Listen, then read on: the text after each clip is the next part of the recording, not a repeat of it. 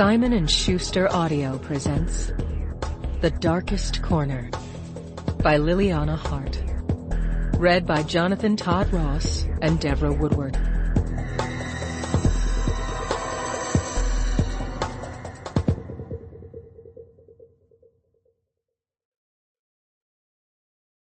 To Scott, because I can't think of a better love story than our own. Prologue. The summer sun beat down with a vengeance on the day thousands would die. Sweat glistened on pinkened skin, but the discomfort was easily forgotten with every crack of the bat. The air was stagnant, thick with humidity, and the scents of popcorn and beer mixed nauseatingly with the steam from the hot dog carts. Unforgiving metal benches blistered the thighs of those who were unfortunate enough to be seated on the east side of the stadium. The announcer said it was one of the hottest days on record for the month of June, like it was something to be excited about. 10-year-old Carrie Ann Fitzgibbon swatted at a horsefly as big as her thumb and shot her mother a scathing look. She didn't see why they had to drive all the way from San Antonio to stupid Omaha, Nebraska, just to watch her brother play baseball. Brothers were the worst. Kurt had ruined everything. Julie was her best friend in the whole world, and Julie would never, ever have another 10th birthday party, even though Julie's parents had promised her she could have post-birthday cupcakes with Carrie once they returned. It wasn't the same. Her life was ruined. "Stop pouting, Carrie," her father said. "Look, Kurt is up to bat next." She sat down between her parents, her arms crossed over her chest, and tried not to show interest in her brother, who was currently taking practice swings inside the stupid little circle. She hoped he struck out. "This is a once-in-a-lifetime opportunity," her mother said. "The Bulldogs have never made it to the College World Series before. This is history in the making." Julie's birthday party would have been history in the making, she muttered under her breath. Her mother reached into the small cooler at her feet and pulled out one of the icy wash rags to lay on the back of her neck. Her blonde hair was the same color as Julie's, pulled back into a ponytail. "Can you imagine getting to play in front of 20,000 people?" Her mother went on excitedly. "It'll be something he can tell his grandkids one day. And there are pro scouts here. This could be his chance to get into the majors." Carrie's denim shorts and royal blue bulldog shirt clung damply to her skin, and she wished she'd listened to her mother's suggestion to wear a baseball cap. The top of her head felt like it was on fire from the heat. "Whoop-de-doo," Carrie said sarcastically. "I've had enough of your attitude, young lady," her father said. "You'll straighten up right now if you want to see Julie when we get back home. Otherwise, you can be grounded for the rest of the summer." She kicked the back of the seat in front of her, but knew not to push it.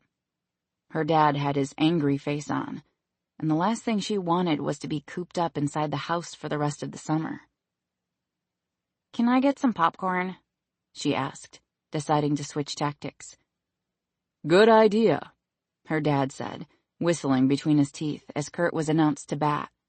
He took his wallet out of his back pocket and pulled out a 20 without taking his eyes off of home plate. Her mother had her iPhone out and was busy recording. "They don't even care about me," Carrie thought angrily. All they've ever cared about was stupid Kurt and his stupid baseball. She'd heard her grandma say once that Carrie had been their accident baby. Her mom, her dad, and Kurt had probably been perfectly happy before she came along. They probably wished she'd never been born. She shoved the money in her pocket and made her way to the aisle, apologizing to an old man for stepping on his foot in the process. And then she ran up the concrete steps, all the way to the top, tears stinging her eyes. It wasn't much cooler in the shade under the covered area where the concession stands were, but at least she was out of the sun. The stadium was huge, and the covered area went the entire way around the ballpark. Dad hadn't told her to stay close, or come back quick like he usually did, so she decided maybe she'd get her snacks from the other side. Maybe they had different choices. As she set off, her stomach felt squishy because she knew she'd get in trouble if they found out how far she was going. But she tilted her pointed chin and walked off defiantly. It's not like they would notice she was gone anyway. They were too busy with Kurt. She heard the crack of the bat and the crowd go wild with cheers. Kurt must have done something good, but she didn't stop to try and see what was happening with the game. It wasn't until she'd been walking a while that she realized she couldn't remember what the number was for the section where their seats were. The butterflies in her stomach were fluttering harder, and she really had to go to the bathroom. But she stood in line at the concession stand on the opposite side of the park, one that served the exact same food as the one she'd seen just by their seats. Carrie ordered a hot dog with chili and cheese, and a Coke, because she wasn't supposed to have soft drinks.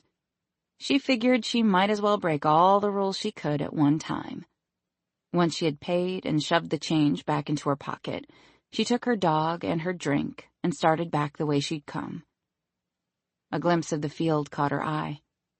She liked how green the grass was, and that they'd cut it to look like a checkerboard. The sand was reddish, and she'd watched in fascination as they'd wet it down before the game started. Her dad always said there was nothing in the world like baseball. The people, the energy, the loyalty to the team, whether they won or lost. Carrie stood in the arched opening that led to a section of seats and looked at the crowd, swallowing hard at the thought of finding her parents again among so many people. She took a deep breath and tried to think about what she'd been told to do if she was ever lost. There was no policeman she could ask for help, at least not one that she could see, and there was no way she was staying put and waiting for someone to find her. It would be hours. She tried to remember what their section looked like, and then it hit her. They'd been sitting just behind home plate, and from where she was standing now, she could see the front of the batter, and she had an even better view of the outfielders. All she had to do was make it back to home plate. Carrie breathed a sigh of relief and took a sip of Coke, wetting her dry throat. And then something curious caught her eye. A huge puff of smoke went into the air just behind the dugout. Players and people sitting in the stands scattered, climbing over each other as they tried to get onto the field. It looked like they were having trouble breathing, and many of them were crawling on the ground. The concrete beneath her feet trembled, and her shoulder bumped the wall as she lost her balance. And then there was a giant boom in the air that was louder than any of the fireworks she'd ever watched. Her Coke and hot dog dropped to the ground. Chaos erupted, and the people around her were screaming and pushing as they tried to run. Her bladder released, and urine ran down her legs as fear overtook her. She didn't know what was happening, but she stood in the middle of the fray alone, wishing for her mom and dad. She tried to run, but it felt like the ground was moving beneath her feet. A man bumped her as he ran by, and she fell, landing inside the door to one of the restrooms. She huddled in a ball on the ground and screamed for her daddy as the earth fell apart around her. The people who'd been running seemed to fall away as the floor disappeared and the ceiling caved in. A man leapt toward her in the opening of the bathroom, but she was too afraid to scream. She didn't want to die. She wanted her mommy and daddy. She wanted Kurt. The man crawled in next to her, blood trickling from his head. Something huge crashed behind her, and the man screamed as the ceiling in the bathroom caved in. The entire lower half of his body was buried in the rubble, and Carrie just made herself as small as possible, her whimpers going unheard as everything crashed around her. The space in the doorway was getting smaller and smaller, and she couldn't see as clouds of dust filled the air. I'm sorry, she sobbed. I'm sorry, Daddy. I want to watch Kurt play baseball. I'm sorry. Carrie felt the hand of the man lying next to her as it reached for her, and she put her hand in his. She held on for dear life. and kept holding, even as he took his last breath.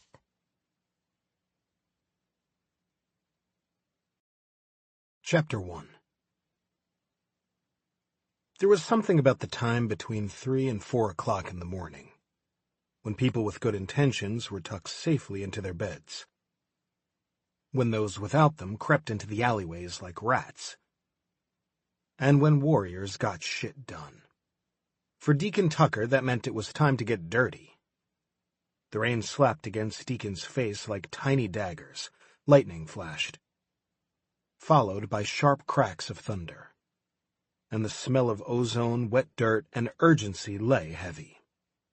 Deacon pushed his shovel deeper into the soggy ground, the muscles in his back straining as he lifted a mound of dirt and tossed it onto a pile over his shoulder. The 4 other members of his team did the same, each one stripped down to nothing but black cargo pants and combat boots, covered in a thick layer of mud. They worked in silence, an unspoken communication and familiarity between them. The cemetery was old. It was a place where the oldest headstones told stories and the newer ones told a person's worth. It was where generations of those who shared blood now rested, a place for the elderly who had lived long and full lives, and the young who had been taken too soon. Heavy iron gates closed it off from the public after dark, and towering oaks had been planted in rows some 100 years earlier. Gnarled roots made the ground uneven, cracking the drive that snaked between the rows of headstones. They worked by flashes of lightning and the sliver of moon that peeked around thunderheads. Everything was cast in shades of gray, from the pale marble of the headstones to the silver shimmer of water droplets as they collected on leaves and rained down on them. Black trunks speared menacingly from the ground, the branches creeping over them like bony arms. The clank of metal on something solid made Deacon stop and look up at his brother in arms. "I've got something," Axel said, letting his native Australian accent slip through. He pounded the tip of his shovel a couple of times against the top of the coffin. Deacon nodded. "Let's get him uncovered. He's been here 2 days already. He doesn't have much longer. Grab the chains," he instructed Colin. Deacon returned to the task at hand, doubling his efforts to clear the mud and water rapidly filling the hole. It was fortunate the casket was waterproof and had a rubberized seal around the lid. The rain had come steady for more than 24 hours and changed their original timeline of removing Levi Wolf from the ground the night before. A man's life was at stake, and Wolf had already been through more than most. It was going to be traumatic enough for him to wake up in a different country, surrounded by faces he'd never seen before, and unsure whether he'd been captured by the enemy. Fishing through the lies to get to the truth would take time. Deacon knew exactly how Levi Wolf was going to feel. "Fuck me, this is a never-ending battle," Axel complained. "There's no way we're digging this thing all the way out of the muck." "All we've got to do is uncover the handles on the sides," Deacon said. "We'll let the Bobcat do the rest." "Got it, mate." Axel tossed his shovel out of the hole. "Give me a boost, will you?" Deacon steepled his fingers together to make a sling and braced himself against the casket so he wouldn't slip. They were close to 4 feet down in the hole, but with the rain and mud, getting out wasn't going to be easy. Axel put his hand on Deacon's shoulder and his foot in the sling, and then grabbed for Dante's hand as he was boosted up. The casket was an upper-end model. They had to be for what they were used for, made of glossy oak and brass. Colin tossed Axel the chains, and he looped them through the handles on each side, using a carabiner to hold them together. "Elias is ready to roll with the Bobcat," Axel called out, extending his arm to help Deacon out of the hole. Deacon was 230 pounds of solid muscle, and a couple of inches over 6 feet. His boots and knees couldn't find purchase in the mud, and his grasp of Axel's hand was slipping. He finally grasped Axel's arms with both hands, hoisted his feet onto the coffin, and used his legs to push off, launching himself out of the grave. Axel moved out of the way at the last second, and Deacon flew right into the pile of mud they dug up. He heard the snickers from Dante and Colin, and took a fistful of mud in each hand as he got to his feet, launching it at them in quick succession. Elias's howls of laughter could be heard from inside the bobcat. "They'll both be out for vengeance now," Axel said, lips twitching in as close to a smile as he ever gave. "I hope so," Deacon said. "I'd hate for things to get boring around the office." The rain was coming down hard enough to rinse some of the mud from his torso, and he lifted his face to the sky to wash it from his cheeks. The thong tying his hair back had come loose, and dark strands clung to his face. Thoughts of a hot shower and a beer were becoming a priority, right after getting Levi Wolf out of the ground. "It was my understanding that winter wasn't bringing any more of us in," Dante said as they hooked up the chains to the bobcat and moved back out of the way. His accent was English, but he had the Italian genetics of his namesake. Dante was as refined and suave as any man Deacon had ever known. His clothes were always tailored, his haircuts expensive, and his knowledge of the finer things in life unparalleled. Standing in the pouring rain, covered in mud, was probably grating on him immensely. "That's what she said, but who the hell knows what her plans are?" Deacon had been wondering the same thing. "She only tells us what she thinks we need to know." "Which isn't a bloody thing," Dante said. It was a sore spot for certain. Deacon had served his country for most of his life. He'd been recruited by the CIA during his third year of college, the high scores on his aptitude tests and his skills for languages having alerted interested parties. His course in life had been clear from the moment that recruiter had left him. He'd gone on to get a master's degree and the necessary field training, which he'd also shown an exceptional aptitude for. In 12 years of covert ops, he'd never had a sleepless night after completing a mission. He'd gotten the job done. Until Eve Winter had gotten a hold of him, and everything he'd thought he'd been fighting for was turned on its head. He didn't like being kept in the dark. He understood the hierarchy of a rank structure and the necessity of secrets. You couldn't survive in the CIA without that understanding. But his handler had once told him, "Rules are for the obedience of fools and the guidance of wise men." Deacon had never been a fool. Eve Winter had saved him, and for that he was grateful. He'd never be anyone's pawn again. But here he stood in a cemetery in the middle of the night, digging up a man who was about to have his entire life turned upside down. Elias reversed the bobcat, and mud spewed beneath the wheels as the chains drew taut. Inch by inch, the casket was dragged out of the grave. The rain was relentless, the thunder a continuous rumbling growl. And the men stood in the middle of it, like marionettes on a string, doing the bidding of people who sat warm and comfortable and safe in their homes. Once the casket was free and the chains unhooked, Deacon, Axel, Colin, and Dante got 2 to each side and lifted. Their boots slurped and sludged as they made their way to the black panel van that was owned by the Last Stop Funeral Home. A magnetic cling with the funeral home logo was attached to each side of the van. The whole setup was bizarre, and Deacon had wondered more than once if he really was dead, only to be caught in limbo between one world and the next. But several years had passed since his own revival, so he guessed he was here to stay. Until the directors decided he wasn't. They slid the casket in the back of the van and slammed the doors shut. "Poor bastard," Colin lamented, shaking his head hard enough that water droplets flew into the air. "He has no clue what he's about to get into, that the life he knew is over." "Dead men don't talk," Deacon said. "Yet here we are." The anger in Colin's face was palpable. His eyes blazed with hatred for the government machine that had confined him. "Save your anger, Col," Axel said. "What's done is done. It'll get easier over time. Is that what you tell yourself as you watch your wife from afar? As you wait for her to find someone new to take your place? Enough, Colin, Deacon said. We all do what we have to do to cope. Our only focus right now should be getting this poor bastard back to headquarters.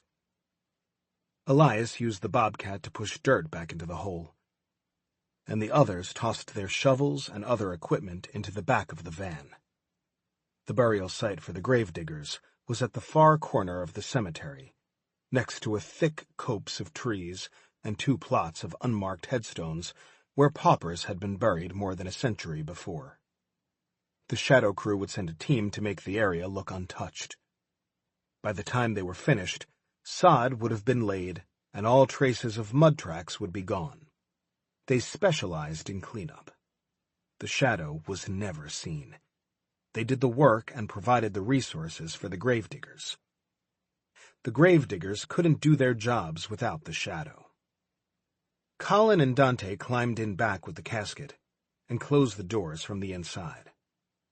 Deacon took his place behind the wheel, and Axel got in beside him. Elias drove ahead of them in the bobcat, returning it to the storage shed where they kept the lawnmowers and other cemetery equipment. Deacon backed the van around the curve and then put it in gear, navigating his way out of the twisting turns of the cemetery. He idled behind the menacing black iron gate, waiting for Elias to open it once he parked the bobcat. As soon as we drop the new guy, I'm heading home for 8 hours of uninterrupted sleep, Colin said. We've got a 10 o'clock briefing, Axel told him. This is how many fucks I give, Colin said, his hand popping between the space of the driver and passenger seats, his thumb and forefinger pressed together. What's she going to do, kill me? Oh, wait, I'm already dead. Deacon exchanged a concerned look with Axel. Colin was the newest recruit, but he wasn't adjusting like the rest of them had. His anger was manifesting, and his attitude was deteriorating. Not qualities Deacon wanted to see in a man who was supposed to watch his back. I can't be the only one who's tired of being dicked around by that frigid bitch, Colin pressed on. Does Eve Winter have your balls in such a stronghold that you'll listen to her lip service without question? Axel's eyes hardened. There's a chain of command, mate. We've all been in the game long enough to know it. We're here for a purpose. Except it's not my country I'm fighting for, Colin said. Just like you're not fighting for yours. We're all goddamn traitors. Bullshit, Deacon snapped, his temper finally pushed too far. We're fighting for every country. There are times to ask questions once you know the right questions to ask. But foaming at the mouth because shit isn't the way it always was doesn't do a damned bit of good for anyone. Be smart, Carl. If you think Winter won't cut you off at the knees and bury you alive, you're mistaken. Easy for you to say. You're the golden boy, the first that was handpicked. And you know the directors personally. You have a voice. Deacon rolled his eyes inwardly. That was an illusion, but one that he had no intention of disputing, for the innate sense of power and authority it gave him among the other men. The directors thought he was as dead as the president and the director of the CIA did. Eve Winter might report to the directors, but that didn't mean she didn't have her own cards up her sleeve. Deacon also knew the fact that everyone but Eve Winter thought he was dead made him very, very expendable. Elias hopped in the back and slammed the door, and Deacon took off. The tension in the van was thick enough to choke on, and it seemed everyone would be better off with a little bit of sleep and space. The cemetery they used as an extraction point was a good 20-minute drive from last stop, where their headquarters were located. The location was strategic, just as everything else about their existence, or lack thereof, was. The Gravediggers might be the heart and soul of the operation, the men who did the dirty work, but dozens more worked in the shadow, making sure the billions of dollars that never showed up in any government expense report were well spent. It wasn't cheap faking the deaths of elite agents all over the world and transporting them to the United States undercover. They'd been driving down side streets, staying off the main road for a few minutes before Axel let out a low whistle. Shit. You seeing what I'm seeing? Deacon let out a slow breath. They were almost to the county line. And just on the other side of it was the town that had become his prison, ironically named Last Stop. Truth be told, they all enjoyed playing the Good Samaritan. It broke up the monotony of training and typical missions, and by typical he meant dangerous as fuck, because Eve didn't send them on jobs that other agencies could do. And every once in a while, jumping into the fray and being the hero reminded them of the men they'd been once upon a time, before their armor had been tarnished. It wasn't the wisest move interfering in a job so close to home, but they all shared one thing in common: the need for risk in their day-to-day lives. Some would call them adrenaline junkies, but it was more than that. It was a trait all those in special ops had in common. It was the difference between turning down the dark alley just for the hell of it and moving past it safely. They looked for risk in all things, even sex. The rush of fucking in a crowded room and wondering if someone would see, or taking sex to its limits with the tightening of a belt around a slender neck. Risk was risk. And tonight, the risk was an armed robbery. Deacon grinned. Yeah, I see them. He lifted his foot off the accelerator, but didn't hit the brakes. He didn't want to scare them off. What's going on? Elias asked, sticking his head between the seats. Burglary in progress, Deacon answered. Oh, good, we're cutting it close as it is. It's almost 5 o'clock. Sun will be up in another hour.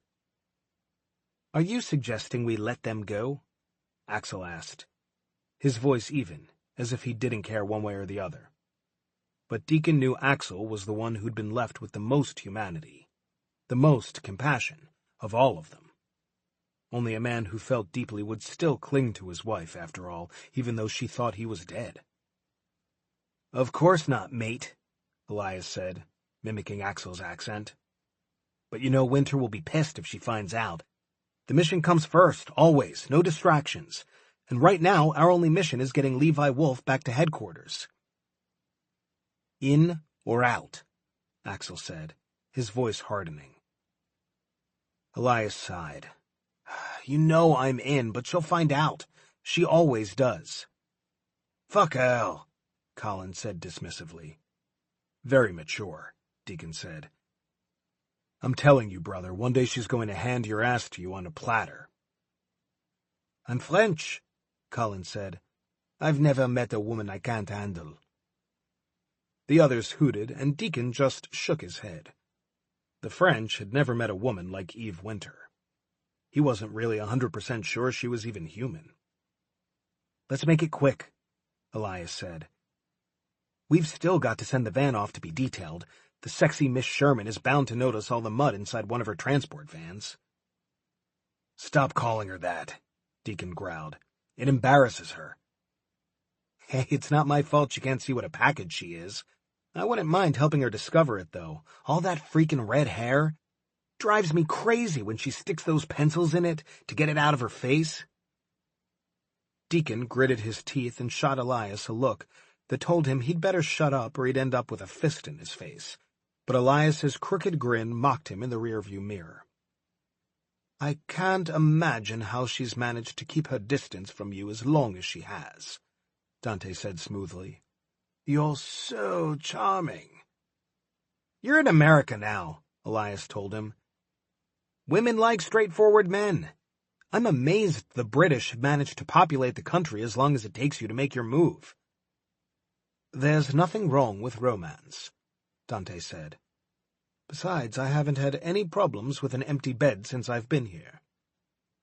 It's that accent, Elias said. Puts the rest of us at a disadvantage.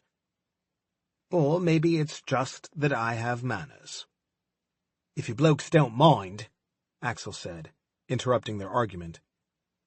Our new friends are armed, and since we've already agreed to deviate from the mission, maybe we can take care of business and get the hell out of here.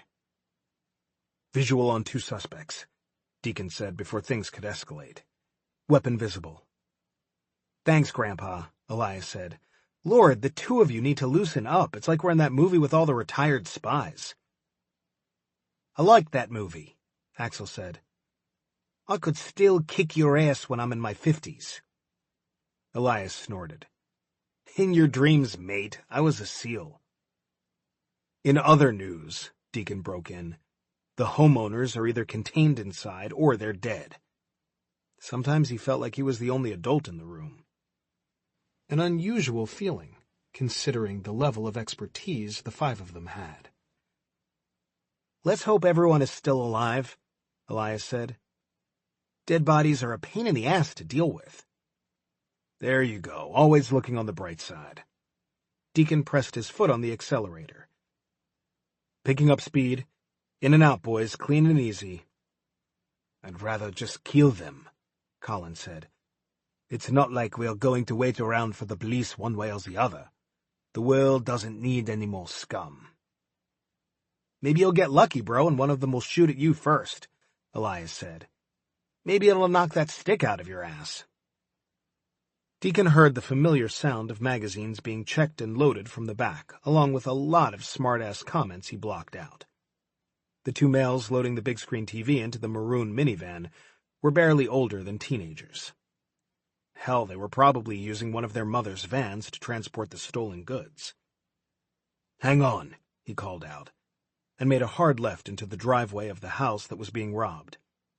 He flicked on his brights at the last second, and it came as enough of a surprise to the amateur burglars for both the boys to drop the TV and put their hands up to shield their eyes. He turned the wheel hard, mud spewing up and hitting the windshield, and then the back doors flew open, and all hell broke loose. Down on the ground! Drop your weapons!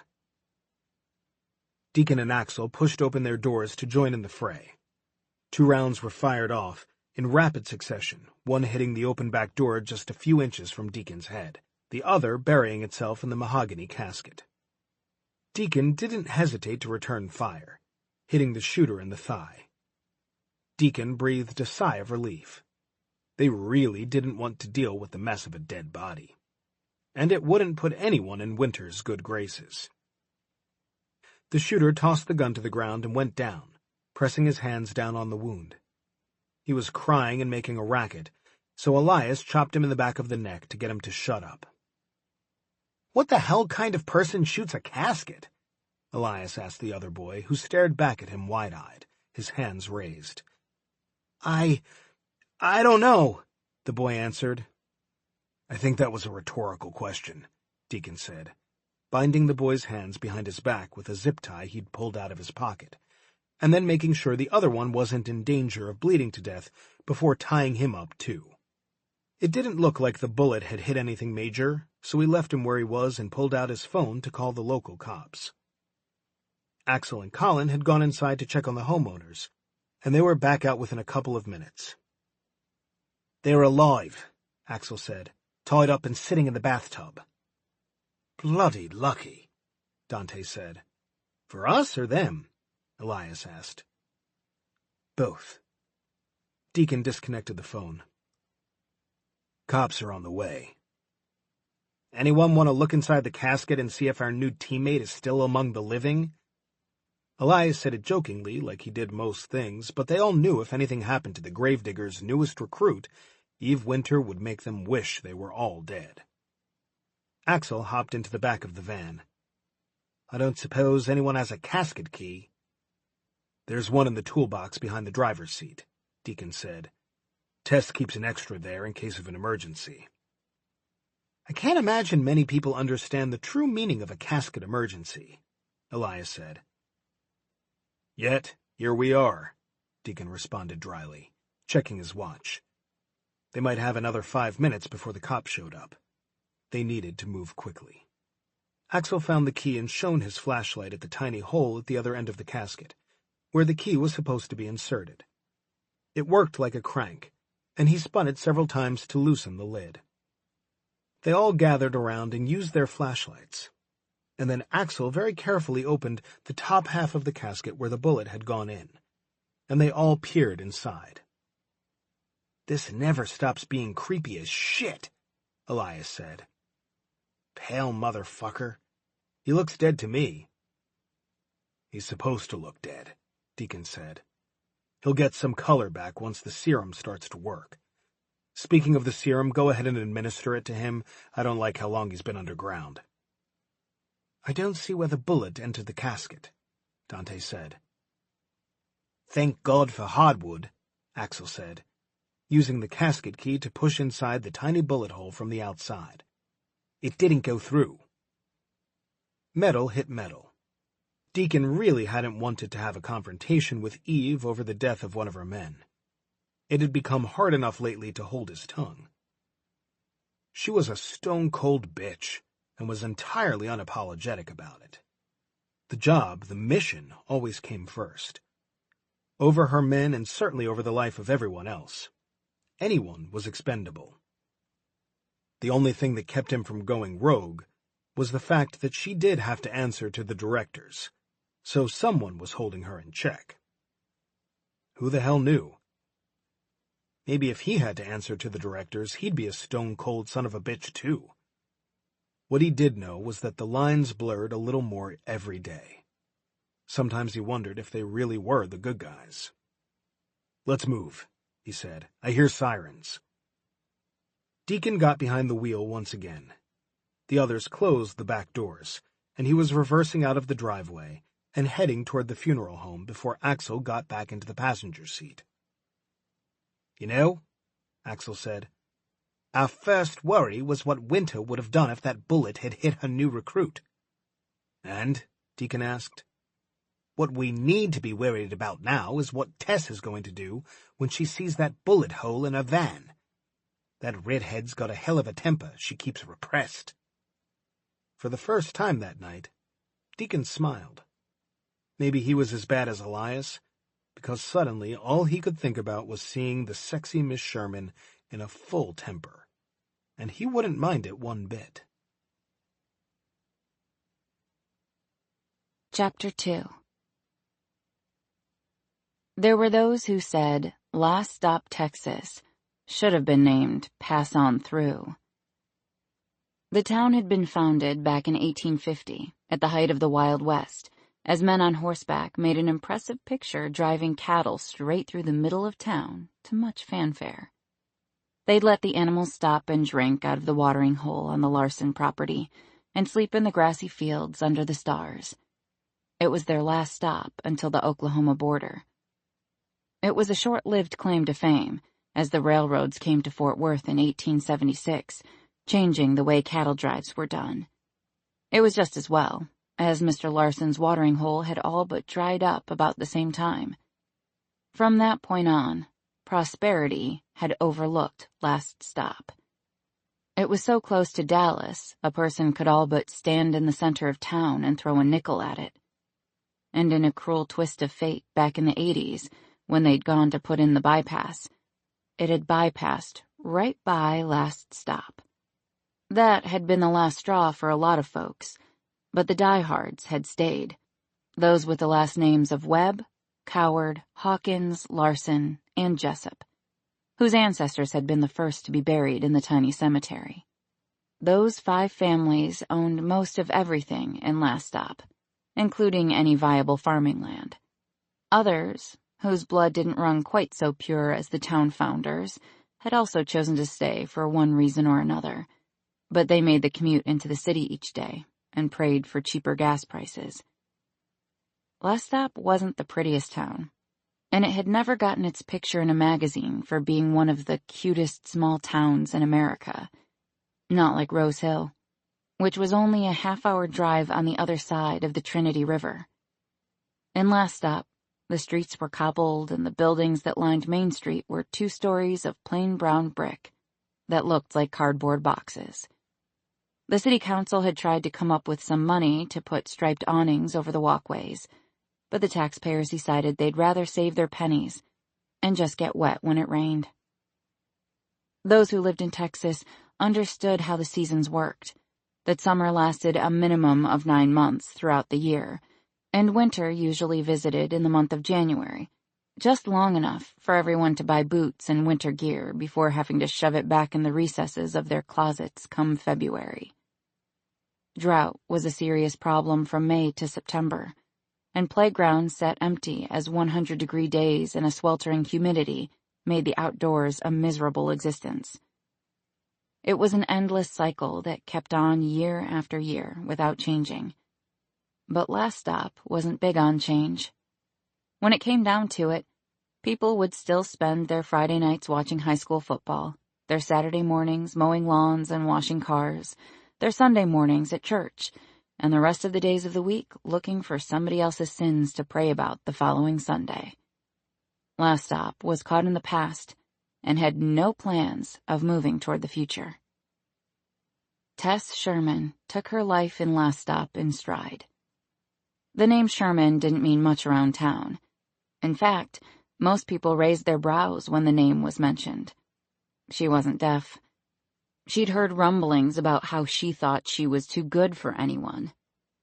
They said she liked spending more time with the dead than with the living, and she guessed that was at least partially true. There was no need to worry about the dead running off with $10,000 from her savings account or stealing her car. At least not that she'd encountered. Of course, it was her own mother who kept the gossip mill going. People got their hair cut at the Clip and Curl because Theodora was better than Channel 8 when it came to reporting the news. Whether the news was true or not didn't seem to matter so much. Theodora Sherman wasn't known for her honesty. Or for her scruples. After all, it was also Tess's mother who'd run off with her savings and her car.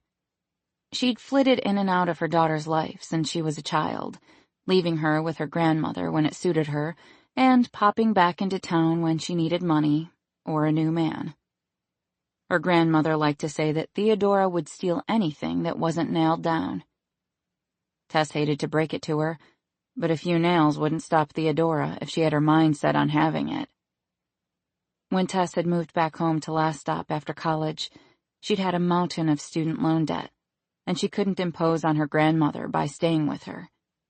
Her grandmother had sacrificed enough over the years, and it was time she got to live her own life without having to worry about anyone else. So, for the past 7 years, Tess had lived at the funeral home because she didn't have to pay rent, and because the funeral home had given her exactly what she'd needed: privacy. After growing up in a house where her mother riffled through her drawers looking for cash or mementos to pawn, it was a relief to know she could buy nice things and not worry about keeping them in a box buried in the rose bushes. Living at the funeral home should have been the perfect solution for her life plan. Once she'd paid off her student loans, she'd started setting aside money for a home of her own, and for the day when she could either buy the funeral home from George Jessup or move on and open her own place. She wanted something that would last, something that would be only hers. About 2 years ago, Theodora had pretty much sent her life plans spiraling down the toilet. Tess had made the mistake of leaving her online bank account open when someone buzzed at the door. Theodora had been doing hair and makeup on Cleo Clancy in the embalming room, but she must have gotten curious when the buzzer had rung and wandered out to see if she could pick up any new gossip. The open office door and bank information had stopped her in her tracks. Theodora could smell money a mile away, and it hadn't taken long for her to transfer funds out of Tess's savings account and into her own. By the time Tess had consoled Cleo's grieving husband and made it back to her office, her computer was closed, and she'd forgotten all about paying her bills, which was why it had been open in the first place. Theodora hadn't finished Cleo's makeover.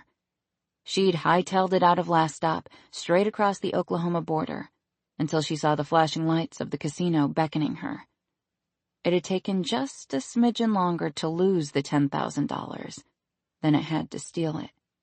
She'd come home 3 days later without a buyer leave, asking if Tess had managed to do anything with Cleo's hair. That had been the norm in Tess's life for as long as she could remember. Her irresponsible, scatterbrained, childlike mother was what she was. There'd been no point in filing a police report or sending her mother to jail. Even if her conscience had allowed it, seeing the heartbreak in her grandmother's eyes would have changed her mind. There'd been nothing more she could do than to start over and take more care with hiding her money. Theodora had a sickness. The thrill of flashing lights and the clang of the machine as dollar signs lined up had always had more of an appeal than choosing to do what was right, or her only daughter. Now Tess was finally at a place where she could financially stand on her own, and her savings was growing little by little every month. But her life plan had certainly veered off course.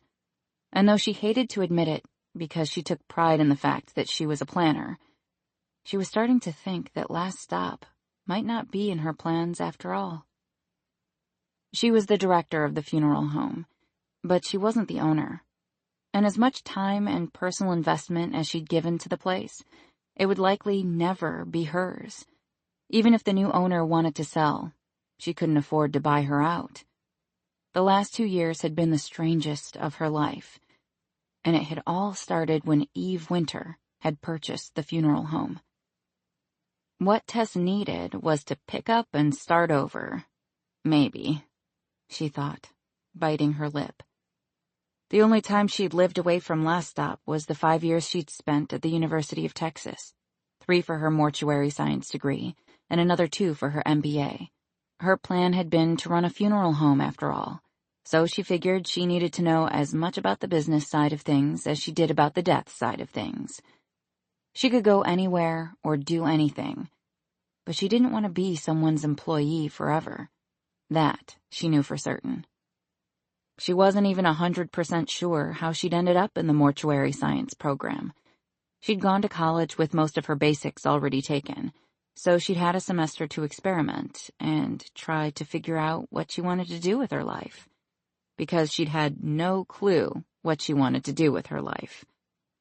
The pottery class had been an utter failure, since she had 0 artistic talent, and her accounting professor had gotten arrested by the FBI and had his computers confiscated the week before finals, so she figured the life of a CPA probably wasn't for her either. She loved to read, so she thought an English degree might work out. But then she realized she'd eventually need to be able to find a job, so she discarded that idea. The class that had stuck with her had been Intro to Pathology. Maybe it was because the professor had looked like he'd come off the set of Grey's Anatomy. Or maybe it was because she'd found a quiet peace in that class she'd never experienced before. Lord knows her mother had never given her much peace. Tess found the dead fascinating. What had happened to them? Were they young or old? What kind of life had they lived? Did anyone miss them? She'd almost gone pre-med to become a medical examiner, but she realized that would only answer some of the questions she had about the people who would end up on a slab in front of her. The other questions could only be answered by the living, by a spouse or parent or child. Tess wanted to know what made the person worth remembering in death. It seemed a question that was more important than it should have been. Maybe because she constantly wondered who would remember her when it was her time to lie on someone's slab. A crack of thunder shook the panes in the windows on the 3rd floor of the old Queen Anne house. Rain pelted against the roof as Tess lay on top of the covers in nothing but her underwear. But it didn't do much to help cool her off. She propped her hands behind her head and stared at the cracks in the plaster on the ornamental ceiling.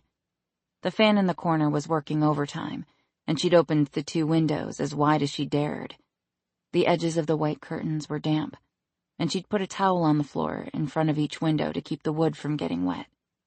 She glanced at the big red numbers on the clock sitting on the bedside table, just like she had for the last 2 hours. It was 5:30, which in her mind was at least a somewhat acceptable time to be up and about, and she did have work to do. Dolores Shriver was in the cooler and ready to be dressed and made up, so she could be laid out in slumber room 1. Dolores had been the first customer she'd had in weeks.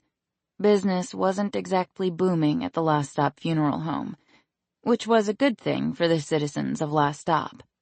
Not so great for her. Tess knew the funeral home should have been operating in the red, but her paycheck showed up like clockwork every 2 weeks in her bank account, and it was more than a decent paycheck, almost double what George had paid her. And when she went to pay the home's bills, there was always money in the checking account. Eve Winter had no interest in running a funeral home, but she had a lot of interest in keeping it afloat. Tess had no idea what those reasons were, but for the time being, she had a paycheck and health insurance, so she couldn't complain too much. The Last Stop Funeral Home had been in the Jessup family for 3 generations, and since George's son Jesse was a no-good son of a bitch, there had been no chance of it being passed on to the 4th generation of Jessups, which was why George had hired Tess when she moved back home after college. He'd shown her the ropes, and she'd learned under his tutelage. The funeral home was supposed to be hers, and in another 10 years or so, when George was ready to retire, it would have been. Except Eve Winter had ridden into town like one of the 4 horsemen of the apocalypse, with her floor-length white coat and cherry-red Porsche Carrera, and made George an offer he couldn't refuse. George had no chance against a woman like Eve. Apparently, George had ignored weeks of phone calls from the woman and wouldn't entertain the offer of selling the funeral home over the phone. So she'd made the trip personally and brought cash. A lot of cash. Fortunately, George had the wits about him to remember that he'd promised Tess the funeral home, and though he could no longer keep that promise, he at least had the wherewithal to put it in the contract that she'd be in charge of the funeral home until she chose to leave, or until Eve decided to sell, in which case she had to give the first option to Tess to buy her out. George had signed the papers, taken the exorbitant amount of money, and packed up his wife of 30 years so they could live on a Carnival cruise ship. They'd left their no-good son-of-a-bitch son behind. The people in Last Stop weren't fond of change, so word spread like wildfire about the fancy city woman who'd bought out George Jessup lock, stock, and barrel. But since no one but George, Tess, and the attorneys had actually seen Eve Winter, the exaggerations of her physical appearance had grown by leaps and bounds. They'd gossiped for months about the rich woman and the extensive renovations on the funeral home and outbuildings. Tess had been living there on the 3rd floor the entire time, and even she wasn't quite sure what was happening with all the construction work. They'd set up partitions and giant drop cloths to keep the curious from seeing what was being done. In a place like Last Stop, hiding the progress only made people more curious. So there'd been a few late-night instances of people sneaking onto the grounds and peeking between the partitions. The work had been completed in record time. Tess had woken up in the middle of the night more than once, hearing the distant sound of some kind of heavy piece of machinery. She'd worked around the chaos and clutter, but in reality, the construction crew had done a great job of staying out of her way. The unveiling hadn't been a big to-do. There had been no ribbon cutting from the Chamber of Commerce or open house. One morning, Tess had woken up and gone down to the kitchen to start her morning coffee. It had taken her a moment to realize that something was different. There were no partitions, no drapes or curtains covering certain areas. Everything was finished and looked as if it had been there forever. She'd stared in shock out the back windows of the kitchen. A full-fledged English rose garden had been planted at some point, and the carriage house, which the Jessups had originally used to park the hearses and the bays on the 1st floor and storage on the 2nd floor, had been gutted completely and doubled in size. It now looked like a miniature version of the main house, which wasn't all that miniature if she thought about it. The carriage house had been painted solid white, and the bottom story still had the original carriage bays where buggies had once been stowed. The 3 bays were no longer used for parking, and large glass windows had been installed into each of them. The carriage house had been turned into a home gym of sorts, though she'd seen gyms that required a paying membership not have equipment as nice as that in the carriage house. She didn't know how much square footage had been added to the carriage house. She just knew that when she looked at it from the side, it took up twice as much space as it previously had. And then there was the casket warehouse. She also knew there had to be a hidden passageway somewhere on the property. She'd never seen a group of large men able to move in and out of space so quietly. One minute she was alone, and the next, poof, they just appeared out of nowhere, and scared the ever-living hell out of her. All funeral homes were required by law to have an area designated as a casket showroom and to provide caskets at different ends of the price spectrum. Mr. Jessup and his family had run a successful business for generations, but they also knew the scope of the clientele and the infrequency. Nothing was wasted, and everything possible conserved. The old casket warehouse had been not much more than a shed with metal siding. It was large enough to fit the 6 different caskets people could choose from, and that was about it. The small metal building was no longer there. In its place was a warehouse that looked like it had been made out of concrete. There were several large windows with casket displays in them, and there was a large garage door on the opposite side to get the caskets in and out. Tess had wondered if maybe she should have a talk with Eve. They weren't the kind of funeral home to do the volume of business that the woman seemed to be preparing for. Half the people in town would have to drop dead for them to do that much business. But maybe Eve didn't realize how inconvenient Last Stop was to get to from the city, and that the only candidates who might use the funeral home were the 3,047 people who lived there. Ultimately, Tess had decided it wasn't her business. She wasn't the owner, and it wasn't her problem. Only, it kind of was her problem, because if they went bankrupt, it would mean she was out of a job. While people had certainly talked, taken pictures, and gawked from Main Street at the Last Stop funeral home, it wasn't the only thing getting attention. What really had tongues wagging was the men. 5 men, to be exact. Eve had chosen Tess's staff for her. Tess had been appreciative, but considering there was barely enough work to keep her occupied each day, she couldn't imagine what she was supposed to do with the 5 men. The overbearing, larger-than-life, sexy-as-hell men. But Eve had told her they'd be busy enough, and she left it at that. They certainly didn't fit in with Last Stop, and there was something about each of them that made her a little bit wary, and a whole lot cautious. Maybe it was the way they were always watching their surroundings, as if they expected the worst to happen. Or maybe it was the way they seemed to distrust everyone on sight. Tess couldn't really blame them for that one. She always figured just about everyone had an ulterior motive when they showed interest in a person. But maybe she was just cynical. What she didn't like was all the talk around town about her and her merry band of death men, which was the name her friend Miller was passing around town, the traitor. Over at the Clip and Curl, they apparently filled hours of conversation with whether or not Tess knew the men intimately. And if she didn't, would she be willing to make an introduction? Since her mother was the owner of the Clip and Curl, she liked gossip almost as much as money and men, so she didn't bother trying to defend her only daughter's reputation.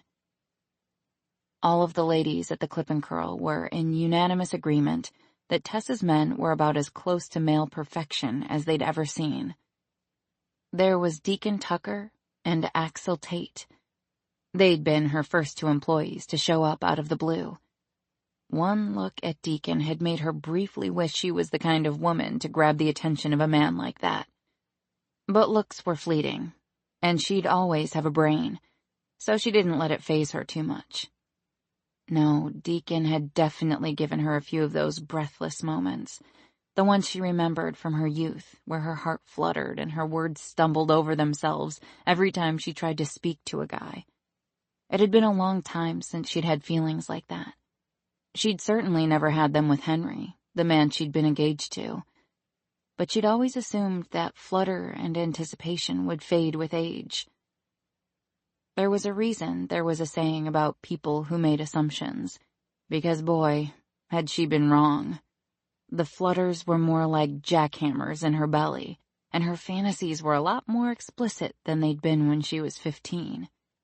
She'd once seen Deacon mowing the yard without his shirt on, and the primal urge to pounce on him and stake her claim had been so strong, she'd called her friend Miller for an emergency wine intervention. She hadn't had the same reaction to Axel.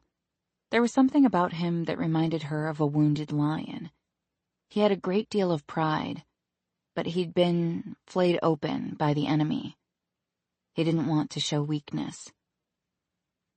And then there was the wedding ring he wore. Even though he appeared to be flying solo, she'd never seen him without it, and he never looked twice at any other woman. Less than a month after Deacon and Axel arrived in Last Stop, Elias Cole had joined them. He was different from the other two.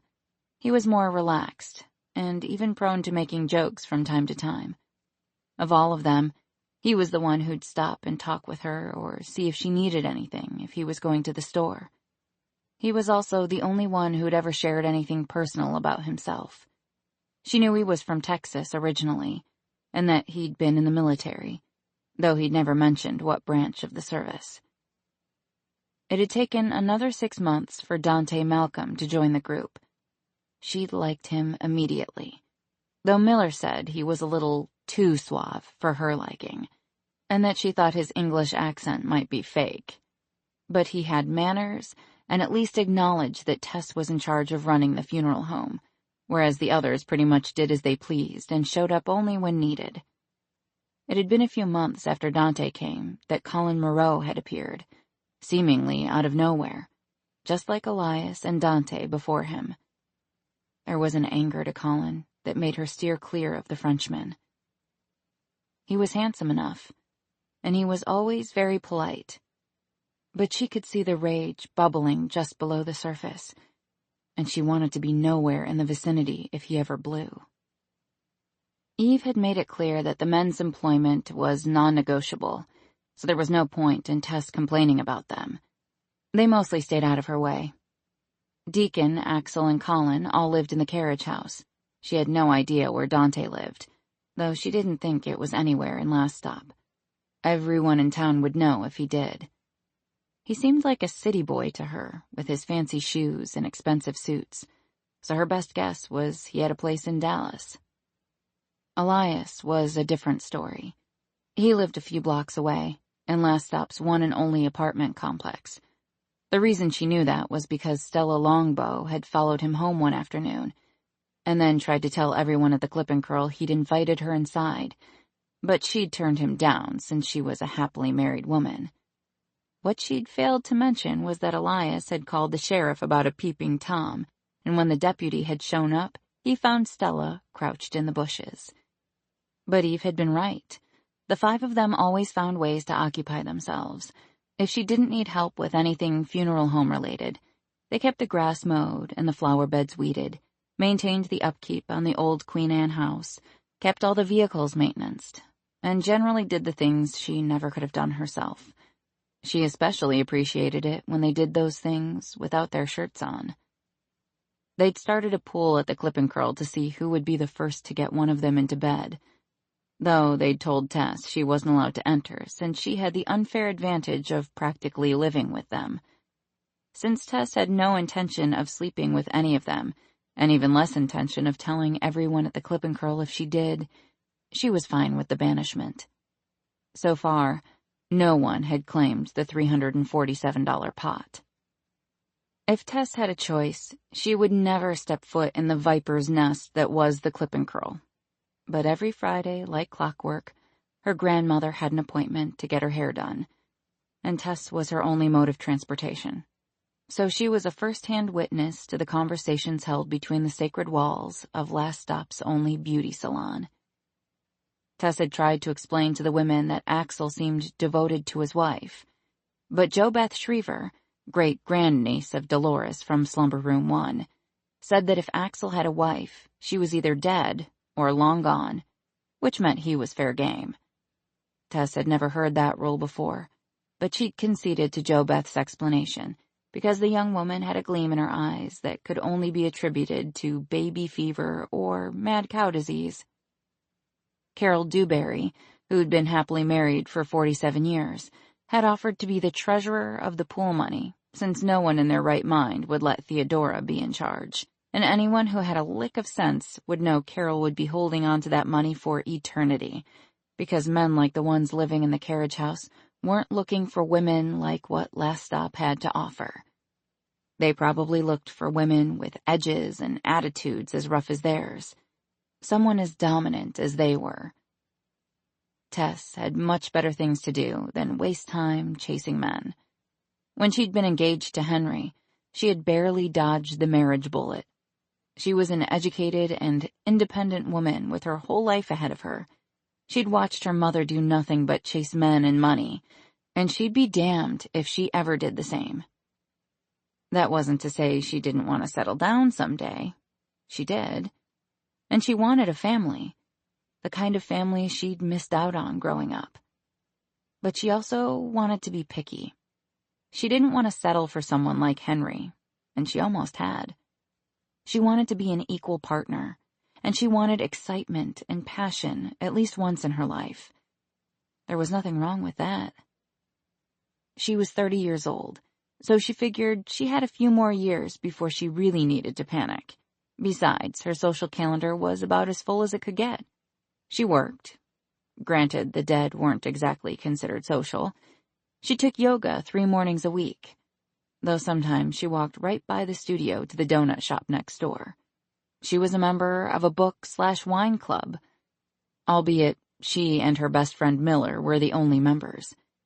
And she'd almost worked all the way through her expert-level crossword puzzle book. Busy as hell.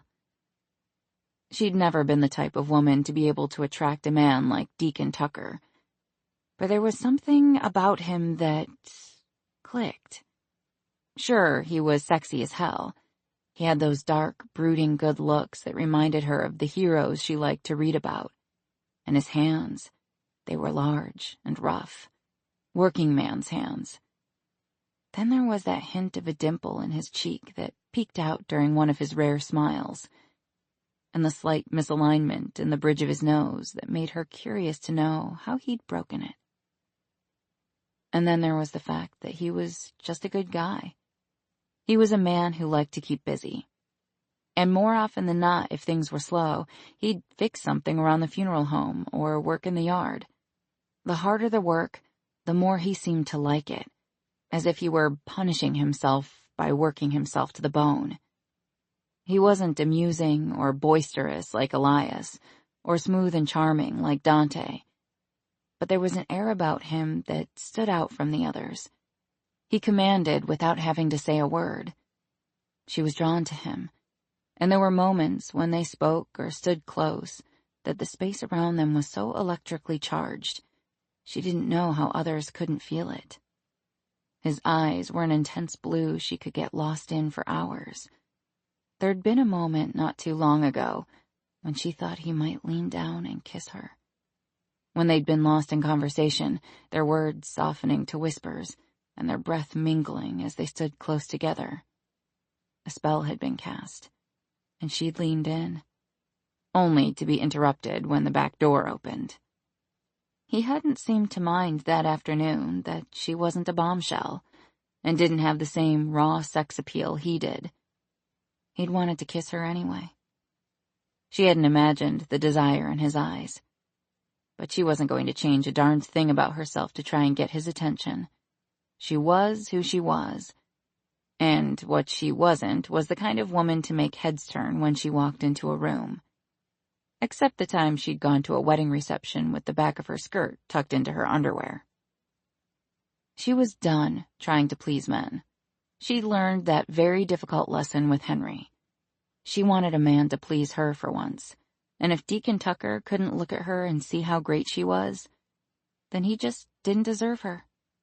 "Gah," Tess said, grabbing one of her pillows and whacking herself in the face a couple of times with it.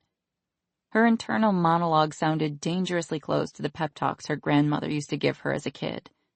There was no dwelling on things that couldn't be changed. What she needed to do was to make a choice for her future. Whether or not that future included the Last Stop funeral home was still up in the air.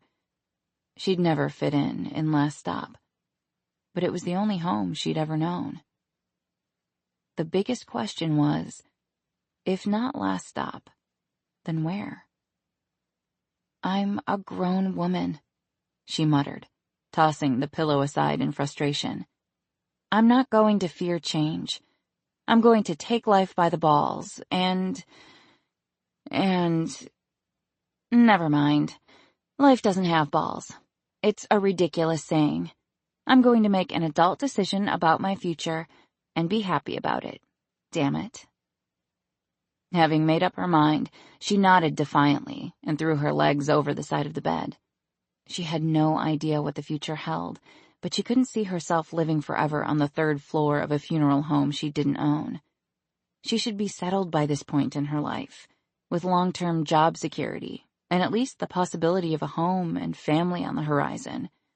What kind of quality of life was it to spend each day behind her desk, wondering when someone would die? That was weird, even for her.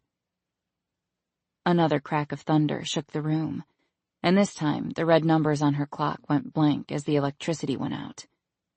Well, shit. It looked like she'd be showering in the dark, and she definitely needed a shower, considering the fine sheen of sweat that covered her body. Even with modern conveniences like AC, it was still an old house, and heat rose to the 3rd floor. She moved to the window and stood to the side, slightly behind the curtain. She didn't figure anyone who had to get up this early needed to be greeted with the sight of her naked body. She had the pale skin of a true redhead, to the extent that Henry had once shielded his eyes because he'd said her paleness was like staring into the sun. He'd been kidding. She was almost positive. But there was no need to be a glowing beacon in the window to anyone who glanced up. The view from the top of the funeral home was something she'd miss if she left. It was the best view in town. Not because downtown was especially nice to look at, but because it was interesting to watch the comings and goings of people in their daily lives. Watching from above sure as heck was more fun than being down there in the middle of them all. The Queen Anne Victorian mansion, which had once been a combination of the Jessup's family home and the funeral parlor, sat at one end of Main Street. At the other end was a Gothic-style courthouse, complete with ugly gargoyles and creepy statues of justice and mercy. When the funeral home had started encroaching on their living space, the Jessups had built a new mansion outside of the city limits. The funeral business had boomed in the 1920s, when prohibition and public hangings were all the rage. It had been convenient to put the bodies in a wagon and wheel them down the street in a public procession to the funeral home. Nowadays, the most exciting thing she'd seen from her window was Ernestine Foster get into a tussle with Earl Twitty over the last handicapped parking space. Ernestine had used her battle tank of a Buick to push him right out of the spot, and then she'd popped him in the nose when he got out of the car to confront her. Headlights glared through droplets of water as a vehicle turned onto Main Street, coming straight toward the funeral home. The closer the vehicle got, the closer she moved to the window, squinting so she could see better. If she wasn't mistaken, that was her body transport van. Her skin flushed with annoyance, and she could feel the blood rush to her face. She'd always cursed her redhead's complexion, but at least people could tell in advance when she was irritated or angry. What the hell are they up to? Tess fumed. The last time she checked, she was the one in charge of the funeral home, and she wanted an explanation as to why they'd taken company property out for a joyride in the middle of the night. Good grief. She didn't really know anything about the men, other than their names and a few things she'd picked up from conversation here and there. What if they'd been out drinking?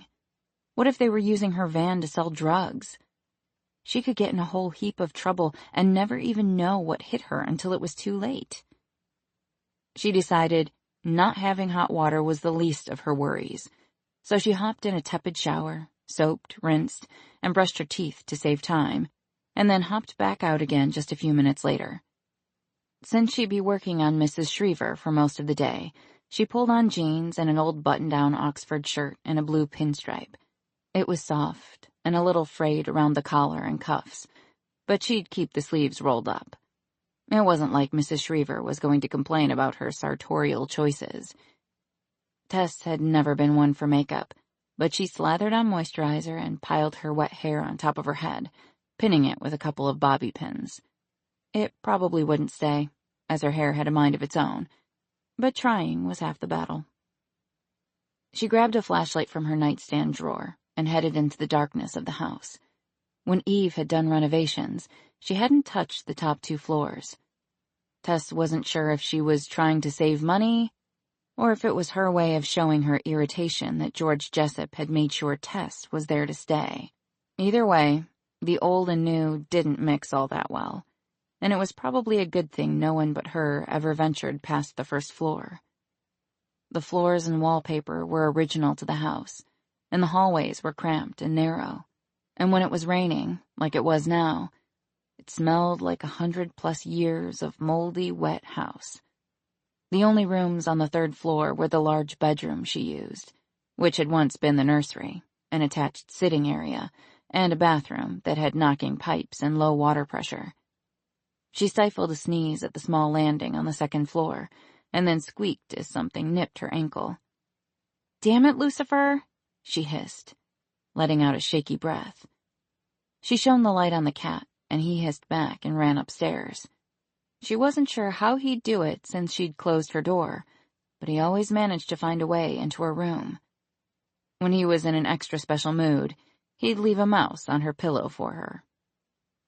The black cat had come with the house, and according to Mr. Jessup, Lucifer's ancestry went back as far as his own family. Tess was more inclined to believe that Lucifer was actually the devil incarnate, and had been the only cat ever on the premises, since no one could remember kittens being born or a female cat in the general vicinity to make the mating dance possible. Tess kept him fed, but he was just as unpredictable as the men who'd taken her van, coming and going at all hours of the day and night, and generally being rude and surly. Though none of the men had bitten her on the ankle yet. The beam of the flashlight didn't hide the disrepair of the upper floors. The red and gold floral wallpaper had faded to orange and was peeling in places, and the carpet runner was thin and worn. The 2nd floor wasn't in use. The doors were always kept closed, and most of the rooms were vacant. The rooms that did have furniture had white sheets draped over it. There was a full 2nd-story balcony that went the entire way around the house, and there were white rocking chairs placed in pairs every so often. Green ferns hung from hooks, and the glass gleamed, but the exterior was a facade that only pretended to welcome guests. Who'd want to be a guest at a funeral home anyway? Once she got to the landing between the 1st and 2nd floors, it was like walking into another house. The curved staircase and banister were a focal point from the front of the funeral home. The carpet became thick and lush beneath her feet, and the banister gleamed with polish. The original chandelier, which had once held tapered candles that some poor soul had to light every night, hung from the foyer, only with the candles replaced with candelabra lights. Flashes of lightning lit the interior ominously as she crept down the stairs. She hadn't heard the rumble of the garage door open, but the thunder had been pretty vigorous, and with the electricity out, they probably couldn't get the door open anyway. It was an old house that creaked and moaned from time to time, but tonight, as the storm raged around it, it was silent. If there was anyone in the house, she should have heard them. Unless they didn't want to be heard. She shivered, her flesh pebbling despite the heavy heat. The beam of her flashlight seemed insignificant against the big and drafty house. The front door was locked up tight, and she shone her light into the room to the left of the door, Slumber Room 1. It was empty, at least for the next few hours. Across the foyer was Slumber Room 2, the wooden double doors wide open. Tables were set up with dark blue cloths for refreshments, which reminded her that she needed to put in a call to Piper Pruitt to see what time she could deliver the cookies for the viewing the next night. Piper made cakes and other bakery items out of her house, because rent was too high in the strip down Main Street. But there wasn't a person in a 50-mile radius that could bake better than Piper. Toward the back of Slumber Room 2 was a small, formal parlor that had been beautifully decorated in shades of ivory and cream. The furniture was antique and uncomfortable, and the room was only used to meet with grieving, and sometimes not grieving, families, as they picked out burial plans. She hated the room. It seemed cold and distant, whereas the rest of the rooms were done up in warm, tasteful colors. Her office was under the stairs, directly across from the parlor. Her door was also closed, which was just how she'd left it. She turned the knob to see if it was still locked. It was. The house opened up toward the back, where the kitchen was, and a wall of bay windows looked out over the rose garden. They were taking a beating out there, thanks to the storm. She crept into the kitchen next, her favorite room in the whole house. It was open and airy, and there were pale yellow padded benches with pillows beneath each of the bay windows. She'd often grab a book and read there for hours, occasionally looking out into the gardens and daydreaming. Or, when her grandmother came to visit, she'd make a pot of tea and wheel it over on a little tea cart, and they'd sit and talk about everything from the weather to politics.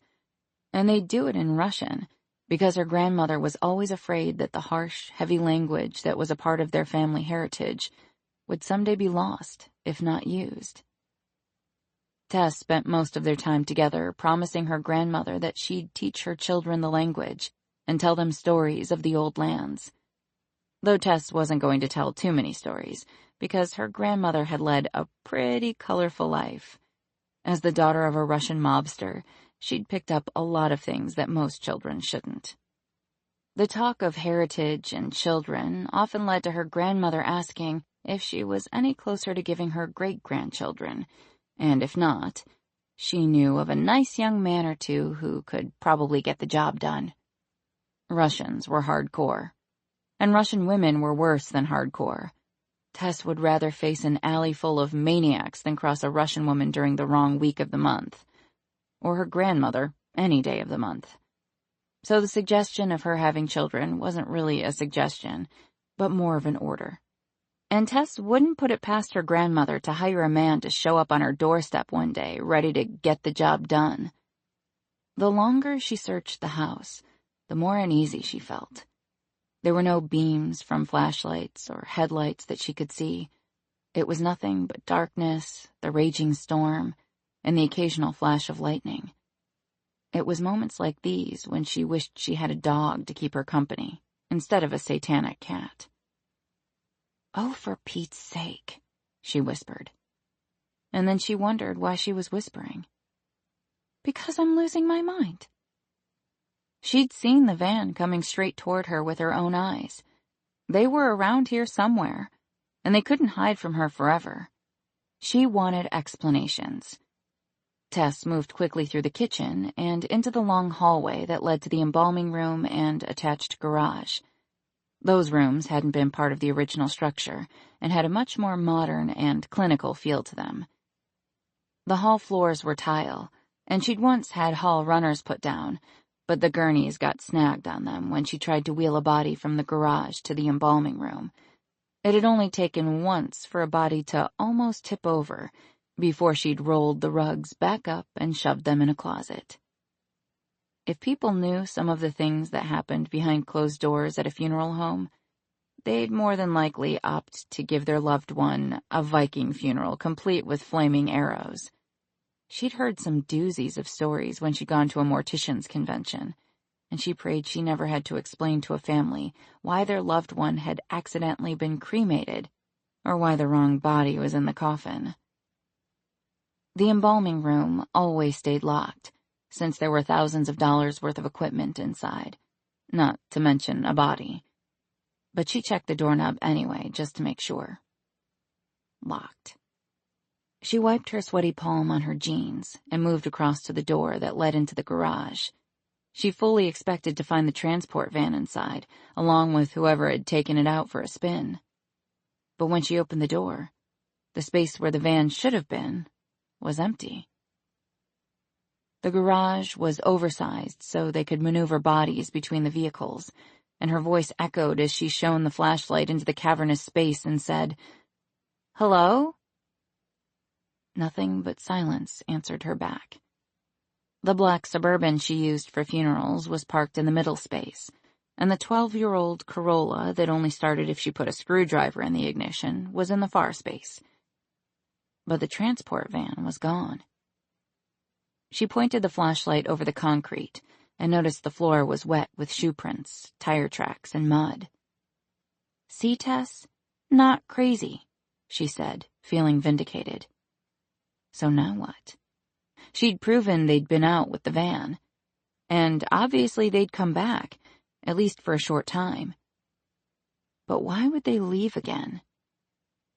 She looked at the time on her cell phone and saw it was just after 6 a.m. None of it made any sense. Eve Winter might own the place, but Eve wasn't here, and Tess had only seen her the one time in 2 years. Tess was the funeral home director. Everything that happened within those walls was her responsibility, including the employees. And employees didn't have carte blanche to use the funeral home's equipment at their whim. The hum of electricity filled the room just before the lights flickered back on. She blinked a couple of times and then turned off the flashlight. When she looked at the shoe prints a little closer, she realized they led right to where she was standing. At least a couple of the guys had come inside, but she hadn't seen any sign of them. Tess turned back inside the house to follow the prints, but the tile floor had been wiped clean. She could practically feel the electricity crackling around her. She wasn't sure if it was because of the storm or her temper. Either way, her hair felt as if it were standing on end, and every time she touched something, she got a quick jolt. She closed the door to the garage and dug her keys out of her jeans pocket as she went to the embalming room door. Since no one was in the house, and she didn't feel like going out into the rain to bang on their door to ask about the missing transport van, she decided to get to work.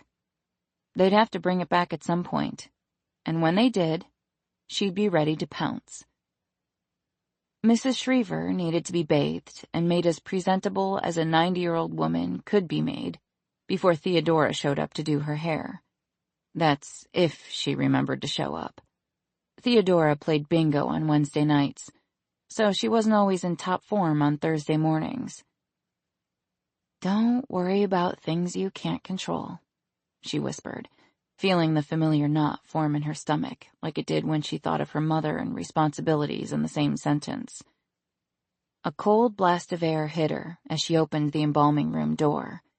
It was temperature-controlled to make working with the bodies easier when they were pulled from the refrigeration unit. The pungent smell of chemicals greeted her, and she knew the smell would permeate her clothes in the next couple of hours. In all honesty, she wondered if she ever really got rid of the smell, or if she was just so used to it she no longer noticed. Her hand fumbled for the light switch, and then she stood blinking as the fluorescent lights came on one by one. There was nothing old or antique about this room. It was white and sterile, and the light was painfully bright.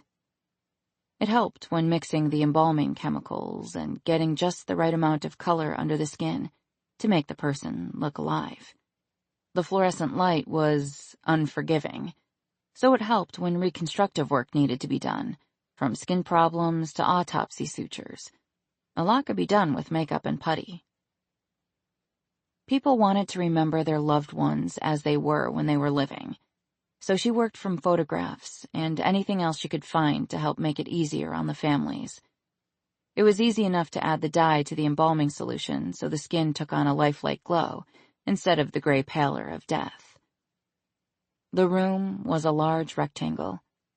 The wall closest to the door on the right had cabinets and a granite countertop with a large farmhouse sink in the center. The wall directly across from the door was floor-to-ceiling sturdy metal shelves that held every piece of equipment imaginable. Sometimes mortuary work required being creative, depending on how a person had died. The far wall was where the walk-in refrigerator unit was. The industrial door was large and stainless steel, and it locked from the outside with a lever.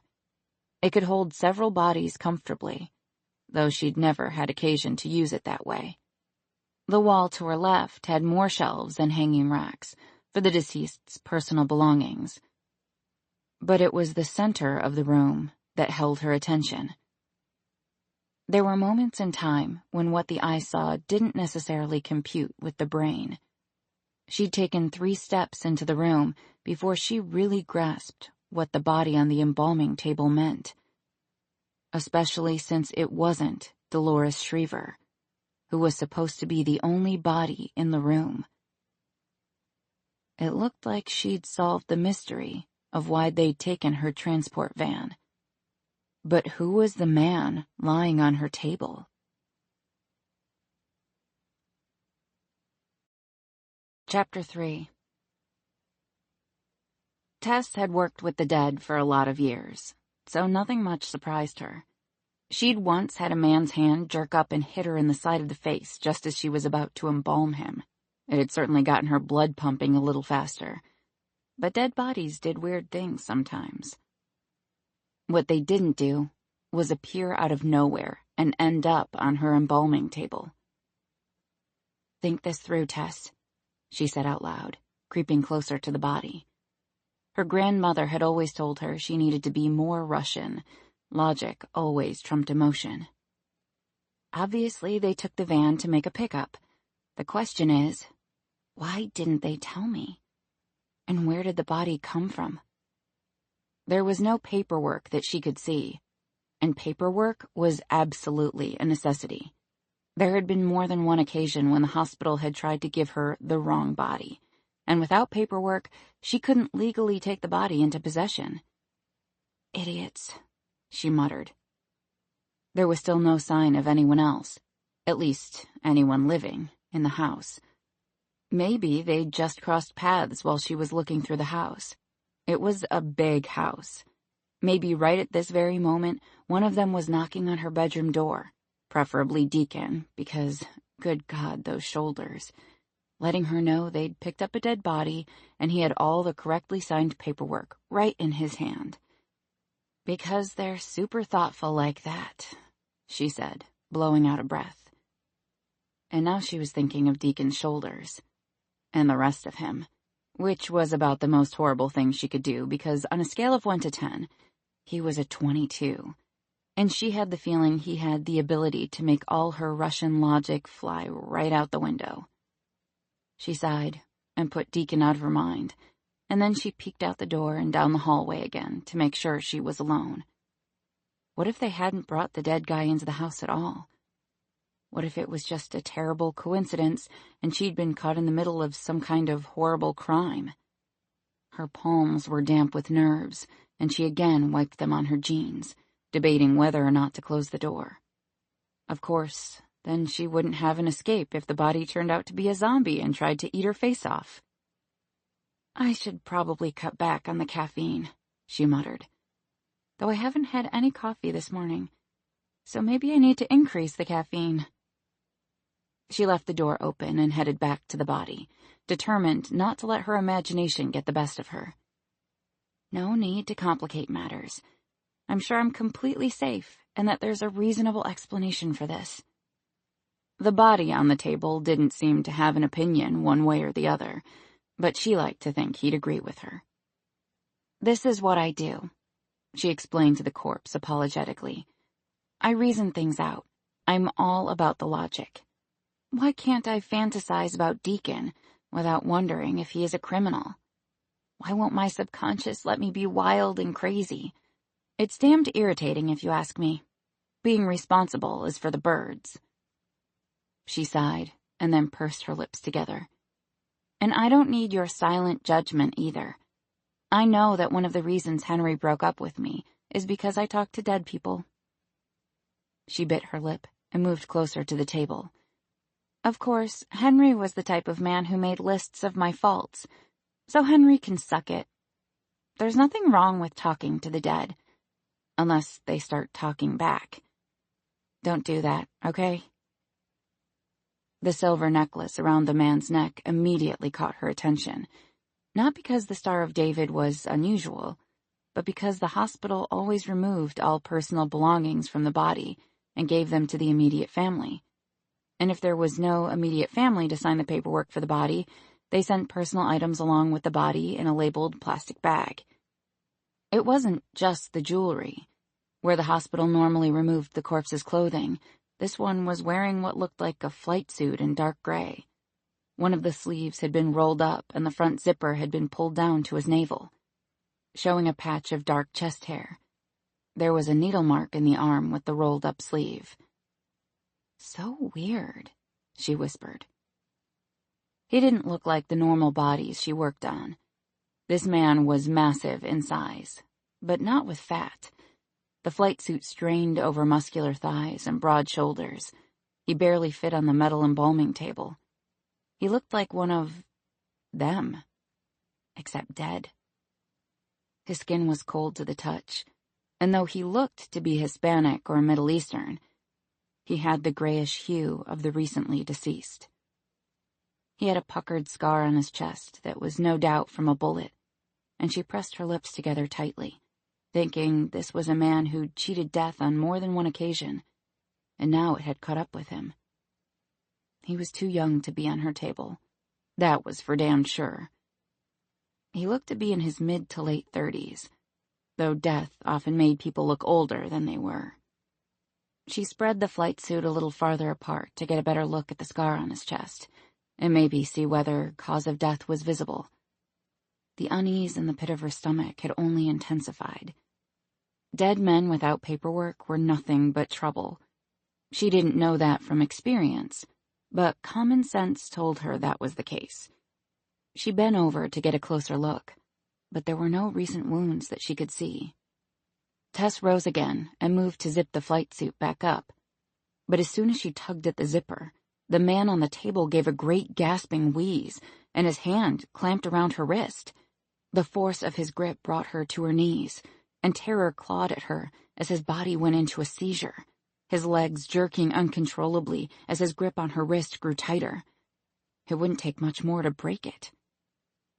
And then he did the unthinkable. Something none of her dead bodies had ever done before. He sat up and stared at her out of eyes that were very much alive and very, very angry, his grip so strong she bit her lip to keep from crying out. "You ever heard the saying about curiosity killing the cat?" A graveled voice asked from the doorway. Her eyes wheeled around, and she stared incredulously at Deacon from her crouched position on the floor. "Seriously? That's what you're going to say?" It seemed like a good idea at the time. He came toward her, and she felt the space close in with every step he took. Maybe she was the one who was dead, and she'd been transported to Valhalla. It would certainly explain why she was surrounded by giant men who looked like gods. "A good idea?" she repeated. "Maybe next time try, 'Hey, Tess, let me help you with the giant dead man trying to kill you.'" "I'm not sure if you've noticed, but he's not dead, thank God," Deacon said calmly. "We thought he was, which is why we put him here. And he's not trying to kill you. He doesn't know what he's doing. It's just the body's natural reaction." He'd said more to her in the last 30 seconds than he had in the last couple of years, and the closer he came, the more worried she got. He didn't look like her savior. He looked more like the angel of death.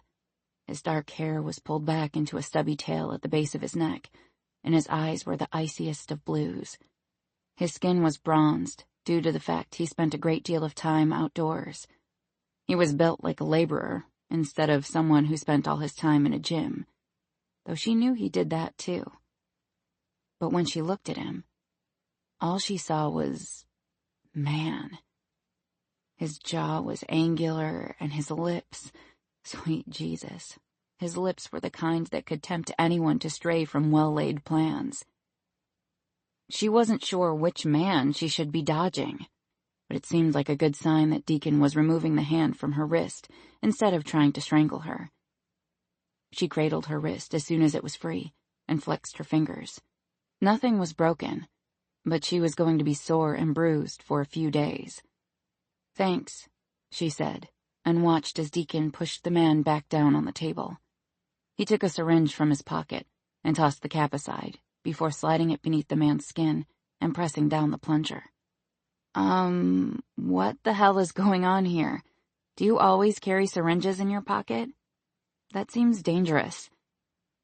She was babbling, but that's what she did when she was nervous. It didn't seem to matter, though, because Deacon's full attention was on the man on her table.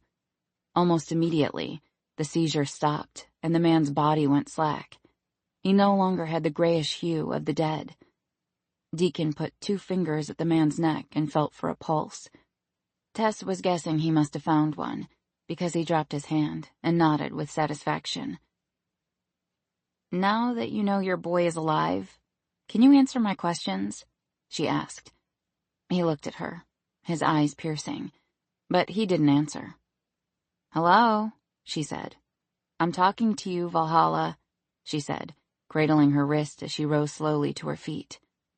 "You need to get some ice on that," he said. "No shit. A dead guy just latched onto me like I was his last meal." "You're being dramatic. It's not like he was trying to eat you. It was just an automatic reflex. It happens." "No, it doesn't," she said incredulously. "And I should know because I see some pretty strange stuff." She took a couple of steps toward him, and his eyes widened the closer she got. "Do dead guys in your world normally sit up and start breathing again, too?" He shrugged and looked down at his watch, as if he'd already given her too much of his time. "It can happen." "No," she seethed. "When someone dies, they usually stay dead. I've had it with you people. I want to know what the hell is going on around here. You guys swoop in like Satan's army and make camp and last stop like it makes sense, when it doesn't make any sense at all. A funeral home of this size doesn't need 5 full-time employees. It's ridiculous. You'd be of better use figuring out why the pipes rattle in my bathroom or whether or not the floor is rotting in front of my fireplace." She paused to take a breath, but not for long. "I have nightmares about falling straight through to the bottom floor." "I can fix your floor," he offered, "and the pipes." "Really?" she asked, losing her train of thought. "Because that would be great. I didn't get upgraded like the rest of the place. I'm in steerage." His lips quirked, and she felt a small victory. She could count the number of times she'd seen him smile on one hand. "Anyway, thanks for the flooring offer. I'll take you up on it. But that's not my point. My point is random dead guys don't just show up out of the middle of nowhere. And people don't just bring them back to life." "Isn't that what doctors do?" he asked. She narrowed her eyes and put fists at her hips. "Don't be deliberately obtuse. And you're not a doctor." "How do you know?" he asked. "You don't know anything about me." She stared at him blankly for a second and realized he was right. "Are you a doctor?" "No, but I could be." She growled, and he full out grinned this time. Apparently her temper was entertaining. "I'm in charge here. What I know is that you or one of the others took the transport van out in the middle of the night, without letting me know, I might add, and you came back with a body and no paperwork." "If you'd woken up at your usual time, you wouldn't have seen him at all. We just needed a quick place to put him while we tended to some other things. I'm really glad Eve put that tile floor in. It makes cleanup a lot easier." "So what you're saying is, if I hadn't had insomnia, I'd have never known the difference?" "Pretty much. You're a creature of habit. We can set our clocks by you for the most part. We had a small setback while we were out, and time wasn't on our side. It was a simple race against the clock." "So y'all frequently use company equipment to joyride and pick up random bodies while I'm sleeping?" Her temper was on the edge of the boiling point. "Not random," he said. "If you hadn't showed up when you did, he could have killed me." "If you'd stayed asleep until 7, you'd have never been in danger." "So this is my fault?" she asked incredulously. "More or less." "You must be out of your damned mind." "I wouldn't have let him hurt you," he said, shrugging. "How would you have stopped him?" It was just chance that you happened to walk by. I never do anything by chance. You are the most maddening man I've ever met in my whole life. Thank you, he said, nodding. It wasn't a compliment. She paced back and forth along the side of the body. I'm the person responsible for anything that happens with the funeral home. Did you kidnap this man? Are the police going to be banging down the door looking for him? I deserve an explanation. He stared at her for a few seconds, his face set in determined lines. She wouldn't be intimidated by his size, and she wouldn't back down. No, he said after a moment of silence, and turned around and walked out of the embalming room. Her mouth hung open in a surprised O, and then her brain processed his rudeness, and she ran after him. What do you mean, no? You can't just say no. That's ridiculous. He was already to the other end of the hall. Good grief, she muttered under her breath and sprinted after him. He's like a damned gazelle. My hearing is excellent, he said. What the hell am I supposed to do with that guy? She asked. I've got a body to prep today. He'll be out of your way in the next couple of hours. Don't worry about it. Oh, sure, no problem. I'll completely ignore the hulking guy on my table. I'll just put Mrs. Shriver right on top of him while I get the liver spots off her face. My mother is going to have a cow. He stopped in his tracks at that, and she ran right smack into his back with an oomph. Your mother is coming today? He asked. She's doing Mrs. Shriver's hair. Why? No reason. I'll warn Dante. She bit him once. Tess pursed her lips tightly. She has a fondness for British men. I guess she couldn't help herself. Deacon's lips twitched and he moved forward, but she rushed in front of him. I'm serious, Deacon. I need to know what's going on here. I'm not stupid. I've got eyes and ears. This was supposed to be my funeral home. I've put blood, sweat, and tears into this place for a long time. But then you guys move in, and all of a sudden there's a room I can't access inside the casket showroom, and the carriage house is protected like Fort Knox.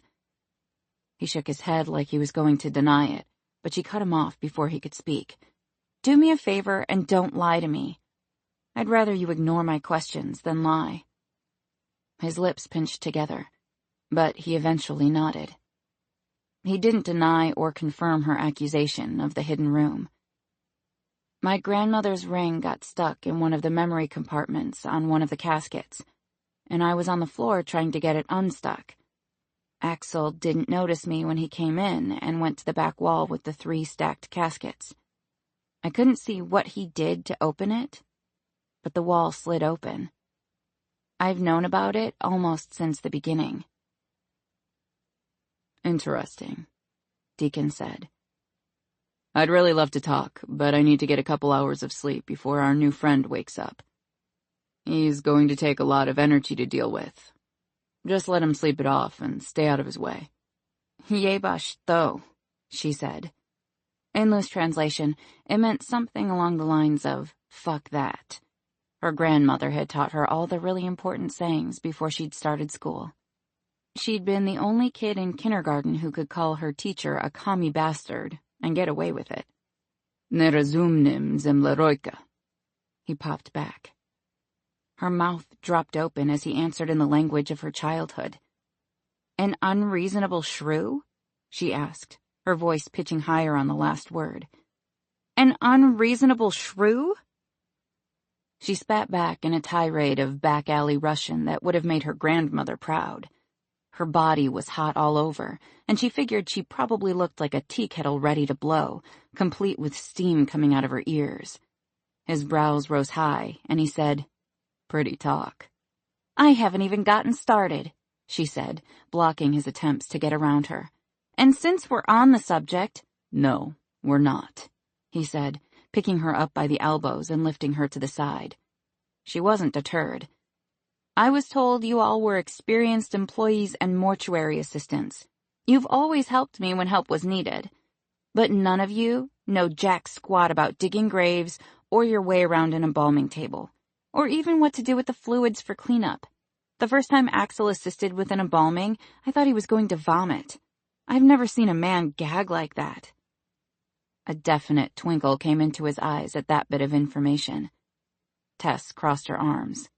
I'm not stupid, so I know there's a specific reason she put you here. I don't know what it is, and I don't care. Okay, maybe I care a little, but only because I'm curious. What I really care about is my reputation and whether or not it gets damaged. Whatever the real scenario is with the body in the embalming room, it doesn't play out well.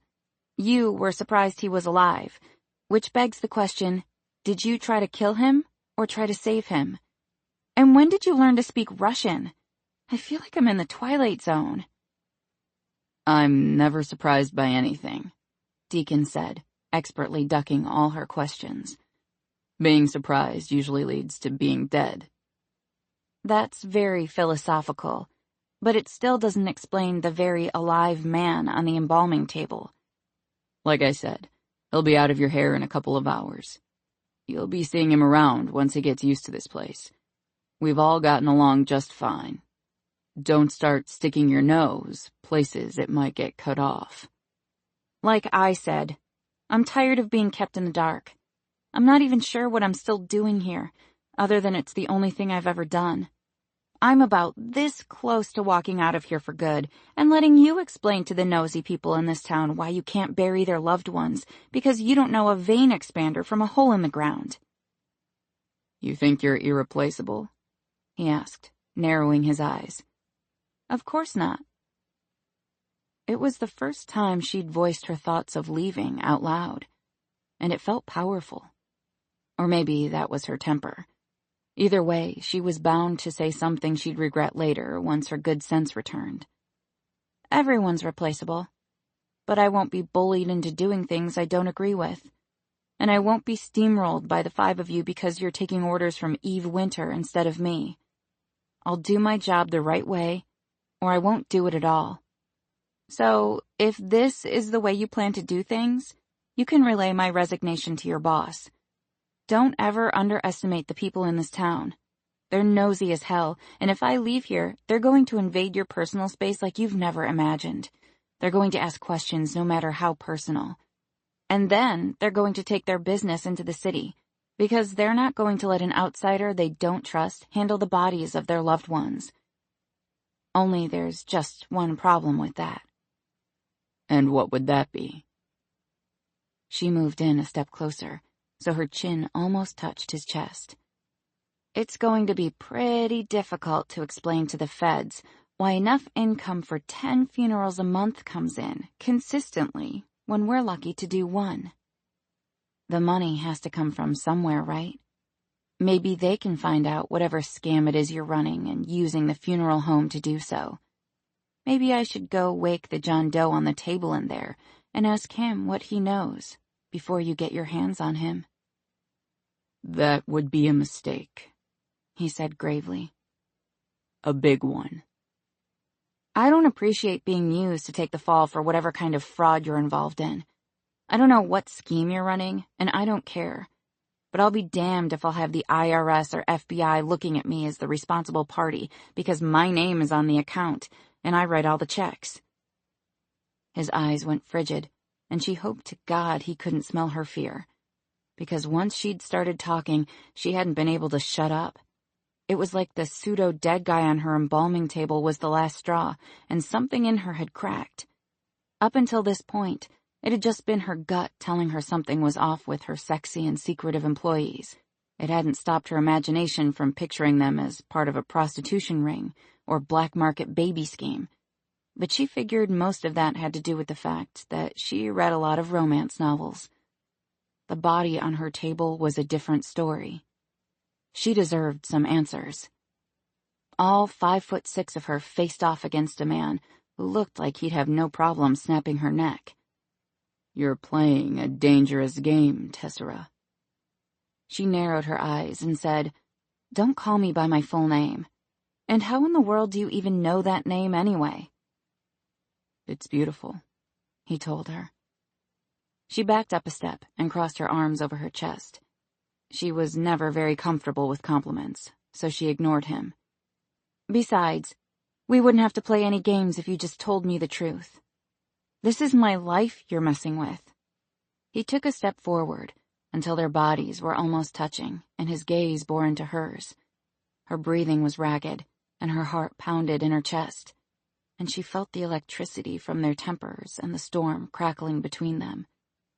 He leaned a little closer, and then he said, "Has anyone ever told you you look a little bit like a hedgehog when you're angry? It's terrifying." Tess didn't recognize the sound that escaped her lips, but she thought the synapses in her brain must have been exploding one by one, because all she saw was red. And then he leaned the rest of the way down and kissed her, right on the lips. The heat that was already infusing her body went molten as his lips pressed hard against hers. He didn't touch her anywhere else, and her arms dropped to her side as she went boneless. He tasted of mint and man, and her tongue stroked against his.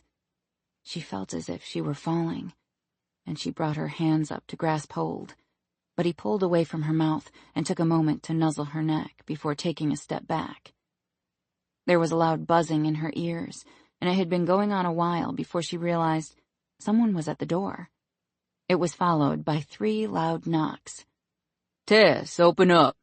It's Cal." Cal Doherty was the sheriff in Last Stop. Her eyes widened, and she looked up at Deacon, but he'd already taken a step back. The teasing glint that had been in his eyes was gone, and in its place was the same unreadable mask she'd seen for the last 2 years. She wanted to kick him in the shin, but she figured it was probably best to refrain. Deacon was a bit of a wild card. "Sounds like you've got business to tend to," he said, stepping around her. "I'll let you get back to work." Her emotions were wreaking havoc inside her body. All she'd wanted was a few answers. Instead, she'd had the rug pulled out from under her. What the heck had been with that kiss? She'd imagined kissing him for 2 years, though in her fantasies it had transpired a little differently. There hadn't been the arguing, and he hadn't called her a hedgehog. Other than that, it was as spectacular as she'd imagined. "Why did you kiss me?" she asked him hotly. "Because I wanted to." "Seems awfully coincidental that you'd pick now of all times." "You're very cynical." His voice was calm, and his breathing even, as if he hadn't just had his tongue in her mouth. "I've got reason to be." "Not really. You dodged a bullet with that jackass you were engaged to. I can't believe you were even engaged. He wasn't your type at all. You'd railroad a man like that in no time." She huffed indignantly. "I would not," she said. "I'm not some overbearing nag. I'm a nice person, damn it." Bang, bang, bang. "Tess, are you in there?" Cal called out again. "You are a very nice person," he agreed, pacifying her a little. "But putting your personality with his would be like letting a hurricane loose on a trailer park. You'd mop the floor with him, and come to resent him, and you wouldn't be able to pretend to be the meek and subservient wife forever, which was how you ended up engaged in the first place." Her hands went back to her hips, and she scowled. "I'm sorry, but I didn't realize you'd been such an active part of my relationship. No wonder you have such insight. Maybe you could have told me all this a couple of years ago, instead of letting me make an ass of myself in front of the entire town." "Sometimes you've got to learn lessons the hard way. Besides, it was pretty entertaining the way you threw that ring into that dumpster. And it was more entertaining to watch him go in after it. What did you do with it? I know you didn't actually throw it in that dumpster." She narrowed her eyes. "How do you know that?" "I'm observant. It's part of my job." "Which job would that be?" "Buzz, buzz." He just smiled. "You know, I don't think I'm cut out for whatever is happening here. she said. I'd already been considering a change, but I'm feeling pretty strongly about it now. I'm resigning. No, you're not. And with that, he moved around her and headed out the kitchen door and into the rain. I'm really getting tired of you telling me no, she yelled after him, and then went to let in the sheriff. In her experience, it usually wasn't good news when the cops showed up at the door before the sun had risen.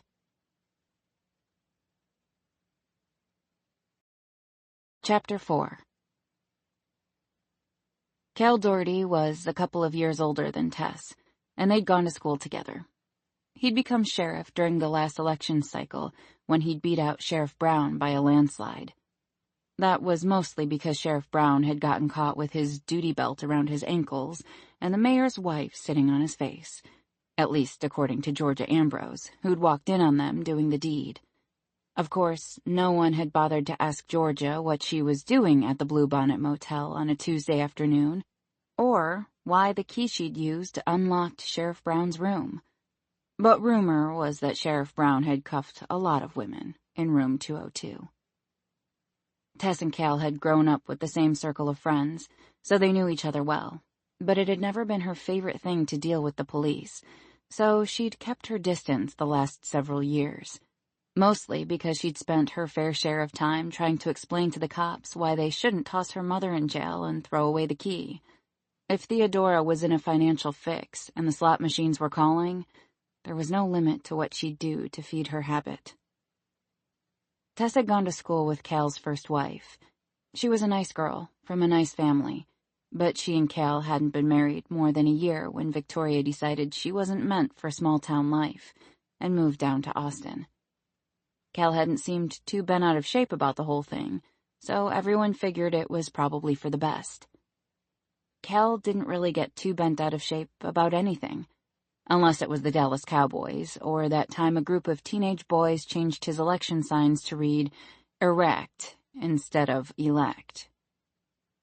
He was handsome, with dark brown eyes and black hair threaded with the occasional strand of silver, which he kept cut short in a military style. He was dressed in jeans, and his neon yellow police slicker was snapped all the way to the collar. He'd spent his rookie years, plus a few more, working patrol for the Dallas PD, and he'd taken a couple of bullets in his vest during a routine traffic stop. Sorry to bother you so early, Tess, he said. Whew, it's bad out here. No problem. I'm just getting up and started for the day. Come on in and out of the wet. Tess stood back so he could get past her. It was then she really got a good look at the front yard. Good grief, we're all going to be underwater before too much longer. I've never seen it so high. The grass and sidewalk were completely covered with several inches of water.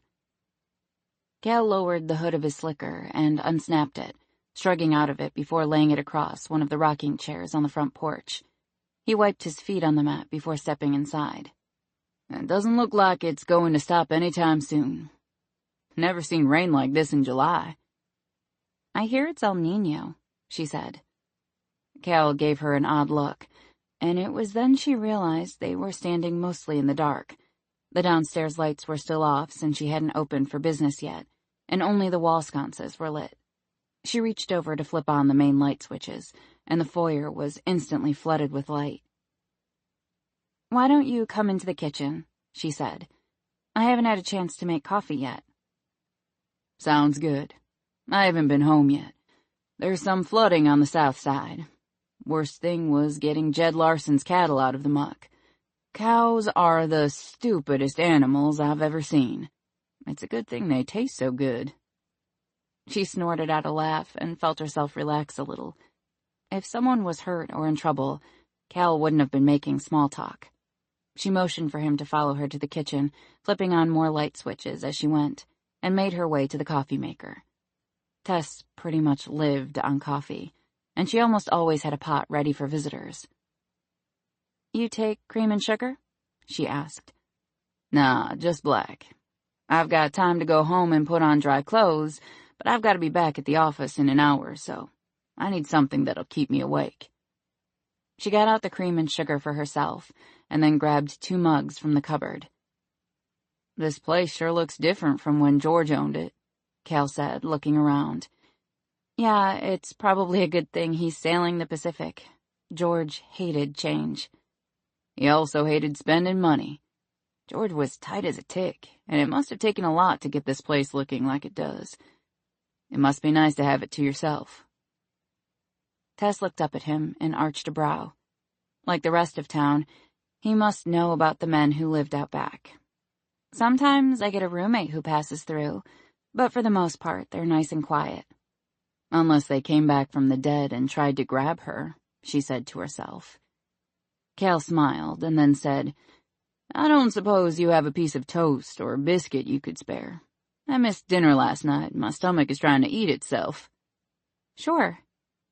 She pulled a loaf of bread from the pantry and put a couple of slices in the toaster. She could make toast. Barely. Then she grabbed butter and grape jelly from the refrigerator and placed it all in front of Cal, who nodded appreciatively. "Okay, I can't stand it anymore," she finally said. She'd spent the last several minutes getting herself worked up. "I'm guessing you're here because of Mama. I'm not bailing her out of jail again, do you hear me?" She wagged the butter knife at him, and then set it down in front of him and grabbed him a plate. "She's just going to have to do the 30 days this time, and maybe she'll learn her lesson." Cal's lips twitched, and he said, "I doubt 30 days in jail will make a blip on her radar. She'd have all the cells picked clean and the items sold on eBay before we noticed. And then she'd be halfway to Oklahoma and the nearest casino before we noticed she was gone. Last time I saw her, she told me to take all my savings and put it on lucky number 31, because 31 was how old she was when she won that $40,000. Tess smiled, but it was bittersweet. Yep, the best year of her life was watching all those sevens line up in a perfect row. She never talks about how all the money was gone 2 days later. I've got to tell you, I've never met anyone in the world like your mama. She's a beautiful woman, and she's clever and persuasive. She always seems to land on her feet." Tess sighed. "You're not the first person to tell me that." Theodora was beautiful. Her hair was a vivid red, and her eyes emerald green. She wasn't shades of pastels, as Tess tended to think of herself. Theodora was Technicolor in every way. A slightly older version of Rita Hayworth, with a little more va-va in her va-va-voom. "I know it's hard," Cal said sympathetically, "but you're doing the best you can for her. She's got a sickness, that's all. Unfortunately, she's independent and her mind is sound. The state would never intervene at this point. The best you could hope is to get her into rehab for gamblers." "She won't go to extended rehab," she said with a sigh. "It's a sickness that there's no cure for. She has to want to get better, and she likes where she is just fine. There's always someone there to bail her out. She's somehow miraculously never managed to hit rock bottom. The judge said she just needs to keep going to therapy and she'll get better." "Does she go to therapy?" he asked. "Yes, but only because she's sleeping with her therapist. I don't know many people who can deny Theodora when she sets her mind to something." Tess poured the coffee into mugs and then passed the blue one to Cal. She doctored hers with a liberal helping of cream and sugar. Cal winced. "You might as well be having dessert with all that sugar in there." "Everything should taste like dessert," she said. "Only way I'll ever touch a Brussels sprout is if it's wrapped in maple bacon. Whoever invented that was a genius." Cal took his first sip of coffee, and then it wasn't until she saw the relief on his face from the hot drink that she realized how tired and overworked he looked. The toaster popped, and she put the 2 pieces on his plate.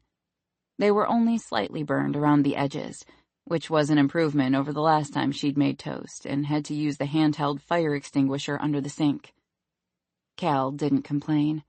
He slathered the toast in butter and jam and swallowed it down in 3 bites, along with the rest of his coffee. She refilled his mug for him. "That hits the spot," he said, pushing back his plate. "Thank you. And I can promise you I'm not here because of Theodora. She's been off the radar for the most part. Maybe the therapy really is working. The relief that overcame Tess surprised her a bit, and she braced her hands on the counter to keep her balance.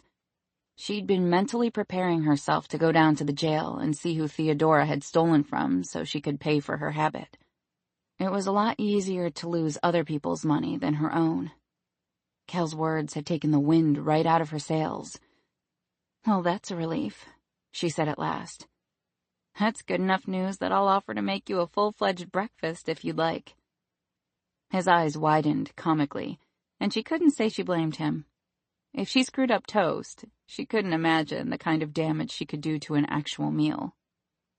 "I'm good, thanks," he said after a pause, and Tess had to hold back a laugh. "I'm actually here because I got a call from the sheriff's office in Dallas County. They had a home robbery that took place a couple of hours ago. The police recovered 2 armed suspects who'd been tied up and left out in the rain until the authorities arrived. But one of the suspects had been shot and lost a fair amount of blood. He was mostly incoherent when the police got to him, but he kept babbling about the devils from the funeral home. The detective pieced together enough to understand that the robbers had allegedly been subdued by several men with guns and driving a black van." Tess felt the color leach out of her face. "Wow." "You don't happen to know anything about that, do you?" he asked. "I'd like to take a look at your van, if you don't mind." She wasn't sure why his request irked her so much. Maybe because of the way he'd phrased the question. He'd been buttering her up and was now asking questions like she was hiding some deep, dark secret. And technically, maybe she was harboring a secret, since she knew they'd taken the van out and there was a dead, not dead body on her table. All she knew for sure was that she had a lot more questions than she was getting answers for. "Of course I don't know anything about it," she said, sounding properly insulted. "I told you I was just getting up for the day." "You haven't been out in the rain?" he asked. "No," she said, perplexed now.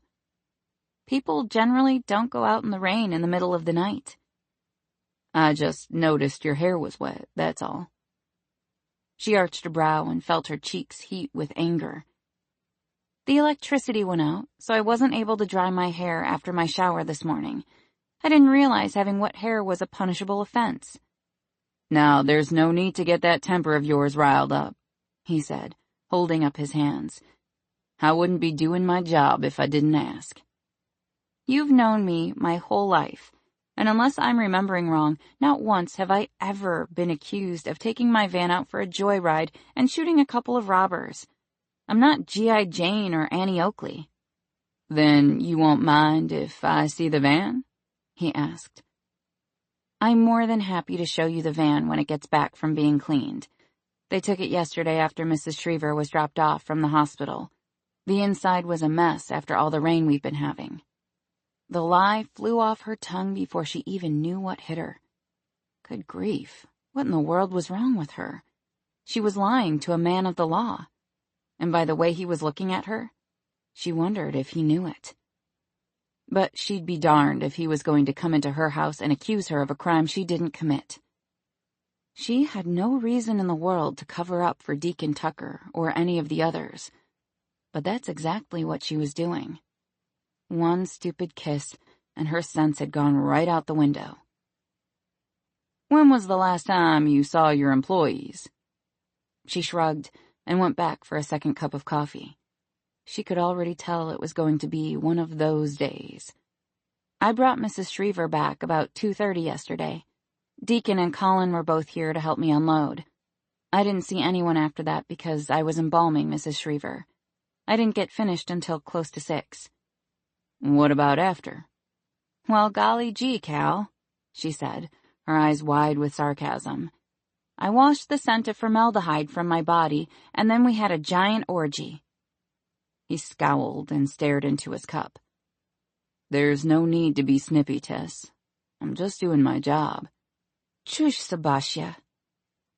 "I've heard your granny say that before," he said, "so I know it's not very nice." Cal finished off his coffee and then took his mug to the sink to rinse it out. He was right. But she didn't figure it was in her best interest to tell him he was full of shit. At least in English. I noticed you're favoring your wrist, he said, changing the subject. You made the coffee and got the mugs out with your left hand. I thought you were always right-handed in school. I had a run-in with a heavy piece of equipment, she answered automatically, drawing the aforementioned wrist in tighter to her body. The equipment won. If it's bothering you that much, you might ought to swing by Doc Carlisle's before things get too busy around here. Might be broken. Your fingers are looking a little swollen. Since Doc Carlisle was the biggest quack in a 100-mile radius, she wouldn't be paying him a visit if her wrist was dangling by no more than a thread of skin. It's fine, just a sprain. I've got a brace I can put on it upstairs. You remind me a lot of your granny, he said with a sigh. She's got a head hard as a rock, too. Thank you. And she sincerely meant it.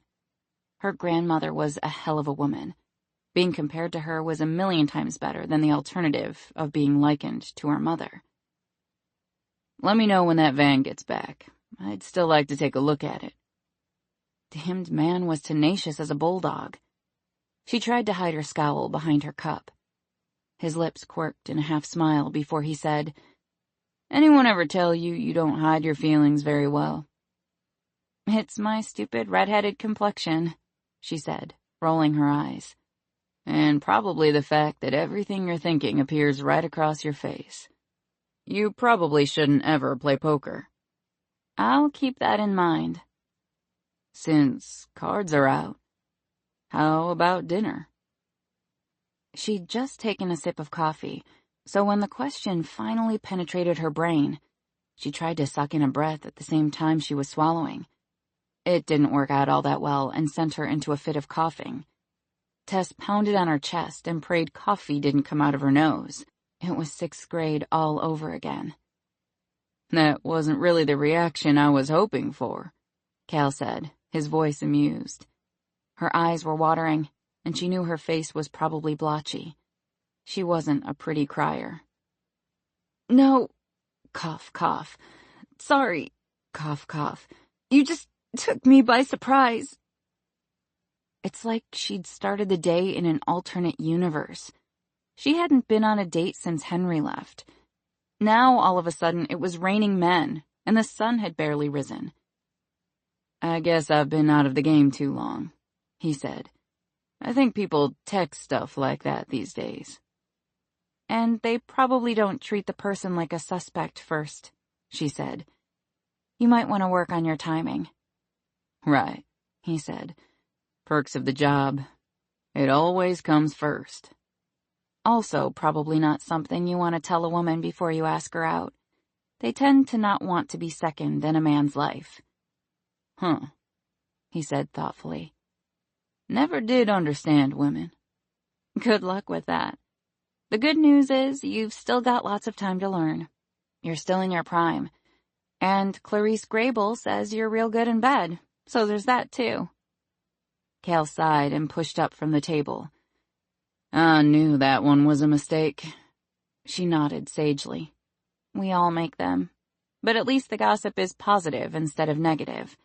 I'm sure your street cred has gone up tremendously since you made your mistake with her. You're a nice woman, Tess Sherman. Try to stay out of trouble, and make sure you're not making any mistakes of your own. I'll show myself out. He paused on his way out of the room. No hard feelings, right, Tess? We're good. I'll be back to check on the van later. She scowled and heard the front door close softly. I guess that could have gone a lot worse, she said, freshening her cup. Of course, it could have gone a lot better, too. And now she was afraid things would be awkward between them from now on. Cal had never once shown an inkling of interest toward her, and she'd never seen him as anything but an authority figure. She couldn't even figure out if she could have those kinds of feelings for him. He was attractive, sure, but he'd always just kind of been there. At least he hadn't said anything about a missing body. She wasn't sure she could have lied her way out of that one, even knowing the body wasn't really dead. Now, all she had to do was wait until the mystery man woke up, so she could get to work. Or she could hunt down Deacon and demand answers, especially since she just lied to a cop for him. And maybe he would kiss her again. "No," she said. "No, no, no." Her mama wasn't right about much, but she was right about one thing. Men made women do stupid things. Chapter 5. Deacon ran the 3 miles through the tunnel, ignoring how the walls closed in on him, how his lungs tightened and fear crept in like a shroud of blackness, making him lightheaded. He focused on his breathing, in and out, and not on how his legs felt like jelly or how his heart pounded painfully in his chest. He tortured himself the same way every day, 3 miles underground until he reached the end and used the ladder to climb out, and then lie flat on his back as he gulped in breaths of fresh air. The cool mud seeped into his clothes, and the rain chilled his overheated flesh. His eyes were sensitive to the daylight, so he kept his eyes closed. They owned the abandoned lake property, and there was no danger of others seeing him there. So he lay there and let the seconds tick down in his head, while his heartbeat slowed and the blackness ebbed away.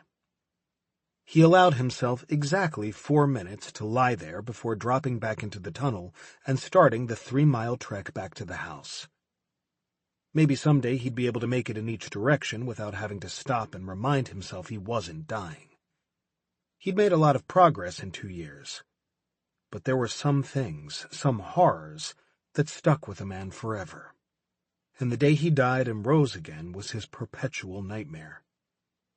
The last mile was always the hardest, when he was so close to the end, but the urge to quit rose up inside of him.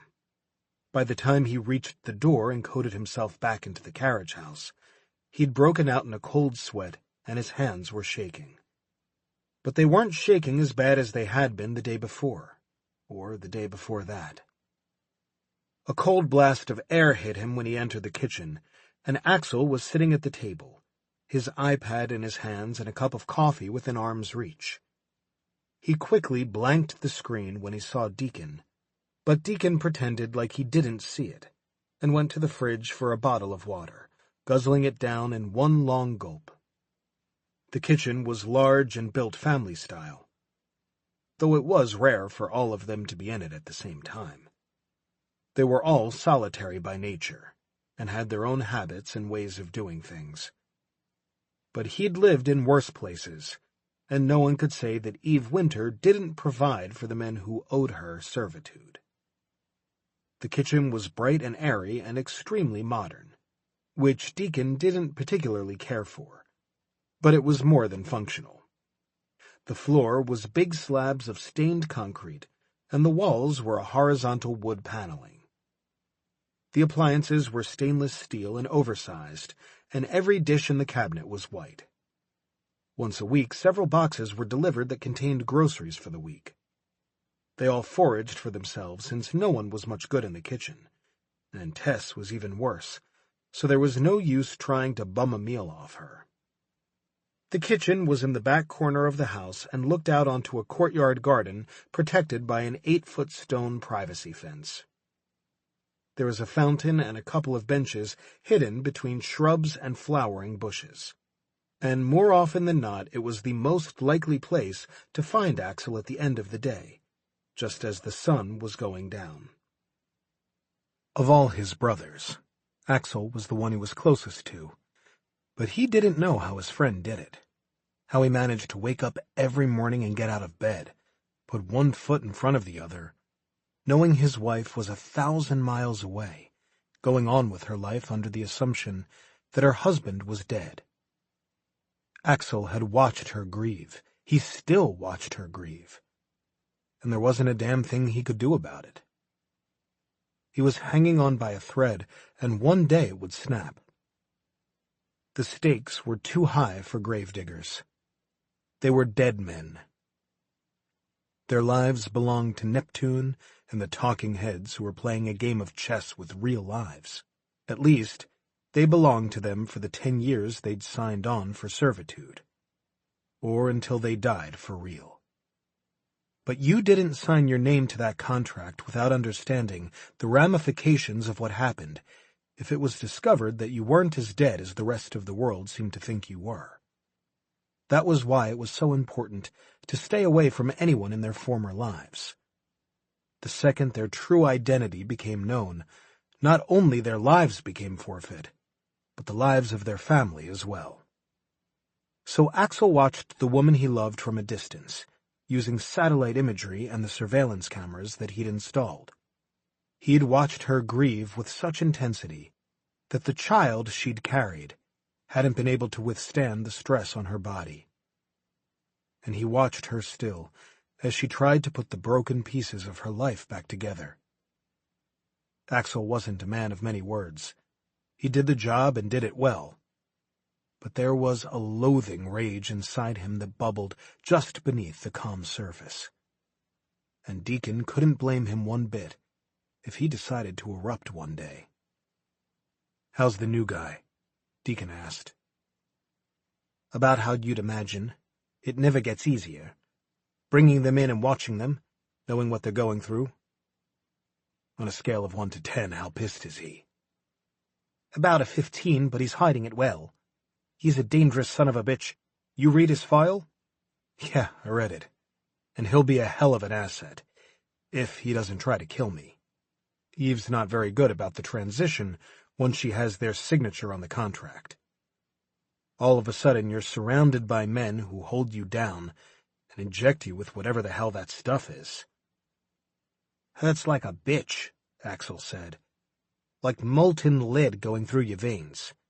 You can actually feel yourself dying. Feel your heart slowing even though your brain is working just fine." "Yeah, she doesn't explain that part to you," Deacon agreed. "Now I have to go convince this guy we're not actually here to harm him, and hope like hell I don't have to fight him. I'm getting too old for this shit." "And you might lose, mate," Axel said, grinning. "He's fucking Kidon Mossad." "Thank you," Deacon said dryly. "That's very helpful." "Hey, mate, that's why you're the team leader," Axel said, saluting him with 2 fingers. "I'll give him another 30 to cool off while I take a shower." "Good luck." Deacon tossed his water in the trash, took the stairs to the 2nd floor, and walked to his suite of rooms. Once the new guy was acclimated, he'd take the rooms across the hall from him. Axel and Colin lived up on the 3rd floor. All 4 suites were identical to each other, but Deacon's was larger since he'd been the first. His heart rate had finally slowed, and the paralyzing fear had ebbed. He hated the weakness, a weakness brought on by what Eve had put him through when he'd been reborn as a gravedigger. The serum had still been in development when it had been tested on him, and he hadn't had the luxury of coming back to life in a room above ground, where oxygen had been readily available. He'd woken up trapped in a 7-by-2-foot box, buried 6 feet underground. He'd have preferred a real death. When they finally dug him out of the ground, he'd been more animal than man. Fear like nothing he'd ever experienced before had seized him as he'd clawed and pushed at the sides of his cage, his every breath growing more shallow. He shook himself from the memory and stripped out of his clothes, and then turned on the shower. While it heated, he took a moment to shave.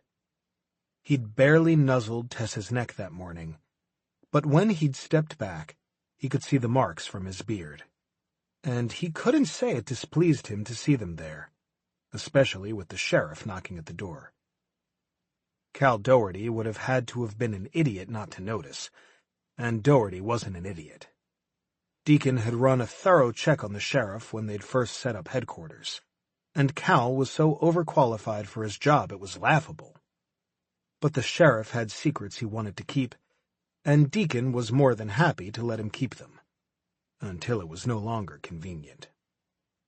What Deacon didn't appreciate was Cal's interest in Tess. He'd sniffed around for the last couple of years, but fortunately Tess was pretty oblivious when it came to men noticing her. That was one of the things he liked about her. She had no idea of her appeal to the opposite sex, and she seemed to cloak herself with an invisible sign that read, "Keep away." That fiancé of hers had done her a favor by calling off the wedding. And Tess hadn't seemed to notice men even existed since then. Until that day he'd almost kissed her in the kitchen. She'd most definitely noticed him then.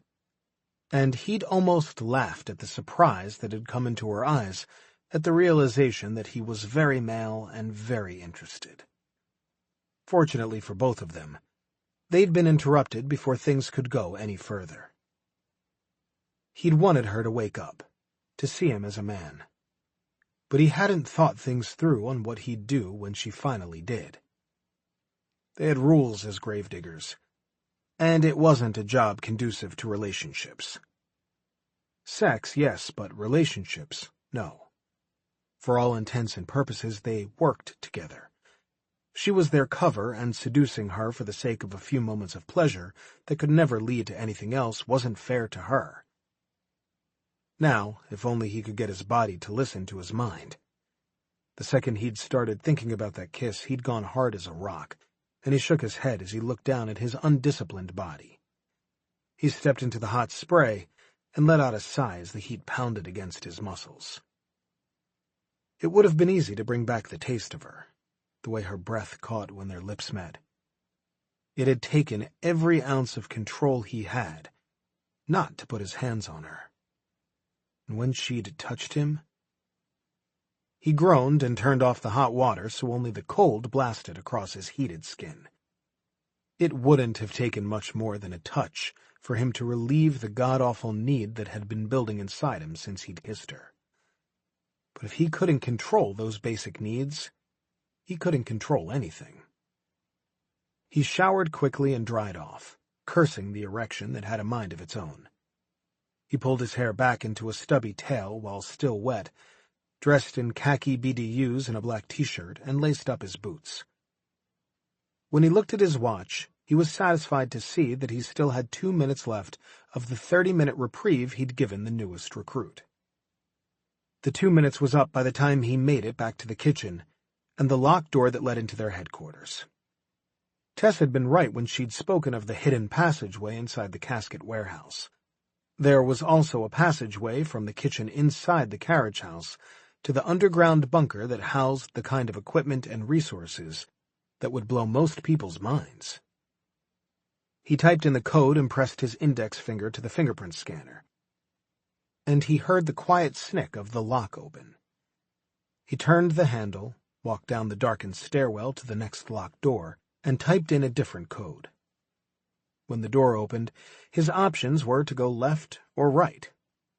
The left would take him to the secret escape tunnel that had become his personal hell every morning.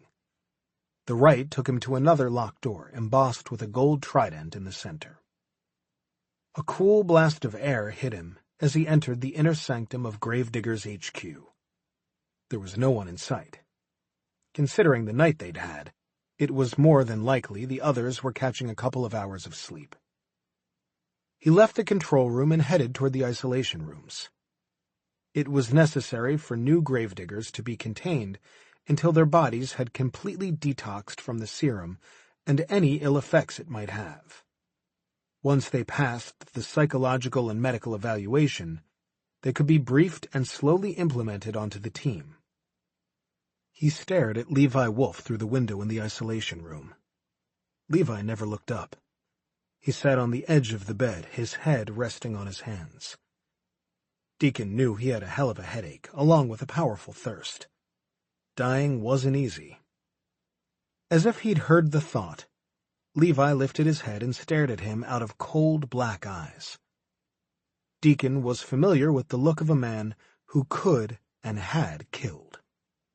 They'd been monitoring him from the surveillance system inside the house, and when the stages of paralysis looked like they were starting to pass, they'd gone in to retrieve him, he and Axel supporting the other man between them as they guided him to the isolation room. It was easier to move a man the size of Levi, if he was able to stand on his own 2 feet and help a little. Levi was just over 6 feet, and his Israeli heritage was strong. His skin swarthy and his dark hair cut close to the scalp.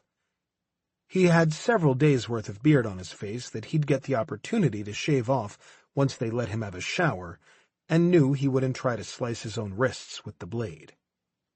He still wore the flight suit he'd been buried in, and there were 2 empty bottles of water at his feet. Deacon went to the mini-fridge outside the room and grabbed a couple more bottles, and then he unlocked the storage cabinet bolted to the wall and took out a painkiller that would take care of the sledgehammers in Levi's head. Once he had the supplies, he punched in the code on the keypad and let himself into the lion's den. "I know you're thirsty," Deacon said, coming boldly into the room. He didn't fear for his life. He'd never feared another man. They were both trained to fight, trained to kill, and there could be no fear when you always expected each fight might be your last. He also knew Axel was watching on the camera feed.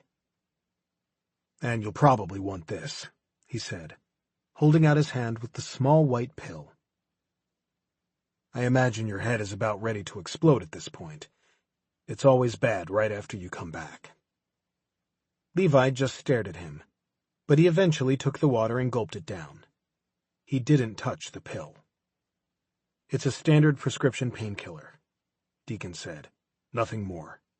But I don't blame you for not trusting it. None of the others did either, and I was so fucked up coming out of the ground, I don't think they even offered one to me. I'll leave it on the nightstand in case you change your mind. The headache usually lasts 6 to 8 hours without the drugs." The isolation rooms weren't prison, but they were built with the idea in mind that whoever was occupying the room might not care about his personal safety. They were kind of like hotel rooms, only there was a lock on the outside of the door instead of inside. There was a queen-size bed, a small table and 2 chairs, and a toilet. There was no shower or kitchenette. The isolation room across the hall was equipped with more amenities, and once Levi passed all the evaluations, he'd be moved over there. Deacon grabbed one of the straight-backed wooden chairs and straddled it so he faced Levi. "She didn't explain what would happen to you, did she?" Deacon asked.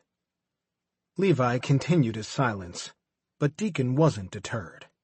He'd done this with each of his brothers. They were all different, but in many ways they were all the same. "It's a shock, isn't it?" he continued on. "All of a sudden this woman shows up out of nowhere, usually when things are about to go straight to shit and you're wondering not if you're going to be taken out of the game, but when you're going to be taken out. Then Eve Winter shows up like the angel of death and tells you since you're already marked for death, you might as well come to work for the devil and live a little longer. We're all going to die eventually, right? I believe the life we live on this earth prepares us for the life that comes after. I'm grounded in my faith, and I did not sell my soul to the devil. I've seen the devil, and her name is not Eve Winter." "But she got you to join us?" Deacon asked, surprised at Levi's first words. Levi picked up the other bottle of water and drank it slower this time, contemplating his answer. "I agreed to fulfill the contract in hopes of continuing my quest for justice. There is still work to be done on this earth, and my destiny hasn't been fulfilled." "You seek vengeance?" Deacon asked, unsurprised. "Don't we all?" "To a point. There's a lot of good in humanity, but in our line of work we rarely see it. We're protectors. That we can agree on, though I'm wondering now who exactly I've agreed to protect." Deacon knew the feeling. When Eve Winter showed up and told him the only options he had were death or a new life created by her, his first response had been to tell her he would gladly choose death. But Eve knew things that no one else could know. And she knew exactly the buttons to push to make a man agree to her proposition instead of choosing death. He didn't know what had made Levi Wolf make the decision, but he did know it was deeply personal. It was deeply personal for all of them. You're working for the good guys, but it's no different than any other covert ops mission. Sometimes you wonder, and sometimes you don't know which devil you're working for. She told me I had to die and be reborn, that my family and friends could never know my fate or they would suffer and meet me in death. Most of my family was killed during a Palestinian rocket attack. They were at the market and there was no warning, only mayhem and death. My younger sister was the only one to survive, though her injuries were grave. I was willing to leave that life behind, but that doesn't mean that life won't revisit me. We can never truly separate ourselves from our past. I know, but we can live now and ask for forgiveness later. A hint of a smile quirked Levi's lips, but it was gone almost before it began. A shudder racked his body and his hand went back to his head. Then he very deliberately looked at Deacon, and then over at the white pills sitting on the nightstand. "It's a bitch of a headache," Deacon said. "Yeah," Levi answered. He reached over and grabbed the pill and popped it in his mouth, swallowing it down with a gulp of water. "I don't know what happened to me, but I figure you've had plenty of time to kill me if that's what you wanted to do." Deacon smiled, but there was no happiness in it, only bitter memories of his own transition from life to death to life. "Once you sign that contract, there's no going back. There are no other meetings or negotiations. All you know is they'll do all the work and bring you over. They don't tell you they'll ambush you when you least expect it, to the point you think whatever is happening is real. They don't tell you about the serum they shoot through your body or that you can feel yourself dying, that your fully functional brain panics as you lose control and begin to feel your heartbeat slow, that you'll be paralyzed just before you slip into unconsciousness." Deacon watched as Levi's knuckles turned white, but he didn't stop there. "You were lucky. I was the first, and all I can remember is my eyes opening to complete darkness and trying to suck air into lungs that couldn't remember how to breathe. I remember not being able to move my legs because it takes a while for the paralysis to completely disappear, but I could move my arms. I didn't know I'd been buried underground. I only knew I was trapped in some kind of box. I clawed and pushed at the sides and top until my fingers bled, and every minute that passed it was harder to breathe. Then there comes a point when you're hovering just on the brink of death, where pain and fear disappear, and it's nothing more than waiting to take the last breath. All the prayers you know have been said at this point, and there's peace." "Yes," Levi said in complete understanding. "It was then I heard the thump of something hitting the top of my cage, and I was jostled around as they pulled me from the ground. They were as surprised as I was when they opened the casket, and I crawled out into the fresh dirt." Levi raised his brows and said, "I bet so. You're lucky some trigger-happy cowboy didn't fill you with lead because he thought you were a zombie." Deacon did smile at this. "That's the thing about this organization. There aren't any cowboys. It's a fluid unit, from the most insignificant job to the most important, and everyone is the best at what they do. Eve Winter sought you out for that reason and brought you here. And yet I still don't know what I'm supposed to do. How's your headache?" "Gone," Levi answered. "Thank you. We've got your background and service file. You were Kidon Mossad. Everyone here comes from similar agencies. Mossad has no equals." Deacon smiled. "We can put it to the test once you're back to full strength. We train together and spar together, sometimes just for the hell of it. You'll get your chance to show us what you're made of." "Where do you come from?" "Originally, from a little town in Louisiana. I was recruited by the CIA about a dozen years ago. I worked covert ops 8 years of that. My last 4 I was taken off the books completely and spent so much time in deep cover that I forgot my real name. I took over the identity of Cyan Akbar and infiltrated his ISIS terrorist cell. I spent 4 years there, slowly cutting the heads off the snakes, until the cell had been completely destroyed. We have agents as well who have infiltrated these cells, Levi said, nodding. It is a dangerous game we play with each other. Many lives are lost, but more are saved. That's why we do it, Deacon agreed. You'll meet the others over the next few days. All are allies to your country and to you. Dante is former MI6, Elias was a Navy SEAL, Colin is French intelligence, and Axel is Australian intelligence. We no longer fight for our individual countries, but for one world. That allegiance to each other is important. You've got to go through psychological and physical testing over the next couple of weeks.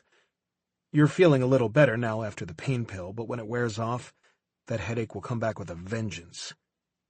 You might also have some hallucinations and some out-of-character behavior, meaning you're going to get mad as hell and want to pound on whatever's closest to you.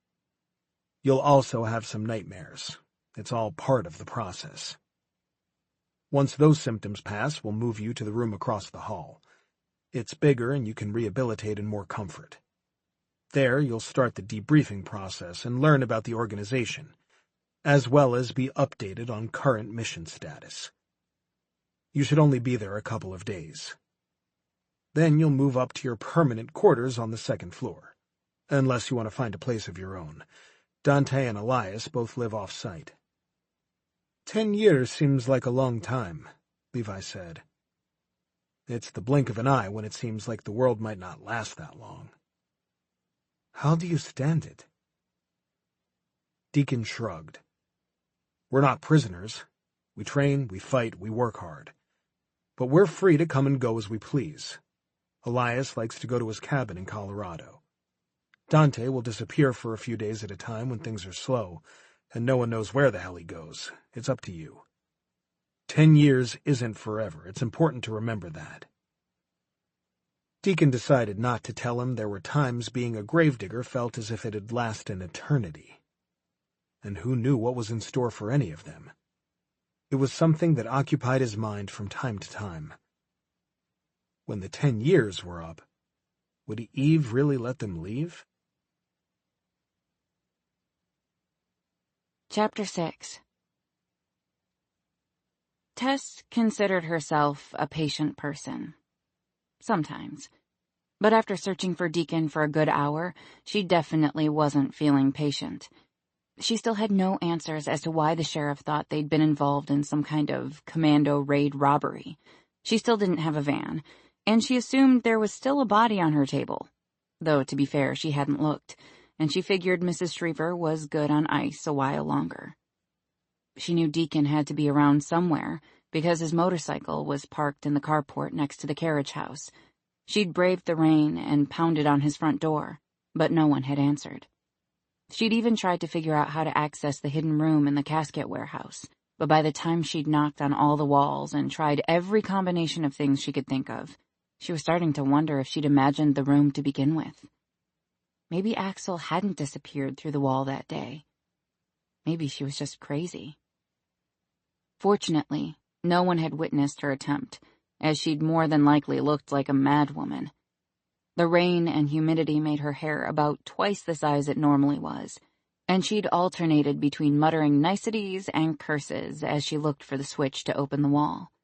She'd even tried ramming her shoulder against it, but that had led to nothing but a sore shoulder and more curses. Tess returned to the house a little defeated, and a lot wetter. She ran upstairs and changed clothes, opting this time for black leggings and a pale blue summer sweater. She also dug out of the bottom of the bathroom drawer the wrist brace from when she'd had carpal tunnel. The pain was getting worse, and as Cal had so adroitly pointed out, there was definitely some swelling around her wrist and fingers. The pressure of the brace immediately felt better, but she was going to have a heck of a time getting Mrs. Shriver prepared. She glanced in the mirror and decided her hair was a lost cause.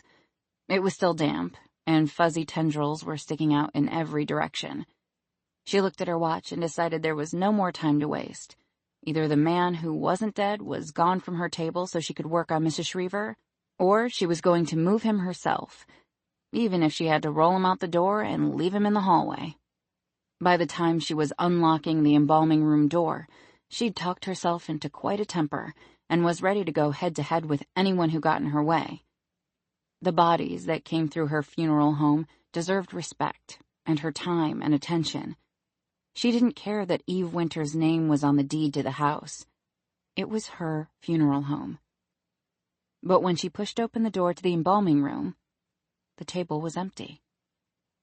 "Well then," she said into the silence, "that's more like it." Her heart thudded in her chest as she scanned the room quickly to see if he was hiding behind anything, and then she turned around to see if he was behind her. She didn't like the idea of a strange man on the loose.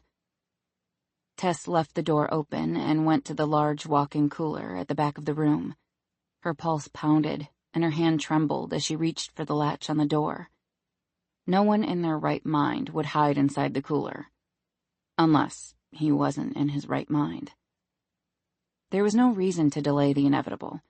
She looked around for a weapon and picked up the trocar, which was what went into the belly button and drained fluids from the body during an embalming, and then she wondered how she was going to hold it and open the cooler door at the same time with her damaged wrist. She finally decided to hold it under her arm so she could open the door with her good hand, since the door was heavy. Once she got everything situated to her liking, she pulled at the handle and slid the door back with a whoosh. Fog from the cold crept from the cooler, and she grabbed the trocar and held it up, ready to impale anyone who jumped out at her. Fortunately, the only person in the cooler was Mrs. Shriver, and Tess let out a nervous exhale and leaned her head against the cooler door. "What in the world are you doing, Tess?" Tess shrieked and wielded the trocar like a sword as she turned, coming face to face with none other than her mother. Theodora didn't look the least bit concerned that Tess was brandishing a weapon. Of course, Theodora never looked concerned over much of anything. She said worry didn't do anything but give a woman wrinkles. "Mama," Tess said, putting her hand to her heart, "you scared me to death. What are you doing here so early?" "I asked Sissy to do my roots and give me a trim, but she said she could only do them early because her husband had to leave for work by 8, so she had to be home for the kids. I tell you, people are too soft on kids these days. Nothing wrong with leaving them home alone for a couple of hours. Gives them a sense of independence. Look how great you turned out." "Sissy's kids are 2 and 4, Tess said, putting the trocar back where she'd gotten it. "It's generally frowned upon to leave toddlers alone." Theodora waved that bit of information away like she did anything she deemed unpleasant. "It's neither here nor there. The point is, I dragged myself out of bed at an ungodly hour, and I'm not even sure I like the cut she gave me. It's so hard to let another stylist work on me. With my level of expertise, I guess I'm just too critical." Tess wasn't sure what level of expertise her mother was talking about. She'd dropped out of high school at 16 when she'd become pregnant with Tess, and her grandmother had made her enroll in beauty school so she'd have some means to support herself and a new baby. In many ways, Theodora still had the naivete of that 16-year-old girl. Plus, she had narcissistic tendencies, was a pathological liar, and an unapologetic gambling addict. It had made holidays growing up extra special. Especially the Christmas Tess had gotten the penny gumball machine, and then one day realized Theodora had taken all the pennies out of it to play the slots. But like her grandmother said, Theodora had a sickness. She always had, and all they could do was love her the best they could. Some days were easier than others. Theodora had technically never graduated from beauty school, but she'd opened the Clip and Curl with the money her daddy had left her when he died, and she'd paid $50 for a beauty license she'd ordered off the back of a magazine. No one had ever bothered to question if it was legitimate. Theodora could sell snowsuits to Satan. Tess had to admit, her mother was a beautiful woman. At 47, she could have passed for at least a decade younger. Glamorous was one of the words that came to mind whenever Tess thought of her mother. The other words weren't as nice, but Theodora was still her mother at the end of the day, so Tess tried not to think them. Her mother had good qualities, too. Not to mention that not everyone had the personality to grow up in a house with a woman who'd been raised by the Russian mafia. Theodora's free spirit didn't do well under strict conditions, and there were moments during Tess's childhood when she'd needed the hugs and affection that her grandmother didn't easily give, that she'd been able to turn to Theodora and cry, or tell her whatever was on her heart. And then, most times, they'd sneak out for ice cream. More often than not, though, after those bonding mother-daughter moments, life would get too heavy for Theodora, and she'd take off for a week or two. But she always came back as if she'd never been away. Tess had never known her father. He'd come to Last Stop for a meeting at the mayor's office. He'd been some kind of big city attorney, according to Theodora, but he could have just as easily been a trucker passing through. No one would ever know the truth, as Theodora preferred to believe her own truths. He'd stayed a full week once he'd set his sights on Theodora. Of course, he hadn't known she was only 16 at the time, as Theodora had developed into a bombshell rather early in life, and she made it a habit to lie about her age. She even had a fake ID she used when she and a couple of her girlfriends would drive across the border to the casinos. Between her curves and the fact that Theodora was nothing if not experienced, even at 16, he'd fallen hook, line, and sinker for her seduction. Theodora always said it was the best week of her life. He'd given her a goodbye tickle and headed back to his real life and family. And that was the end of that. The last tickle had resulted in Tess, and she'd always figured her mother never married because she was waiting for Tess's father to waltz back into town one day and pick up things where they'd left off.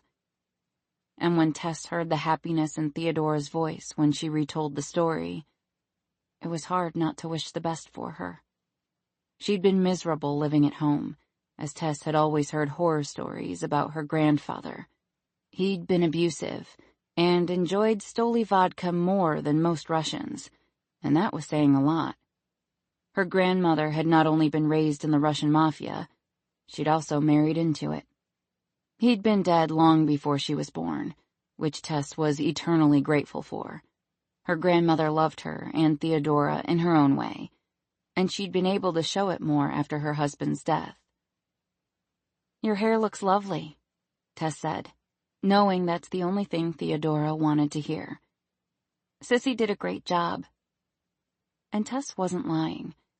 Her mother's hair was a little shorter than it had been, and cut in an asymmetrical bob. It was cute and sassy, and fit her mother perfectly. Theodora put her oversized Chanel bag on the counter and pulled out a couple of cases of hair supplies. "You're white as a sheet, Tess," she said in response. She looked concerned and came over to put the back of her hand to Tess's forehead. "Cool as a cucumber. You need a man in your life. A live one. Men always put the color back into a woman's cheeks." Tess thought of the kiss Deacon had given her earlier that morning. It had definitely put color in her cheeks and heated her from the inside out. She was almost afraid to imagine what would have happened if he'd actually put his hands on her.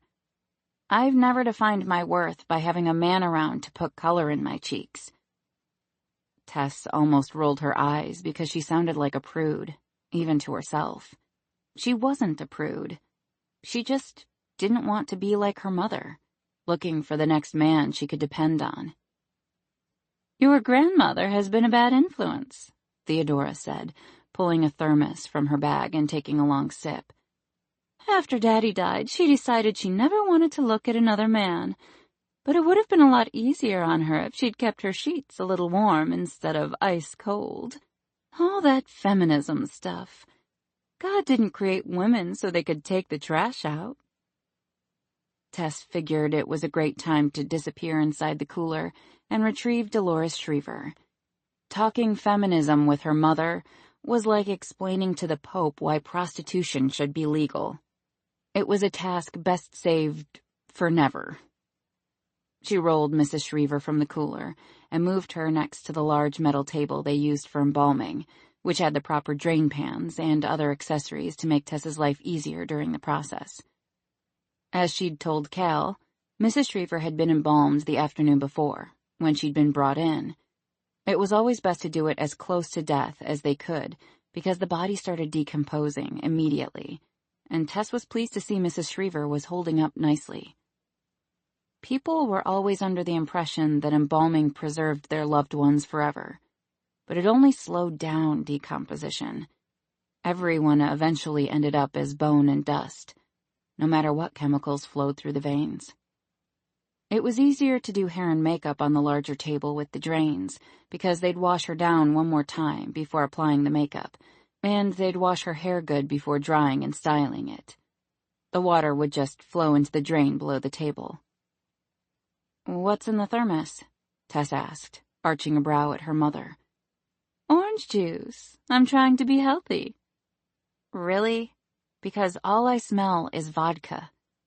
"Just a splash," she said, pursing her lips. "Vodka is a vegetable and oranges are fruit. It's like a vitamin juice, which means I can have chocolate cake for dessert." It was hard to argue with that kind of logic. "Put my watch back on the table with my keys, please," Tess said. She'd seen her mother pocket the watch and not think twice about it. She had to watch her constantly and always made her empty her purse and pockets before she left to go home. "It's a lovely watch," Theodora said, smiling dreamily as she took the watch out of her pocket and put it back next to Tess's keys. "I could get a solid 75 for it at the Prancin' Pawn. There's a Powerball drawing next Wednesday. If you'll front me some cash, I can pick some numbers for you, too. We can split it 70-30. In Theodora's mind, a 70-30 split was perfectly reasonable for her taking the trip to the gas station and letting a machine randomly pick 5 numbers for her. "I'm good, but I'll see if I can find you a watch for Christmas." "That'll be nice. And maybe a new set of martini glasses. One of them broke, so I only have 3. It's bad luck to have an uneven number." Tess sighed and focused on the job at hand. Work was the greatest escape there was. Dolores's body was covered with a white sheet, and she was lying on a blue tarp that had 2 handles on each side.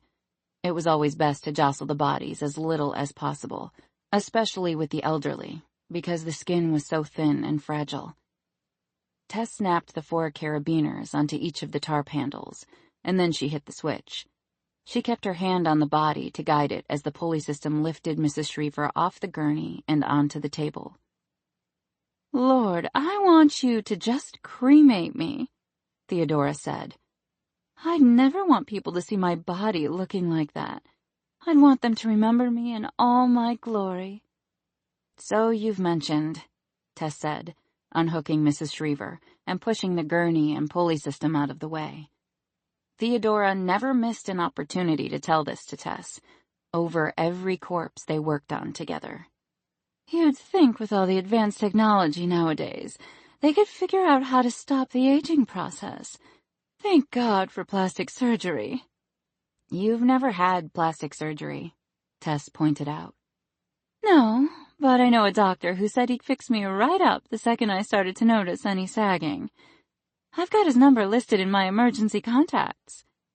Theodora snuck another drink of her vitamin juice and then said, "How much are you paying me? You know I don't like working on the dead. It gives me the willies. And I had to turn away a couple of clients for this. You know how things start to ramp up before school starts." $50, like always," Tess said. "You think I could get away with charging $50 at the shop? I mean, it's a spa and salon, so they're getting a full experience, not just a cut and style." "No, I don't think you could get away with it," Tess told her. "A 70% increase in prices probably won't be good for business."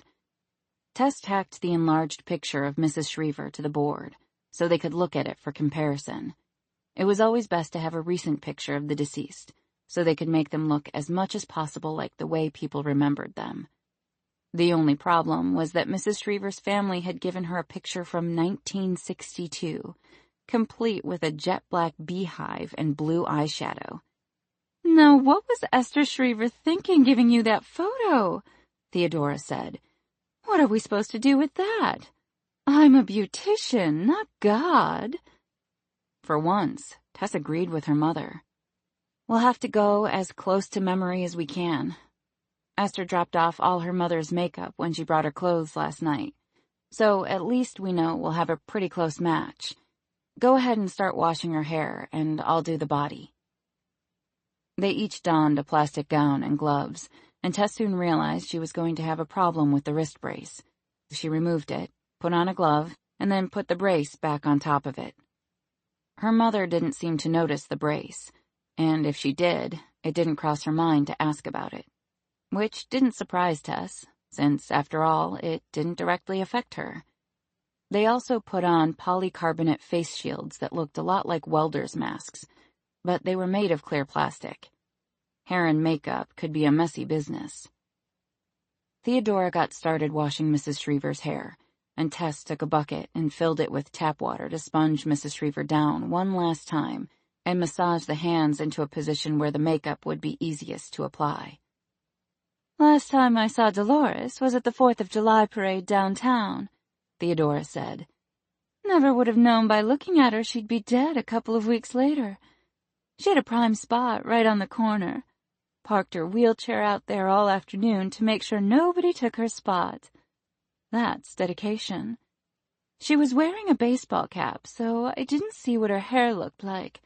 But if I recall, she was always fond of pin curls. I'll get her set and then tease them up real nice around her face to give her some volume. Tess kept her fingers crossed she wouldn't have to minimize the damage too much. She didn't remember ever seeing Mrs. Shriver with teased anything. She went to look through the makeup bag and found a bottle of foundation inside. There was enough to cover Mrs. Shriver's neck and hands as well. Oh, that's the good stuff, Theodora said, looking at the makeup. It's real expensive. There were tricks to applying makeup to the dead. Once a body was embalmed, the skin was no longer as soft or pliable, and it no longer absorbed anything, so using a sponge to apply regular makeup could be challenging, to say the least. But Tess had learned a cool trick at her last conference. She poured Dolores's foundation into an airbrush gun, along with a small amount of epoxy and water so the color would stick to the skin. It was also important for older people to thin the foundation down with water, because you still wanted the age in their skin to show to some degree. The last thing the family wanted was to see their loved one as someone unrecognizable. Tess gently put a headband around Dolores's head to keep any makeup out of her hair, and then pulled down her face mask to get to work. The quiet was the part of the job she enjoyed the most. Being with the dead never bothered her, and there was something comforting in the fact that she was entrusted with the job of making sure the family had a great last memory of their loved one. It wasn't something she took lightly. Tess turned on the airbrush and started at the neck to make sure the color came out right, and then she got down to business. You don't suppose that Dante is around somewhere, do you? Theodora asked. Talk about putting color in a woman's cheeks. He gives me hot flashes, and I finished menopause 2 years ago. Don't hit on the help, Tess said. And stop biting him. That's just weird. Theodora growled like a feral cat, and then laughed. I just can't help it. He's very biteable. I just want to pounce on him every time he walks by. That's called assault. Don't do it. Besides, he's young enough to be your son. Who cares? She asked. Good grief, when did you get that stick lodged so far up your behind? It must be mighty uncomfortable. I could tell you stories about what younger men can do. Please don't, Tess said. What happened to the therapist? He certainly makes our sessions more entertaining. I don't have to worry about all that "why do you make such destructive choices, Theodora" crap. But Harold just isn't marriage material. I'm sure I'll be back on the market once he signs my release papers for the judge. Tess said. But Theodora didn't hear her since she'd turned on the hairdryer. Tess was tempted to give her mother the $50 and finish the job herself. It had already been a long morning, and a headache was brewing behind her eyes. Family was often a burden. It was what it was. But she wondered what life would be like without worrying if the sheriff were visiting because her mother was behind bars, or what it would be like to skip a Friday morning visit to the Clip and Curl. She loved her family. Really, she did. But love and sanity didn't always go hand in hand. Cutting the strings to Last Stop was seeming more and more like the right idea.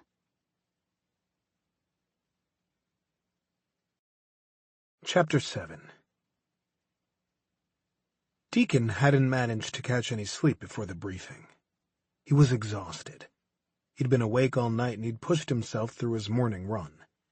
And then meeting with Levi had taken more of a toll than he'd thought it would, speaking aloud what had happened to him when he'd been buried alive. By the time he'd lain down on his bed to catch a quick half-hour of sleep, his mind had been spinning with an odd combination of memories he'd rather forget, and those of a temperamental redhead whose lips tasted like sugar and sex. He'd finally given up on sleep completely and headed down to the briefing room. For 2 years he'd avoided tangling himself with Tess. For good reason. She fascinated him on a level he knew was dangerous for both of them. Dead men didn't have personal connections. They didn't have family or lovers or friends.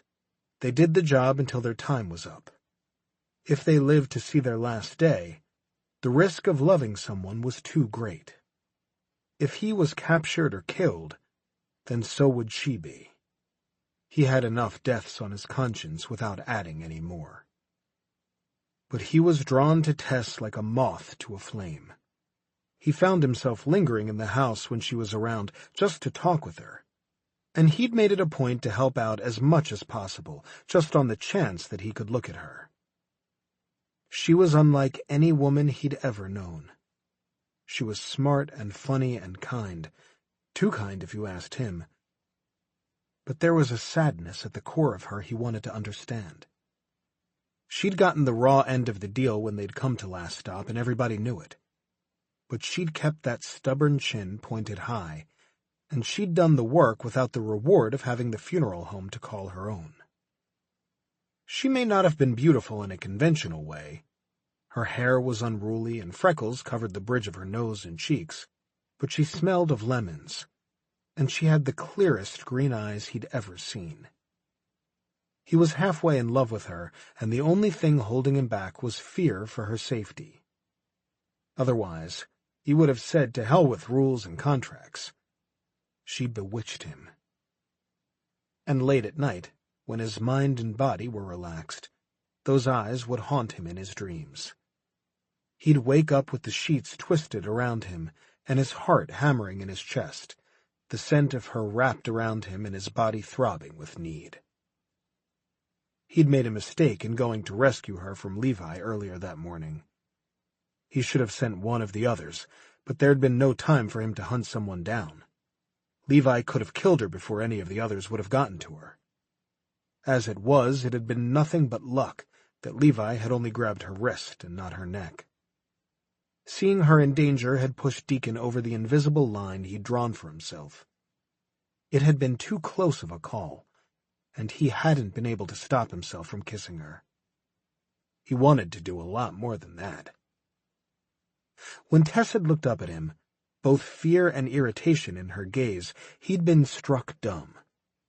She was no shrinking violet, that was for sure, and the daggers that shot from her eyes when he'd made the first smart-ass comment had him going hard as a rock. He'd always gotten a perverse sense of satisfaction from seeing a woman in full temper. And Tessa's full temper was a sight to behold. Technically, personal relationships were only frowned upon, not forbidden for gravediggers. But the penalty was so severe it wasn't worth testing the waters. Physical releases were easy enough to come by. There was always an available woman, though since he'd set his sights on Tess, No other woman had come close to holding his interest. The worst thing he could do was let anyone know he had a weakness, especially Eve. It was her job to look for those weaknesses. Whether hungry, thirsty, or wounded, it was best to keep it to oneself. And emotional attachments were especially important to keep silent about. In his line of work, weakness was synonymous with unnecessary, meaning those who were weak didn't deserve to live. And Tess was fast becoming a weakness. Deacon sat at the head of the large conference table, turning slightly so he could watch the surveillance cameras at his back while pretending to read a report. He was preoccupied, and he was vaguely distracted by the good-humored banter from the others at the table. They were all low on sleep and running on exhaustion, but they found their entertainment wherever they could. They were well secured and protected behind the reinforced steel doors and within the underground rooms. Each of them had their own personal code, plus a fingerprint analysis. They'd installed cameras not only all over the property, but in strategic locations around town, so they could always see if trouble was coming. And if they got in real trouble, there was the escape tunnel Deacon made it a point of running through every morning. It led all the way to the lake and the private property they owned. It was easy enough to fly in some of their larger supplies and equipment and then haul it underground to the compound. The tunnel was big enough for a full-size vehicle to drive through, though they used four-wheelers that could carry high-capacity loads. On each door around the compound was a trident, the only indication that Neptune existed. Each of the 3 points of the trident represented the 3 directors: the Secretary of Defense, the Assistant Attorney General for National Defense out of the Justice Department, and the CEO of the largest private weapons manufacturer in the country. They were the directors, and they had more power than God. And worse, they thought they were gods, making deals, moving chess pieces, and putting lives at risk on a daily basis. But even with the corruption of politics and private enterprise, they were the best hope there was. Headquarters space was large and utilitarian. The deck, as they called it, was built more like the interior of NASA than like a regular conference room. It was dimly lit, and one entire wall was covered with 3 large screens. The screens were used for conference calls and team briefings. To either side of the screens were the flags of the Allied countries to remind them they were fighting wars that affected all of the nations on a global scale. On the wall to their right were computer stations, the technology so advanced that not even the Pentagon had the same level of access. Though the Gravediggers were first and foremost a strike force, a lot of their job required the proper intel and investigative work. The back wall was another set of computer monitors, but they were hooked up to the surveillance system. They had cameras everywhere on the grounds, interior and exterior. They used satellite and radar for potential airstrikes. As far as anyone besides the people in the room was concerned, the Gravediggers didn't exist. They'd all been considered a threat to their governments, rogue agents, and the sanction had gone out for their deaths. That's when Eve Winter would pay them a visit and tip them off. And then she'd let them make the decision to come with her or die with disgrace. She was brilliant at what she did. Just as he'd told Levi, Eve would show up like the angel of death and make it look like all hell had broken loose, while making it appear that each of them had lost the battle. As far as their governments knew, they were dead men, disavowed and dishonorable, though in reality they were anything but. They might have lost the battle, but there was still a war to be won. Deacon's eyes skimmed over the report and then cut to the monitor. He couldn't stop watching her. One of the screens showed Tess and her mother working together in the embalming room. He'd already watched Theodora pocket some of the makeup that had been with the deceased belongings, and some kind of lapel pin that had been on the burial suit. Theodora was an interesting woman, but he could tell by the line between Tess's brows that she had a killer of a headache, and she'd about reached her limit with her mother. Since sleep hadn't been on the agenda, He'd spent the time reviewing the video from earlier that morning, from when she'd first found Levi. He and his brothers had been left with a choice, and they hadn't been wise in that choice. Actions had consequences. Always. And anyone who thought otherwise was a fool. The priority had been getting the van out of sight so the Shadow could repair the area where the bullet had damaged the door. If they hadn't gotten it out when they had, people would have been up and starting their days, and there was no doubt in his mind someone would have noticed the bullet hole. People in Last Stop noticed every damn thing. So they'd had no choice but to make a quick stop and unload Levi's body.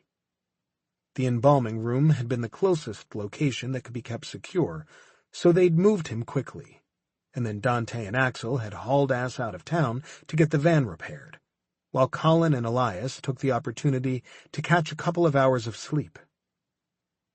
If she'd stayed asleep, as was her normal habit, none of this ever would have happened. She wouldn't have been in danger, and he wouldn't have kissed her. He'd watched the video over and over again as she'd struggled with Levi, her fear tempered with determination. She was a sight to behold, and he wanted her. Bad.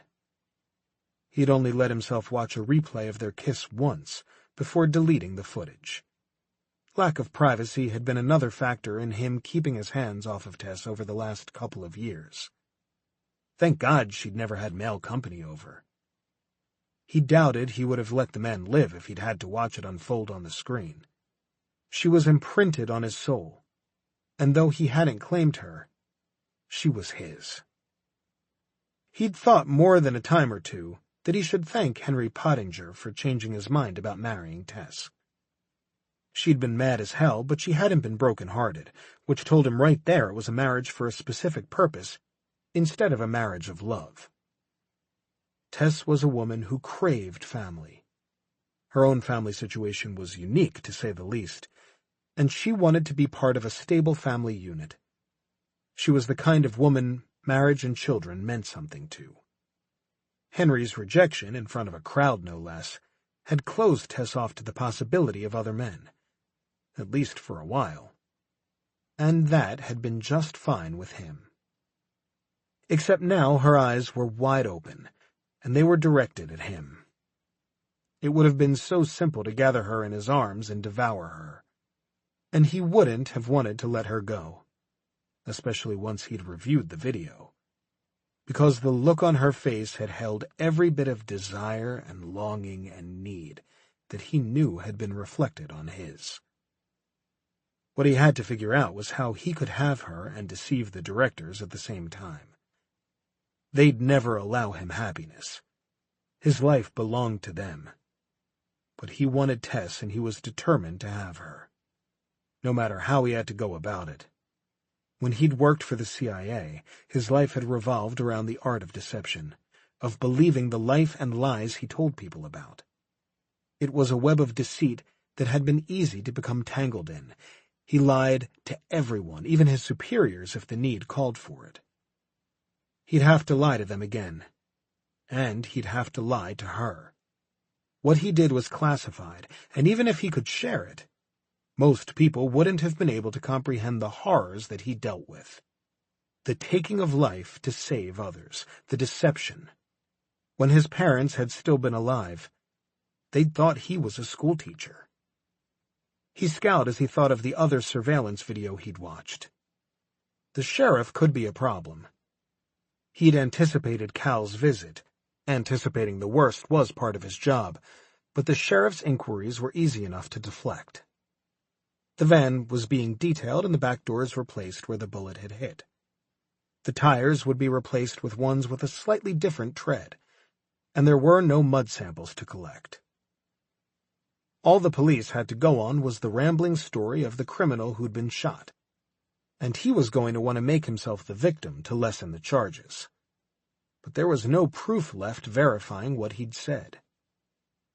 What had caught Deacon off guard was when Cal had asked Tess to dinner. It made the muscles in his stomach tighten with dread each time he watched it. If Deacon was a different kind of man, he would have backed off and let things take their course between Tess and the sheriff. She deserved someone who could give her the possibility of a long-term relationship. Deacon couldn't promise her anything except the moment. And he was a real bastard, because it didn't seem to matter. The moment would have to be enough, because now that he'd tasted her, he wasn't turning back. The trident in the center of the large middle screen flickered, and Eve Winter's face appeared.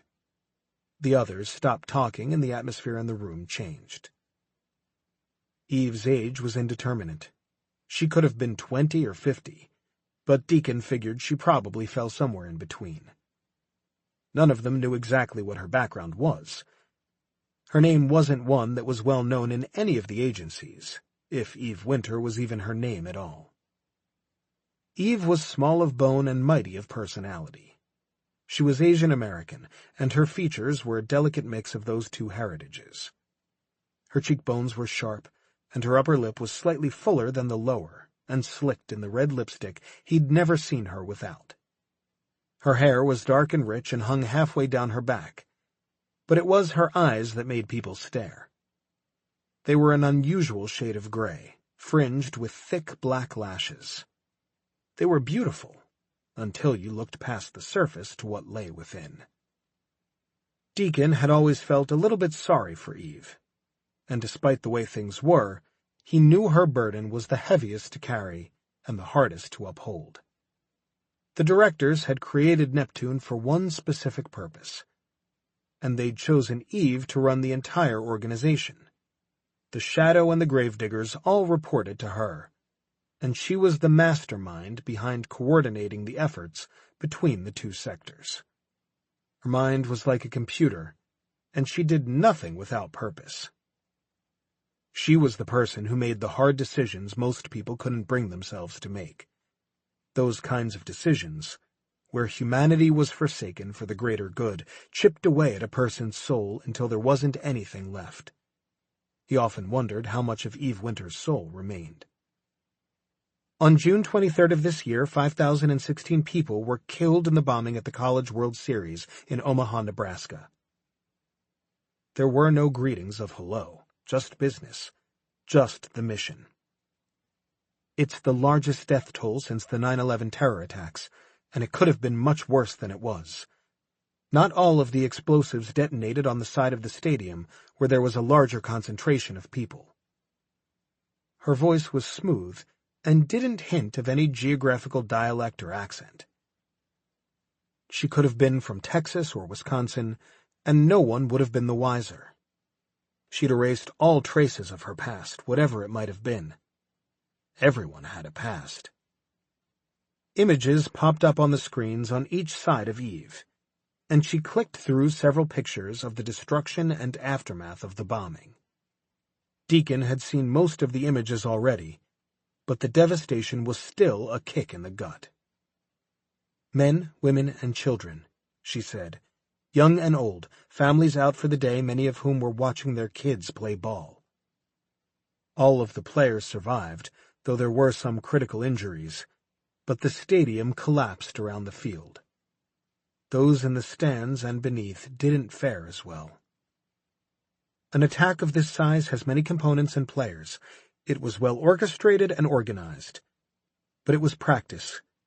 We found other practice sessions that had similarities in different parts of the world. As you all know, terrorists generally like to start small and work their way up to their final goal.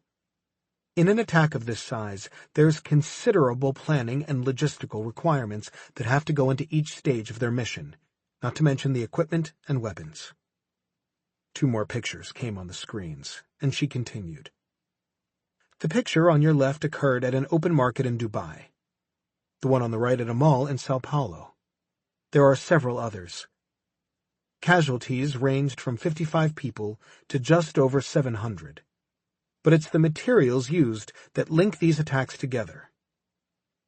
I take it the similarities have something to do with the Russian tanker we've been keeping an eye on? Deacon asked, knowing that Eve didn't give them orders without a purpose in mind, even if she didn't have all the pieces to the puzzle yet.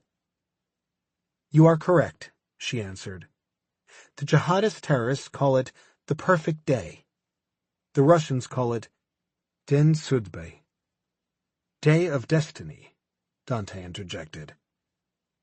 But it all means the same thing, Eve went on.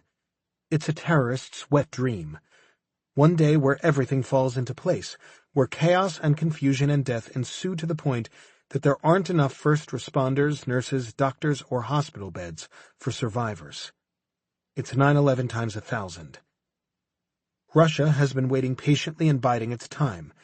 They're at a place politically where they have the money, the weapons, and the power. They've spent decades living here, setting up communities and infiltrating all areas of the government. They've perfected what it means to be American. While many Americans have forgotten what it means to be American, Dante said, straightening the cuff on his silk dress shirt. The irony isn't lost on me. The fact is they're here, Elias said, and once they've achieved their perfect day, it's easy enough to shut down electrical grids and put everyone into darkness. To shut down radar and air traffic control, they'd create a society of chaos and anarchy, and we all remember what happens to people when they're put in those conditions. We all remember Hurricane Katrina. You take away people's resources and throw them into the worst of the worst conditions, and there's no hope for peace. They turn on each other, and it's every man for himself. The human instinct for survival is strong, and a person will resort to whatever is necessary to make sure they're the last one standing. Which is one of the reasons this team was assembled, Eve said. The College World Series bombing used a new gas called XTNC-50 in its explosives. It was created in a Russian lab, and, as of now, there aren't many documented instances of its use. It's been thrown around as a threat, but we have yet to see its full potential. It's more than 100 times the fatality rate of sarin gas. It takes seconds to kill, and there is no antidote. Is that the common denominator between this practice session and the others? Deacon asked. This is the first we've heard of the attacks in Dubai and South America. There's nothing in the intel we were given. An oversight the Department of Defense will hear about, she said. And Deacon felt sorry for whoever was on the other end of that conversation. But yes, she continued, XTNC-50 is one of the commonalities. These are terrorists on a suicide mission, and their goal is to send a message and incite worldwide panic. The best way to send the rest of the world into a panic is by putting the United States in a panic. It's not only domestic destruction with the bombings, it means global economic destruction. And Russia is sitting pretty at the top of the food chain. They love it when the world is in chaos because they thrive under those conditions. Their money and banking systems aren't dependent on Wall Street or the World Bank. They're financed mostly through the mafia. The explosions went off in timed intervals, and the XTNC-50 gas takes very little time to work. Those who managed to escape the gas and explosions headed toward the exits, but the terrorists used marked first responder vehicles to block exits from the stadium. They were also dressed as first responders, adding to the confusion. By blocking the exits, they were herding the survivors to exactly where they wanted them to go. They left only one path of escape, and those who took that path were met with another surprise. Snipers waited for them, so as they ran toward the exit, it was like a firing squad. Eventually the storm calmed enough for people to realize they were better off staying put, though many succumbed to the gas. Jesus, Elias said, rubbing a hand over the scruff of his face.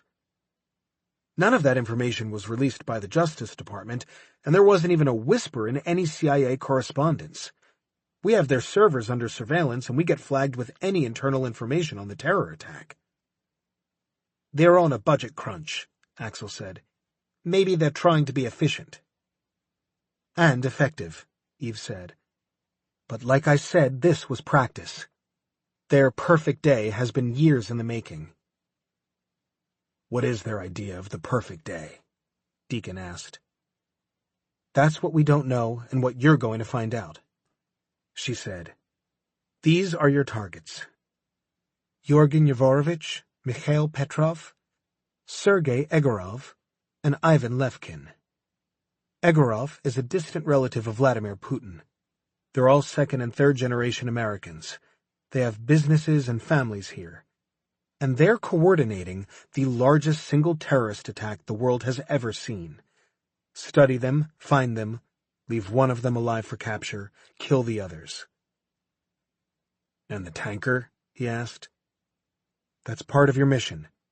At this moment, the tanker you've been surveilling is headed toward U.S. waters under the guise of carrying machine parts. It's also loaded with several crates of XTNC-50 gas. That tanker can't get anywhere near land. You've got to destroy it before it gets in range. You'll coordinate a halo jump onto the tanker and take care of any guards. We think Yavorovich and Levkin are on the tanker.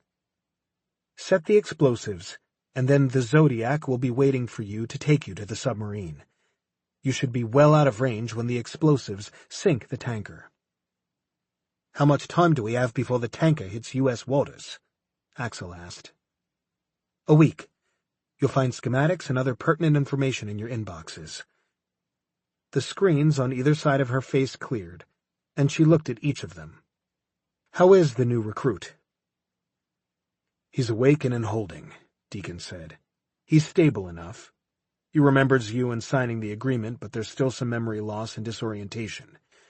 He was under longer than I'd have liked, so it might take him a couple of extra days to adjust. Good, she said. We need him now. Go ahead and administer the psych evaluation. Deacon raised his brows.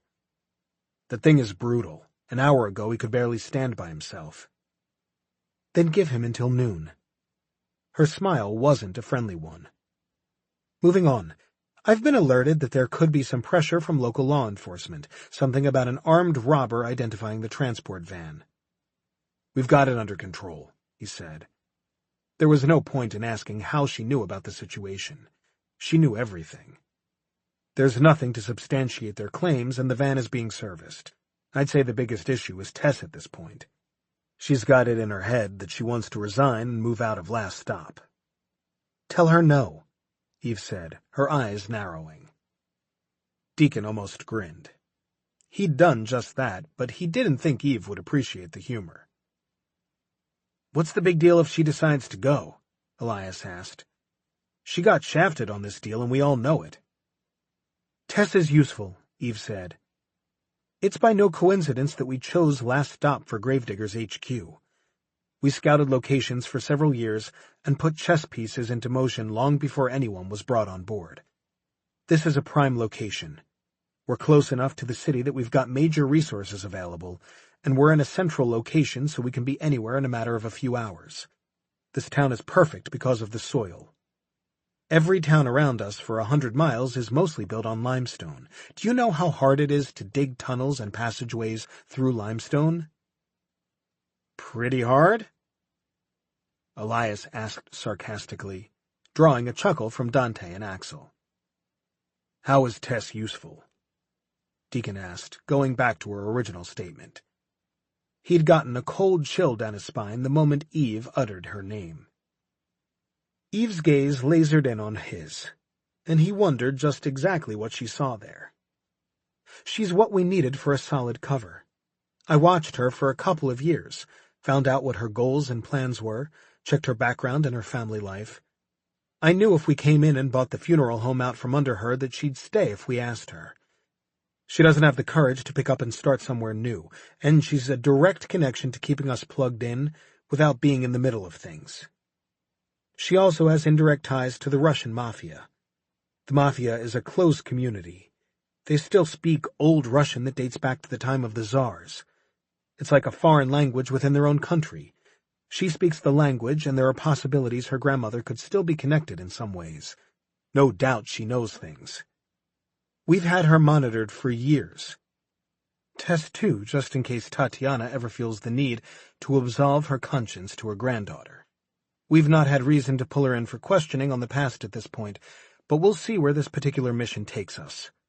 They treat her like an outsider, but Tess belongs here. She's too entrenched. She'll never leave this place. And yet I've heard her tell 2 people she's leaving, Deacon said. Then give her a reason to stay, she told him flatly. Her tone was non-negotiable. I don't care how you have to do it. Threaten her, seduce her, give her a purpose. She's a mousy bookworm who spends more time with dead people than with the living. Make her feel needed and important. She speaks that particular dialect of Russian better than any of us could hope to. She may not realize it, but she was raised with the same traditions, information, and survival skills that the Mafia passes on to their families. Hell, bring her in on the mission and give her a job on a need-to-know basis. Do whatever it takes. Mousy was the last word he'd have used to describe Tess. Fiery, passionate, hard-headed, and opinionated would have come long before he ever thought the word mousy. It looked like Eve didn't know everything after all. And what happens if she has more courage than you give her credit for, and down the road she decides to leave anyway? Deacon asked. Then we'll take care of her. That's cold, Colin said. Eve's glare cut to him and her gaze was glacial. It's reality. If we bring her in and tell her classified information, her contract would be much like yours. The only thing that can separate you from the Gravediggers is death. Or if you term out. She added the second part as an afterthought, and Deacon felt like he had a pretty good answer to his wondering whether or not she'd actually release them from their bonds to go back out into the world as civilians. We are not an assassination squad, Dante said. You're what you're told to be, she countered. Don't act as if your armor isn't tarnished, Dante. You've somehow managed to seamlessly meld your life before death and this one. It's because I allow it and nothing more. Deacon stared at Dante, but the other man's face was unreadable. They all knew Dante took his trips from time to time, but they never knew where he went or what he did. But the information was curious, and though he would have said he could trust Dante with his life, now he wasn't so sure. There was no place for secrets like that in the Brotherhood. There are bigger things at stake than a Russian mortician, Eve said. We either use her or dispose of her. End of story. Don't forget why you're here. And don't forget, I don't need your permission to do what I think is best. It's my mercy that allows Tess Sherman to continue as she is, just as it's my mercy that allows you to be here. Our country's betrayed us, Axel said, the anger in his voice palpable. Of all of them, he'd lost the most. Some of you, yes, and some of you betrayed yourselves. It doesn't matter. You didn't follow orders and you had to die. End of story, she said with a shrug. We're not puppets, Deacon said, and none of us will condone cold-blooded murder of the innocent. We've all walked in the gray areas, but we have a moral compass. Just because the pencil pusher at the top doesn't have one, doesn't mean that we have to lose our sense of right and wrong. It's a moot point, she said. Your country's considered you traitors. Maybe you should have followed orders for the greater good. Now you'll never know. In the end, the legacy you've left behind is that of a traitor. And yet it's us you wanted for this team, Colin said, knowing we'll disobey orders if we feel it's necessary. Do you think you're irreplaceable? She asked coolly, arching a brow. Do you really think that the Gravediggers' inception began when I brought Deacon back as the first of you? 10 years is how long this project has taken to get where we want it to be. And we're not there yet. Do you think there weren't others before you, that we haven't put millions of dollars into finding the perfect candidates, to test and discard them? What's that supposed to mean? Axel asked. It means you are an experiment, plain and simple. And the alpha team of this particular experiment didn't work out the way it should have. They were terminated. Once we changed the selection criteria and focus, we got better candidates. You. But everyone is replaceable. You, me, the directors, she said. Everyone. Deacon froze, as did the others. He'd had no knowledge of others who'd come before him and failed. It was a sobering thought. The crux of it was that if he wasn't here, living on the mercy of Eve Winters, he'd be dead anyway. The Gravediggers were created for one purpose. They are a strike force that puts an end to domestic terrorism, period.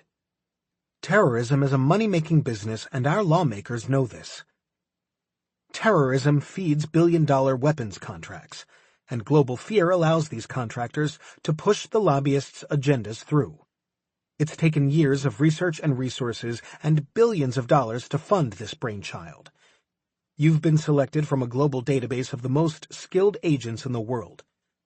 This is not a United States problem.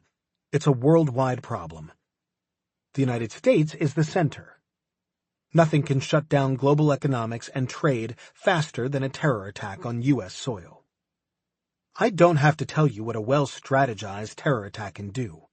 The perfect day is about hitting us where we'd hurt the most and doing the most damage. Schools, commerce buildings, media outlets, the United Nations building, Wall Street, Silicon Valley, and banks. Their goal is to shut everything down. Once it's shut down, it'll be that much easier to do the same in other countries, one after the other. To be successful at this, we have to focus our energy on what's around us. You have access to all agency databases. It's something none of the other agencies have, and our technology is able to match and discard possibilities with impressive accuracy. We are able to move without restriction, and we eliminate problems without having to gain permission or cut through red tape. We have autonomy where all other agencies have their hands tied. But there are sacrifices that must be made and consequences if the rules aren't followed. "We're at your mercy," Collins said, the bitterness in his voice thick. "Yes," she said. And then she looked back at Deacon, her face unreadable. "Bring Tess in. At this point in the game, she's a possible asset, and we still don't know if her family has potential mafia information that could be of use. I don't care what you have to do to convince her to stay. Just do it. And if we discover we don't need her, then we'll cross that bridge when we come to it." The good news was that he no longer had to think of a way to deceive the directors into letting him pursue Tess. The bad news was she was now on their radar. The fault was partly his. Eve had seen something in the way he'd talked about Tess, and she'd pissed him off by saying Tess's life would be forfeit if things went south. He'd given Eve a weapon to hold against him. They'd be lucky if they all came out of it alive by the end. Chapter 8. Tess tried her best to avoid Deacon the rest of the day, but she found herself sneaking glances, looking for him as she went about her day-to-day business. She didn't need complications in her life, and she had a feeling Deacon would be a big complication. Once she'd finished working on Mrs. Shriver and the lady was presentable, Axel and Elias helped Tess lift her into the casket and roll her into slumber room 1. Something weird was going on. Elias and Axel had both given her an odd look, and they were both quiet. That wasn't unusual for Axel, but Elias pretty much talked all the time, so she knew something was up when he barely uttered a few words and got to work. She'd had no clue where Deacon had spent the rest of his afternoon. He was almost always there to help her set up a viewing, setting up the guest book, chairs, and preparing the cookies and coffee. And if there was rain, like there had been all day, then he made sure there was space for umbrellas and wet things, so people weren't dripping all over Mrs. Shriver. Elias and Axel knew the drill as well as Deacon, but their silence was so unnerving she gave them a shopping list of supplies she needed from the mortuary supply center and had them make a trip into the city just to get them out from underfoot. They were being too weird. Or maybe she was just being weird because one kiss from Deacon had made her an insane person. Deciding that if she didn't get a fresh cup of coffee now, she probably wouldn't get one before the end of the night, she headed out of slumber room 1 and put her hand on the newel post on the stairs to swing around the corner.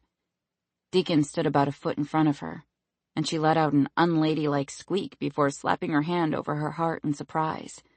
"Good grief! You're quiet as the dead." "You just missed Axel and Elias. They headed over to Keaton's to pick up a few things." She decided to give him a taste of his own medicine and move around him like he'd done with her earlier that morning. He moved to the side and blocked her. "Your pipes are rattling in your bathroom. I can hear them outside." She raised a brow in confusion. "Oh, did you want me to go put on my overalls and grab a wrench? I'm sure I can have it fixed in a jiffy." He rolled his eyes, and she tried to move past him again, with no success. If you weren't so quick to interrupt, you would have heard me offer to fix them for you.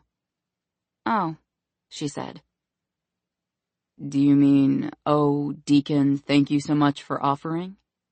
She narrowed her eyes. Don't push it. He grinned, and she tried to move around him once again. He was making her crazy. She wasn't sure she'd ever seen this playful side of him before. Don't worry, he said. I'll make sure I'm done by the time guests start arriving. But he didn't hear what she was going to say. He moved around her and headed off to, presumably, go get his tools. Her mouth hung open, and she found she was a little perturbed that he'd once again been the one to walk away. I was going to say thank you, she yelled after him. You rude man. She heard his chuckle just before she heard the door close to the garage.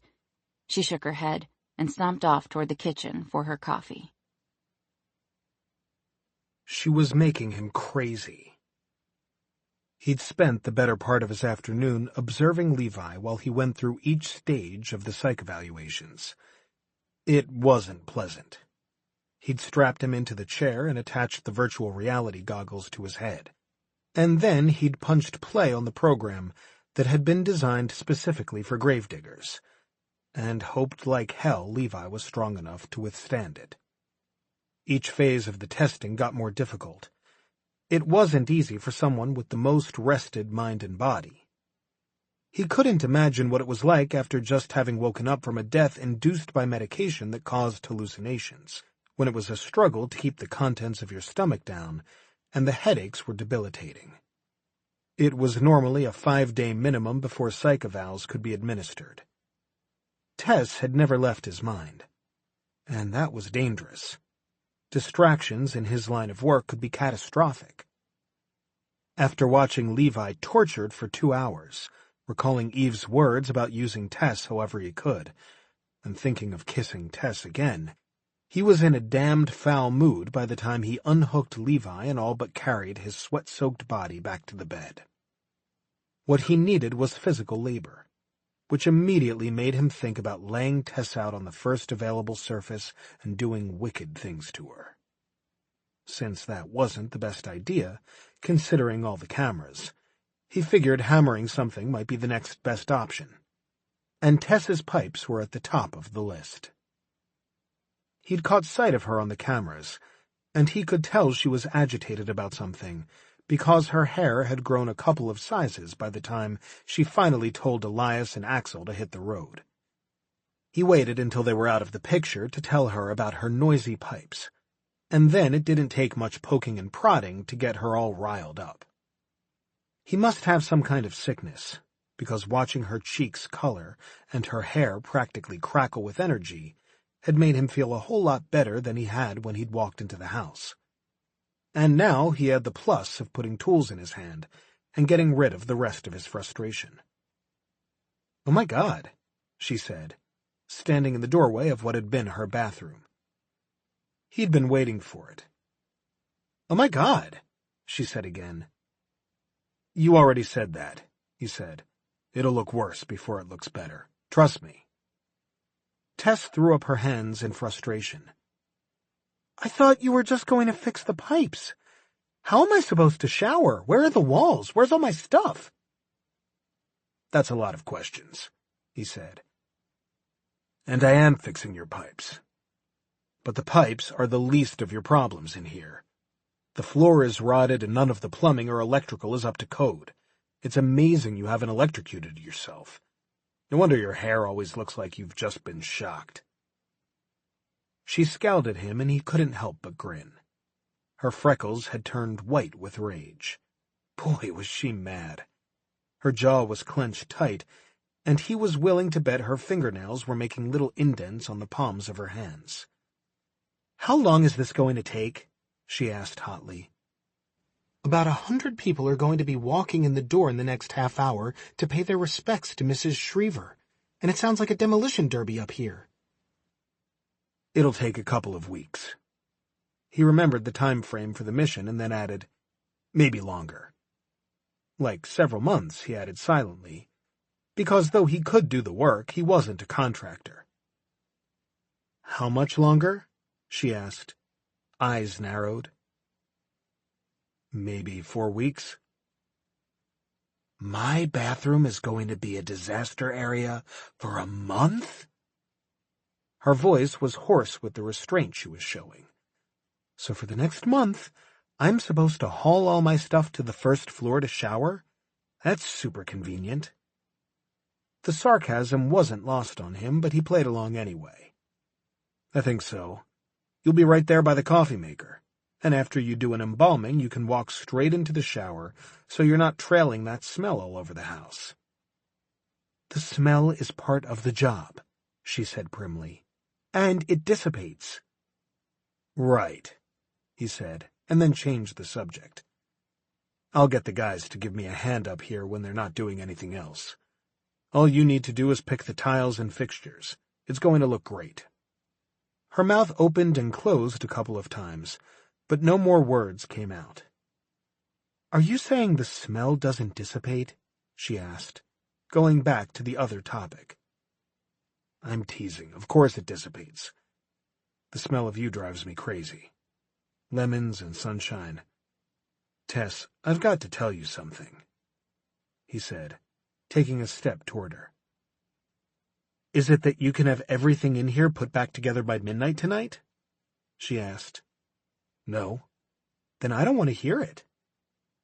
He grinned, and she narrowed her eyes in warning as he took another step closer. "You should probably watch your blood pressure. It can't be good for your health to repress all that anger." She took a deep breath, and then another. He was surprised fire didn't shoot from her nostrils. He took another step closer, but she was concentrating so hard on breathing he wasn't sure she noticed. "I don't think I started having blood pressure problems until you decided to kiss me," she said. "Then it ramped up pretty good. Why did you do that again?" "Because I couldn't stay away from you any longer," he rasped. "I can't stop thinking about kissing you." Her eyes widened, and she looked up as he took another step closer. "You can't?" "Maybe if I kiss you again, I'll be able to stop." She nodded. "I'm a scientist," she said. He paused and looked at her with confusion. "Okay." And then he started to lean down to take her lips.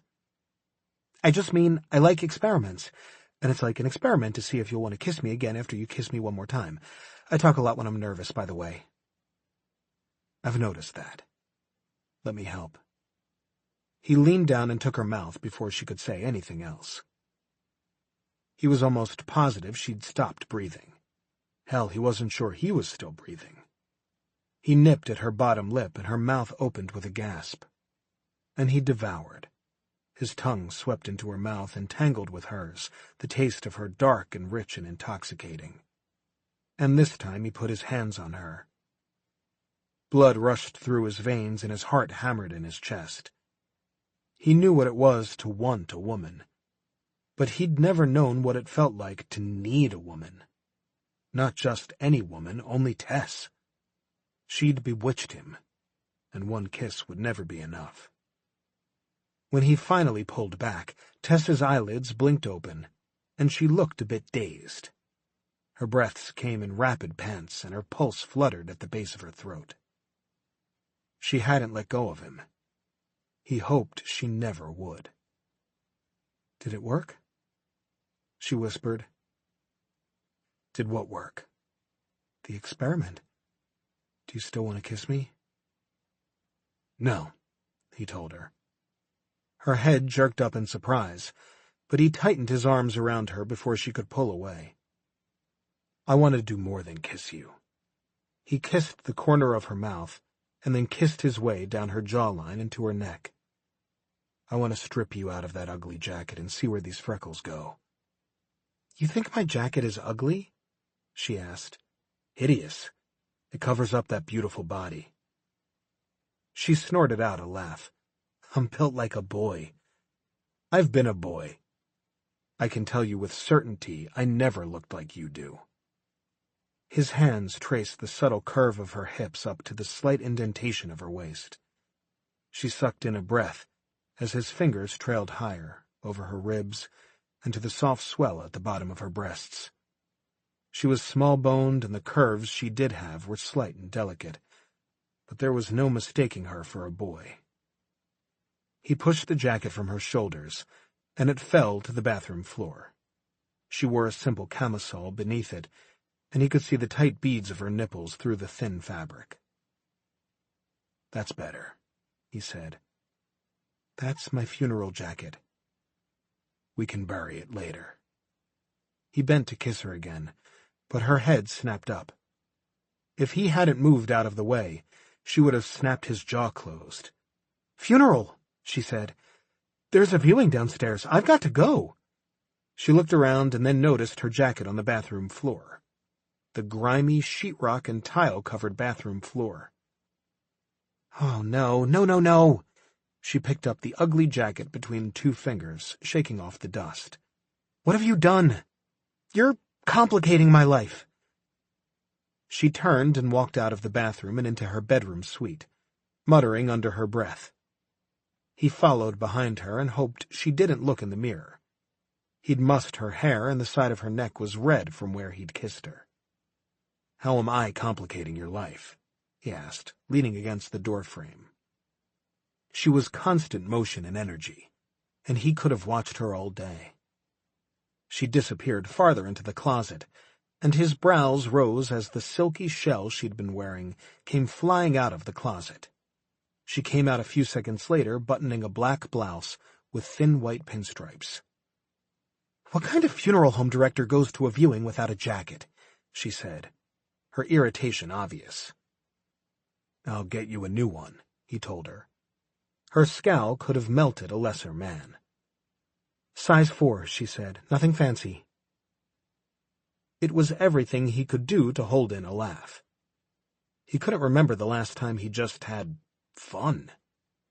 Since his first day at the CIA 15 years ago, he'd had nothing but the weight of the world literally on his shoulders. There'd been no family he could share it with, no wife he could confide in. Only his own thoughts, and the knowledge that if he didn't get the job done, then no one would. "Try not to destroy anything else." She threw over her shoulder, heading toward the door. "You never told me how I'm complicating your life. You like kissing me." Tess turned back around.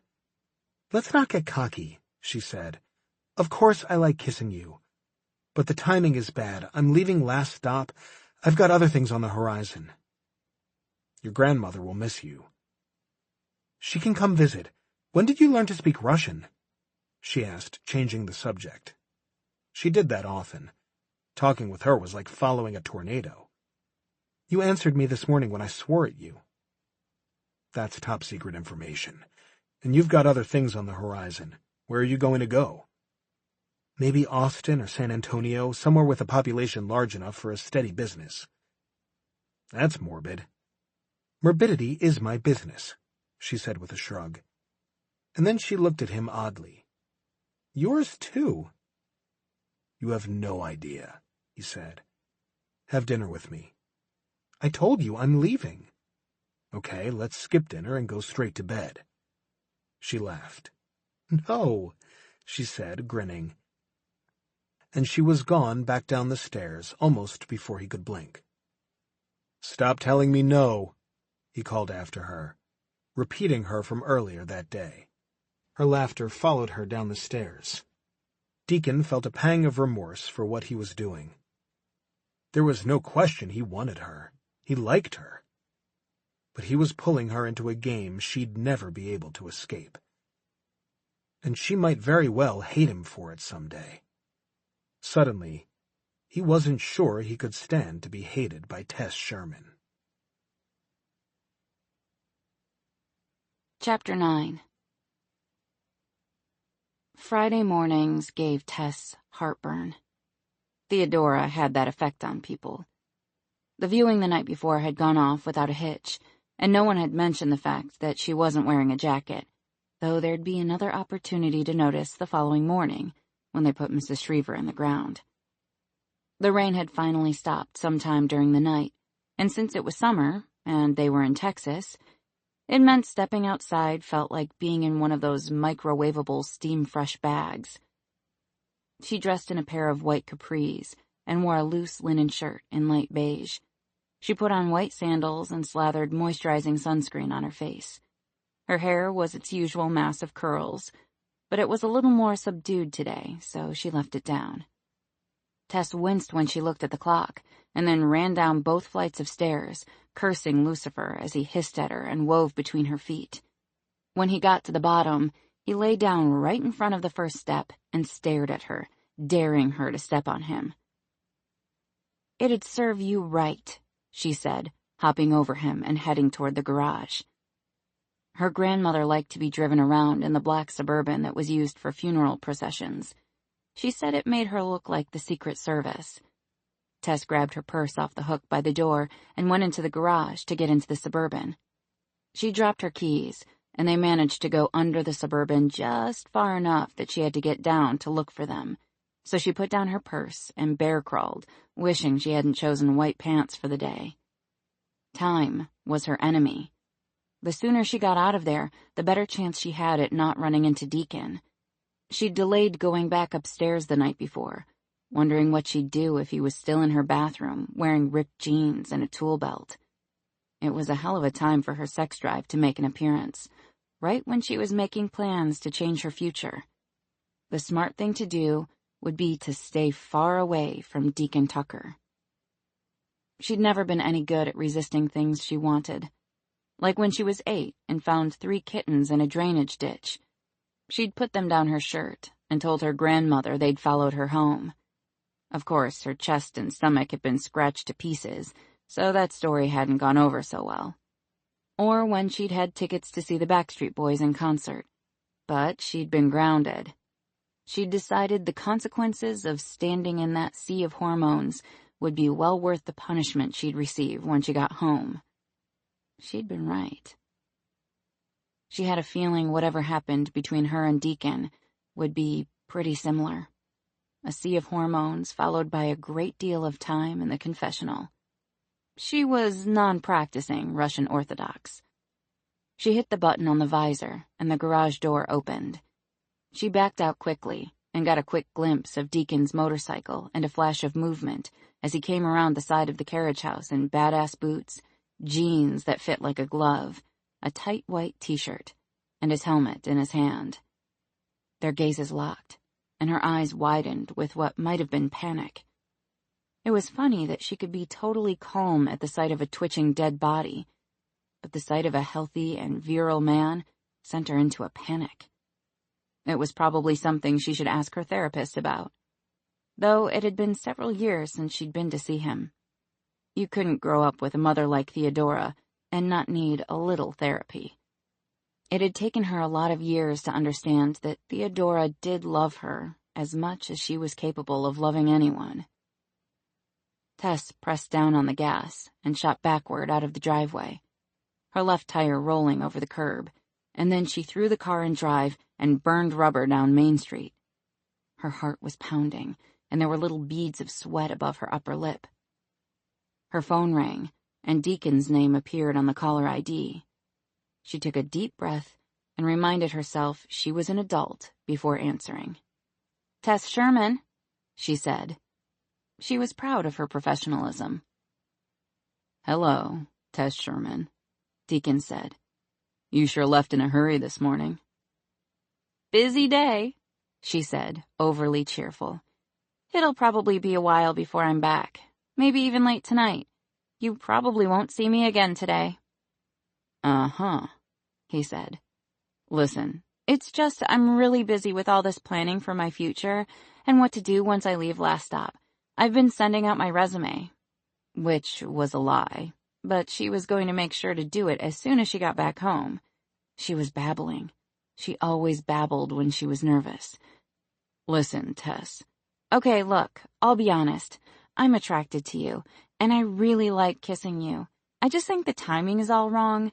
I don't even know much about you. Do you have hobbies, interests, or felony convictions? These are things people should know before they keep kissing like we've been kissing." "I agree," he said, "but I'm very conflicted.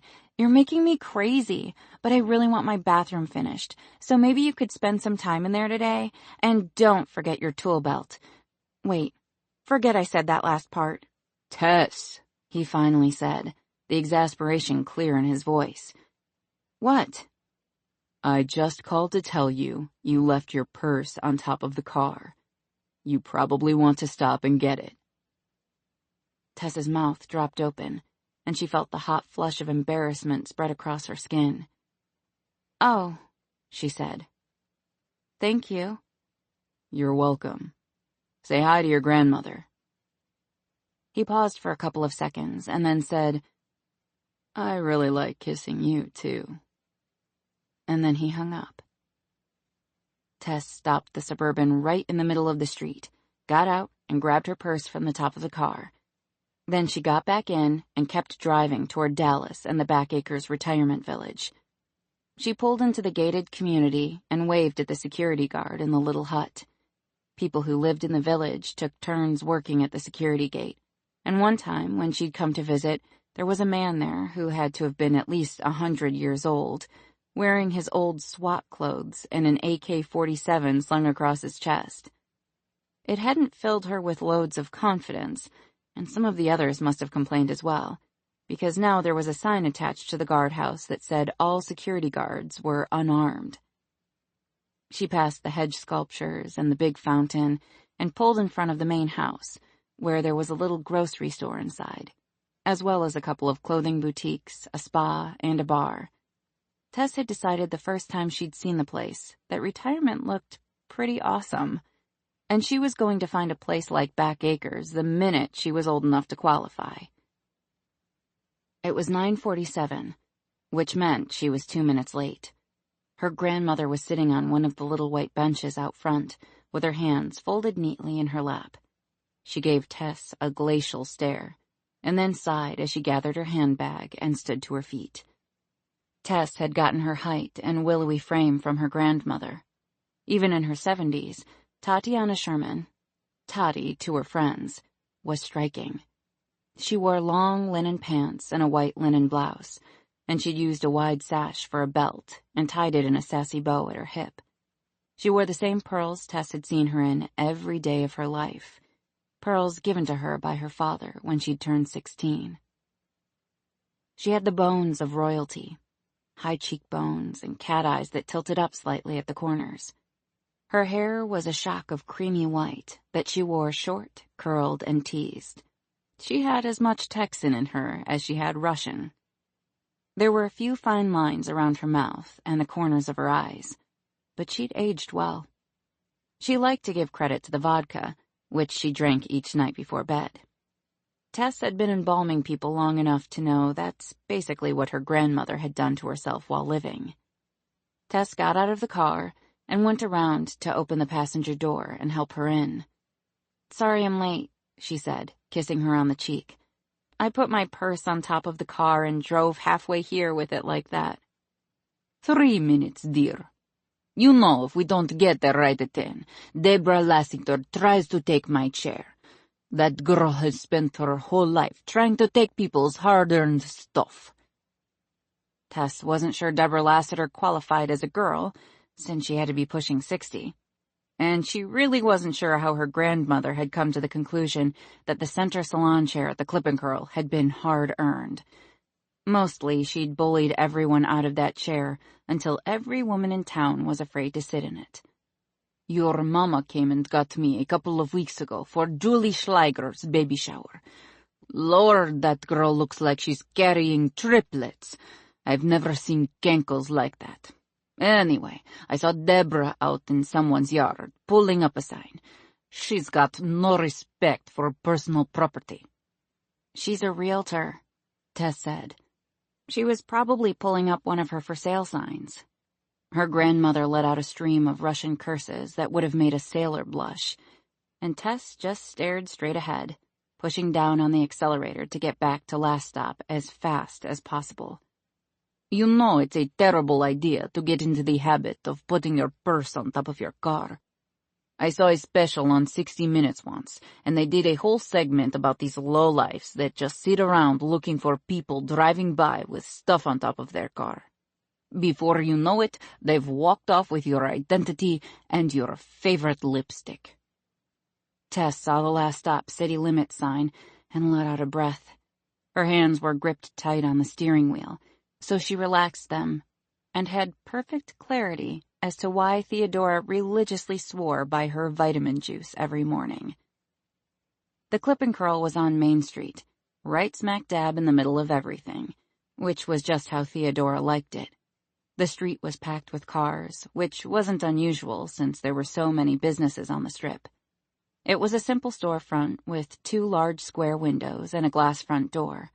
Someone had painted a summer beach scene on one of the windows, and there was a little display in front with sand and a beach bag filled with hair products. The salon opened right at 10 o'clock.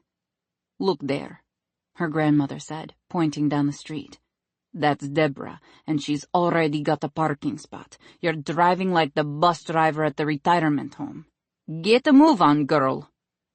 Tess felt her blood pressure spike, and the fear of competition took over.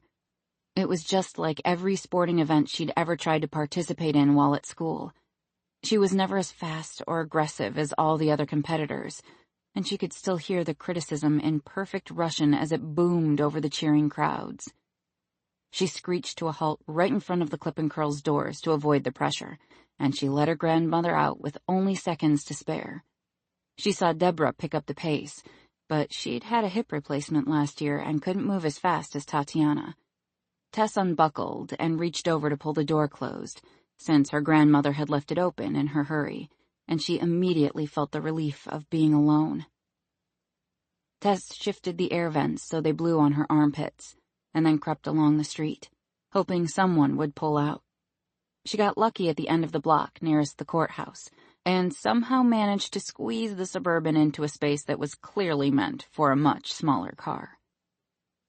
She grabbed her purse from the back seat and had her handle on the door when the door opened for her. Cal Doherty stared at her through the window, and she let out a quiet sigh, thinking she would have been better off all around if she'd pretended to be sick for the day. "Hello, Cal," she said, sliding out of the Suburban. "I figured I'd let you get parked before I tried to get your attention. I could hear you muttering in Russian from the open car door." "It's been that kind of morning." "I just wanted to make sure I didn't freak you out about asking you to dinner yesterday morning." "Oh, no," she said. "I always get accused of crimes and hit on at the same time. Story of my life." He rolled his eyes and fell into step beside her as she made her way to the Clip and Curl. "No one's accusing you," he said. "But you've got 5 men working for you that you don't know a thing about." "6, she said, thinking of the not-so-dead body who she was assuming would become her employee. He raised his brows at that. "I'll run background checks on them." "For what?" she asked, horrified. "That's a violation of their privacy." "You're a single woman with 6 very dangerous-looking men living right under your nose. I wouldn't be looking out for you if I didn't do some checking." "It's still rude," she said, even though his thoughtfulness went a little ways in helping repair the damage of his accusations the day before. "But I appreciate you thinking of me."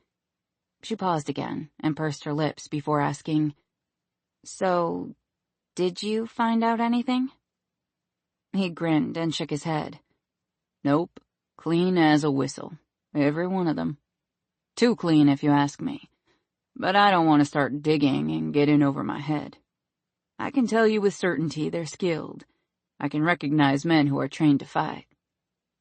"And why would you be able to recognize men like that?" she asked. He just smiled again and said, "I wasn't always sheriff." "Do you mind if I head over to your place and check the transport van? I'm assuming it's back?" The change in subject threw her off guard, and she stopped in her tracks. "Cal Doherty, I thought you said you weren't accusing me. I take back all those nice things I was thinking about you just now. Nice enough to go to dinner with me? She narrowed her eyes at him, and his smile widened. I don't know why the men I know think it's so gosh darn funny when I get mad. But no, I won't go to dinner with you. Ever. Unless it's potluck at the church, and then I guess I won't be able to help it. But it doesn't count because there will be lots of people around. She was babbling again. It was the first time in her life she was actually anxious to get inside the clip and curl. That's harsh. But probably best. I've got dinner plans tonight anyway. I don't think she'd be into a trio. Tess's mouth dropped open and she shook her head. Help yourself to the van. I'm sure one of the guys can let you in if the door is closed. And stop running background checks on my employees. They're all very nice men who don't accuse me of crimes and try to double book me for dinner. Don't be a cad, Cal.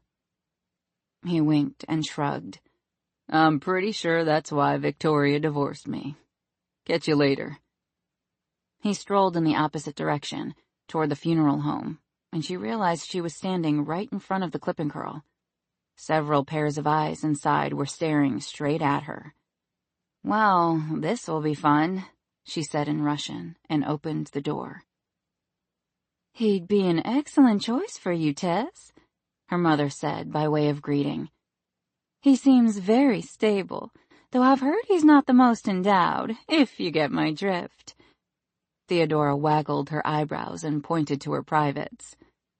Very subtle, Mama. I think everyone gets the drift. Theodora was dressed in head-to-toe black, like she normally wore when she was cutting hair. She had a chain belt around her hips, and she was wearing a pair of leopard print ballet slippers. Seeing mother and daughter standing next to each other was one of those WTF moments. They couldn't have looked or acted more different. You're looking a bit peaked today, Tess. I've got some of my vitamin juice in the fridge, if you want some. Tess thought it over for a second or two, tempted, but she declined. I'll stick with coffee. She poured a cup from the pot and doctored it up, and then took her place on the stool behind the counter. Taking the money and booking appointments kept her busy for the next hour and a half. Besides her mother and grandmother, there was Deborah Lassiter, in the chair next to her grandmother, looking sour, probably over the fact that Tatiana had beat her inside. Though, if it bothered her so much, Tess wasn't sure why she kept booking her appointments on Fridays, when everyone in town knew Tatiana always had her hair done on Fridays at 10 o'clock. Deborah was round, and there was no differentiation between her head and her neck. But she wore bright red lipstick with confidence, and she was sucking down one of Theodora's vitamin juices, so Tess had a feeling she'd be pretty relaxed before long. 20-year-old Crystal Rose sat behind the nail counter on the other side of the salon, waiting for her first customer. Theodora hated doing nails, but she hated hard as nails, which was 2 shops down, to get business she could steal a piece of the pie from. So she'd hired Crystal fresh out of beauty school. Crystal's parents were Bobby and Lynette Rose, and Bobby owned the mechanic shop a couple of blocks over. They were good, blue-collar people who worked hard and went to church the occasional Sunday. So it was a little disconcerting to see the 3 of them together, since Crystal was more suited to the Addams family. Her jet-black hair was shaved to the scalp on one side of her head, and she dyed the other side a bright blue. She had piercings in both eyebrows, her nose, and her lip, and she had circles in both her earlobes big enough to throw darts through. From a conversation that had taken place at the Clip and Curl after Crystal had started working there, Tess also knew she had her nipples pierced, and she'd tried having her clit pierced, but it had hurt so bad she ended up throwing up on the piercer, and she'd had to pull the needle out herself because he was so pissed. Her eye makeup was dark, and her lipstick was black. In a place like Last Stop, when Crystal Rose walked down the street, people stopped to stare. She might look like a freak, but she did a mean set of nails. I'm just saying, Theodora continued, you could do a lot worse than Cal Doherty, And you're not getting any younger. I know women are waiting longer to get married these days, but you've got to think about your eggs. There's a shelf life on those babies." "Nonsense," her grandmother said.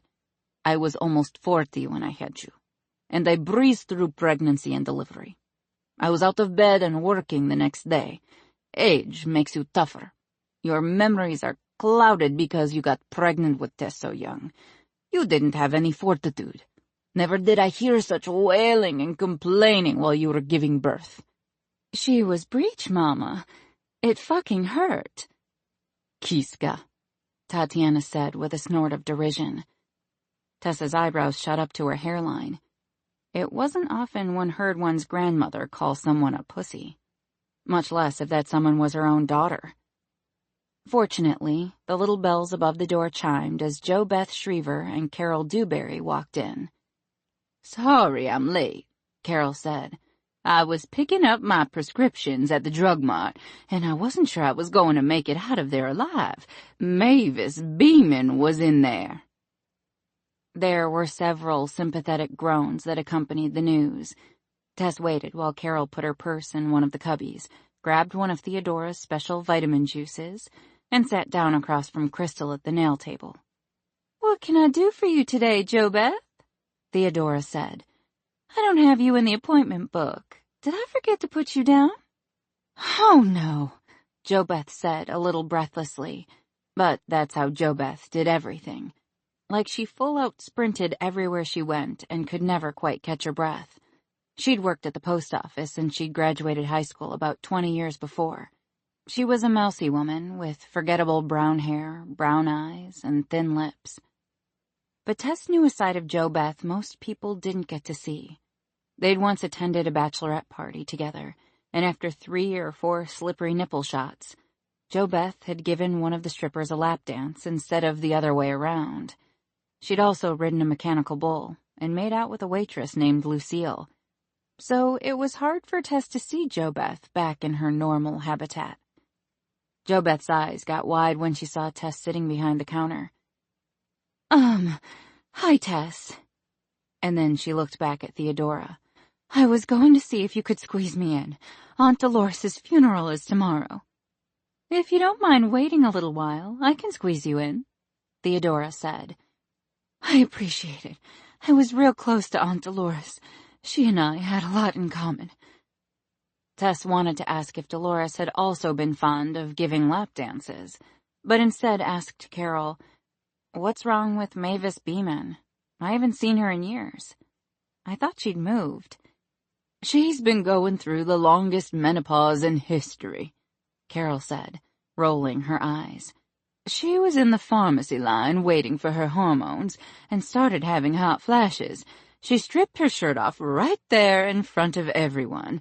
And then she burst into tears because Wally McAlpin screamed out loud at the side of her. You know how excitable he can get." "Bless her heart," Deborah said, shaking her head. "I remember those days. I threw a brick through Harold's windshield. The hormones made me do it." "Yeah, that was a good one," Tatiana said, her smile nostalgic. "That's the first time I ever had any respect for you." Deborah gave her a puzzled look, not sure if she should be insulted or not. "What happened to Mavis?" Tess asked, drawing the conversation back on point. Carol stuck her hands in 2 bowls of hot, sudsy water, and there was an unholy glee in her eyes at the idea of being the first to impart such a great story. "She dropped like a stone onto the floor. Just splat, like an overgrown toddler at the grocery store. She looked like a fool flopping around down there and carrying on. I'm telling you, she's faking it. Nobody has menopause for 8 years. I think she just likes being crazy and getting away with bad behavior. On her way down to the floor, I saw her grab a bag of M&Ms right off the shelf and shove them in her purse." "My goodness," Theodora said, scandalized. "You just can't trust anyone nowadays." The irony of Theodora making that statement wasn't lost on Tess. "Well, I'd like to get back to the subject of Tess and the sheriff," Tatiana said. You should try him on for size. Sometimes men have to grow on you. You and the sheriff? JoBeth asked, blinking rapidly. There's no me and the sheriff, Tess assured her. I'm not interested. It's because that Henry Pottinger broke your heart, Carol said sagely. You can't put a timetable on grief and moving on. You take your time. When you're ready to take the sheriff for a ride, I'm sure he'll still be available. I think he's allergic to marriage since Victoria up and left him. Henry didn't break my heart, Tess said. Mostly he made me want to slash all his tires. But that was just because I'd basically wasted a year of my life trying to plan a wedding he never intended on going through with. What the hell did you do with all those flocked Christmas trees? Tatiana asked. I've never seen such a thing. It would have been a beautiful wedding. Very Russian.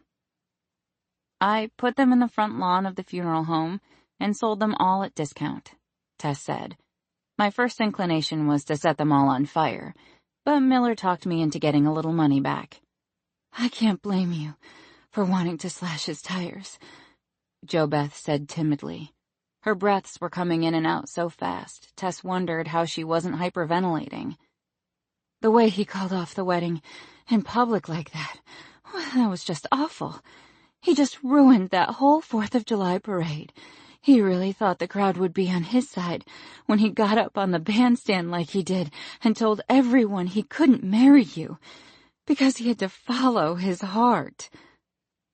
Crystal hadn't said a word, but she snorted and muttered, "Asshole," under her breath. And then he called up Tammy, right there in front of God and everybody, and told her he was in love with her and wanted to spend the rest of his life with her. You forgot the part where he asked Tess for the ring back so he could give it to Tammy, Carol said. I thought Tess's hair might catch fire. It got pretty entertaining after that with you tossing the ring in the dumpster like that. She's a Sherman, Tatiana said. We always think on our feet. And if her grandfather had been alive, Henry probably wouldn't have kneecaps. It was a real spectacle, Deborah said. I don't know how you showed your face in public after that. She pursed her lips judgmentally and said, If he didn't break your heart, that means you never really loved him. And I just don't see how that's possible. He's an excellent dentist. That's ridiculous, Theodora piped in. Women marry men they don't love all the time. She had her reasons, and if Henry was such a hotshot dentist, his front cap wouldn't have popped off when he climbed into that dumpster. It only popped off because he landed on his head, Carol said. It was never very coordinated. You dodged a bullet there, Tess. A bullet would have been too merciful for that bastard, Theodora said. If it was up to me, I'd have taken my shears and cut out his cold, black heart. And that right there was why Tess had suffered through the ups and downs of her mother's sickness. There was love there. It only got redirected from time to time. Thank you, Mama, but I'd prefer you stay off death row. Henry has never been worth it. Don't worry, baby, Theodora said. You'll find a man who is. Maybe one of those nice young men who works for you. Except Dante. I've already called dibs. And she's back, Tess said. But Theodora had the water on full blast and was scrubbing away at Deborah's scalp. This doesn't seem right, Elias said.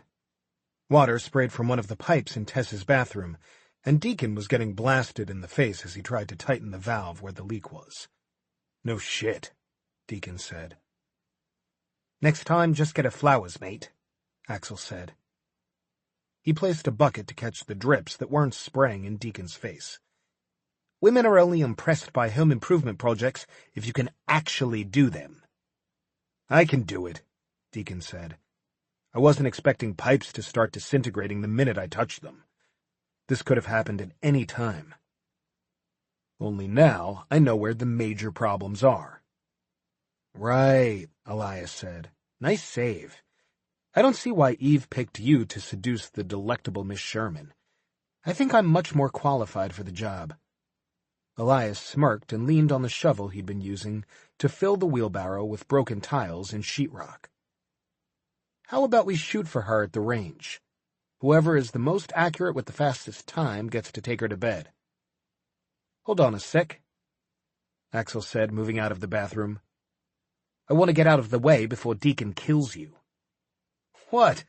Elias asked, his grin widening. Seems fair to me. What if she likes me better? Deacon growled and said, She doesn't. A gleam of the devil was in Elias's eyes, and he kept pushing. Want to put it to the test? I will kill you, and I'll make it hurt. No one touches Tess.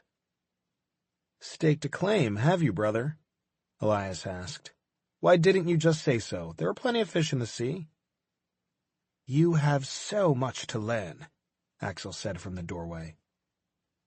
What are you guys, 100? We're in the prime of our life. Women are meant to be savored and enjoyed, like an 8-course meal, except there's a different woman at every course. You're an idiot, Deacon said, blotting his knuckles on a rag. A woman is going to come along someday and make you forget about your 8-course meal.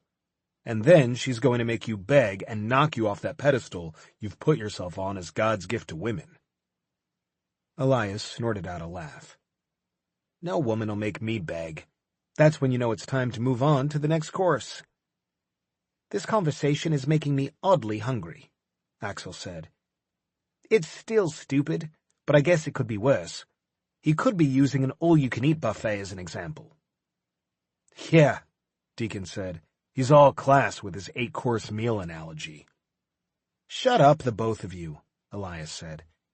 If you want to limit yourself to one woman, then it's your loss. More for me. Deacon felt the panic of those words prickle beneath his skin. Just stay away from Tess, he growled. Can we please get some work done here, ladies? Deacon had decided that if Tess's bathroom ever had a hope of being finished, he was going to have to recruit some help. So after they finished training for the day, Elias and Axel had grabbed their tools and followed him up to the mess. They were supposed to be on a rigorous training schedule. After all, that was their actual job, not working for the funeral home. So they had spent the afternoon first at the range, each of them put through the rigorous target drills, and then eventually progressing to the moving targets. Their speed and accuracy were required to be twice as fast as any other agency's. They were all exceptional shots, better than exceptional. But Elias was fucking phenomenal with a weapon in his hand, and it was a beautiful thing to watch. After they'd finished at the range, they drove out to what had once been a small 3-story hospital. It had been built in anticipation of the population boom in Last Stop, but the bypass had taken care of that, and they'd left it unfinished and never inhabited. It was a great location to run scenario training. All they had to do was pick a random scenario and upload it to the VR goggles. They could work anything from a terrorist scene to an active shooter to biological weapons, and run it through start to finish, using simunition weapons to make it as real as possible. Today's scenario had been particularly rough. It always was when it involved children. And Colin had ended up with a deep gash across his cheek when he'd rappelled into a window that had a broken shard of glass still attached. He was lucky he hadn't lost an eye, and Dante had taken him to get stitched up once the scenario had been completed. Manual labor or sex were the two best ways to work off the adrenaline after a particularly high-rush training session or an actual op. Since sex wasn't on the menu, manual labor was the best option. And Axel and Elias jumped at the opportunity to help Deacon since they were in the same situation. So when you say major problems, Elias said, you pretty much mean everything, right? Because this is not even a shell of a bathroom. If we weren't on the 3rd floor, I'd tell you to knock the whole thing down and start over.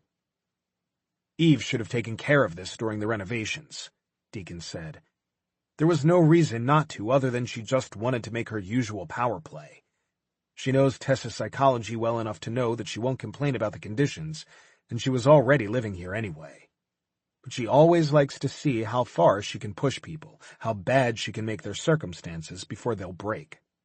It's the same reason she had Levi go ahead and do the psych evaluation, even though he was still orienting himself after waking up, and his body was still weak.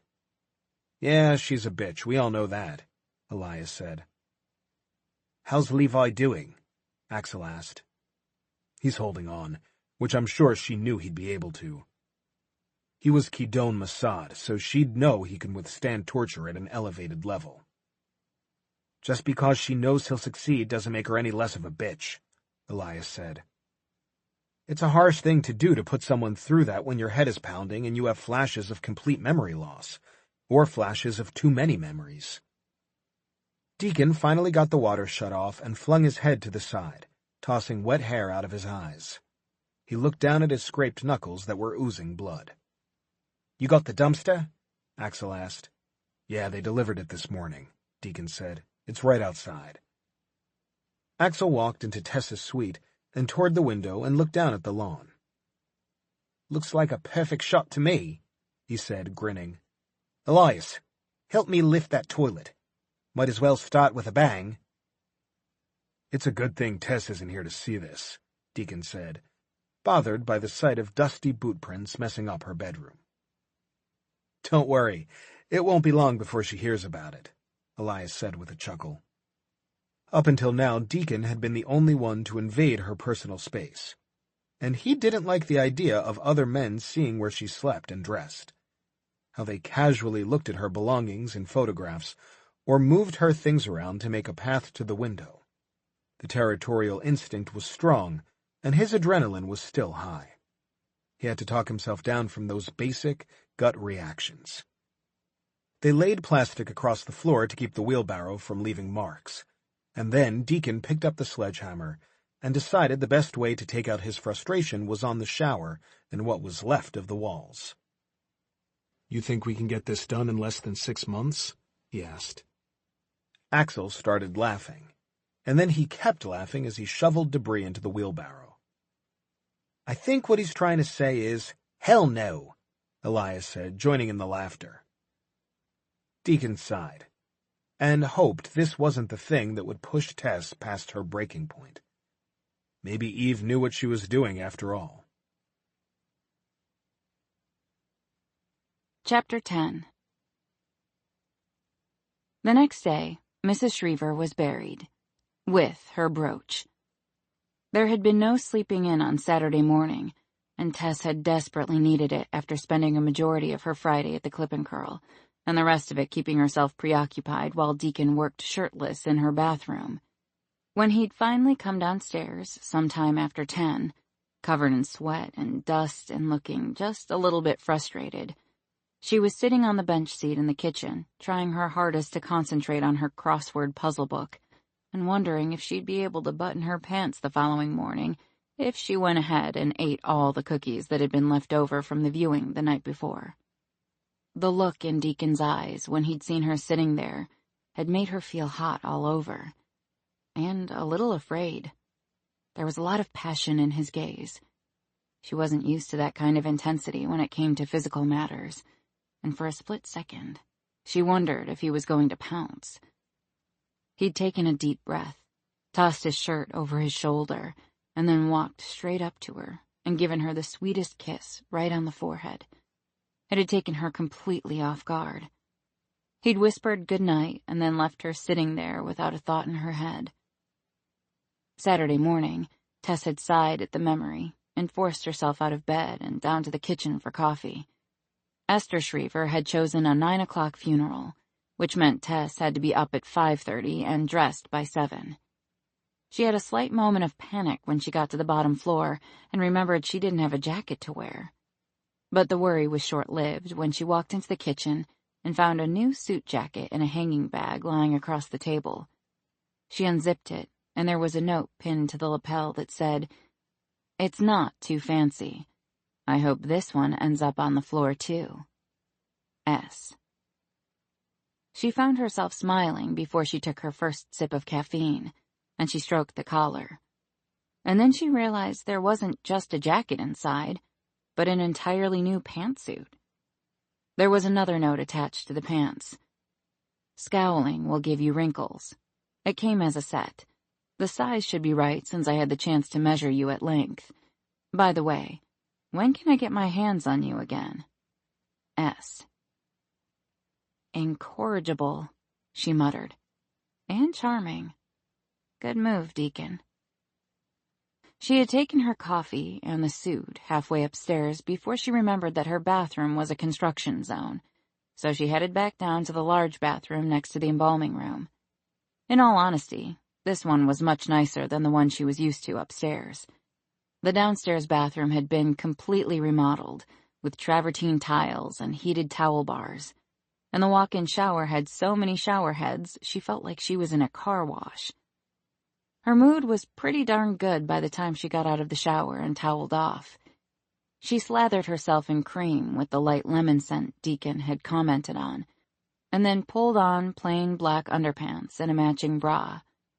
And then she stood there staring at the suit hanging on the hook on the back side of the door.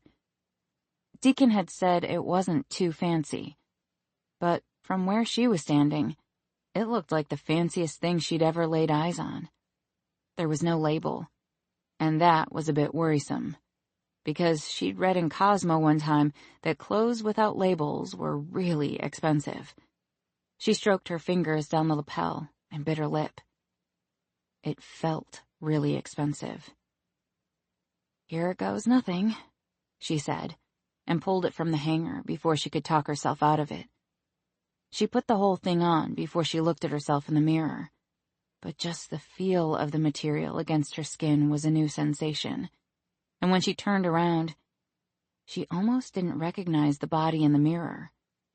She had curves, and what looked like cleavage. Holy smokes, she said, turning so she could see her butt in the mirror. She'd never thought much about her butt before, but after seeing it like this, she decided it wasn't half bad. The jacket was form-fitting and emphasized her breasts and the smallness of her waist. It's like a magical suit, she said in awe. And if she could manage to make it through the day without getting it dirty or tearing a hole in it, she'd consider it a success. Friends and family came to lay Dolores Shriver to rest. The rain had started up again sometime during the night, so everyone huddled under the tent as the preacher gave the Cliff's Notes version of her life. Jo Beth had a freshly colored and styled mane of hair, and she looked an awful lot like Peppermint Patty from the Peanuts gang. Only the wet had made the whole thing fall flat, so she looked mousier than ever. But Tess had a new respect for Jo Beth after hearing her opinions on Henry the day before, and no one would ever hear it from her about the mechanical bull or the lap dance. Dolores had had a good and fulfilling life, and Tess guessed that, in the end, that's all you could ask for. She waited until the crowd dispersed and then gave Axel and Elias the go-ahead to lower the casket into the grave and fill it with dirt. She left them to the job and then drove the Suburban from the cemetery back 2 blocks to the funeral home.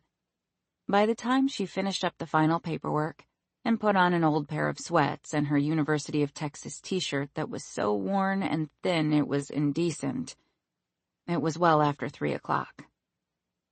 That's when her best friend, Miller Darling, showed up with 2 bottles of wine and her emergency bag of supplies. The emergency bag included a cookie mix, binoculars, chocolate-covered almonds, nail polish, the Breakfast Club, and a 48-pack of condoms.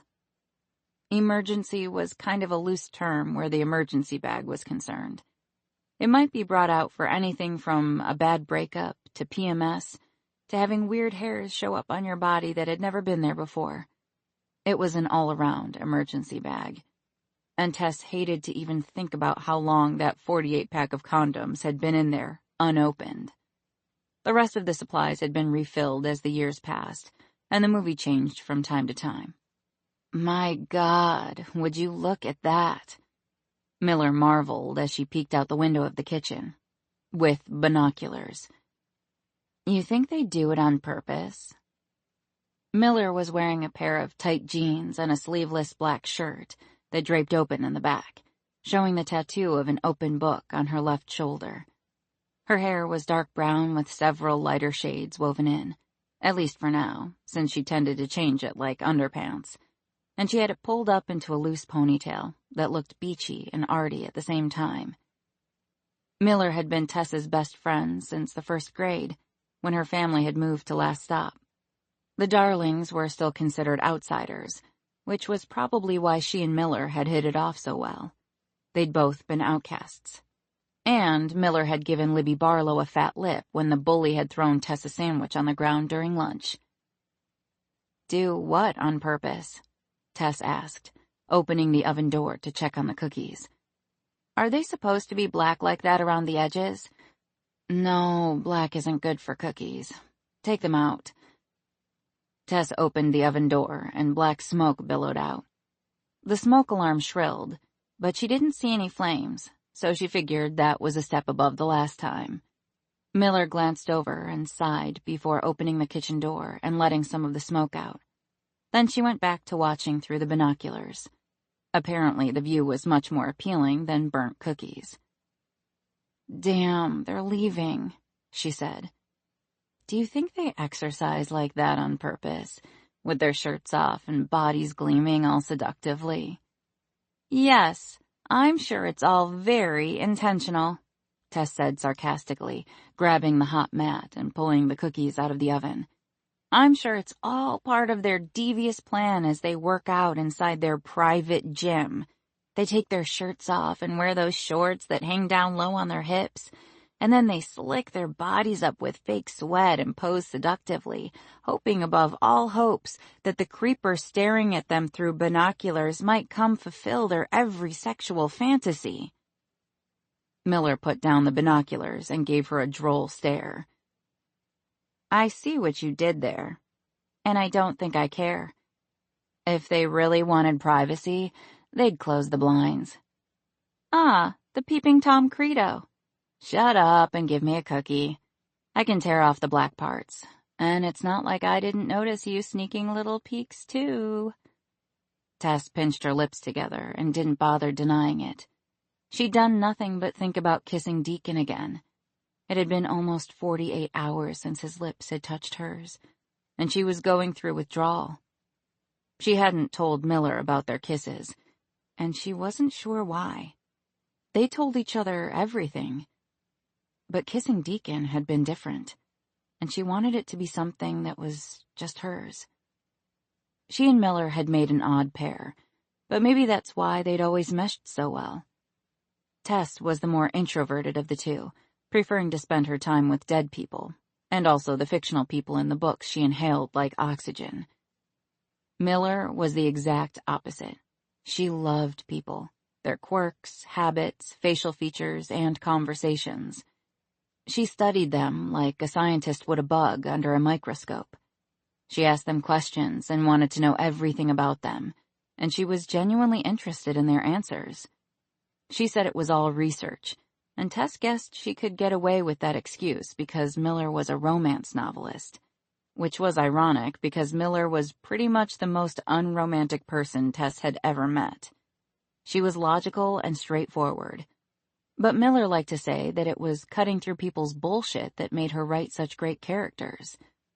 When she'd hit 30, Miller had had one of those freak-out moments where she was afraid her body would immediately start going south and that her chances of marriage were all but in the toilet. And, like with most things, she took it to the extreme. So now Miller was one of those CrossFit junkies who showed up at 6 a.m. workout like it was church and posted the WOD, or workout of the day, to non-CrossFit folk on Facebook every day. The only reason Tess knew about WODs was because one time Miller had dragged her to one of those god-awful classes at the crack of dawn. Tess hadn't been able to sit for 3 days afterward because her body hadn't bent in the places it was supposed to. CrossFit hurt, which was why she did yoga. Miller was what the guys like to call packed. The transformation in her body since she'd started working out only made Tess a little jealous. She'd kill for those arms and shoulders. And probably her ass, too. and she was really envious that Miller could go out in the sunlight without burning to a crisp and come away nice and bronzed. Tess had freckles for a reason. Tess consoled herself by remembering that women's bodies were all built differently, blah, blah, blah, and that one day she was going to be grateful for her willowy figure and the fact that she had no boobs to worry about sagging. She never had to count calories or forego cheesecake or burnt cookies, and Deacon had seemed more than pleased with her body. Either that, or it really had been his hammer pressing into her stomach the night before. Either way, it was an impressive hammer.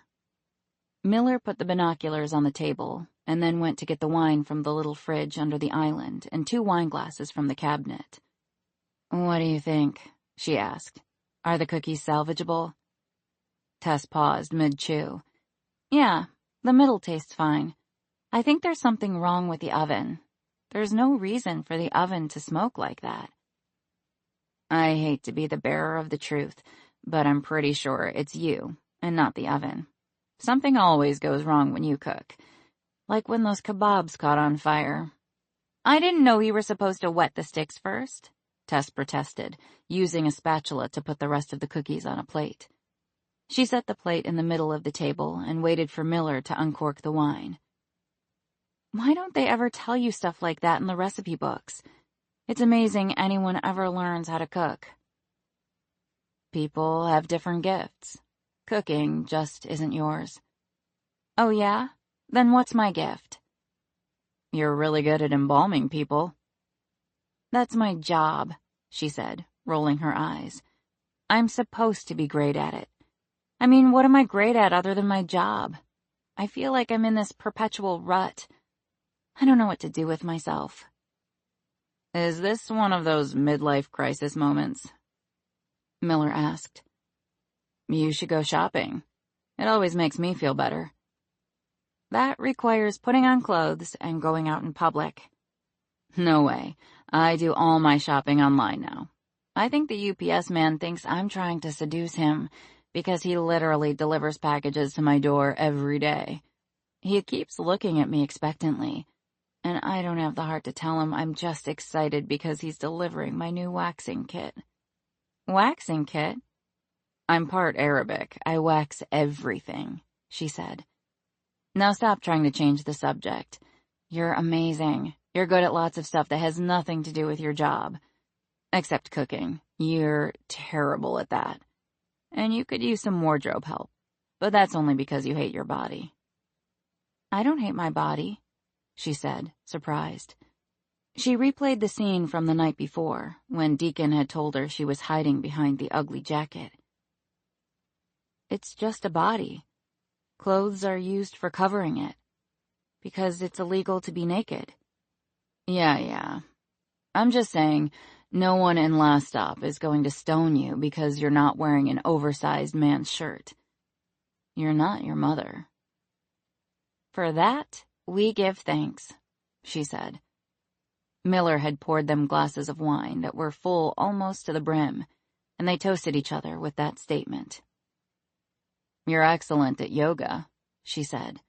"You can do all those bendy moves that I can't because my boobs are too big."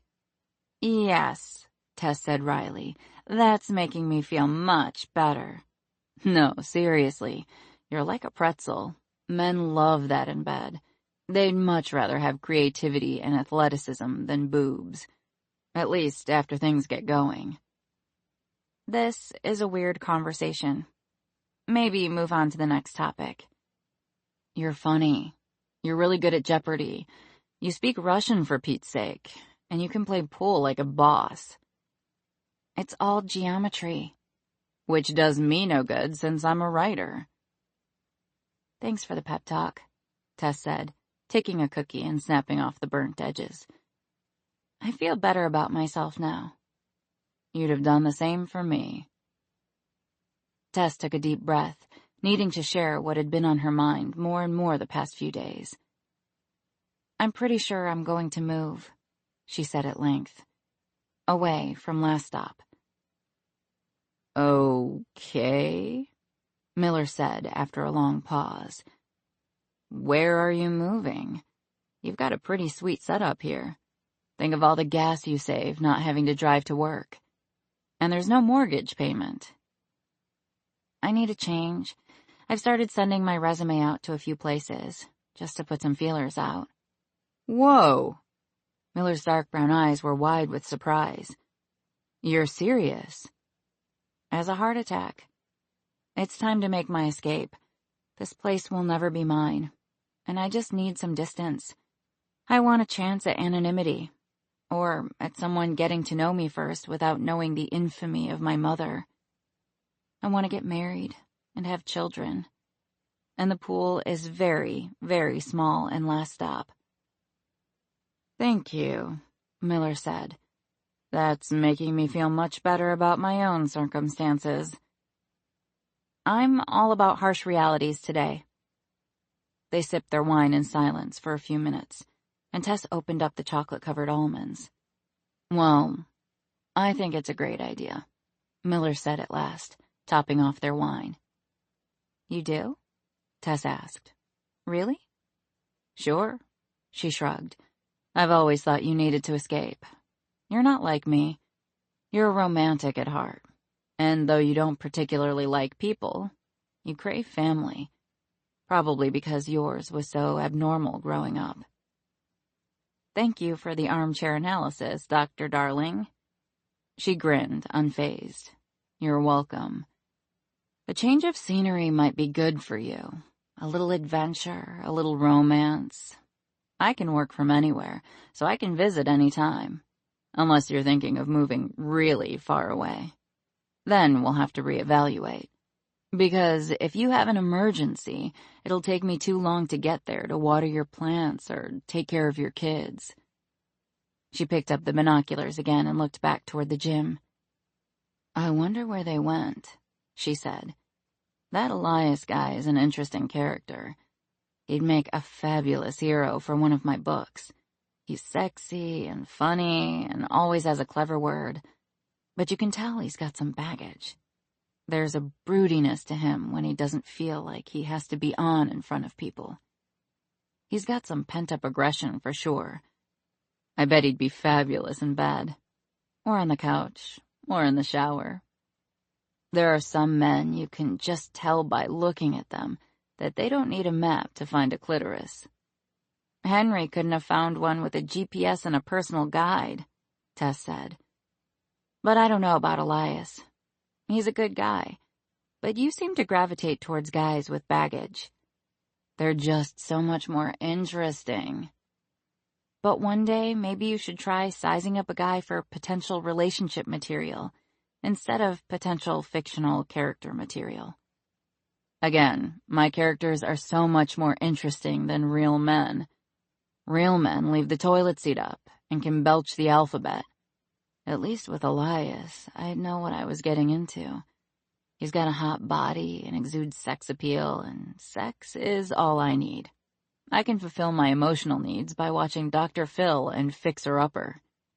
That show makes me have all the feels, Tess said.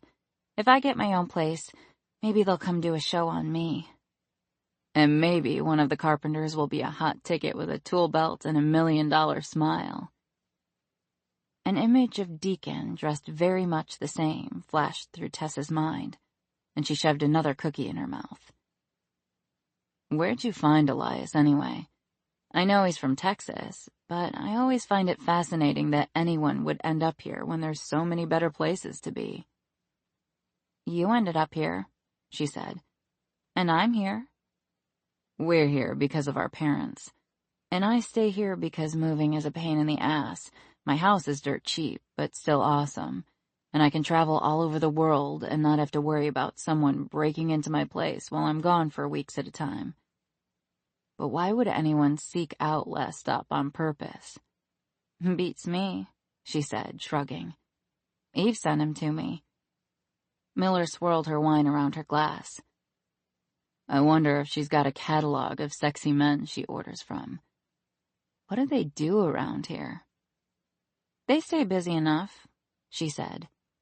And then she thought of the new guy who had appeared on her embalming table. Deacon had said he'd be sticking around too. Maybe Eve did order them from some kind of catalog. "I think I've ruined myself," Miller said. "No man could possibly live up to what I've created in my head. Besides, the last few guys I've dated have seriously left me questioning where the future of our society is heading. It's not normal that 3 out of the 4 of them still lived with their parents. Their mothers still folded their laundry and set it neatly outside their doors, and made their lunches for them before they went to work every day." "Sounds like a pretty sweet deal," Tess said. "I'd probably stay too. But you want to avoid those kinds of men. They're going to be looking for a wife who will fill the role of their mother." "Yes, I know," Miller nodded sagely. "Considering I'm not particularly interested in shooting out a small person from my loins in a painful manner, I certainly don't want to adopt a man-child through the guise of wedding vows." "Maybe you should get a cat," Tess said. "I'd rather watch you settle down and have babies so I can spoil them. That way my loins stay intact, and I can leave when I get tired of your kids. But you're doing your best to avoid any potential relationships." "Henry pretty much cured me of that," she said. "Henry was a horse's behind. I told you that from the beginning. He kept looking at my ass." "You do have a great ass," Tess admitted. "I sometimes stare at it too." "Thank you. And I probably won't have to do extra squats to burn off these cookies since they're so bad. I don't even think they qualify as dessert." "Yet you're eating them anyway." "It's a weakness." Miller took a bite out of the center of her cookie and then chased it with the wine. "You've got to get out of this house. The only men visiting you in here are the ones you're filling with weird chemicals and gluing their eyes shut. They're not interested in you. Come out with me tonight. Your funeral is all done for the day, and you've got nothing better to do than sit here, finish off these cookies, and watch a Murder, She Wrote marathon. Though if I were you, I'd spring for some night vision goggles and see what else you can see in the carriage house after the lights go down," Miller said, waggling her eyebrows. "They have a right to their privacy," Tess said primly, though her cheeks heated. "Oh, she blushes," Miller said, chortling. "Tess likes a boy," she said in a sing-song voice. "Who is it? You didn't put money in the pot at the Clipping Girl, did you?" "Of course not," she said. "It'd be a waste. I don't stand a chance with a man like that." "Because I'm such a keen observer of human nature, I just noticed 2 things. The first is that you said you don't have a chance with a man like that, meaning you have a specific man in mind. The second is that you are truly clueless when it comes to your looks. For heaven's sake, Tess, you've got a mirror. You also have a hairbrush and concealer for those dark smudges under your eyes, so maybe work on that part. God wouldn't have invented that stuff if he hadn't wanted you to use it." "I'll make sure to tell Father Murphy that the next time he preaches on vanity." "This is Texas. People here don't go to the dollar store without their full hair and makeup done. Half the congregation left during the middle of that sermon, and the only reason the other half stayed is because they were men." Tess laughed until tears rolled down her cheeks. "Stop it." Miller grinned, flashing the lone dimple in her cheek. "Seriously, Tess, Henry did a number on you, and I hate him for it. He stripped away all your self-confidence when it came to your looks and your God-given talents. All he wanted was for you to fill the role of his wife. Like it's some big deal to be the wife of the only dentist in Last Stop. Whoop-de-friggin-do." "Tell us how you really feel," Tess said, arching her brow. "He's an idiot, and you should thank the good Lord every day that Tammy got stuck with him instead of you. He had a 12-step program for everything, from doing the laundry to wiping his ass. You would have ended up strangling him in his sleep, and then you'd have gone to jail and we wouldn't be sitting here drinking wine and eating bad cookies." "You're a good friend," Tess said, wiping her cheeks. "Damn straight I am. You're gorgeous, and I say that with no bias whatsoever. Your looks are just a little more subtle than some women's. You've got that wholesome girl-next-door thing going. Like those Ralph Lauren models. Men like that. Which men? Well, the sheriff, for one. I heard at the grocery store, and while I was filling up the tank, that Cal has been all over you like white on rice. Yeah, that was a little weird, Tess said. Surprised the hell out of me. He didn't seem too broken-hearted about the rejection, though. I wouldn't think so. He's been banging Mandy Simmons for the last few weeks. But she's been yapping about marriage to anyone who will listen, so my guess is he's ready to move on. Probably a good call on turning him down. Thank you, Tess said. Not to mention that I'm not the least bit attracted to him. But you are attracted to someone. You always get that dopey look in your eyes when you've got the hots for someone. And I could tell you were thinking about him earlier when I mentioned the guy in a tool belt. That's ridiculous. I do not get a dopey look on my face. Miller rolled her eyes. Whatever you say. But take my advice. Don't ever play poker. Now tell me which one you've got your eye on.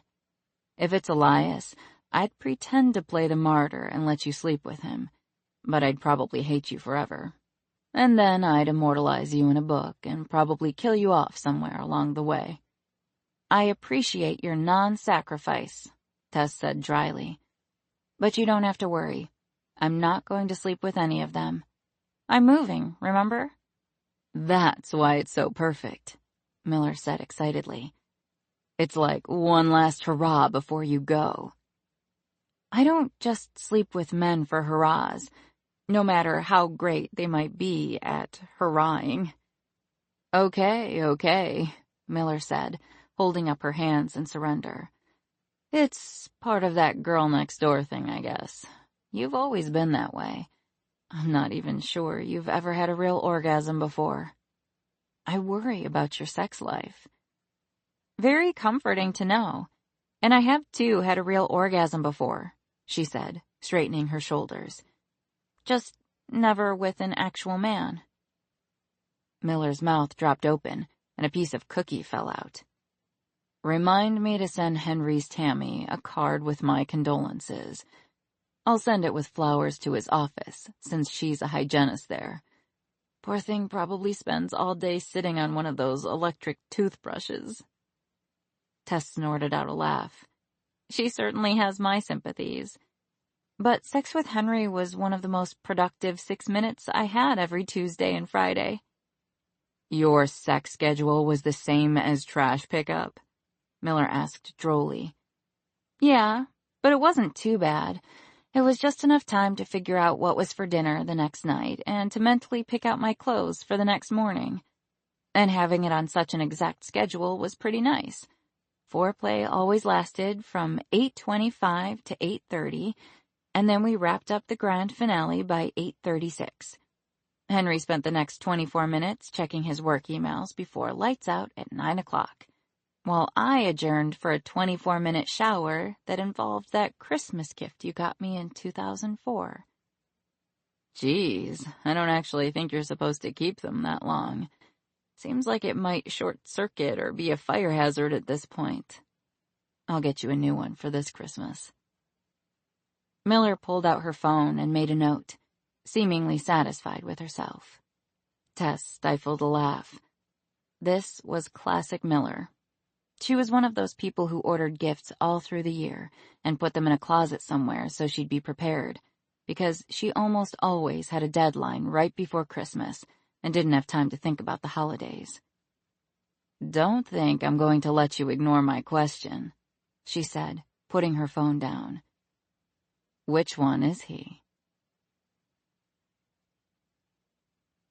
Chapter 11. Deacon was never quite sure what day of the week it was. When you tended to work all 7, the days didn't seem to matter all that much. There were no such things as weekends. Downtime came when it came, whether it was a Tuesday or a Saturday. The sheriff had come by to check out the van, but he hadn't found anything. The shadow could always be trusted to cover tracks completely, and this time was no exception. Deacon could tell the sheriff was annoyed not to have found any trace of mud or the bullet hole the perps had spoken of, but there was nothing there for him to find. Which was fine by him. The farther away the sheriff stayed, the better. He didn't like the way Cal looked at Tess, as if he were thinking about trying her on for size. The only reason he did know that it was Saturday was because Tess had had the funeral to see to, and it was Axel and Elias who'd been up for the burial rotation. He'd watched them leave the house in the Suburban and the newly repaired transport van that morning. After the funeral, Deacon, Elias, and Dante finished a solid workout in the gym.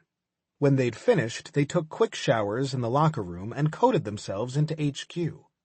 They heard Colin laughing the moment the door popped open with a tiny click, and when they entered the room, they found him working at one of the computer stations, but he had the volume turned high for the cameras inside the house. "What are you doing?" Deacon asked, instantly recognizing Tess's voice. "Tess is baking cookies," Colin said. "The smoke alarm just went off. I think she caught the oven on fire." "How does she keep doing that?" Deacon asked, grabbing a bottle of water and taking a seat at one of the workstations. "Hey, that's Miller," Elias said, very interested all of a sudden. "You shouldn't be listening to their personal conversation."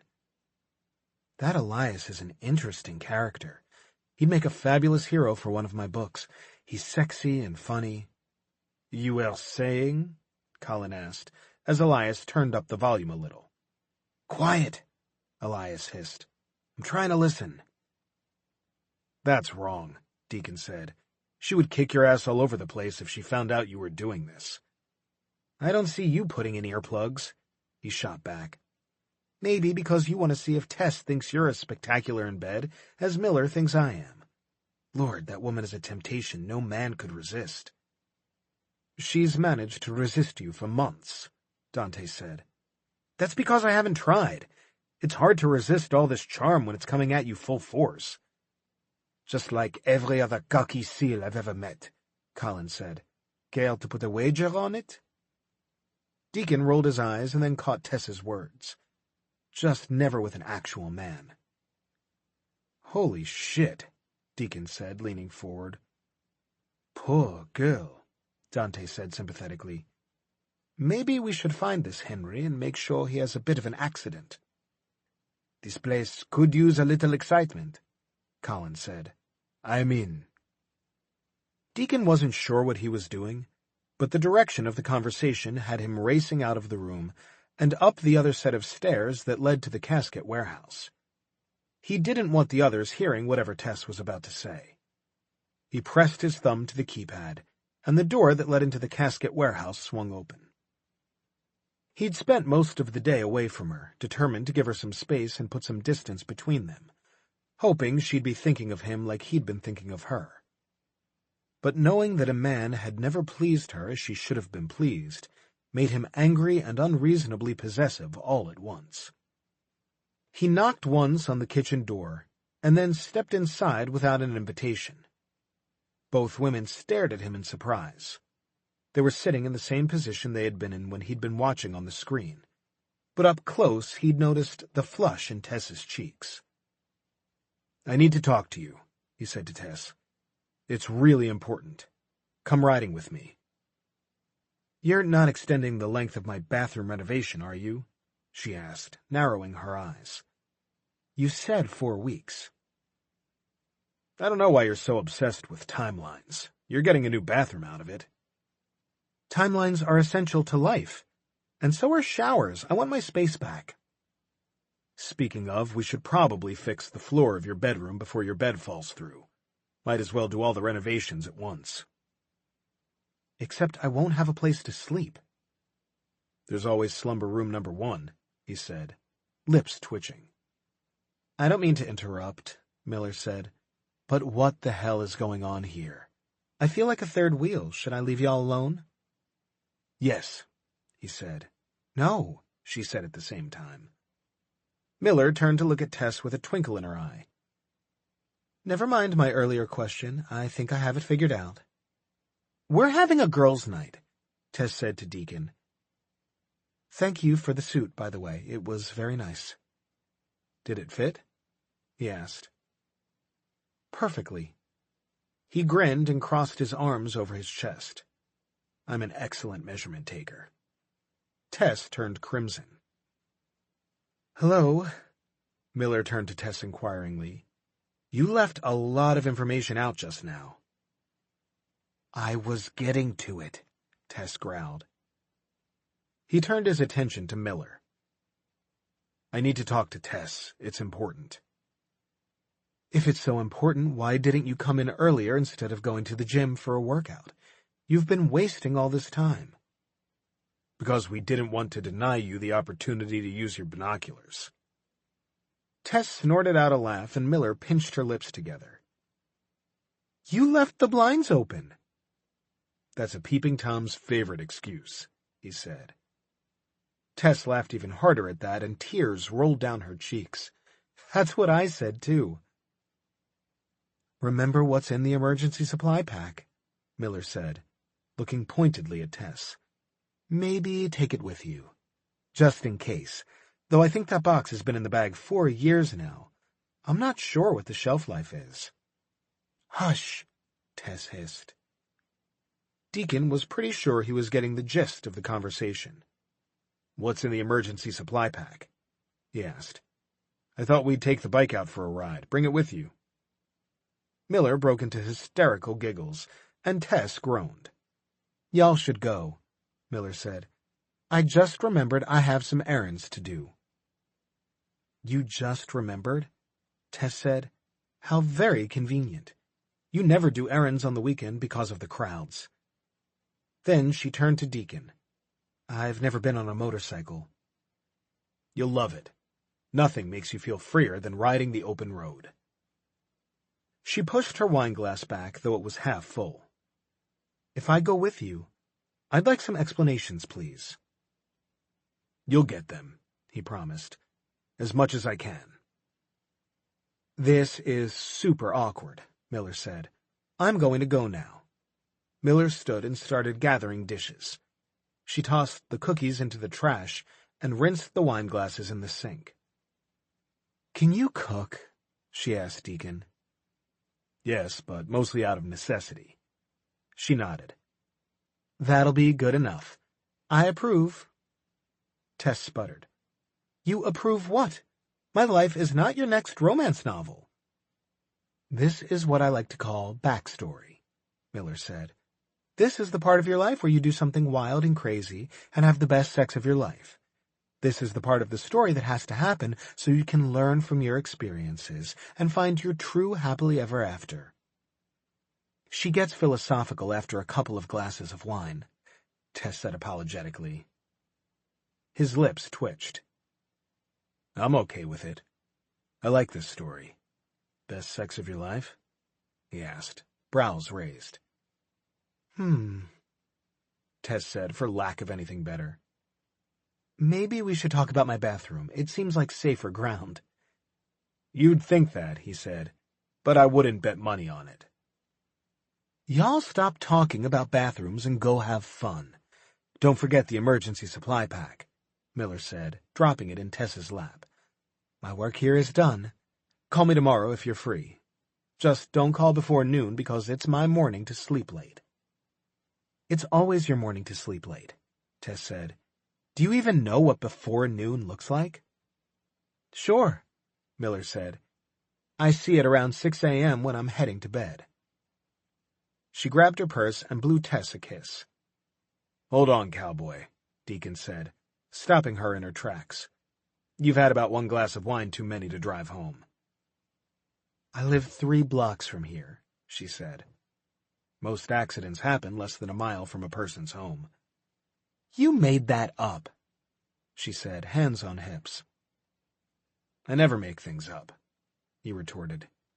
"Well, I make up stuff for a living so I can recognize a good bullshitter a mile away. But I'm happy to leave my car here and walk home since the rain has stopped. When Tess and I move to the city, we'll never have to worry about having too much wine because we can just take the train wherever we want to go." "Are you moving with me?" Tess asked. "I just decided. "Is that okay?" Miller asked. "I don't want to live with you, though. I'll get my own place. Maybe next door. You know I don't like living with other people." Deacon was starting to think maybe Miller had had more than 2 glasses of wine. She hadn't stopped talking since he walked in the door. "No need to walk," he said. "Just a second." He pulled out his cell and dialed Elias. Since he knew he'd been watching the cameras, Deacon didn't have to explain what he needed, but he did it anyway. "I need a favor," he said. "I can see that," Elias said. "I'm happy to take her off your hands. What the hell is in that emergency bag? I can't decide if she terrifies me or if I'm turned on." "I'll let you be the judge of that," Deacon said. "Can you give Miller a ride? I think she lives near your place." "This day is getting better by the minute," Elias said. "I'll be right there." Elias knocked on the kitchen door a minute later and opened it without being invited in. "Looks like I missed the party," he said, winking at Miller. "What do I have to do to get an invitation next time?" "Have a vagina," Miller said deadpan. Tess burst into laughter and said, "She's an acquired taste." "My favorite," Elias said. "What do you say? Want to hit the open road and see where it takes us?" Miller arched an eyebrow and said, "As long as it takes us to my front door." "And I thought you were the one who liked to take chances." "I'm letting you take me home," she said. "That seems like a pretty big chance to me." Elias arched a brow and moved in closer. "How's that?" he asked. "If I have to explain it to you, then maybe you're not as smart as I thought you were." Miller gave Tess a hug and tossed her keys to Elias. "Looks like I'll be eating ice cream and watching movies tonight. Don't forget to call me tomorrow, and for Pete's sake, don't forget the emergency pack." "I really want to know what's in that emergency bag," Deacon said as Miller and Elias left. Tess just smiled, 2 streaks of color painting her cheeks. I'm at a loss for words, so it seems like a good time to change the subject. Did I tell you I'm thinking of getting a motorcycle when I move to the city? I hear they get great gas mileage." Deacon stared at her blankly for a moment. The thought of her decked out in leather straddling a bike made him go temporarily mute. "Do you have leather pants?" he asked. "No. Should I get some?" "It's essential," he said stoically. Chapter 12. Tess was afraid she could get used to living on the wild side. She'd always made it a point to be extra responsible and make good decisions, but within 3 days of being in Deacon's company, she wanted to do what she wanted and say to hell with everyone else. Deacon was a bad influence on her, and she liked it. Common sense had her running upstairs to put on a pair of jeans, an army green tank top, and a pair of cowboy boots she never got to wear because it was usually too hot. She braided her hair down the side and put on the extra helmet he'd given her. Everyone in town was going to be watching them, and those who weren't watching would hear about it and start talking. Tess didn't know squat about motorcycles, but she pictured herself on something small and bright red. Something fun and zippy and cute. Deacon's motorcycle wasn't cute. It was black and chrome, and looked like it belonged in the middle of a pack of Hell's Angels. There was something very primal about watching a man straddle a motorcycle, the way his jeans conformed to his muscular thighs, and the way his biceps strained beneath the tight sleeves of his t-shirt as he revved the engine. And when he started the engine and it rumbled to life, she shuddered at the pure, unadulterated sexiness of it all. She listened to his instructions as he told her where to step and put her feet. If she'd been thinking clearly, she'd have realized ahead of time how intimate it was going to be to sit behind him. "Relax," he said over the roar of the engine. "Put your hands on my waist and lean into the turns with me." "Right, easy for you to say," she muttered under her breath. She took a deep breath and relaxed, her breasts pressing into his back. And then she placed her hands at his waist like he'd told her, and said, "Holy cow." "What was that?" he called back. "Nothing." The seat vibrated beneath her, and the heat from the engine rebounded off the driveway and surrounded them. It was louder than she'd thought it would be, and she restrained herself from reaching farther around to cop a proper feel of the hardest abs she'd ever touched in her life. Sitting behind him on his motorcycle was the biggest sensual rush she'd ever experienced with a man. "And isn't that a damn shame?" she whispered. Lame ass. Henry would have a cow if he could see her now. She held on a little tighter, just because she could. She didn't know how long they rode. Once they got on the road and picked up speed, the temperature dropped drastically, and she was more grateful than ever that she'd changed clothes. He drove up and down the streets of Last Stop and around the outskirts of town. He finally turned the bike onto a narrow, graveled road, and then walked it up to a metal gate that said no trespassing and had a keypad. He typed in a code, and they waited as the gate swung inward. Then he revved the engine once, and they took off down the graveled lane, dust flying behind them. She recognized the area they were in, though she hardly ever came out this direction. It was nothing but fields with tall amber wheatgrass that blew in the wind, and a small lake that had been used as a fishing tank when she was a kid. It was an area that had once been used for carnivals when they passed through town, but that had been a long time ago. She hadn't realized Eve had purchased the land along with the funeral home.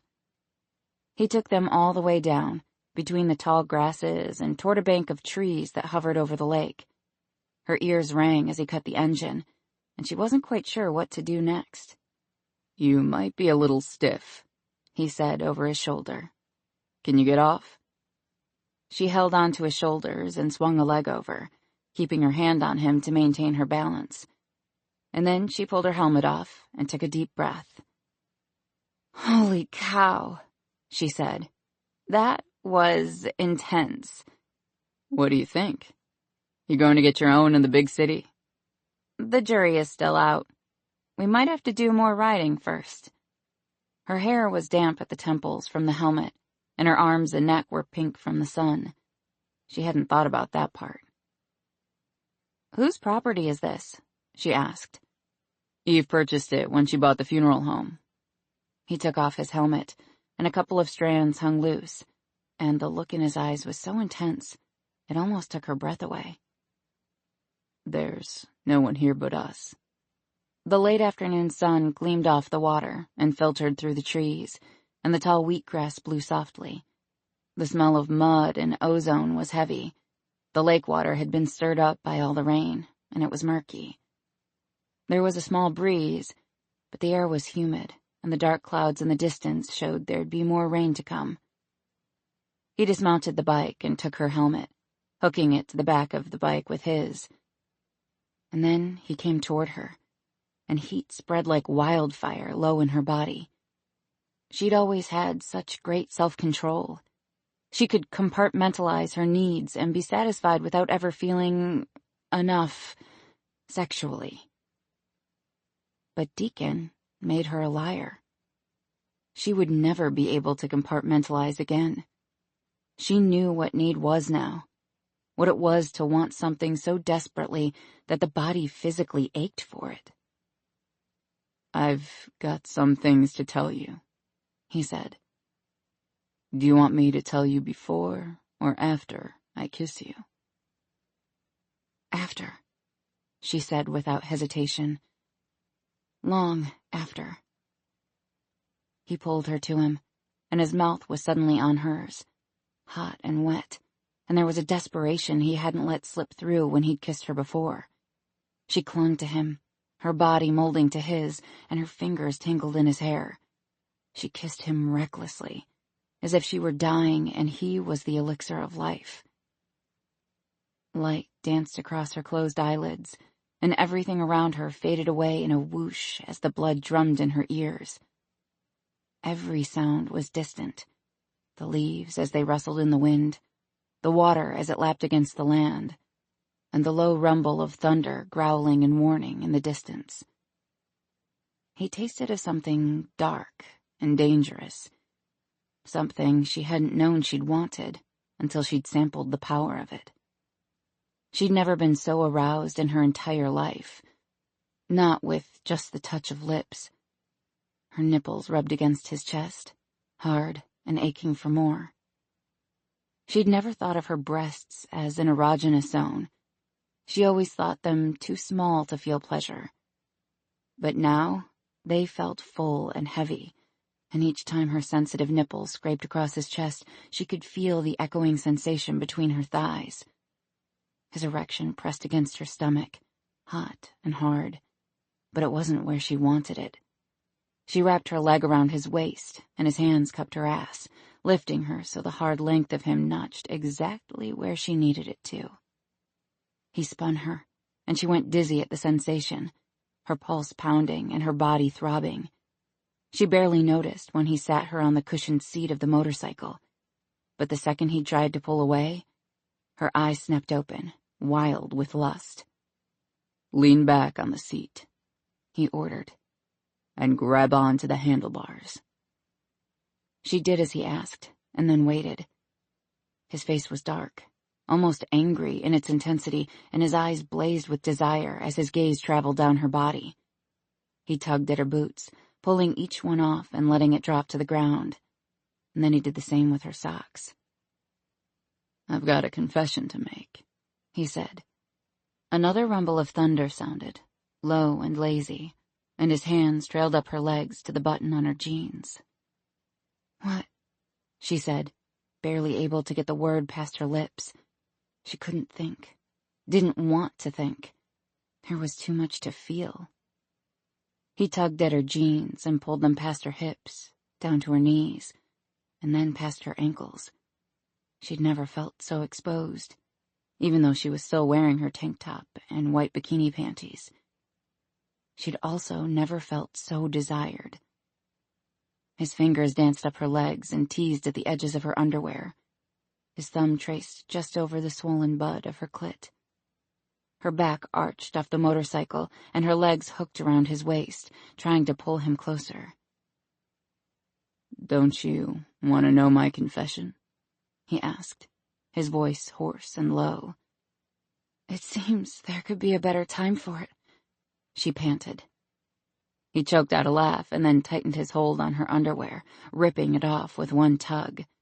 She squeaked in surprise, and her eyes widened as he bent and kissed the inside of her knee.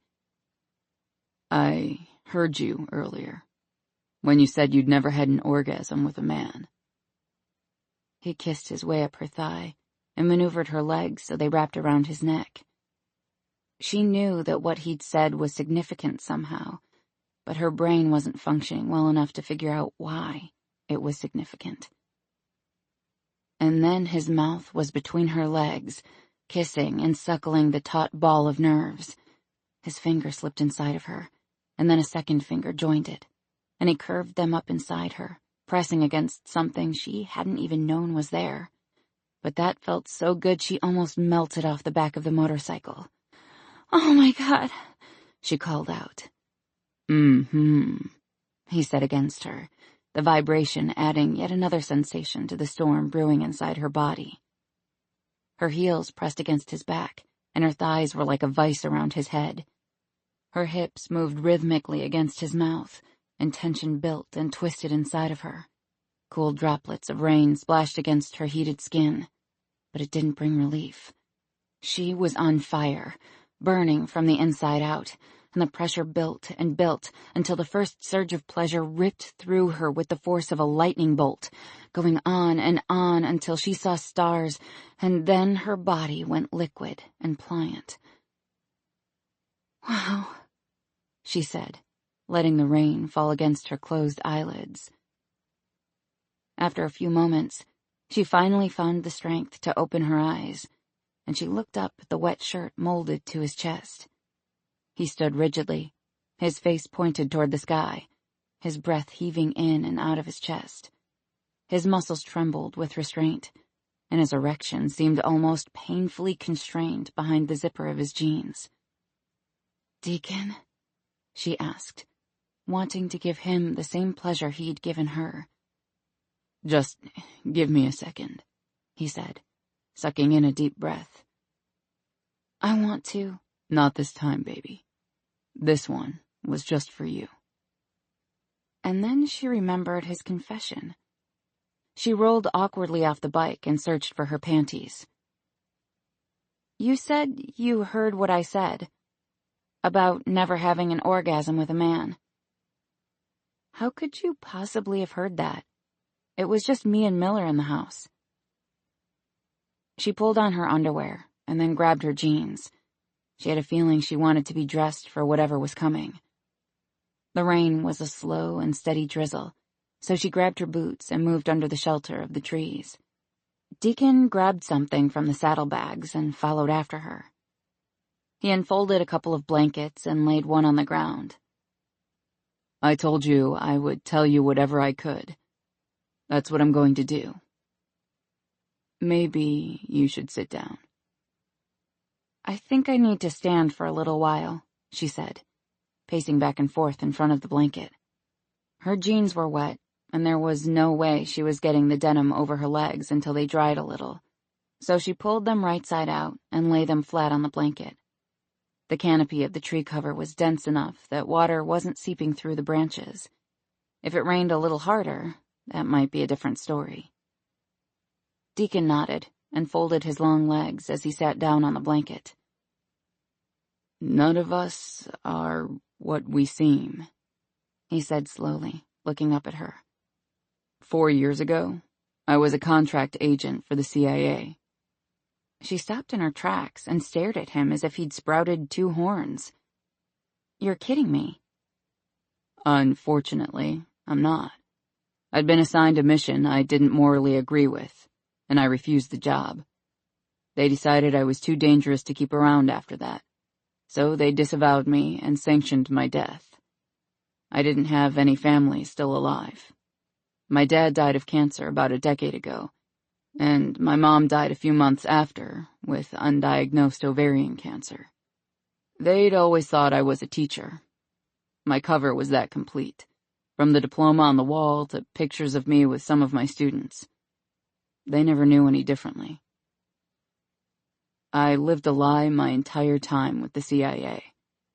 My house was staged to be what people needed to see, and I was always careful not to collect personal items, photographs, or heirlooms. I always lived with the assumption that one day I'd have to walk away from it all. And that's what I did after they sanctioned my death. I packed a duffel bag, torched my house, and went rogue. I was on the run for 6 months before Eve Winter found me. He leaned back against a tree and tried to get comfortable. Thinking about his past was never easy. I was bone tired. The agents they'd sent after me were good. I was better, but I was getting desperate. He looked at her and grinned, the cocky expression on his face almost reassuring. Chills pebbled on her as the sky turned brilliant orange with the setting sun, and the slowing raindrops looked like molten fire as they fell from the sky. She moved closer to him, and he handed her the other blanket to wrap around herself. She took a seat across from him, somehow feeling like what he was sharing should be done in whispers. I was laying in bed one night in Austin, in a rundown motel that catered to druggies and prostitutes. I'd only been there for a night, and was only planning to stay one more. I'd picked a unit right in the middle of several other units. There was no back exit or window, just a single door and a small window to get inside. I'd set little traps when I was sleeping. A chair under the knob, glasses in front of the door, blackout paper taped on the window. And I'd sleep with my gun under my pillow, with my hand resting on it, just in case. I remember when I woke up, knowing something was wrong. I was sleeping on my back, and both my hands were crossed over my chest. I opened my eyes and listened, but there was nothing. There's something about the silence of a room that isn't empty. A feeling. An intuition. All I knew was that I wasn't alone. And when I moved my hand back under my pillow, my weapon was gone. I moved fast, grabbing the lamp from the bedside table and throwing it as I rolled to the floor. It was then the lights came on, and I came face to face with Eve. She just stood there, like the angel of death. And when she told me she was there to recruit me, I thought she was working for the enemy. No one in my own government would touch me. She told me she was there to help me die, but then she'd bring me back from the grave. Tessa's head was spinning. It was like one of Miller's novels. Who is she really? She's a troubleshooter for a covert organization, and I'll spare your life by not telling you the name at this point. It's so covert, not even the president knows of its existence. That seems dangerous, she said. It can be, he agreed. But there are a lot of things the president doesn't know. Knowledge is best used when it's shared by many people. After a surge of domestic terror attacks in 2005, it was created as a counter-terrorism unit strictly within the U.S. borders. It was actually spearheaded by a woman named Celia Kyle. She's the CEO of the largest weapons manufacturer in the world. She's our supplier, from helicopters to scuba gear to submachine guns. She convinced the Secretary of Defense to come on board. The third party is the Assistant Attorney General for National Defense out of the Justice Department. The three of them make up Neptune. He took off his G-Shock watch and turned it over so she could see the trident etched on the back. The trident? She asked. It's our symbol. It stands for the three who allowed us all to live by dying. Though I've always believed Eve is the real mastermind behind the whole organization. They'd be nowhere without her. But the three of them are called the directors. Only Eve really knows what's going on between all the moving parts, and she reports what she deems necessary to the directors. There are two factions within Neptune. The first is called the Shadow. They're the organizers. They make sure supplies are where they're needed, when they're needed. They're the cleanup team that hides bodies and makes sure everything looks exactly as it did before all hell broke loose. What's the second? She asked. The Gravediggers, he said. That's what we are. We're strictly an intelligence strike force. When Eve told me she'd help me die and bring me back from the grave, she wasn't kidding. The Shadow helped stage my death. The body the CIA recovered was a match for dental and other key indicators. I had to disappear completely for a short time, in case they weren't 100% convinced of my death. And the safest place for me to go was underground. I was given a serum, like the one you saw me administer to Levi the other morning. It simulates death, and then we're buried in a special casket that has a limited supply of oxygen capabilities. We're then shipped to an undisclosed location and given a serum to bring us back from the dead, so to speak.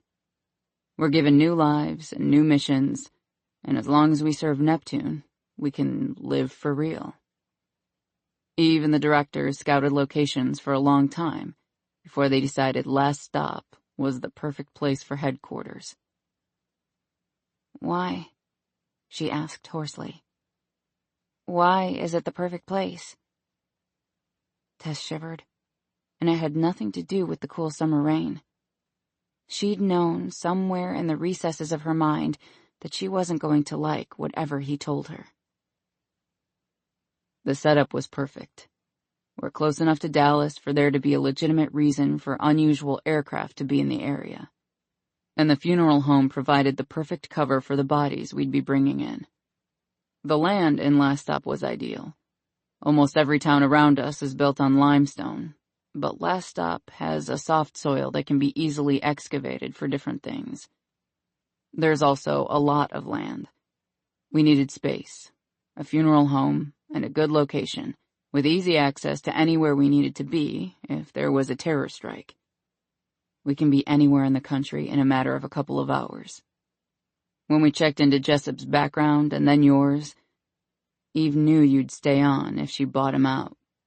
She didn't think you'd ever leave your grandmother, and she knew, even though you weren't owner, that you'd like running the place as if it was your own.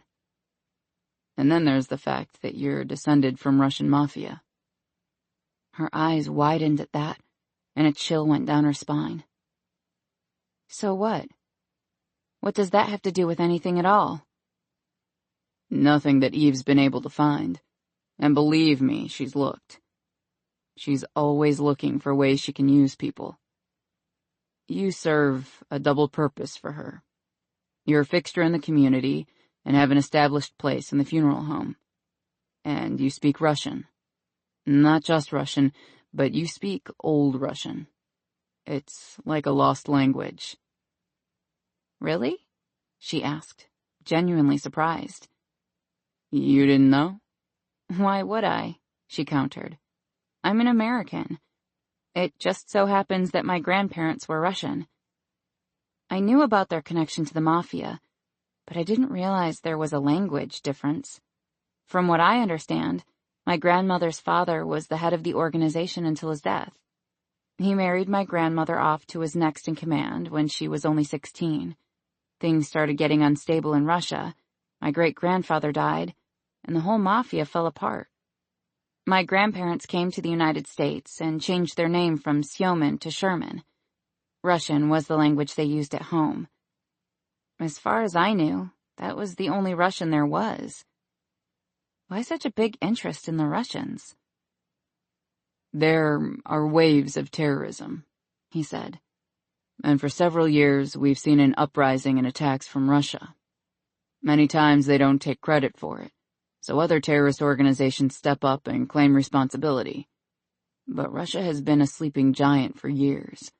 They've been patient, and their agents so ingrained in our country that it's almost impossible to distinguish them unless there are definite red flags. She felt hollow inside. I guess there's a reason you're telling me all this now. You tell me all of this and say flat out that Eve has had an interest in me and my family, and I'm just supposed to believe there's no coincidence that you finally decided to make your move. You must think I'm pretty pathetic. Poor Tess Sherman, with her gambling addict mother, colorful grandmother, and her ex-fiancé who decided to dump her in front of the entire town. Plain, boring Tess Sherman, who wants to live in peace. So she lets people like George Jessup, Eve Winter, Deacon Tucker, and her own mother screw her over again and again. She dashed a tear from her cheek, hating that she was mad enough to cry. Damn it, she said, getting to her feet. I went through therapy so I could learn how to deal with stuff like this. You'd think after having your mother steal your life savings that it would be about the lowest point in a person's life. Yet I keep finding out other people can dig the hole deeper. This is why I prefer my own company most of the time. This is the perfect example of why I need to get the hell out of this town. Now hold on, Deacon interrupted. That's not true. I've had the hots for you for 2 years, and what I told you today has nothing to do with the other. You're the one who wasn't ready to see me. I hated with all my soul to watch you put on a brave face while all your dreams were ripped away.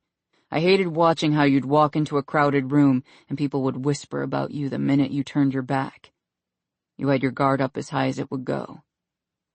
I was waiting until the right moment. Not to mention that there's more at stake for me and you both if we become involved. It's one thing to have a quick fling and be done with it. It's another to have a relationship. You think there's no loopholes or consequences of having a relationship? I want you more than I can ever remember wanting anything, Tess. And to want you and act on it means that both our lives are forfeit if my identity is ever discovered, or I'm ever captured. This doesn't make any sense, she said, throwing her arms up. Why are you telling me all this now? Why are you allowed to? You just told me you've spent your entire career lying, even to your own parents. You must think I'm an idiot for it to not cross my mind that you're lying for whatever reason to me right now. If this is a covert ops group that not even the president is aware of, why are you telling nobody Tess Sherman from nowhere, Texas? You mean the funny, smart-ass, brilliant, kind, sexy Tess Sherman?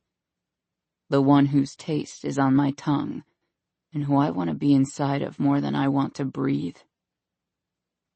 Tess wiped a tear from her cheek, her face heating at the intensity of his words. Why are you breaking the rules for me? Because you're worth it. Because we are currently facing down the single most horrific terrorist attack the world has ever known. And I'd rather have you by my side than far from me. Because you're brilliant. Because you speak Russian and you could be an asset. Because you crave adventure and something more than Last Stop can offer you. But you feel duty-bound to stay. You don't really want to leave. This place is in your blood. It's your heart. And lastly, because I need you. I've chosen to ignore orders and tell you more than I should have. It wasn't a chance I even took with my own parents. But I can't and won't lie to you. You've been lied to too much in your life. How? How did you know what I'd told Miller about my past with men? He sighed, and she wrapped her arms around herself protectively. We've got cameras everywhere. Inside the house, around the property, and at points of entry into the town. My bedroom? She said, bringing her hand to her mouth. No. The 3rd floor is a dead zone.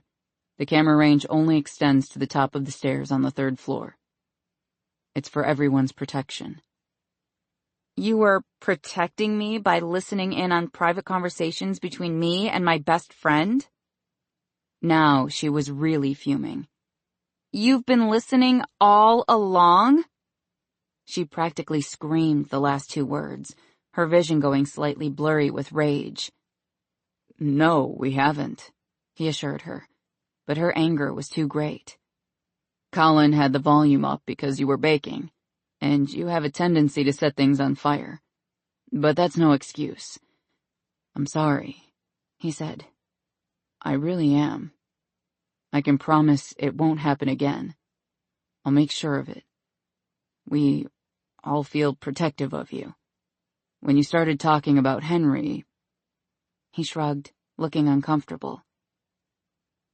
Tess was going to commit murder. I don't give 2 figs about Henry.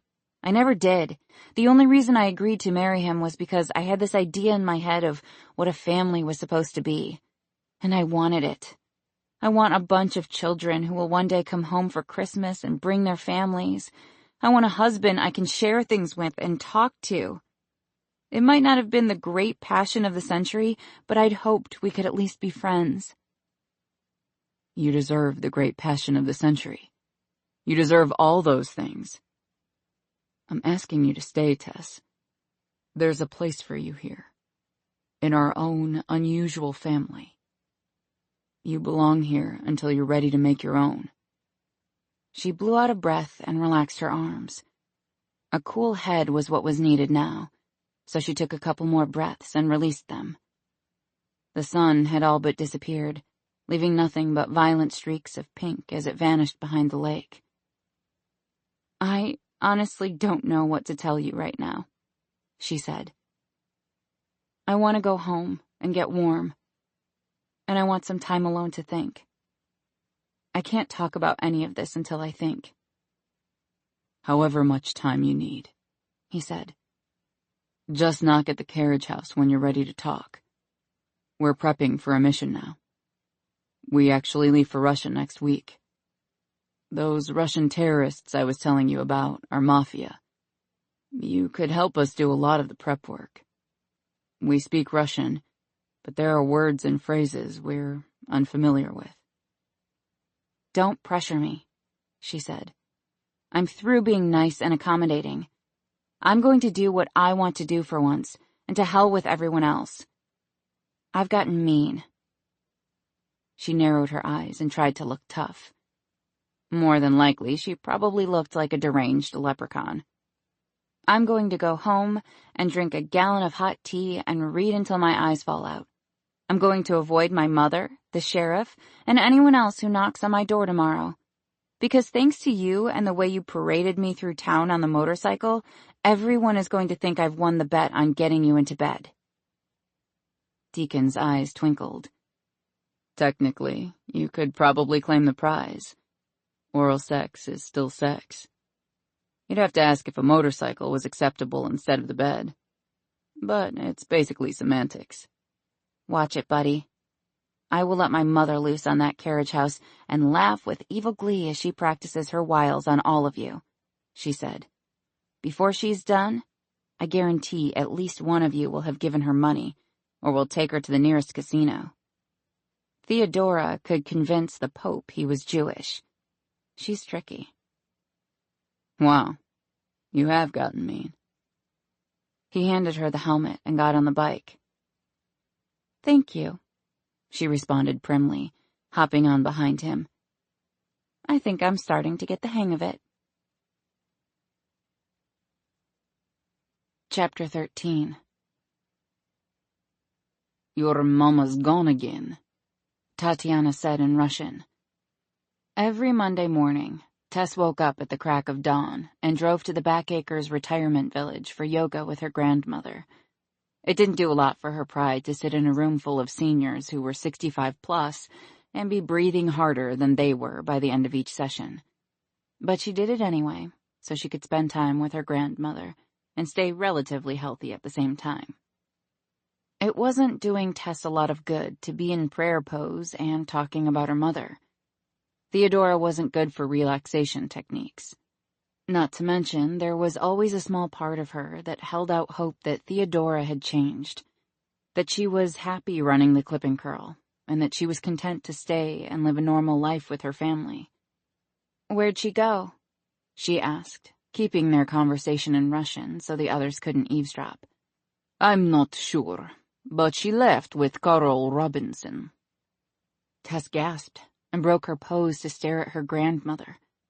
Are you kidding me? Carl wouldn't be that stupid. Your mother has spent her life making men stupid as long as they feed her addiction. You know that better than anyone. Tess sighed and took a deep breath, then another, and went back into prayer pose. Meditation wasn't going to work for her today. It's just that she seemed to be doing better. She was fine when we were at the salon on Friday, and it's been months since she's been to the casino. That doesn't mean she hasn't been feeding her addiction in the meantime. There's online gaming and scratch-offs at the gas station. She just hasn't had the cash flow to make a big trip. And apparently she found the cash flow with Carl. She called me Saturday night, and I could tell she was upset about something. She'd heard about your joyride with one of those hotties you've got working for you.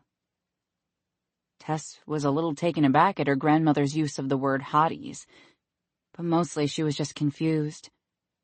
She moved into warrior pose and said, "What does that have to do with anything?" You know how competitive Theodora is. Part of her problem is she wants what everyone else has, and she thinks she's entitled to it. It's part of her sickness. So once she heard the news about your ride through town, she automatically assumed you got him into bed and won the bet. She was counting on that money, you know. Tess knew that was part of the sickness as well, because a normal person wouldn't have counted on money that was never theirs to count. They all moved to downward dog, and Tess felt the blood rush to her head. Her hair was up in a bun, but sweaty tendrils were sticking to her face. She wasn't a good sweater. "But what about Carl?" she asked. "He should know better. They should all know better. It's not like Theodora doesn't have a reputation." It's a competition to her, and Carl or the sheriff would be the next best thing to the men who work for you. My guess is the sheriff didn't bite, so she called Carl to come fix a leaky pipe or something. I heard it all from Janet Rhodes. who lives next door to Carl and Tamra. Janet said Carl left for a plumbing call early Sunday morning at Theodora's, and she said there was plumbing going on. But nothing to do with leaky pipes, if you get my drift." Tess's lip curled in disgust, and they switched positions again, this time down into a push-up, and then immediately into child's pose. She was already winded and sweaty, but her grandmother looked like she'd just stepped out of an AARP magazine. Even in her yoga clothes, she was still wearing her pearls, and her hair was perfectly in place. "You know Carl is a well-to-do," Tatiana said. "He ought to be charging $200 for 10 minutes of unclogging a toilet. And money and how to get it is all Theodora would have in mind when she invited him over. How she got him to go off with her is a mystery, but she managed to do it. She'll be back when his money runs out, without a lick of remorse. Whether or not Carl has the guts to come back with her will be the question. Word has it that Tamra is fit to be tied. Their whole savings account is gone. I wouldn't be surprised if the sheriff has to get involved when Theodora comes back. Tamra isn't one of those women to stand by and let people get away with stuff like that. It's disgraceful." "Tell me about it," Tess said, repeating the positions for the second circuit. "Aren't you embarrassed? She's your daughter. How can you stand all the gossip?" "Easy," Tatiana said. "I moved to the city where no one knows or cares who she is. You think these old people give two hoots about Theodora Sherman? They're too busy keeping their meds straightened out and regulating their bowel movements." "That doesn't help me a whole lot," Tess said. "Buck up, girl," she said. "No one has to answer for Theodora, except Theodora. She doesn't define you, and you shouldn't let anyone make you feel that way. Hold your head up high. She is what she is, and you are what you are. One has nothing to do with the other." The instructor called for the bridge pose, and Tess muttered "good grief" under her breath, and then worked her way awkwardly into a back bend. She glanced over at Tatiana and saw she'd reached the position easily. Ridiculous. "Hey, can you keep it down?" the old guy next to her said. "I can't concentrate with all that foreign yapping. This is America, for God's sake." She and Tatiana both responded in kind, neither of their replies something they would have said in English. Fortunately for the old guy, the poses were getting harder, and Tess needed all her concentration and air. Old people yoga wasn't for the weak. When they were finished, Tess lay on her yoga mat and wondered why she put herself through the torture. The only thing that got her up off the floor was the fact that everyone else was already up and out the door, going about their active lifestyles. She crawled onto her hands and knees and then pushed herself to her feet. "Come on, girl, you're embarrassing me," Tatiana said. "I've got a reputation here." Tess thought it ironic that she was the embarrassment instead of her mother. But that was the point of distancing oneself, she guessed. "If we hurry, we can still make breakfast. They stop serving at 8:30 to get ready for the lunch crowd. I could use some pancakes." "Right, sounds good," Tess lied, thinking she'd throw up anything she put in her mouth. They made it to the little restaurant just in time for breakfast, and the hostess didn't look too happy about the fact. The sun was shining, but it was already close to 90 outside, despite the fact it was still early morning, so they opted to sit inside in the air conditioning instead of on the covered patio. Tatiana would occasionally dab at her temples with the blue towel that was draped casually across her shoulders, but that was the only sign she'd spent the morning working out. Tessa's yoga pants and tank top were soaked through with sweat, and she'd caught her reflection in one of the windows as they'd walked by, and it wasn't pretty. Her face was beet red, and her top knot had slipped to the side of her head. She immediately drank the ice water that was put in front of her and waited for it to be refilled. "Do you ever think about your time in Russia?" she asked her grandmother. Deacon's words had been on her mind, about how her upbringing and language were different because of their mafia ties. Of course not, she said dismissively. Why would I? Maybe because it's where you came from? Those are your roots. Her grandmother's lips tightened into a fine line, and she got that steely look in her eye. There's not much about those days worth remembering. We lived like royalty. My father was a very influential man. But things change. Politics change. People change, and their alliances change. Much the same happened during the Romana era. In Russia, people who are in power can fall very quickly.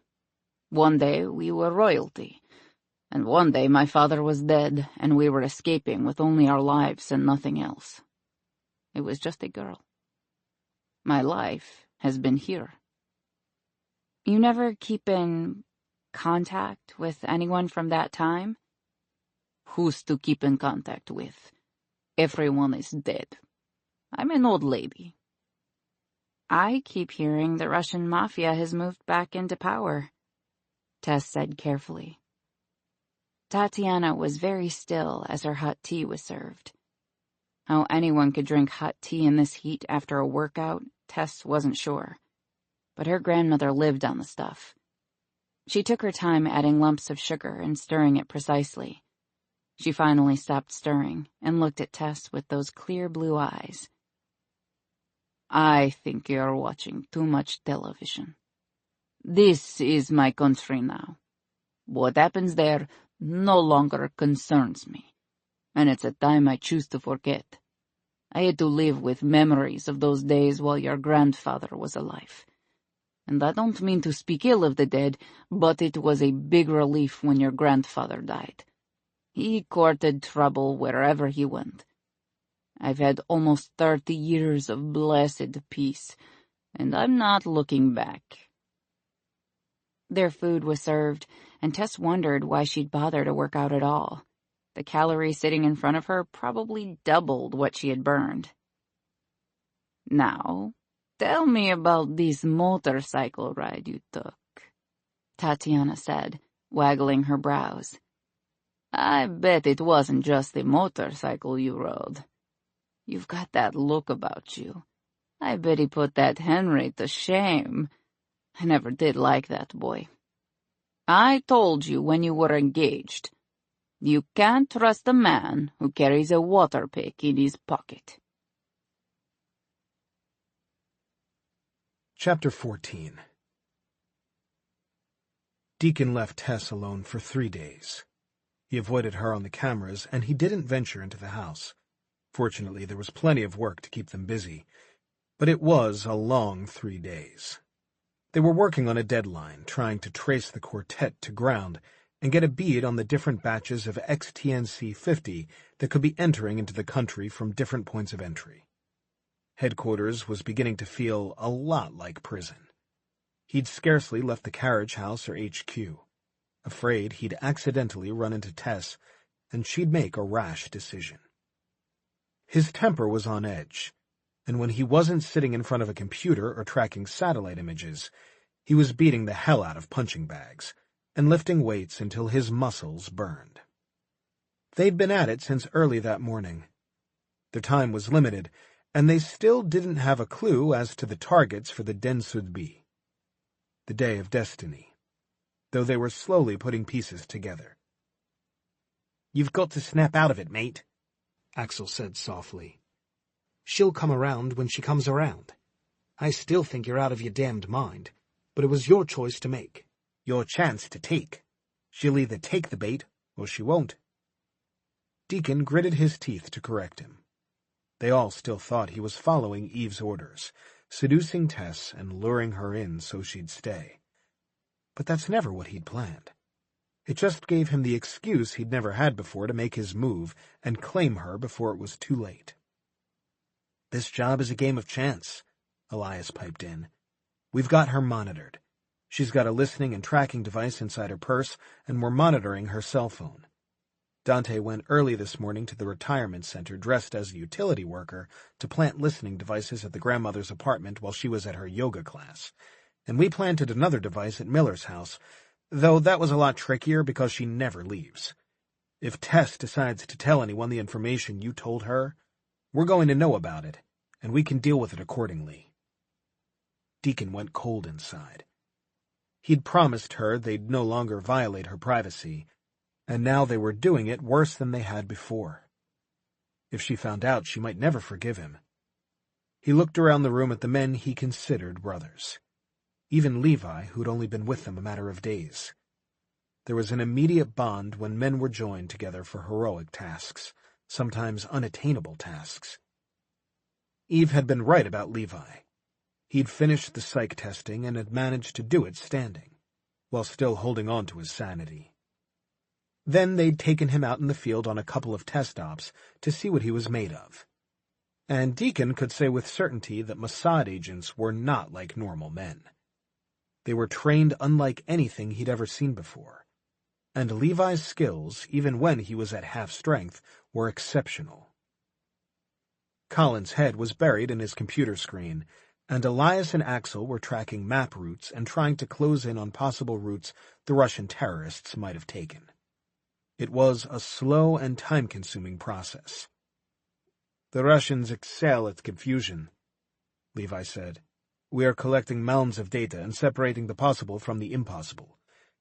But the data shows a pattern, and the pattern is that they're unpredictable. They hit the College World Series in June, and regular intelligence agencies still aren't 100% sure that the Russians were behind it. They don't have the intel that we have access to. And to throw confusion into the fray, ISIS immediately stepped up and claimed the attack. We're following the major players who have spearheaded the current Russian mafia, and we know that they have plans much bigger than that of one single stadium's destruction. It's just gathering information at this point, and narrowing down the possibilities." "I think I can help with that," Colin said. "Mikhail Petrov is dead. Border Patrol stopped his 18-wheeler outside of San Antonio early this morning. The investigation is still ongoing. He was importing pottery and furniture into Texas. The only problem was when Petrov was stopped, the police found 3 underage girls in the cargo area.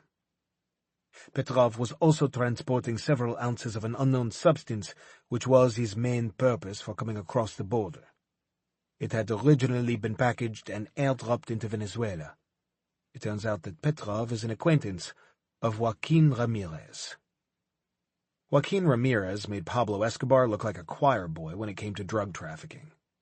He ran one of the most ruthless cartels in the world. He had deep pockets and a global reach. As of yet, he was untouchable. "Convenient," Deacon said. "It makes sense for him to be friends with Ramirez." "Pretty much," Elias said. "The SEALs made several trips to Venezuela to try and make a capture. He's a slippery bastard." Petrov was able to retrieve the package, and then Ramirez used his considerable resources to get Petrov into Mexico and set up with the correct papers and an 18-wheeler. Ramirez is known for his love of underage girls. He has a party every year and makes all the families gather at his villa. The locals call it Part de las Lágrimas, the Party of Tears. Ramirez makes the daughters of the villagers parade through the streets, and then he selects several to stay with him as personal guests for an initiation. I guarantee those 3 girls in the back of Petrov's truck were gifts from Ramirez." "How'd he die?" Deacon asked. "He went ballistic when they started searching the cargo hold," Colin piped in. "I guess he remembered he was supposed to be transporting the chemical weapon, and that if he didn't succeed, his comrades would slice off his balls and shove them down his throat. Petrov opened fire on the officers, and they fired back. A hazmat team contained the unknown substance, and Homeland Security took over. Even the Shadows showed up on site and removed the substance from Homeland Security for testing. It has been confirmed as XTNC-50, and now Homeland Security is throwing a fit. wanting to know who the hell just took over for them. They'll be tied up in red tape for a while, and still not get an answer. What about the girls? Deacon asked. They were sent back home to their families, Colin said. Deacon pushed back from his chair and started pacing the length of HQ. They're not going to stop until they have that stuff exactly where they want it to be. They're hedging their bets. The tanker coming in from the Bering Sea, an 18-wheeler from Mexico. You can bet they've got other avenues of backup transport lined up. There's still no word on Egorov, but Levkin has been spotted less than 50 miles from here, Colin said, bringing up a photograph on the big screen. An ATM caught him on camera. The card he used is issued to a Peter Paulsen. A quick run on Paulsen didn't bring up anything. He's been using cash. And there's no record of hotel or rental cars, but when you put all the data in the computer, the statistics are high that they're using Dallas as our gathering place. It's a great central location. A major city, but not LA or New York, which are usually under tighter scrutiny. We've got confirmation that Yavorovich is on the tanker. He's our next target. The tanker is slowly making its way towards U.S. waters, its course set for Alaska. Deacon stopped moving and switched the screen to a satellite image. After doing a little digging, I found that a plane has been chartered and is scheduled to take off from a Bethel airstrip in Alaska on Saturday. Reservation was made by John Jameson. They're so clever on the aliases, Dante said. Where was the destination in the flight plan? Dallas, Deacon said. Home sweet home. Elias shook his head. So what's the plan? We'll halo in and land on the tanker like Eve said. Deacon put an image of the tanker on one screen and its blueprints on the other. We'll plant the explosives and make sure Yavorovich is dead before we're extracted. We leave in 2 days. I want our focus to be on pinning down Levkin. He's the weakest link. Egorov has too many political connections to bail him out if he's caught. He won't talk. He'll be the most dangerous, Axel said. He's the one we need to find. Nothing will stop him from his end goal. Egorov has ambition. He's willing to die for his cause, but he wants his name to go down with the greats. Putin will canonize him. His family will be held in high esteem. His children will never want for anything. His life is a sacrifice worth everything. Then let's find him, Deacon said. They have to be communicating somehow. They can't be planning an attack of this scale without some kind of communication. We just have to find the link. We've got company, Colin interjected, nodding toward the outdoor monitor. All the guys turned to see Tess standing with her back ramrod straight as she knocked on the door to the carriage house. The look on her face was pure determination. "Ooh, I think you're in trouble," Elias said. "In my country, when a woman looks at you like that, it means you should sleep with the dogs." Levi had been quiet up until that moment, and Deacon scowled at him. "Not helping," Deacon growled. "How long are you going to make her stand there?" Elias asked. Tess looked around and then spotted the camera. She pulled off her sunglasses and gave the camera a meaningful look of expectancy. All right, Deacon said. "I don't see any of you rushing to let her in." "We all know better, mate," Axel said with a grin. "You're the one Eve gave the orders to. Lure her in, using whatever skills you have. And thank God for it. I wouldn't want to face that redhead's temper." "Right," he said. The weight of Eve's orders was heavy on his shoulders. The outcome of this particular situation wasn't shaping up how he'd planned. But he had no choice. He went to let Tess inside. Tess had come to a decision. She didn't know if it was the right decision, and her stomach had been in knots over it for the past 3 days. It wasn't the safe decision. It wasn't the normal, boring, responsible decision. She'd gotten a taste of reckless behavior on the back of that motorcycle, and reckless was starting to look more and more appealing. Her foot tapped impatiently as she knocked on the door to the carriage house.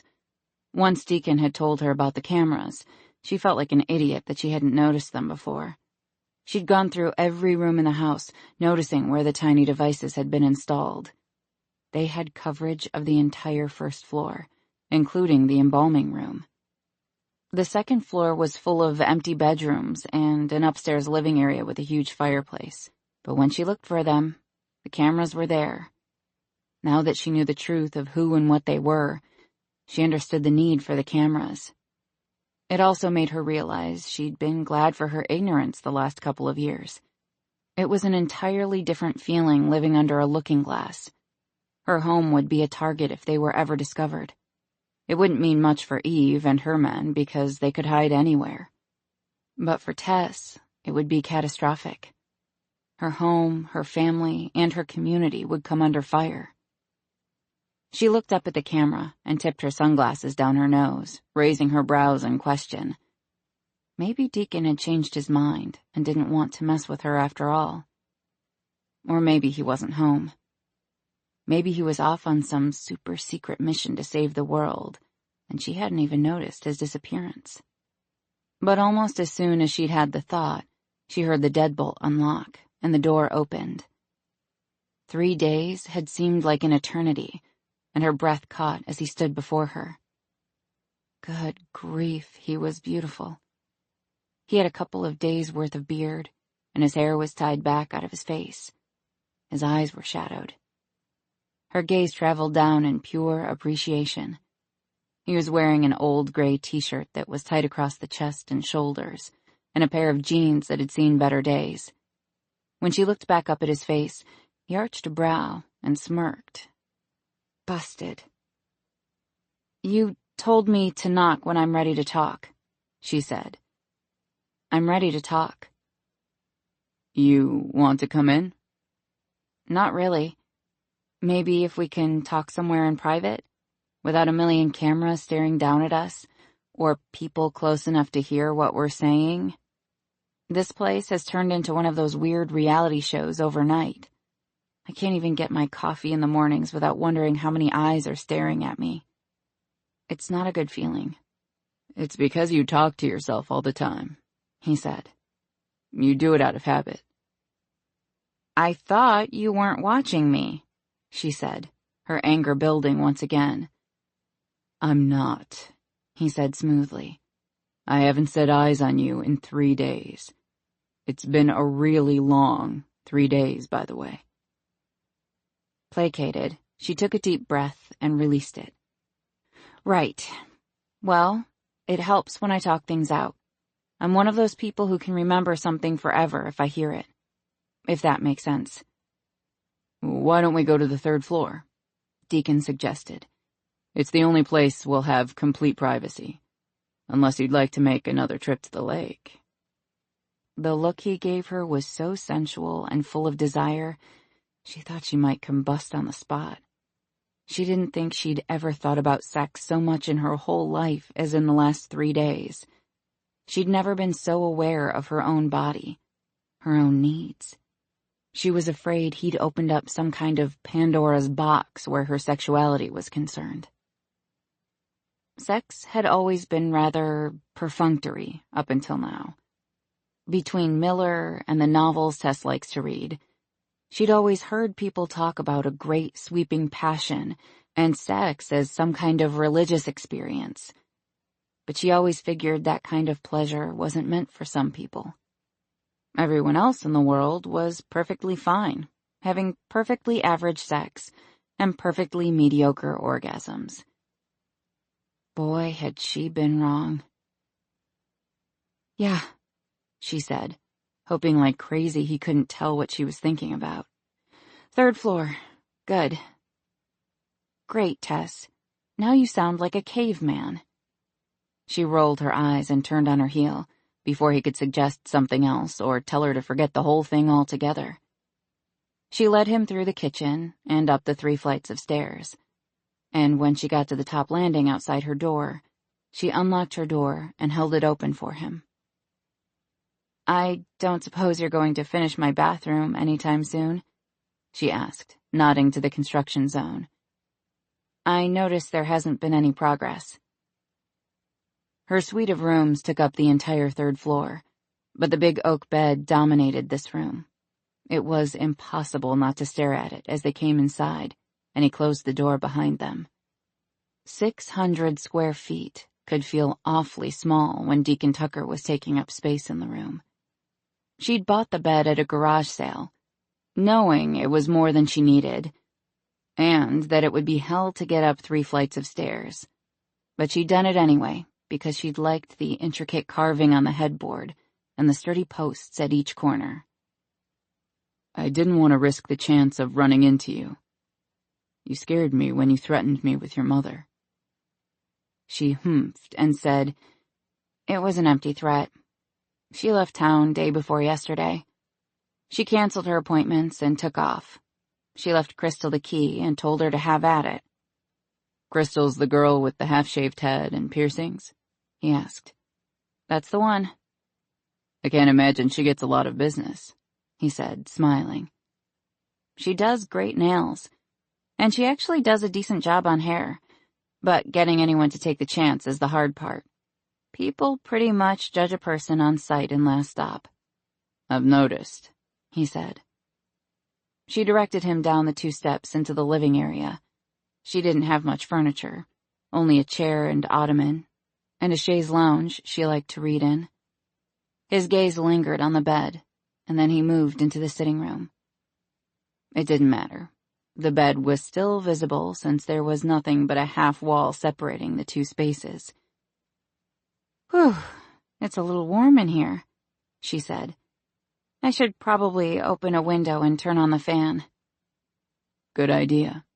If you want, I can run the central air vents up here so you've got something stronger than that wall unit. He sat down on the edge of the chaise and said, "Where'd your mother go?" "I don't know. But my grandmother said she seemed upset by the fact that you paraded me through town on your motorcycle like a common trollop. Those were my mother's words, apparently. She was a little jealous that she didn't get to be the one paraded through town. And it probably didn't help that she was holding out hope all this time for winning the bet. It wouldn't sit right with her for her only daughter to beat her out of the pot. No one beats Theodora Sherman. At anything." At least she didn't take your life savings this time, he pointed out drolly. "No, but she left town with Tamara Robinson's husband, so she was stealing either way." She shrugged and tried to play it off, though she wondered when she'd grow past the age of being mortified by her own mother's behavior. "It's just how she is." That doesn't make it right, he said. And it doesn't make it hurt any less. Narcissistic people don't think about the destruction they leave in their path. Before she left, I thought maybe she was going to stick around this time and stay straight. But now that she's gone again, I keep thinking maybe she'll stay gone for good this time. Tess walked over to the big square window that looked out over the town. I feel like I should feel terrible for even thinking it. But I don't. She took a deep breath and then said, "I'll help you if you truly need my help with the language, at least for now. Now that I know some of the truth, I won't ever be able to unknow. So even if I moved, I'd be wondering if the world was going to end." His lips twitched. "So you're joining with us because you're nosy?" "I'm curious," she corrected. "And I'm looking for a change. I figured this is about as much change as a person can get without dying or switching sexes." She sat on the edge of the club chair and then stood back up again.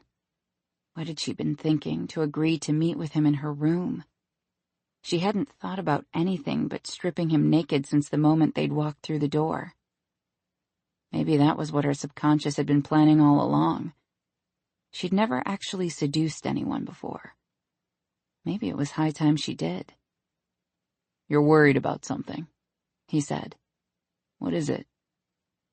"You said I could be of use because I speak and read the dialect of Russian you need. I want to make sure there's no chance of anyone tracing anything I do for you back to my grandmother. She told me today she was glad to leave that life behind her, She made a fresh start when she came to America. Reading between the lines during our conversation today, I think my grandfather brought more of the old country with him than she'd have liked. But he's been dead since I was a baby, and she said she finally had peace and a life she enjoys living. I don't want to change any of that for her. And I don't want Eve thinking she's some kind of connection or useful tool. She's an old lady, and she can be a mean one when she wants to be. I'd put my money on her over Eve Winter any day. There's always an element of risk, he said. Nothing is fail-proof. Our real identities were scrapped once we joined the program. And if anyone bothered to look closer at the Last Stop Funeral Home and all of its employees, they'd see exactly what we want them to see. Eve and the directors spent years building a very careful operation, but all it takes is a breach in our systems. We're protected from radar seeing our equipment or the underground bunker, but glitches happen. It's why we have plans B, C, and D. And even if someone does take notice of us here, there's no reason for them to think you're involved. You were here long before we set up shop, so there's no reason to think your family or friends might be in danger. But if it makes you feel better, we can put some added surveillance around your grandmother's apartment. It would make me feel better, she said. Do I get government health benefits? Because that stuff is ridiculously good, and I'd like to actually be able to afford to go to the doctor when I'm sick. His eyes were sparkling with laughter. Yeah, good luck with that. You're basically an off-the-books contract worker, until it's determined your services are no longer needed. You know what we are and what we do, but you're not exactly privy to classified information. She pouted a little at that bit of news. Well, that sucks. It could be worse, he said. How's that? Eve could have ordered us to kill you and hide your body. I don't think I like Eve very much. He laughed full out at that, and she felt her insides heat at the sound. It was rare he laughed, and she guessed, considering what he did for a living, he hadn't had very much reason to laugh. But damn, was it a sexy sight. She muscled up some courage and moved to stand directly in front of him. And then she took a deep breath and prayed the words she'd been wanting to say all morning came out clearly. She opened her mouth, and nothing came out. And then she tried again, and she could feel the heat rushing to her cheeks. What is it? He finally asked, curious. I want to seduce you. Chapter 15. All the blood in Deacon's head pooled directly into his lap. His eyes blurred for a second, and he shook his head to reorient himself. "Can you say that again?" he asked, wanting to make sure he heard right. "No," she said. "I don't think I can." "You've really got to stop telling me no." She'd consumed his thoughts for the last 3 days. He'd been drunk with the taste of her on his lips, and all he could think about was having her again. "I figure you heard me right the first time," she said, sounding angry about it now. Lord, he loved her prickly temper. Her hair was practically crackling around her head, and all he could think was that he wanted nothing more than to see it spread out across her pillow, and his hands tangled in it. She was an array of walking contradictions, sweet and surly, innocent and experienced, and every facet of her intrigued him. "I figure I did," he said, "but I thought I might have had a stroke just now, so I wanted to make sure." "Where are you from, originally?" she added. He hadn't been expecting that, and he was caught off guard. It had been a long time since he'd thought of home. He hadn't been there since he'd gone back for his father's funeral his last year of college. "Baton Rouge," he told her. "Why?" She nodded sagely. "You're too adept at talking like a Southerner. That's something that's inbred, can't be learned." He laughed and rubbed his hand over the scruff of his beard. "And here I thought I'd learn to cover it up so well after all these years." He shifted, anxious to get her back on track. "So, How are you going to seduce me? I'm not sure, but it probably won't work if you keep sitting there asking me questions. I guess the first question should be whether or not you want to be seduced. He arched a brow at her and then stood to his feet, so she could see the erection straining behind the zipper of his jeans. Her eyes widened and she licked her lips. I guess you do. Oh, yes, I do. I babble when I get nervous, she said. I just thought I should tell you that up front. I've known you for 2 years. I'm well aware. Oh, good. I read a lot, so I've got this pretty well planned out in my mind. Knowledge is power. Fucking A, he said. Tess, you could stand there in a paper bag and I'd be seduced. I'm so freaking seduced right now, this is probably not going to last very long. You don't have to worry about me. I'm 100% on board. She smiled and her dimple fluttered at the corner of her mouth. And then her fingers went to the buttons of her shirt, and all the spit dried up in his mouth. Wait a second, she said, and he bit back a groan. How does this work between us and everything else? She waved her hands around as if he was supposed to know what the heck she was talking about. I have no idea what you're talking about. With Eve and the Gravediggers and all this secretive stuff, you said there were consequences. How much trouble are you going to get in if we go through with this? What will she do to you? Will she let me help you with the translations if she thinks we're, She waved her arms around again, and he couldn't help but grin. In Eve's eyes, he was following orders. But he knew it was much more than that. His plan had been formulating long before Eve issued the words to him, and he knew exactly what he wanted from Tess. He wanted all of her. The consequences didn't seem to matter so much as long as they were together. But there was always a chance she might not feel the same way. Our relationship is ours alone, no matter what she might tell you.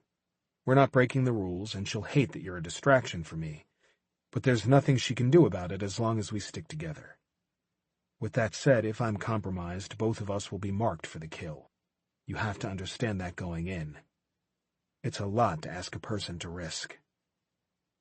My new middle name is Risk, she said softly. I thought it was fun, he said, remembering she'd said something similar before the motorcycle ride. I changed my mind. She undid the buttons slowly, one by one, and the shirt parted inch by inch, teasing him with glimpses of pale flesh. How hell-bent are you on seducing me to completion? He asked, eyeing the lacy camisole beneath her top. Her nipples were rigid peaks, and he realized the camisole was all she was wearing underneath. For some reason, that drove him wild. I'm flexible at this stage of the game, she said. Why? What do you have in mind? The way she asked him the question, a little bit taunting, a little bit sassy, had him moving closer. He pulled her into his arms and took her mouth, hard. But she was ready and eager for him. There was no slowing down or pulling back. All she'd had to do was tell him she wanted to seduce him, and it had worked like a charm. He was putty in her hands. Her hands slid up his shoulders and behind his neck, tugging his hair loose from the leather tie he'd wrapped around it. He tightened his hold on her, his hands molding her, until he gripped her ass and lifted her up against him. He pinned her against the half wall, and her legs twined around him. Her shirt had fallen off of one shoulder, and his hand closed over her breast. He felt her nipple hard against the palm of his hand, and he rubbed it beneath the cotton of the camisole. Every stroke of his hand had her jerking against him, as if he were rubbing her clit instead of her nipple. He pulled his mouth free, and they both gasped in air. Her mouth was swollen and red, and her cheeks were flushed.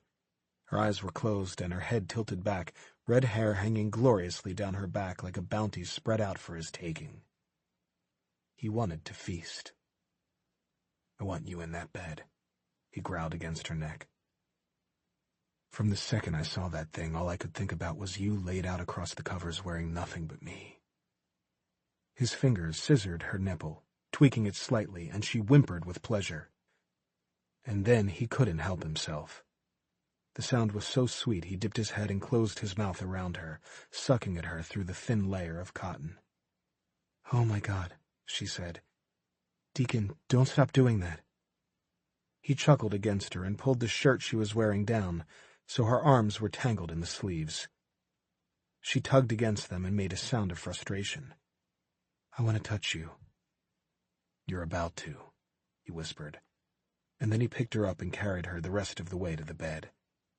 He laid her on the bed and then stripped off his shirt and toed off his shoes. "Have I told you how much I love looking at you?" she panted. "I don't think you've mentioned it," he said, grinning. That look in her eyes made him feel like Superman. He'd known what it was to be desired by women, but he'd never been looked at the way Tess was looking at him, as if he was the best thing she'd ever seen. It made him feel invincible, and he would have moved heaven and earth for her to keep looking at him that way. He removed her shoes and let them drop to the ground, and then his hands went to the button on her jeans. He pulled them down slowly, taking her underwear down with him. Her arms were still caught in her shirt, but she was stock still as his fingers traced her thighs, moving higher to the soft folds of her mound. But he didn't linger. The time for foreplay had long passed. "I want to see all of you this time," he rasped. He removed her shirt fully and then pulled the camisole over her head, leaving her completely naked on the white comforter. The sight of her took his breath away. "More beautiful than I ever imagined," he said. "Almost too delicate to touch, like a painting." She was willowy and thin, without many curves. Her arms were resting above her head, and that glorious red hair tumbled around her. She was pale, and a light smattering of freckles dotted her skin. He could see her heart pounding in her chest as his gaze moved down her body. Her nipples were dusky brown and erect, just waiting for his mouth. He moved farther down to the plump folds between her thighs. She was wet and ready for him, and he took her long legs and splayed them open, so she was completely bared to him. And then he looked his fill. "So fucking beautiful," he said reverently. "Please hurry," she begged. "This is torture." Deacon unbuttoned his jeans and carefully lowered the zipper. Her eyes followed his every move, and she licked her lips in anticipation. He didn't prolong it. He pushed his jeans and underwear down to his ankles, and stepped out of them. "Oh, wow," she said, her eyes devouring his erection. He chuckled at the way she said it, and then knelt on the bed between her open thighs. "There are 48 condoms in the nightstand." He froze and stared at her. "That's a lot of condoms. We don't have to use them all today." "Don't worry. We'll make a dent in them." He reached over and opened the nightstand drawer, shaking his head at the sight of the small Glock sitting next to the box of condoms. Tess was full of surprises.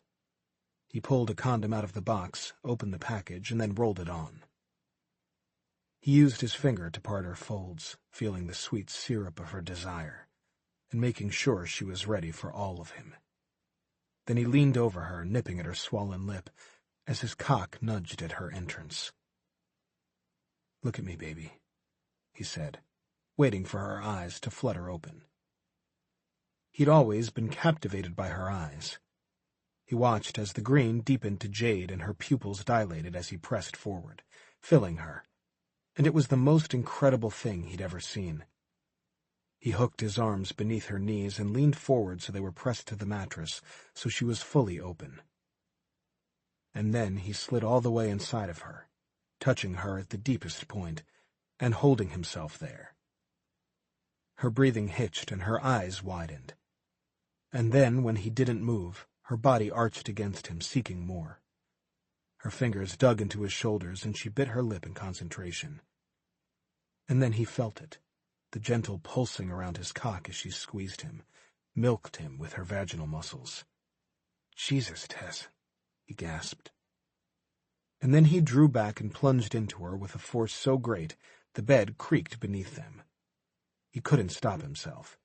He felt like an animal in rutting season. The urge to mate with her was stronger than his self-control. Her body arched against him, met him thrust for thrust, and he took her mouth in a primal kiss. He felt the texture of her walls change, felt the increase in moisture and heat, and then she moaned, low and long, as she climaxed, pulsing and squeezing around him. The feel was too much for him to hold back any longer. His hand tightened in her hair, and he buried his face in her neck. And then he drove himself into her over and over again. The climax ripped from him and his back arched as he came with a forcefulness that stole his breath. Tess wasn't letting go. She screamed as she came again, and he felt the earth shake as he collapsed on top of her. He didn't know how much time had passed, seconds or hours, but his heart was still pounding and his breath still came in gasps. He tried rolling to the side, but it took some effort. He was too weak. "Wow," she said, her voice hoarse. "I've always read that sex can be an earth-moving experience, but I always thought it was a figure of speech." "Don't you see how the bed is tilted?" he asked. "We fucked right through the floor. I told you it needed to be replaced. We're lucky we didn't end up in slumber room 1. She froze against him, but he just pulled her tighter in his arms. "What should we do?" "We should probably move very carefully and get the hell out of here." She was snuggled up warm against him, though, and he wasn't too inclined to ruin the moment. "Why do I have a feeling you're not going anywhere?" she asked, narrowing her eyes at him. He flipped her on the bed, making her squeak as a board creaked beneath them. "We just had a near-death experience. We've got to do something with all that adrenaline. Besides, I've been wanting to taste you again since the first time." "Oh," she said as he kissed his way between her thighs. She moaned and her head dropped back as he suckled her clit. "I suppose we can be less vigorous this time." "How much do you want to bet?" he asked. Chapter 16. 2 days later, Tess was fully entrenched in a world she'd only seen on the big screen. When Deacon had told her they could use her, she wasn't really sure she believed him. They'd shown her the control room underground, and then promptly sat her at a computer. According to Deacon, they'd been looking for communication between the 4 men, 3 now, who were coordinating the attack. They'd finally found it. They'd done some of the work for her. The dialects shared common words, but there were large patches of blank space where they hadn't known what the words were. So, for a full day and a good part of the night, she'd been translating the words and short phrases into English. The only problem was the words and phrases didn't make any sense and seemed to be in no discernible order. "It's code," Dante said. "See here, the word mat, or mother, once translated, is used several times throughout each of these paragraphs. It's more than likely a substitute for and or the." "Oh, cool," she said, seeing the pattern of several words now that she knew what to look for. "It's a different form, but still similar to the coding used during World War II, Deacon said. I doubt they were worried about the simplicity of the code. It was more than likely used as a secondary barrier of communication to the intended recipients. The first barrier is the hardest to break, and that's the language. None of these words," he said, pointing out several in the documents, "are words that are traditionally used in the Russian language. It's almost like a slang. It's as much of a difference as there is between Ukrainian and Russian. Only those deeply rooted in the Russian mafia would be able to translate the passages enough to decipher the code. I'll start running it through a deciphering program and see what we come up with," Dante said. "It shouldn't take too long. It looks like a fairly straightforward pattern." "They're bouncing a false location through satellite," Colin said. He sat behind a large radar screen on the wall and used touchscreen to zero in on the coordinates. "That's how we pulled their communication. They had it bouncing all over the place before we pinned it down. They're doing the same thing with location, or at least trying to, but I chased it down. That tanker is more than 50 miles north of where they're supposed to be. They're hovering just on the edge of U.S. waters. ready to move when they're given the orders. If we'd halo jumped from the coordinates we got from the satellite imaging, we'd have ended up in the middle of the Bering Sea. Even with neoprene suits, we would have been fighting hypothermia by the time the Zodiac found us. Tess hadn't realized the enormity of what they were planning to do until that moment. "There's no other way to get on that tanker?" she asked. She knew the worry was evident in her voice, but she didn't care. "It's the only way to go in undetected," Deacon told her. "We're all experienced. We've done it plenty of times. Going in a safer way would put all of us in more danger. They'll be looking for visible threats. So we have to be invisible." "Right," she said, remembering Deacon's explanation of what exactly a halo jump was. "So you're going to jump from a plane at 30,000 feet in freezing temperatures, and you're going to free fall for 2.5 minutes until you're almost at your target. Then you're going to pull the chute at the last possible second and land on the tanker. Pardon my French, but that is fucking insane." "You know that's not actually French, oui?" Colin said. She growled at him, and his lips quirked in a smile as he went back to his computer. "Insane," Deacon agreed. "but necessary. And fun." "What am I supposed to do while you're jumping out of airplanes? And please don't tell me I'm not coming with you. You'll need someone there to collect your bodies if you miss the target." "Damn, that's harsh," Elias said. "I like her." "You'll stay with Dante," Deacon told her. "He's manning the sub." "Sub?" she asked. "As in submarine?" "Yeah, you'll love it. Unless you get claustrophobic. Then you might not love it so much." Wow. She was trying to remember what it felt like to be a plain old mortician in plain old Last Stop, Texas. That seemed like a million years ago. So all this equipment, the plane, the pilot, the submarine, they're just going to show up when and where you need them? No questions asked? "That's what the shadow is for," Elias said. "Creepy motherfuckers. We've never actually seen them. Who knows how many there are or where they come from. We can only hope they never turn against us." "Well, that's comforting," she said sarcastically, then turned to Dante. "When do we leave?" "We'll all fly to Alaska day after tomorrow. You and I will head out to the sub hours before they leave for the jump. The sub is fast, but not quite as fast as the plane. We want to make sure we're there in plenty of time. We'll dock the sub as close to Russian waters as we can get, and then I'll take the Zodiac for the pickup and bring them back. The submarine has advanced technology that will keep us from being detected from radar." "Sounds good," Tess said. "If you're a deranged adrenaline junkie looking for a death wish." "That pretty much sums up my SEAL team," Elias said. "You're a quick study. You might survive this after all." "Thanks," she said dryly. Deacon worked tirelessly, checking and double-checking plans, coordinates, and equipment.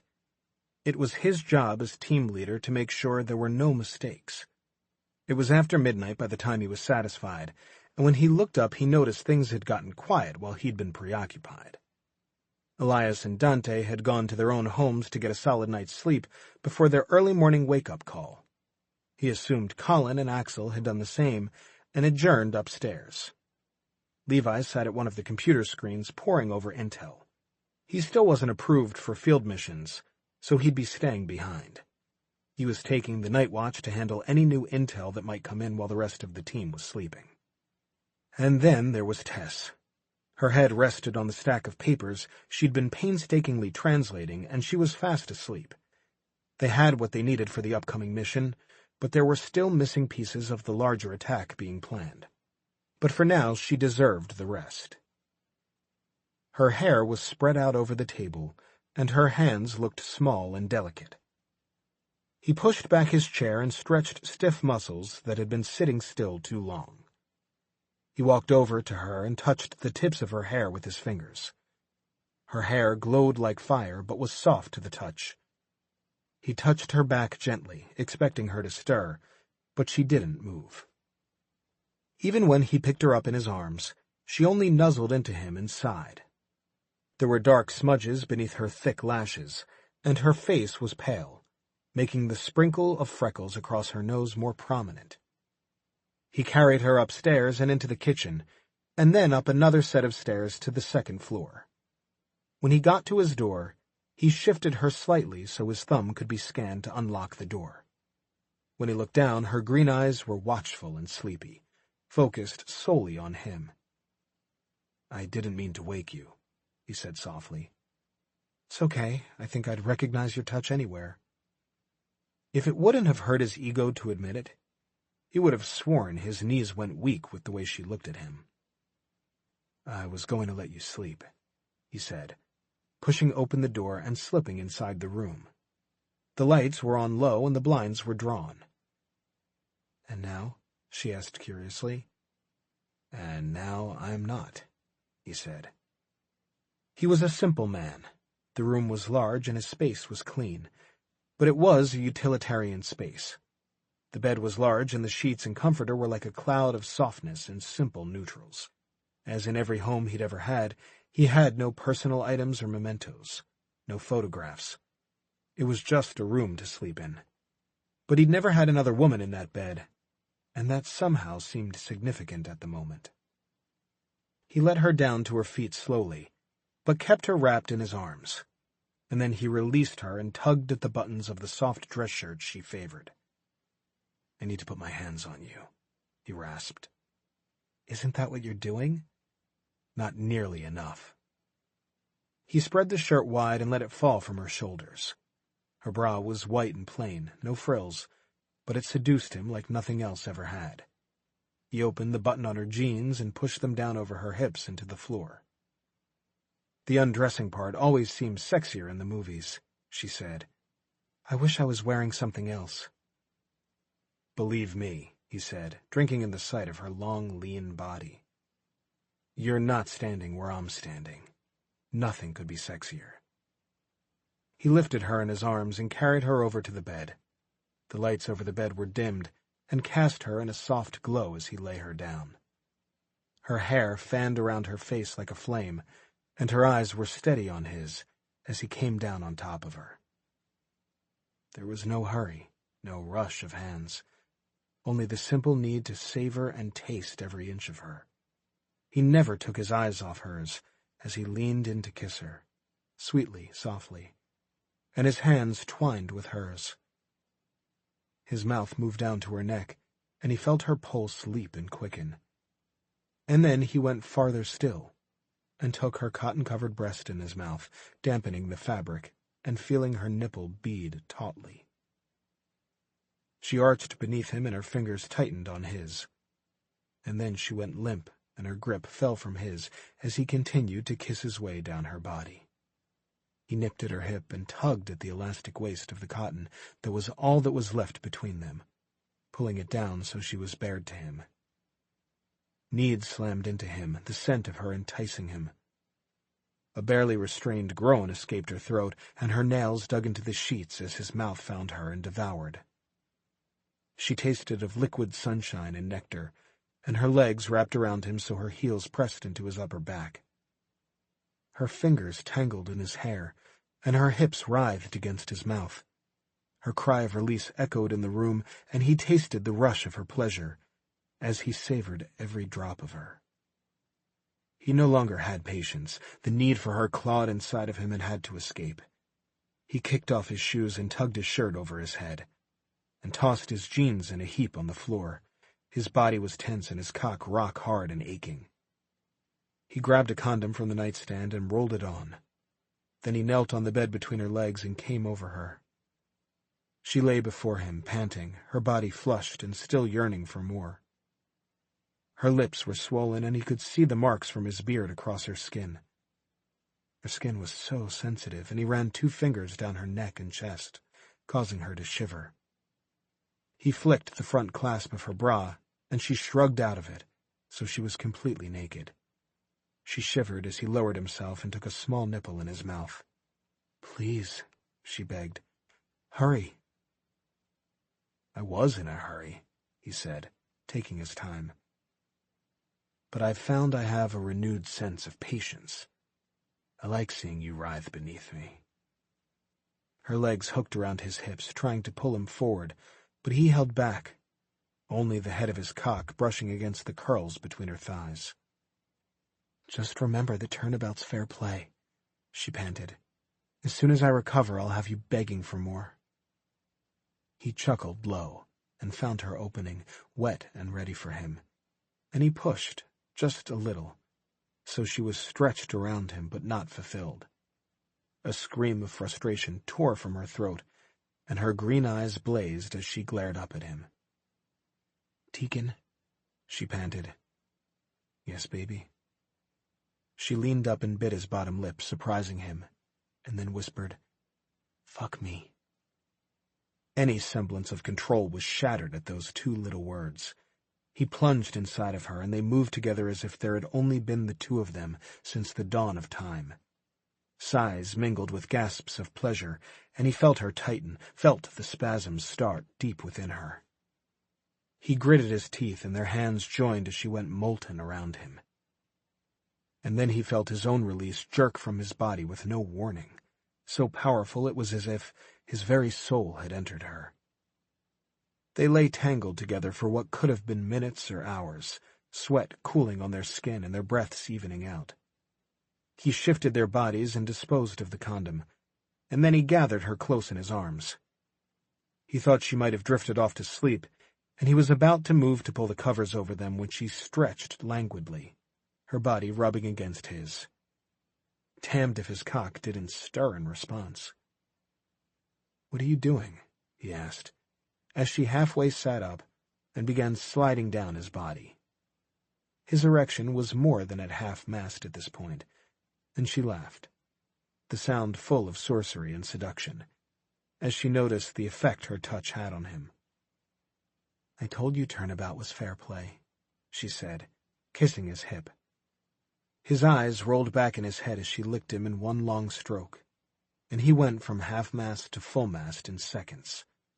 "Fuck," he groaned as her mouth tortured him. "I believe you now." "Too little too late," she teased, and then she moved off the bed and left him wanting. She looked over her shoulder as she headed toward the bathroom. "You'll have to be patient with me. I've never swallowed."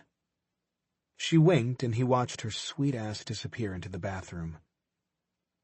"Jesus," he said, taking a hard hold of his cock. He almost came then and there. "At least I'll die a happy man." And then he followed behind her. Chapter 17. The darkness pressed in on him at 30,000 feet. His skin was clammy with sweat beneath his specially designed flight suit. He kept his head pressed against the wall of the C-130 cargo plane and focused on breathing. He was closed inside a metal can at 30,000 feet. It wasn't the fear of falling from the sky that had his balls in his throat. It was the ever-shrinking walls of the plane, the decrease in oxygen as they ascended higher, and the darkness that kept pressing in on him. His only reprieve was to think of Tess. He'd been selfish to keep her up the hours before they'd left, instead of letting her sleep. But he hadn't been able to get enough of her. He wanted to imprint himself on her memory, on her body, so that if anything happened to him, she'd know how much he loved her. They'd made love for hours, and that's exactly what it had been. Making love. They'd only dozed for what seemed like minutes before it was time to get up and dress. Her eyes had been shadowed, and he could see the worry etched in her face. But she gathered her things in silence and nodded in thanks when he handed her an insulated cup of coffee. Her eyes had grown large and round when they'd showed her the way to the underground tunnel and strapped everything to both of the ATVs. But still there was no talking. As they sped out of the tunnel, he kept his hands tight on the wheel, focusing on the end of it and not imagining the walls caving in on him, being buried alive in the rubble, again. The chopper had been waiting for them, ready for takeoff, and he'd squeezed her hand in reassurance when she looked at the lake in its stillness, as if she'd never see it again. The ride had been short to the private airstrip where the plane waited. The sun was just peeking over the horizon when they made takeoff. The jet was equipped with much of the same equipment HQ was, and their focus was on making sure the tanker didn't change course or that the Russians didn't try to confuse the satellite for the 12-hour flight to Nome, Alaska. But the Russians seemed confident in their abilities of concealment, which was their mistake. He was proud of her.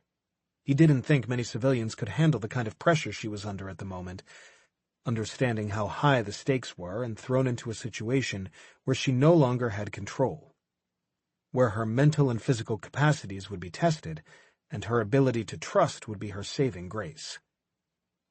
They landed on an abandoned stretch of land, nothing more than grass and gravel, just outside of Nome. It was the closest point of origin for traveling to the Bering Sea. Transport was waiting, 2 identical Humvees, set to take them to their destinations. Dante and Tess to the submarine, and he and the others to prepare for the halo jump onto the tanker. If everything went according to plan, he'd see her again in another 8 hours. He didn't want to begin to think about not seeing her again. He kissed her goodbye, long and hard, and he knew he'd drawn looks from the others. He no longer cared if they thought he was just carrying out Eve's orders. Then he got in the Humvee with the others and focused on the job at hand. He had to. He couldn't afford to think of her when so much was at stake. They suited up in the one-piece flight suits specifically designed for halo jumps, which would protect them from the cold, and beneath they wore neoprene dive suits in case they had to spend time in the water. The footwear and gloves also protected them from the freezing temperatures. Just after midnight, they loaded up in the C-130 cargo plane. Deacon sat across from Colin and Axel. Elias was to his left. They'd all begun breathing pure oxygen at takeoff, preparing their bodies for the dangerous halo jump. It was a cold and bumpy ride at 30,000 feet, around 25 degrees below zero. Deacon let Elias run point on this leg of the journey because he'd been a SEAL and could do these jumps in his sleep. Experience of his kind was invaluable, and Deacon wasn't so ego-driven as the team leader that he didn't recognize the value of an asset. They all carried explosives in the small, tightly strapped packs around their waists, a knife secured in their boots, and a pistol secured to their thighs via a healthy dose of duct tape. It was all they could carry in, and even those items had the chance of ripping free in the high-velocity freefall. There were dangers to halo jumps, but it was the best way to get where they needed to go undetected. And where they needed to go was on that tanker. It was a blind jump, and it was the middle of the night. They wouldn't have a visual of where they were landing until it was time to deploy the chute. The last thing Deacon wanted was to end up in the water. He breathed in the pure oxygen and exhaled slowly to get all the nitrogen flushed from his bloodstream. He had to be more careful because his pulse was already elevated from his claustrophobia. If any nitrogen was left in the bloodstream, it could lead to decompression sickness, not something anyone wanted to deal with when approaching the enemy. They all wore specially made goggles that could resist the cold from that altitude. Without them, their eyeballs could actually freeze. Deacon just prayed he didn't pass out on the way down. Many jumpers did, and the chute deployed on its own once they reached the right altitude. They didn't speak, but they didn't have to. They knew the plan. They'd memorized every detail of the tanker from the blueprints, and they had a general idea of how many armed personnel were on board from the aerial satellite images. Elias held up 2 fingers, signaling the 2-minute mark, and everyone removed the pure oxygen tank and strapped on the regular oxygen mask securely to his face. The cargo hold of the plane slowly opened, and the frigid wind whipped around them. Elias had already gone through the scenarios. They were to stay in formation for a 2-minute freefall before opening the chutes. If all went well, they should go undetected by any radar the tanker might have, and it was unlikely any of the guards would see them as they bulleted from the sky. Deacon took a couple of deep breaths and waited for the go signal. A red light blinked steadily alongside the cargo hold door, and then it turned green. Off they went, one by one into the black of night. The wind pressed against Deacon's chest with such force that it was hard to draw in a breath, even with the oxygen mask. The cold seeped into his bones, and his vision dimmed as the velocity of the freefall picked up speed. He watched his altimeter carefully and counted the seconds in his head. 2 minutes was a long time to fall. Just as the edges of blackness started to claim him, his altimeter displayed the right altitude, and he pulled the ripcord on his parachute. It shot up behind him, and he shook his head to clear his vision. The tanker was closing in fast, and he was still traveling at a high rate of speed. He didn't focus on the others. That was a good way to end up in the Bering Sea. He looked straight ahead and touched down near the bulkhead. He immediately cut his parachute lines and rolled behind cover, gathering up the black parachute as he did. He reached into his boot and ripped off the tape securing his weapon, shoving it behind the small of his back. He would prefer not to use it unless absolutely necessary. There was no need alerting everyone they were there. Only one of the 11 men on board mattered, and that was Yorgen Yevorovich. It would be even better if they could get him to talk before they killed him. Deacon planted his explosives pack at the bulkhead, and then darted from cover to cover. He caught sight of a guard dozing against the wall, and he came up behind him, snapping his neck before lowering him quietly to the ground. He caught sight of Axel from the other side of the tanker, giving similar treatment to another guard. Axel held up 2 fingers, indicating that was the second guard he'd killed. And then they each gave a thumbs up, indicating their explosives had been placed and activated. It was time to clean up any other messes and get the hell out of there.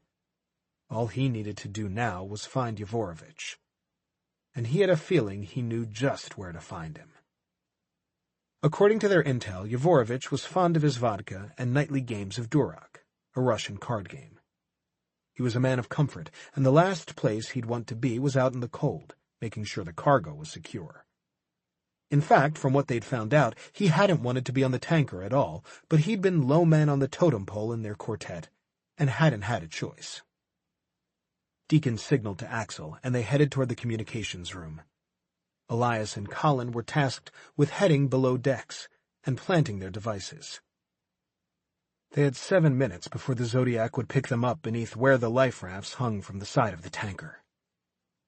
Deacon smelled cigar smoke as he made his way up the stairs to the control room, and when he reached the top he heard voices. Axel squeezed his shoulder from right behind him, letting him know without words that he heard them as well. Deacon crouched low and peered around the corner.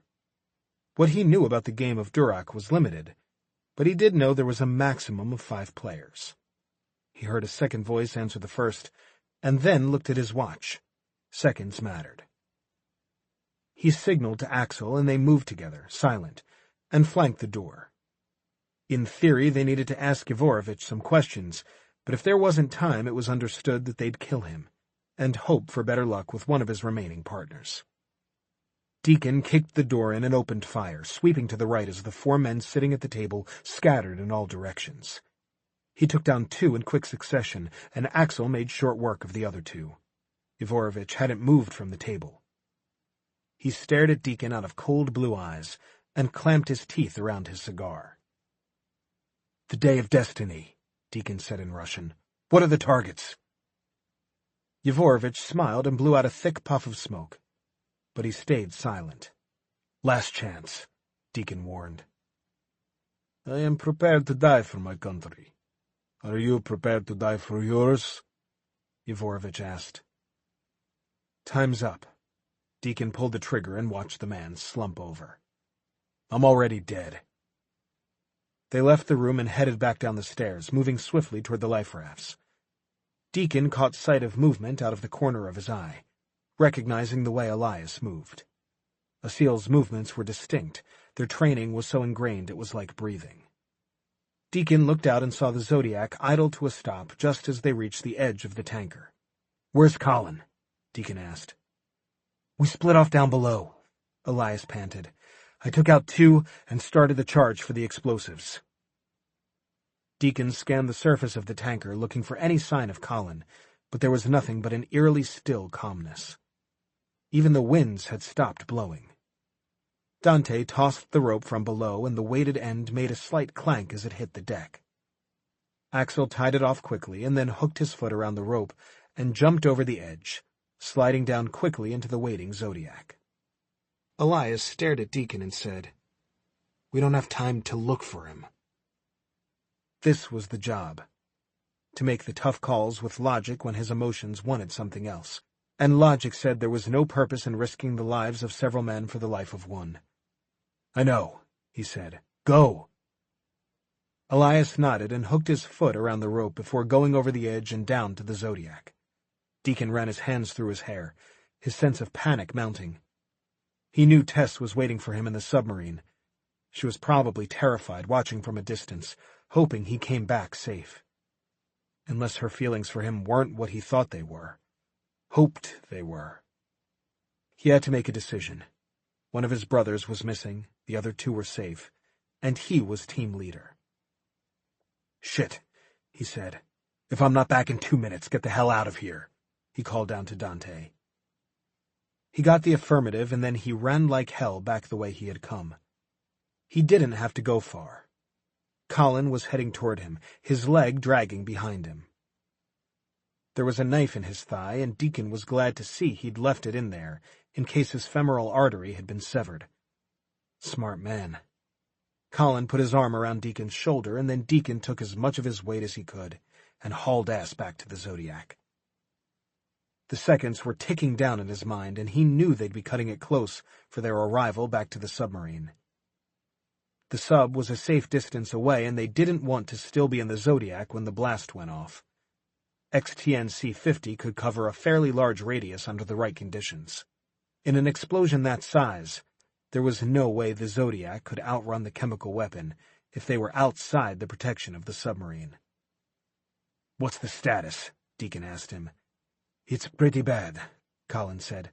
"Fucker was drunk and laying on the floor. Came up with a knife when I walked through the door." "Drunks are always unpredictable. Can you hold on?" "I can do what I have to," he said. Deacon called down to Dante, and with Colin's help he got him situated so he could hold the rope. He slid down and into the Zodiac, and then Deacon followed after him. As soon as he was inside, Dante accelerated, jostling Deacon before he had a chance to get settled.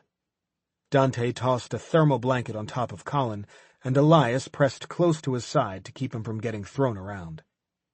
"Is there full medical on the sub?" Deacon asked. "Of course," Dante answered. "The shadow never fails, but there's no doctor." "There's Tess," Deacon said. Colin laughed harshly and closed his eyes against the pain. "A mortician is just what I'll be needing," he said. "I'll bleed out. I'm fucked." "She's got some medical training," Deacon told him. "She chose mortuary school when she decided medical school wasn't her cup of tea. She's the best hope you have right now. If we can get you hooked up and get blood into you, you have an even better shot." "There's a stock of blood on board," Dante said. "We can get him hooked up. You better hope she doesn't try to embalm you by mistake. I imagine it'd be quite painful on the living." Colin was already white from blood loss, but he paled even more. "Fous-toi." "No thanks," Dante said. "I've got a long holiday in the Virgin Islands and a lovely woman named Genevieve to take care of those needs, but I appreciate the offer." Deacon knew what Dante was doing, keeping Colin alert and slightly agitated so his heart rate would stay up. The water was choppy and a spray of fine mist rained down on them, finding its way onto any skin left uncovered. They crossed into U.S. waters, but still had a ways to go to reach the submarine. It was a starless night, pitch black, so even the water looked like ink beneath them. The handheld radar in Deacon's hand was their only guide. It was going to be close. Too close. Dante must have had the same feeling because the Zodiac picked up speed. It was so dark it was impossible to see the submarine until they were almost upon it. When they were alongside, Dante cut the engine, and a panel in the sub opened up, just large enough for the Zodiac. "This is going to be tricky to keep him stabilized," Elias said when they were inside, and lights came on and the panel began to close. As soon as the panel was closed, the water began to drain beneath the Zodiac, and Deacon felt his ears pop as the pressure changed. They all carefully lifted Colin and held him steady as the water drained. Once the green light lit, indicating that the chamber was secure and there were no water leaks, the door hatches unlocked, and there was Tess. The look of relief on her face when she saw him was like coming home. He'd never had that before. She wore an oversized sweatshirt and jeans, and her mass of hair was piled up on her head. She'd never looked more beautiful. She took one look at Colin and the knife protruding from his leg and never flinched. "How bad is it?" "Pretty bad," Deacon said. "We've got to get him stabilized and we've got to get submerged. We have less than 5 minutes until detonation. It won't do us any good to save Colin and die from the XTNC-50 gas." "There's a backboard up in the triage room," Dante said. "I'll get it," Tess said, already disappearing back inside the sub. When she returned, they lay Colin on the backboard, and the men each took a side to keep him as flat as possible. Dante split off from the group, and as they made their way to the triage room, Deacon felt the sub begin to submerge. "It'll be close," he said. They moved Colin into the triage room and set the backboard on the operating table that was bolted to the floor. And then they waited as the seconds ticked by. No one spoke, no one moved. Metal creaked and groaned as the water pressed in around the sub. And then the concussion from the explosion rippled around them. The lights flickered, and as the submarine shifted subtly, Deacon spread his legs to balance, catching hold of Tess as she lost her balance. After a few minutes, the soft rocking from the shock waves slowed. "Does that mean we're not going to die?" Tess asked. "Technically, we're all going to die," Elias said. "It's the nature of humans, but we probably won't die today, if that's what you're asking." "Smart ass," she said, blowing out a relieved breath. "If we're going to live, we should probably see about Colin's leg. I don't want to be the bearer of bad news, but he's passed out. He's lost a lot of blood." "We're following your lead here," Deacon said. "What do you need?" "Prayers. I've never actually worked on a breathing person before. But anatomy is anatomy, and you'd be surprised some of the things I've had to do to bodies to prepare them for burial. The good news is that I'm at least familiar with how to deal with arteries, considering that's the easiest way to embalm a person." "Probably not something we should tell Colin when he wakes up," Deacon said. "Let's run this like an op. What supplies do we need?" The medical bay wasn't a large space, but it was well equipped. Deacon had told her that it was the Shadow's job to anticipate and prepare for any situation, and it was obvious they were very good at their job, whoever they were. "Right," she said. "Like an op. Let's get an IV started and a saline solution going. Someone check and see how many units of blood are in the refrigeration unit. I don't suppose anyone knows his blood type?"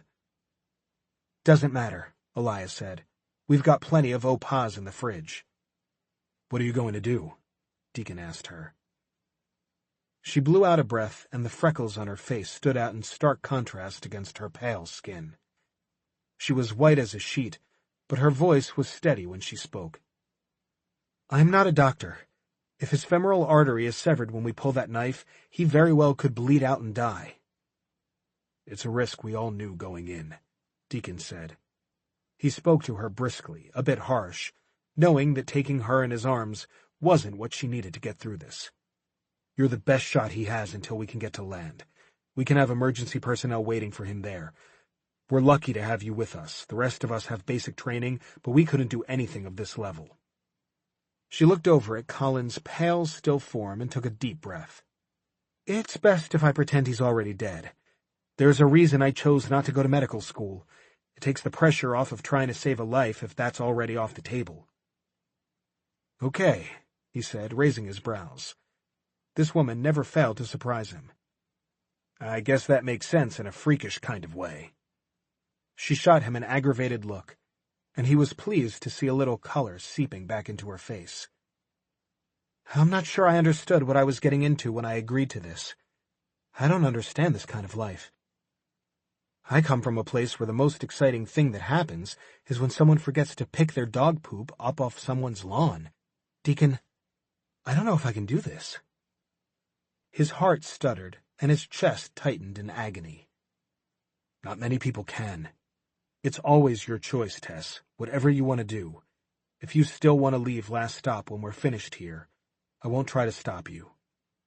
She nodded and averted her eyes, having no idea how many pieces she'd just left his heart in. Chapter 18.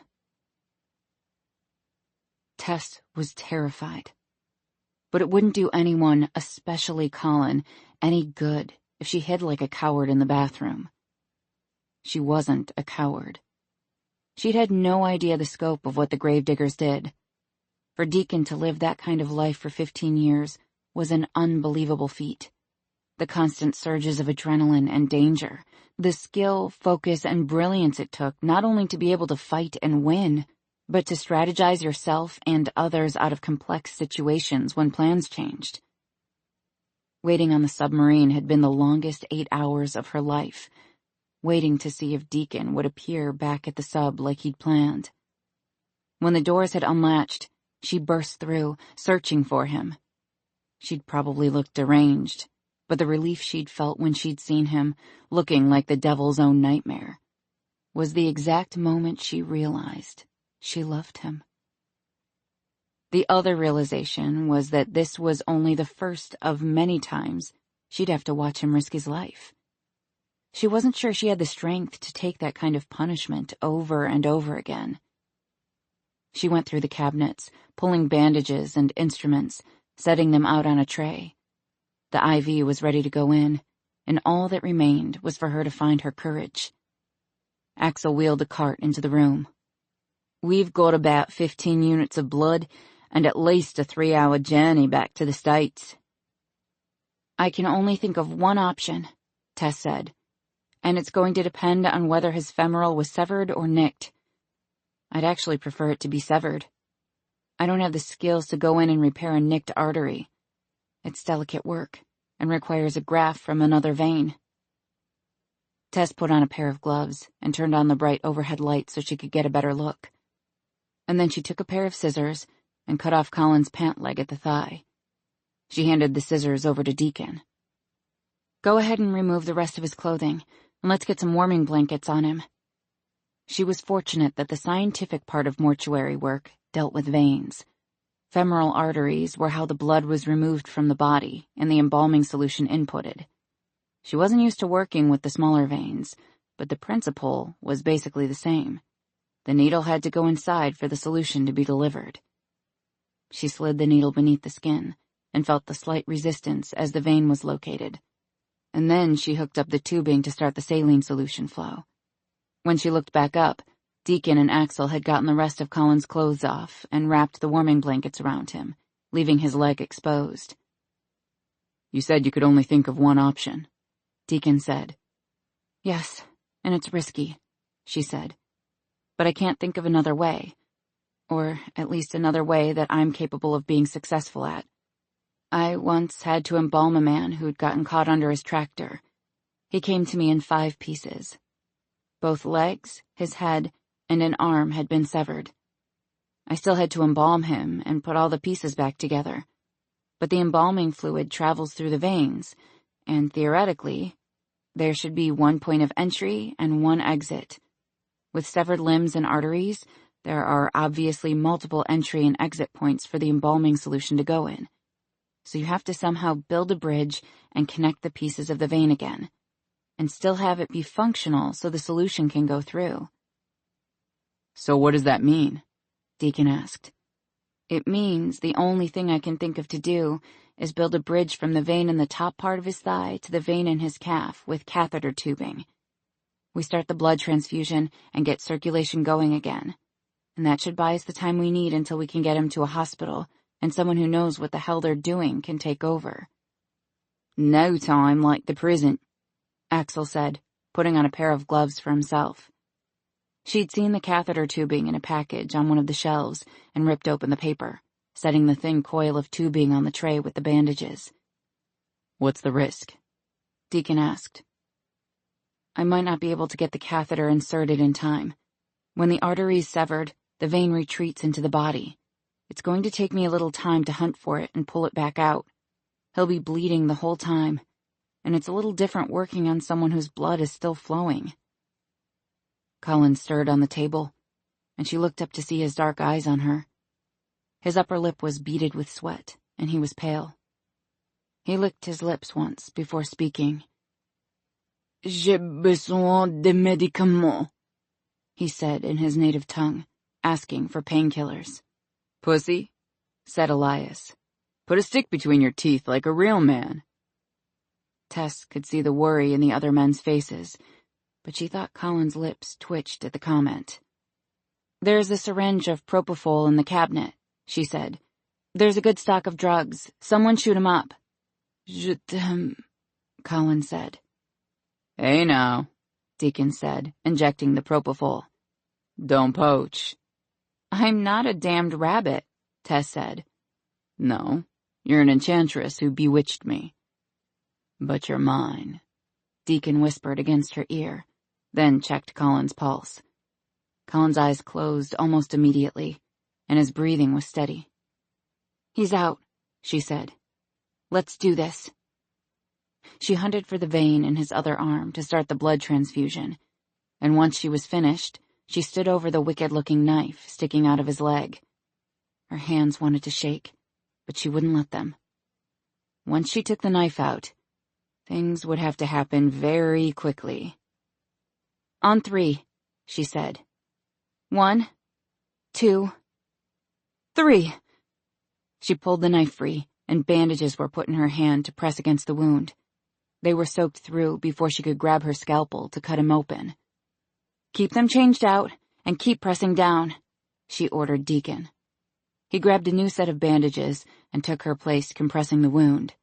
She made a long, quick slice with the scalpel and went hunting for the femoral artery that had retracted into the upper thigh. She found it with little hassle. Deacon exchanged bandages again, and Axel exchanged the empty pint of blood for a new one, and she very carefully inserted the thin tube of catheter into the artery, clamping it off for the time being.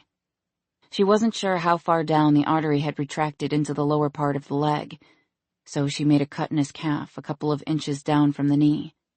She winced when she saw that it had traveled down a little farther, and she increased the size of the incision and dug around for the other end.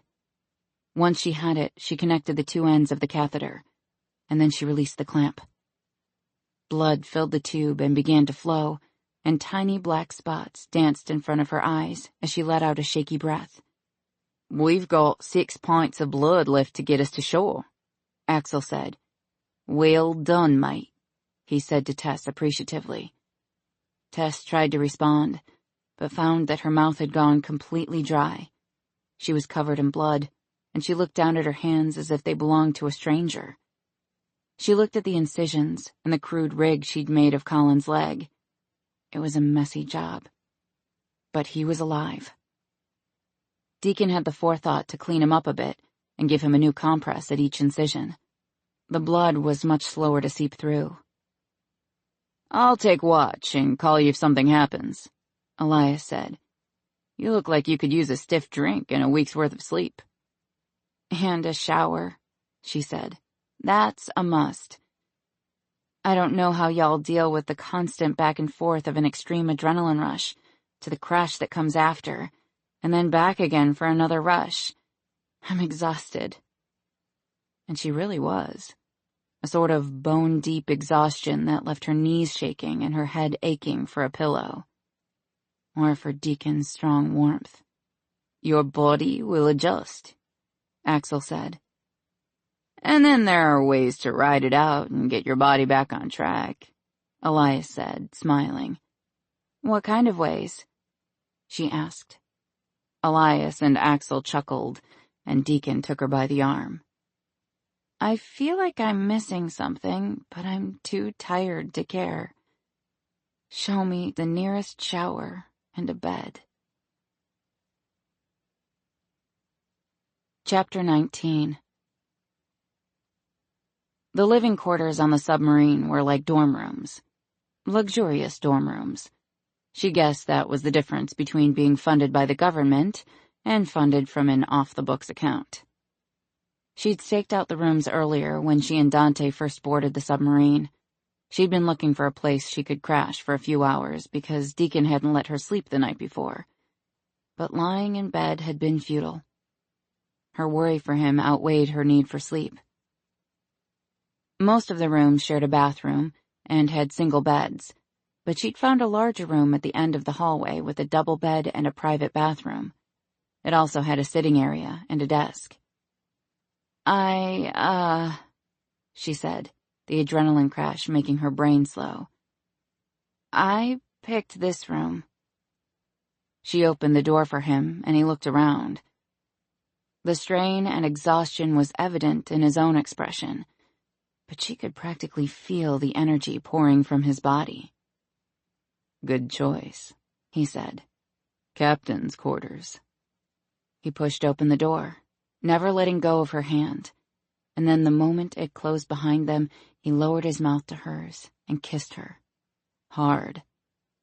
The minute his mouth touched hers, the exhaustion slipped away and was replaced with a need so fierce it took her breath away. She responded to him eagerly, his kiss seeming to replenish her strength as he probed and prodded with his tongue. That was the most incredible, terrifying thing I've ever experienced in my whole life, she breathed out when she broke away from him. Any step of the way, one of you could have died, and all I could do was sit there and watch, and do nothing. She bit his earlobe, and he groaned, and then she tugged at the Velcro fastenings of his flight suit to the zipper beneath. Her fingers found the zipper, and she pulled it down slowly, revealing the wetsuit underneath. I didn't realize getting you naked was going to be such a challenge, she observed. You're doing a good job. Don't be intimidated. He bent down to untie his boots and pull them off, and then he shrugged out of the flight suit so all he had on was the wetsuit. It hugged him like a glove. Everywhere. That looks uncomfortable, she said, nodding to his obvious erection. He barked out a laugh and turned around so she could pull down his zipper. It's about to get a whole lot better. I need a shower, and I'm probably going to need help scrubbing my back. And your front too, I hope. He peeled the neoprene suit from his arms and shoulders and let it hang at his waist. You're falling behind, he said, pushing her toward the bathroom. Right, she said, breathless. It's just that once you start taking your clothes off, it's hard to think about anything else. Your body makes me crazy. I've never been lust crazy before, but when I see you naked, I pretty much want to throw you on the ground like a she-wolf and have my way with you. She kicked off her boots and yanked her shirt over her head. Here, let me help you with that, he said, unclasping her bra with a flick of 2 fingers. You're very talented, she said. I'll admit, I've had some practice. Thank God, she panted. Deacon was already completely naked by the time she got her clothes off, nudging her from behind. His hands came around her, cupping her breasts, and she pressed back against him, feeling his erection hard in the crease between her buttocks. Turn on the water before I forget and take you right here, he growled against her neck.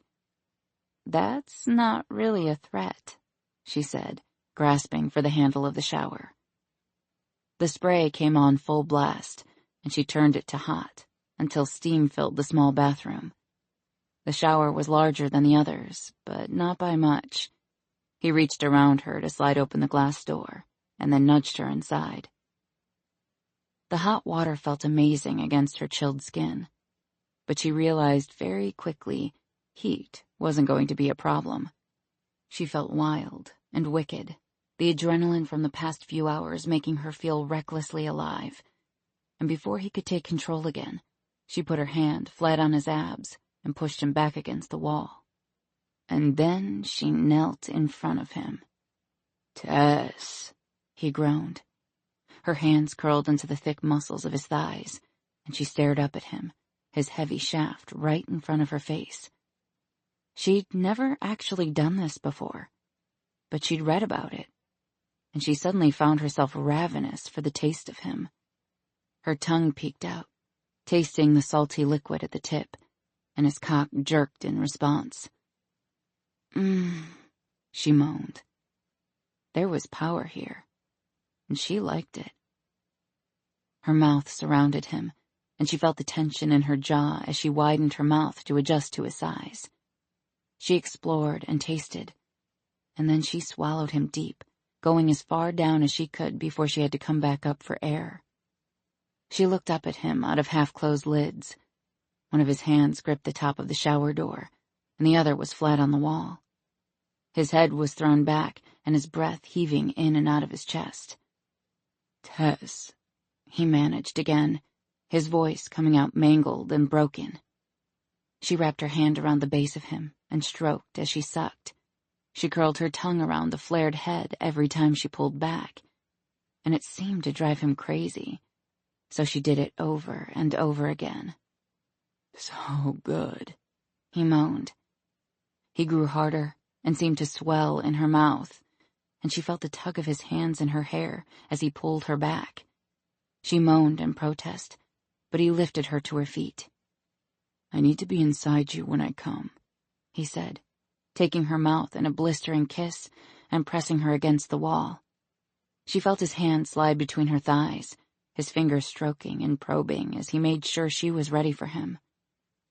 "So wet," he murmured against her neck. "So hot." His hands clenched into her buttocks, and he lifted her. She wrapped her legs around his waist, and her breath caught as she felt the bulbous head of his cock probing against her. There was no condom this time, and the knowledge passed between them as he looked deep into her eyes. "I'm on the pill," she told him, her nails digging half-moons into his shoulders as he pushed in a little more. He was stretching her completely, and the feel of him, without the layer of latex between them, made her wild with need. "I'm going to fill you," he whispered, "every inch of you." And then he slid the rest of the way inside of her, and her breath caught on a scream. Her head fell back, and stars exploded behind her closed eyelids. Her body convulsed out of her control. The orgasm pulsed deep in her womb and spread through her entire body. It was an out-of-body experience, and all she could do was hold on. She vaguely heard his shout and felt the pulsing release of him as he filled her completely, just like he had promised. And then she dropped her head on his shoulder and let the darkness take her. Chapter 20. 3 weeks later, the Gravediggers were back in Last Stop, and Sergei Egorov and Ivan Levkin were nowhere to be found. The coded messages had stopped, and there was no trace of the false identities they'd taken. The only other useful information Dante had been able to extract from the code was the month of September, and several references to the Day of Destiny. It would be in September. He could feel it in his gut. And their time was running out. Colin was still in the hospital, but he was alive. An emergency team had been waiting for them when they'd returned to Alaska, and he'd been loaded up and flown off without a word. Eve had relayed in a briefing a week later that he could no longer fulfill the role of an active agent, and that he'd be reassigned to fulfill his contract. Deacon had no idea if he'd ever see Colin again, or what Eve's plans were for him. That was the problem with Eve. No one knew, and her word was law. Life had returned to somewhat normal since they'd come back to Last Stop. There'd been 2 funerals the month of August, and it had mostly kept Tess preoccupied. She'd changed since their mission. It was impossible not to, and he noticed she watched things differently now. There was no longer the small-town naivete. Miller hadn't noticed Tess's brief absence from the funeral home since she'd been holed up in her house on a deadline, but the rest of the town noticed. By the time they returned home, her voicemail was full, and there were notes stuck to the door asking if everything was all right. They'd barely been gone 3 days. Tess had also returned home to find that her mother had come back, without Carl, and she'd opened the salon as if nothing were out of the ordinary. Theodora had brought Tess back a snow globe from the casino and given her a sweet hug before flitting away to do whatever Theodora spent her time doing. Tess had become more comfortable moving in and out of the carriage house, though one of them still had to let her into the restricted areas, and she couldn't be left alone in classified areas. But she'd not slept a night out of Deacon's bed, though some of that had to do with the fact that her suite was a construction zone. Eve had been pleased with Tess's translations, as much as Eve was pleased by anyone, and because there were so many issues with the Russian mafia in power at the moment, she'd had her listening to recordings from surveillance equipment and translating them. Deacon had given Tess a watch like the one he and the others wore, and explained that if she was ever in distress, all she had to do was press the little button on the side and they'd all be alerted. Once she pushed the button, in case she was injured, the watch would automatically begin to take her vitals and relay the information. When her workday was through at the funeral home, she'd sit at one of the corner workstations at HQ for hours, headphones over her ears, typing furiously. Deacon looked over from his own work area in time to see her stretch and take the headphones off. She stood and did a couple of yoga poses, as she did every hour or so, and it never failed to make his mouth water and his body ache for her.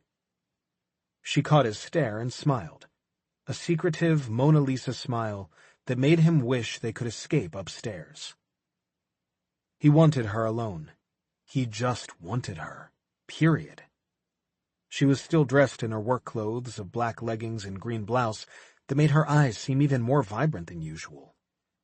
The weather was still miserably hot in early September, and the air conditioner was cranked high.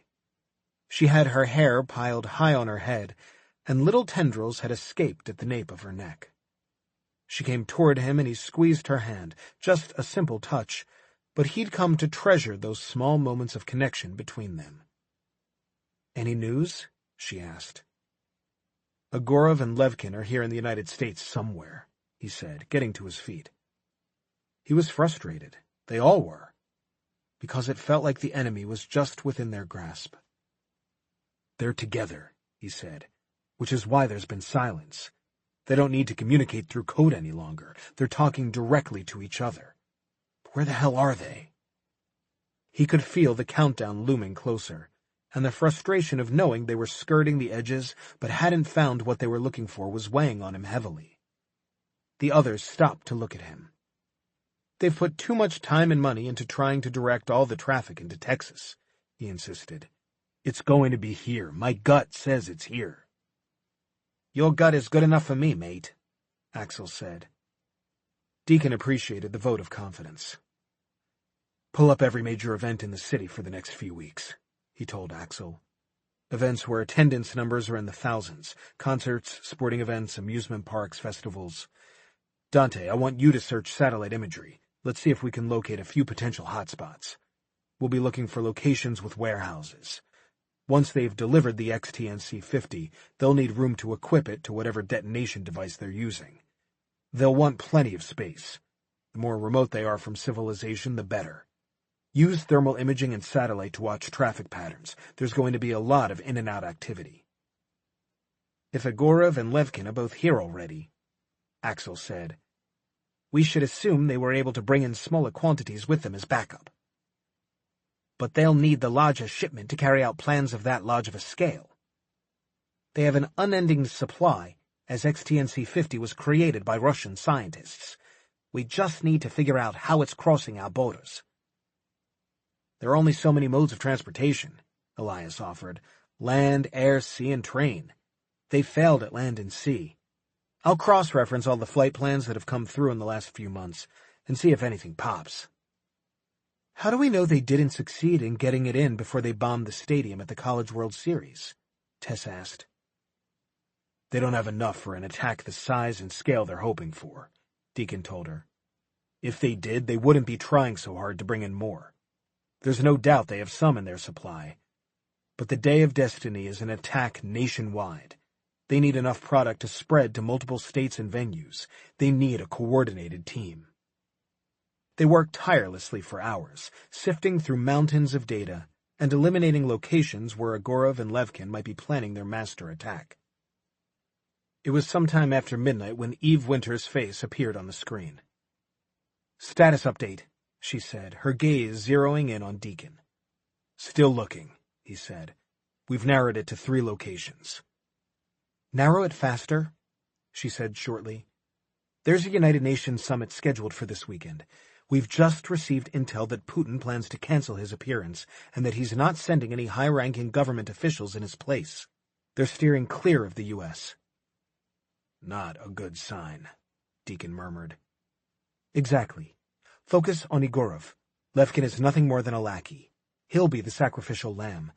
I doubt Egorov lets him live to see their plans come to fruition. Egorov isn't the kind of man who'd want to share the spotlight. If calculations are right, you have less than a week to hunt them down. I don't have to tell you what is at stake." She finally turned to look at Tess. "Good to see you're settling in, Miss Sherman." "Thank you," Tess said simply, her voice neutral. It was never a good sign when Eve's voice went from all business to friendly. Deacon didn't think friendly was in her DNA. "I'm glad our little experiment worked out.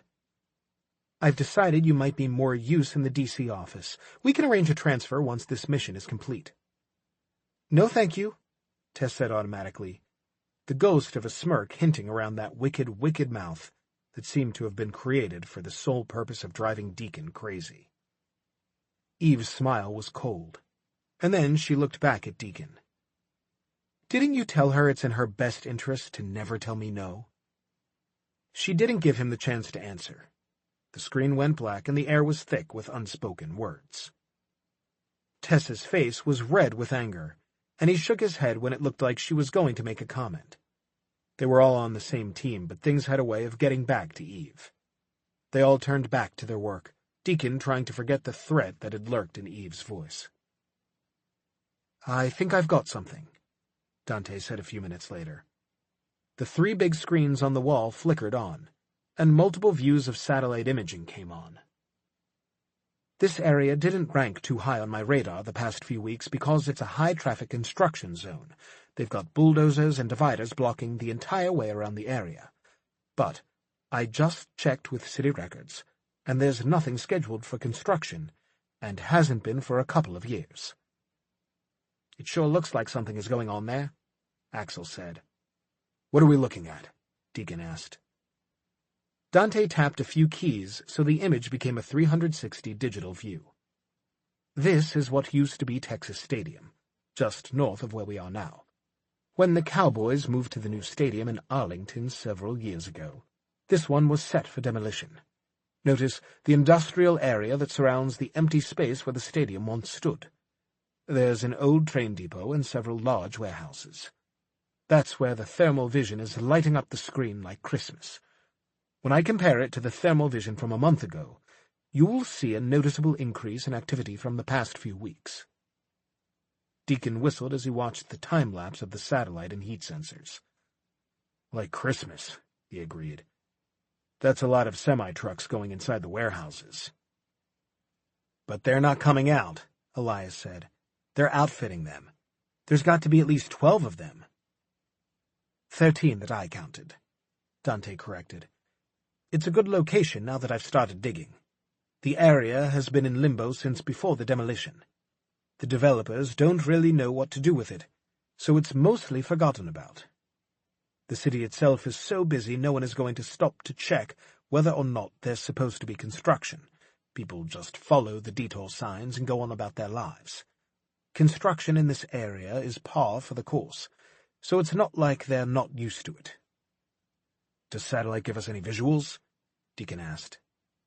"I'm running a cross-comparison now with facial recognition, but this is the clincher." Dante used the keyboard to zoom in on the screen on the left. The men had looked like ants from a distance, but the closer they got, the more he could see what Dante was talking about. "Automatic weapons," Elias said. "Definitely something in those warehouses that is worth protecting." Deacon stared at the screen and started running scenarios through his head. It would be an almost impossible mission. "We're one man short," Axel read his mind. "No, you're not," Levi said, coming into the room. "I'm more than field ready. You all know it. I'm tired of being kept here like a prisoner on her orders. She might as well have let me die." "You're right," Deacon said, not caring that Eve would probably be pissed. He wasn't sure why exactly Eve was holding Levi back, but it was almost as if it were some kind of punishment. The way she forced him into testing and recovery early, only to have him do grunt work when he was as well-trained and operational as anyone on the team. "We need to move in tonight," he said. "The way traffic is picked up on site makes me think they're getting ready to roll out. They'll need time to drive to their destinations. What's happening this weekend?" "The United Nations Summit is the big one," Axel said, "but it's concentrated in New York. It's scheduled to start Sunday and finish up Monday. It's also the anniversary of 9/11. There are several large memorial services and concerts planned from state to state, and they are expecting attendance to be in the thousands. Most of them have been turned into fundraisers for families of fallen officers and members of the fire department, so they're all-day events." "That has potential," Deacon commented. "And it seems like something a man with Agorov's ego might attempt, to wipe out the events of 9/11 with his own day of terror." "It's also the start of the NFL season," Axel added. 26 teams playing around the country to sold-out stadiums." 26 teams, Deacon said. 13 stadiums, 13 trucks in those warehouses. "If that's where they're going, they'll need to pull out within 36 hours, Elias said. "There are rules and regulations for when things from visiting teams have to be delivered to the stadiums." "What's the projected casualty count?" Deacon asked. Axel pulled up the data. "If they hit every major NFL stadium in America with sold-out crowds, you're looking at a potential casualty rate of close to 1 million people." "Jesus," Elias said. "Catastrophic." "Right, and it doesn't change the fact that there are still only 5 of us to stop all those trucks from leaving the warehouses."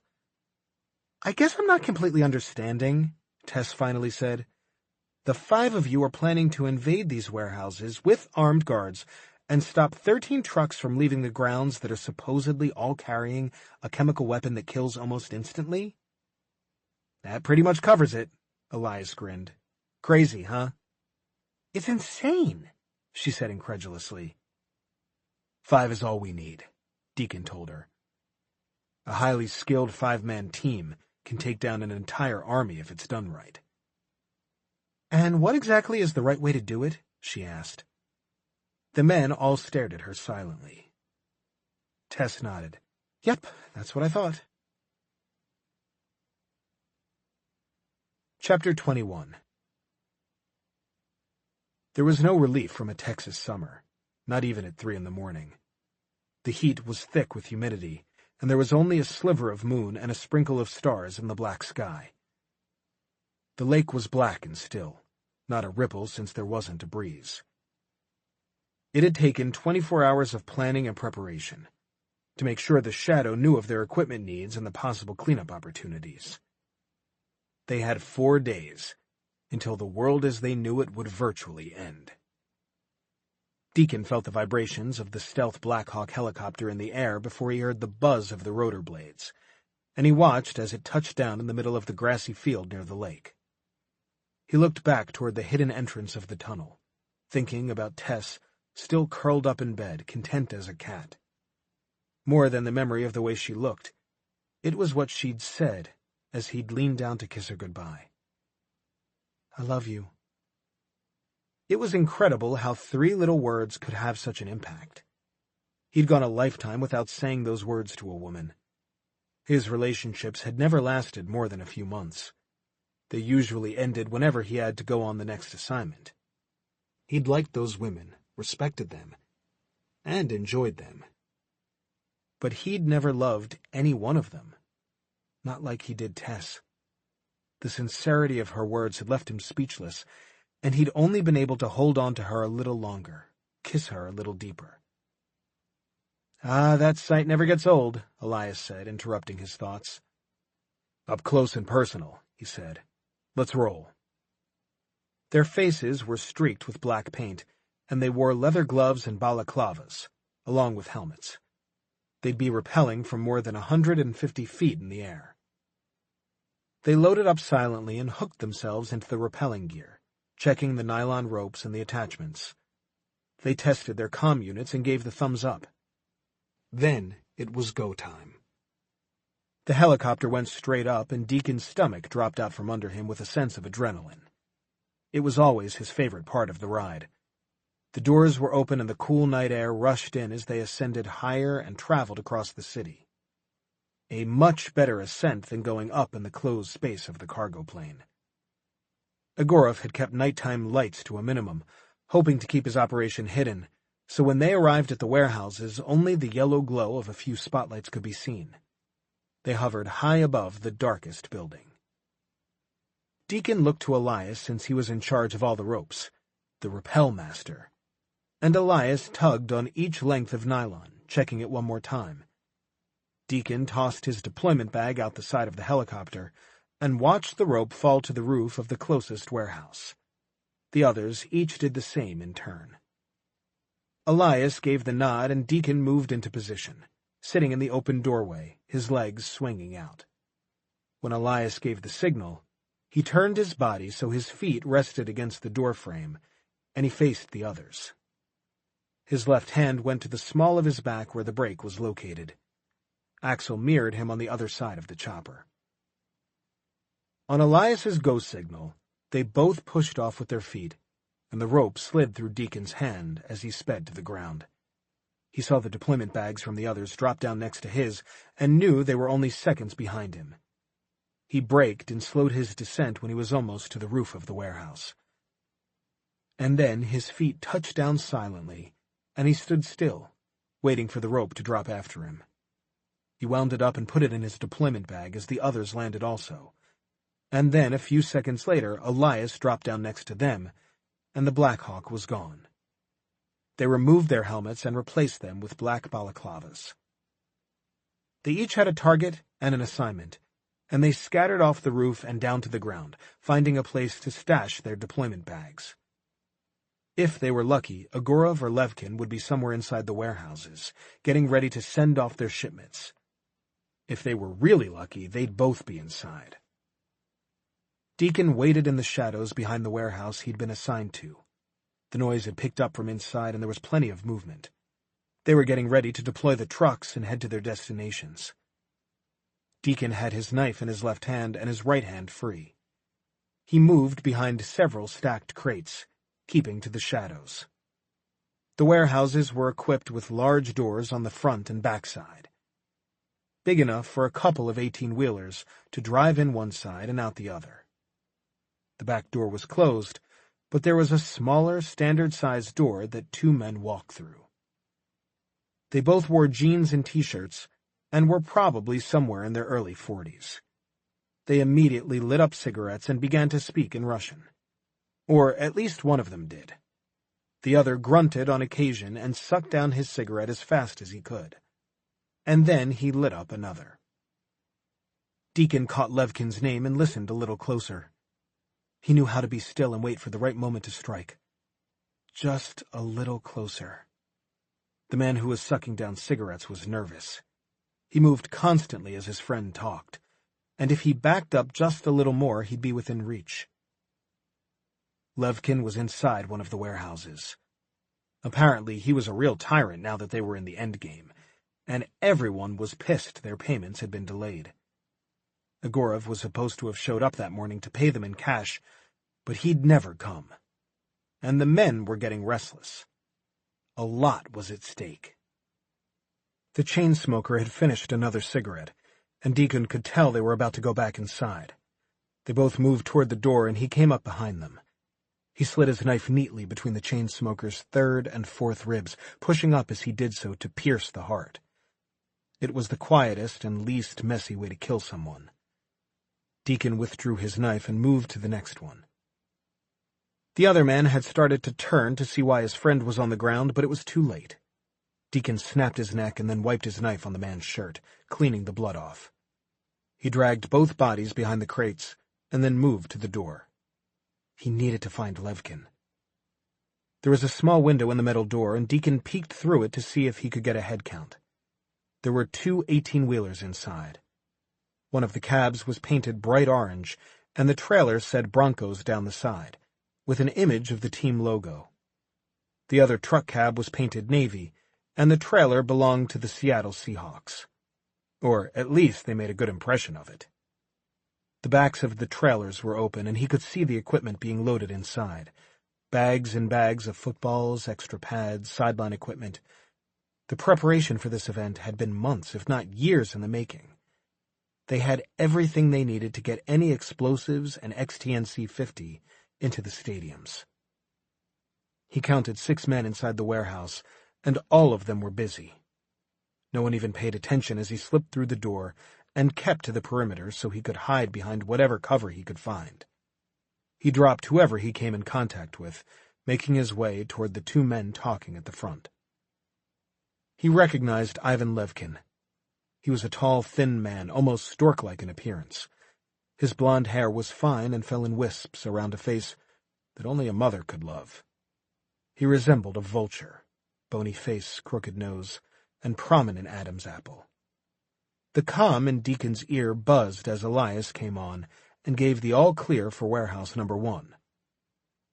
It wasn't long after that Levi gave his all-clear.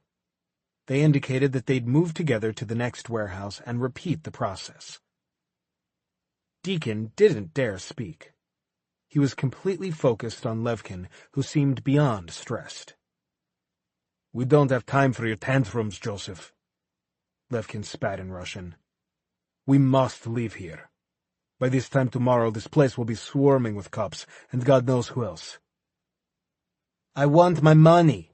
Egorov promised we'd be paid," Joseph said, not budging.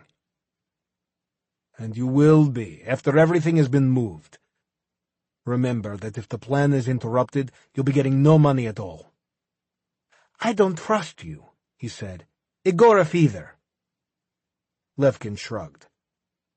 "I don't really care. There are enough explosives and XTNC-50 in these warehouses to reduce the entire city to dust. It wasn't the goal, but it'll work in a pinch. Your family lives here, right?" "Fuck you," Joseph said. "Tell Egorov I'm not going down for him. If that money isn't in my hand before we leave, then you can find another driver. I'm not doing this for charity." Right, Levkin said, his smile cold. He pulled a weapon from the small of his back and fired point-blank at Joseph. It was one less man Deacon would have to kill. "Who is going to drive your truck now?" Deacon called out in Russian. He was hidden behind the cab of the truck and well out of the way when Levkin turned and fired. "Who is there?" he answered. "Is that you, Vasily?" "I think Vasily is dead," Deacon said. "They all are." Levkin turned in all directions, looking for the others, but there was no one. "Who are you?" he called out. Deacon stepped out from behind the truck to face him, and to his surprise Levkin broke out into a grin. He said you would come," he said, "but I did not believe him. I thought his trap too trivial for one such as you." "You are Deacon Tucker. You are CIA. I've read about you. Operation Quantum Leap was very impressive." "Thank you," Deacon said, making sure nothing in his voice betrayed his anger. "It seems you know as much about me as I know about you." More, my friend, much more. You see, Yevorich's email that your team hacked into was set up specifically for those fishing to find out more about us. Instead of you finding out about Yevorovich, the tables were turned and we were able to find out all about you. "I'm clear," Axel said in his comm unit. "All clear," Dante said. Heading to rendezvous point. How did you know we were coming for you? Deacon asked. We've been linked into your satellite and communication systems. You are not the only ones who have top-notch technology.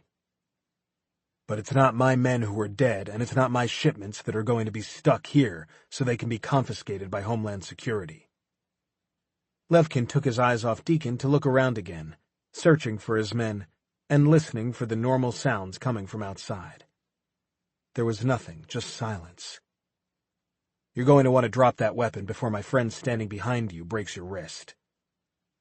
Levkin turned his head and saw Axel there, and then he turned back to face Deacon. You cannot beat me. You cannot win against those who are willing to sacrifice it all. Before Levkin could blink, Axel had snapped his wrist and the gun fell to the floor. A voice buzzed in Deacon's comm again and said, "We've got a problem." He recognized Dante's upper-crust British accent.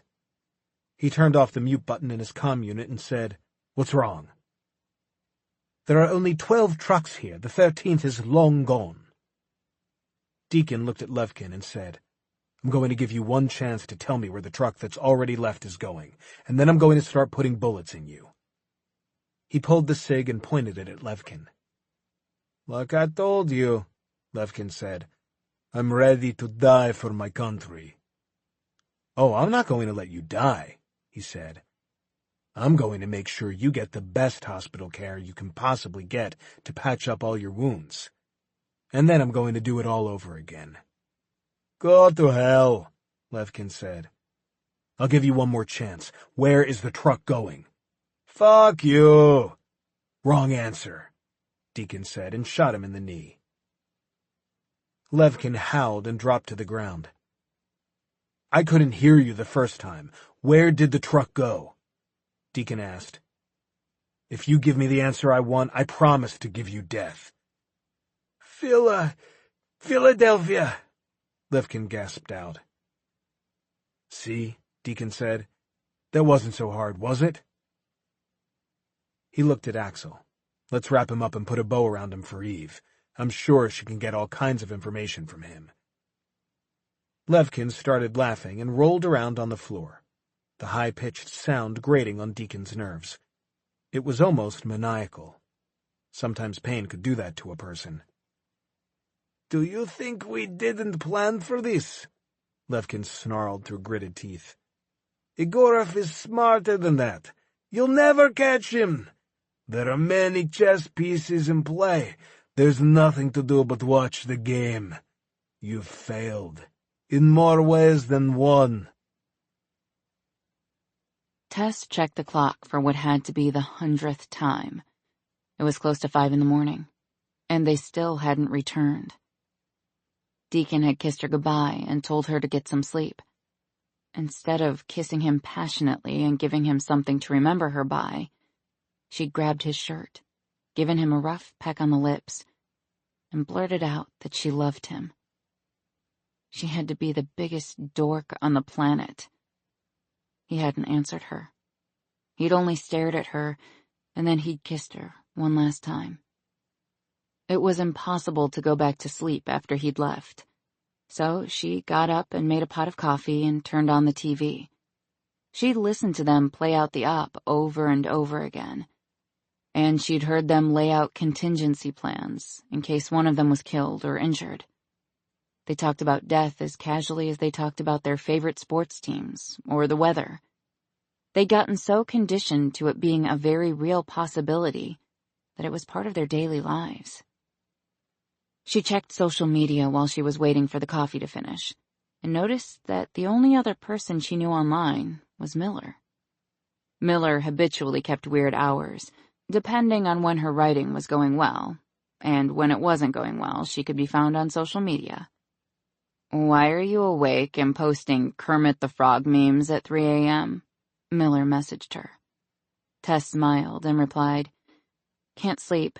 Making coffee and going to watch a movie." "Good. I'm out of coffee. Why don't you bring some extra this way and we'll watch the movie together?" "The book must be going well," she replied. "I don't want to talk about it," Bring chocolate if you've got any of that stashed somewhere. I ate all mine. Tess laughed and dug out a package of Axel's stash of Tim Tams, and she grabbed a small bag of gourmet ground coffee from the freezer. She also grabbed a bottle of Tums because the worry was giving her heartburn. Loving Deacon wasn't going to be easy. There was no need to get ready or dress up. That was the good thing about having lifelong friends. She wore an old pair of gray sweats and a t-shirt, and her hair was piled in a knot on her head. She wasn't even going to bother to put on a bra. She was only going 3 blocks away. She put everything in a bag and had reached to grab her keys from the hook when she caught movement out of the corner of her eye. Eve Winter stood just in front of the locked door that led to HQ. She had no idea how long Eve had been standing there, or how she hadn't heard Eve slip through the door. But she was there, in the flesh, and Tess had never felt more outmatched in her life. Intimidating didn't begin to describe her. Even at 5 a.m, she was dressed for serious business. She wore a sleeveless black sheath dress that stopped just above her knees, and a pair of wicked stilettos in a neutral color. Her legs were long, her nails manicured and painted crimson, and her lips slipped with lipstick of the same shade. Her hair was like black silk and hung to the middle of her back. "Did I scare you?" she asked. "No, of course not," Tess said. "I'm used to seeing strangers pop in unannounced. I'm actually just leaving." Eve smiled and walked around the spacious kitchen, looking at the area as if she were a prospective buyer, her heels clicking on the tile. "He's an excellent lover," she said. "Deacon, I mean." Tess's blood chilled at the words. "A well-oiled machine in his prime. Men like Deacon are trained for one thing. Don't you want to ask me what the one thing is?" Eve arched a brow like a teacher expecting an answer from a student. "Not really," Tess said. "Like I mentioned, I was on my way out." "You're stubborn, and you've got spine. I can see why he enjoyed this assignment more than the others." The bottom dropped out of her stomach. It wasn't difficult to read between the lines and interpret what Eve was trying to tell her.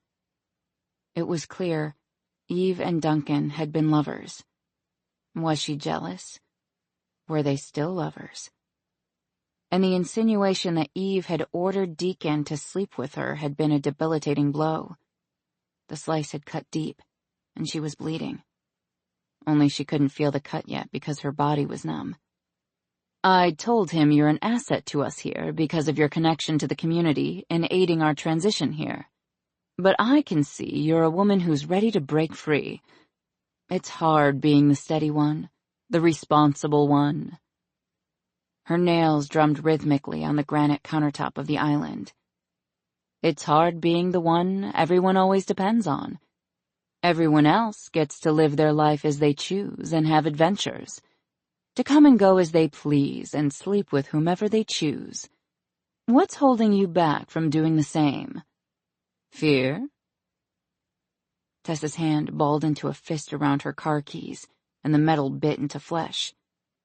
It seemed Eve knew every one of her secret thoughts, knew exactly what buttons to push. She hated being manipulated. And worse, she hated that it was so effective. "I'm exactly where I want to be," she said firmly. She could feel the blood rushing to her face, and hated that she couldn't be calm and cool like Eve, that her emotions were too strong to contain. But she really hated Eve Winter, and there was nothing she could do to hold it back. "Really?" Eve said. "My mistake. But are you experienced enough to be able to go on with your daily life, to see Deacon every day and not have it cut you to the bone when he moves on? You wear your heart on your sleeve. Men like Deacon don't have hearts. They only have love for the next mission." the next adrenaline rush. Though there are benefits to those adrenaline rushes, as I'm sure you know. Her smile was smug and knowing, and a vision of Eve and Deacon, naked and wrapped together in an intimate embrace, flashed through her mind before she could stop it. Eve seemed like the type of woman he'd be attracted to. Beautiful and smart and polished.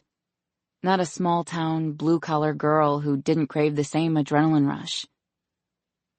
"I just don't want you to get your heart broken," Eve went on. "You're useful to the team for now, and his interests lay in the fact that you're needed here for us to work effectively. But that'll change once this mission is complete, and he'll move on to the next mission, the next woman. There's always another woman. A man like Deacon is very virile. They all are. It's learning how to contain and harness all that sexual energy that's the challenging part of my job.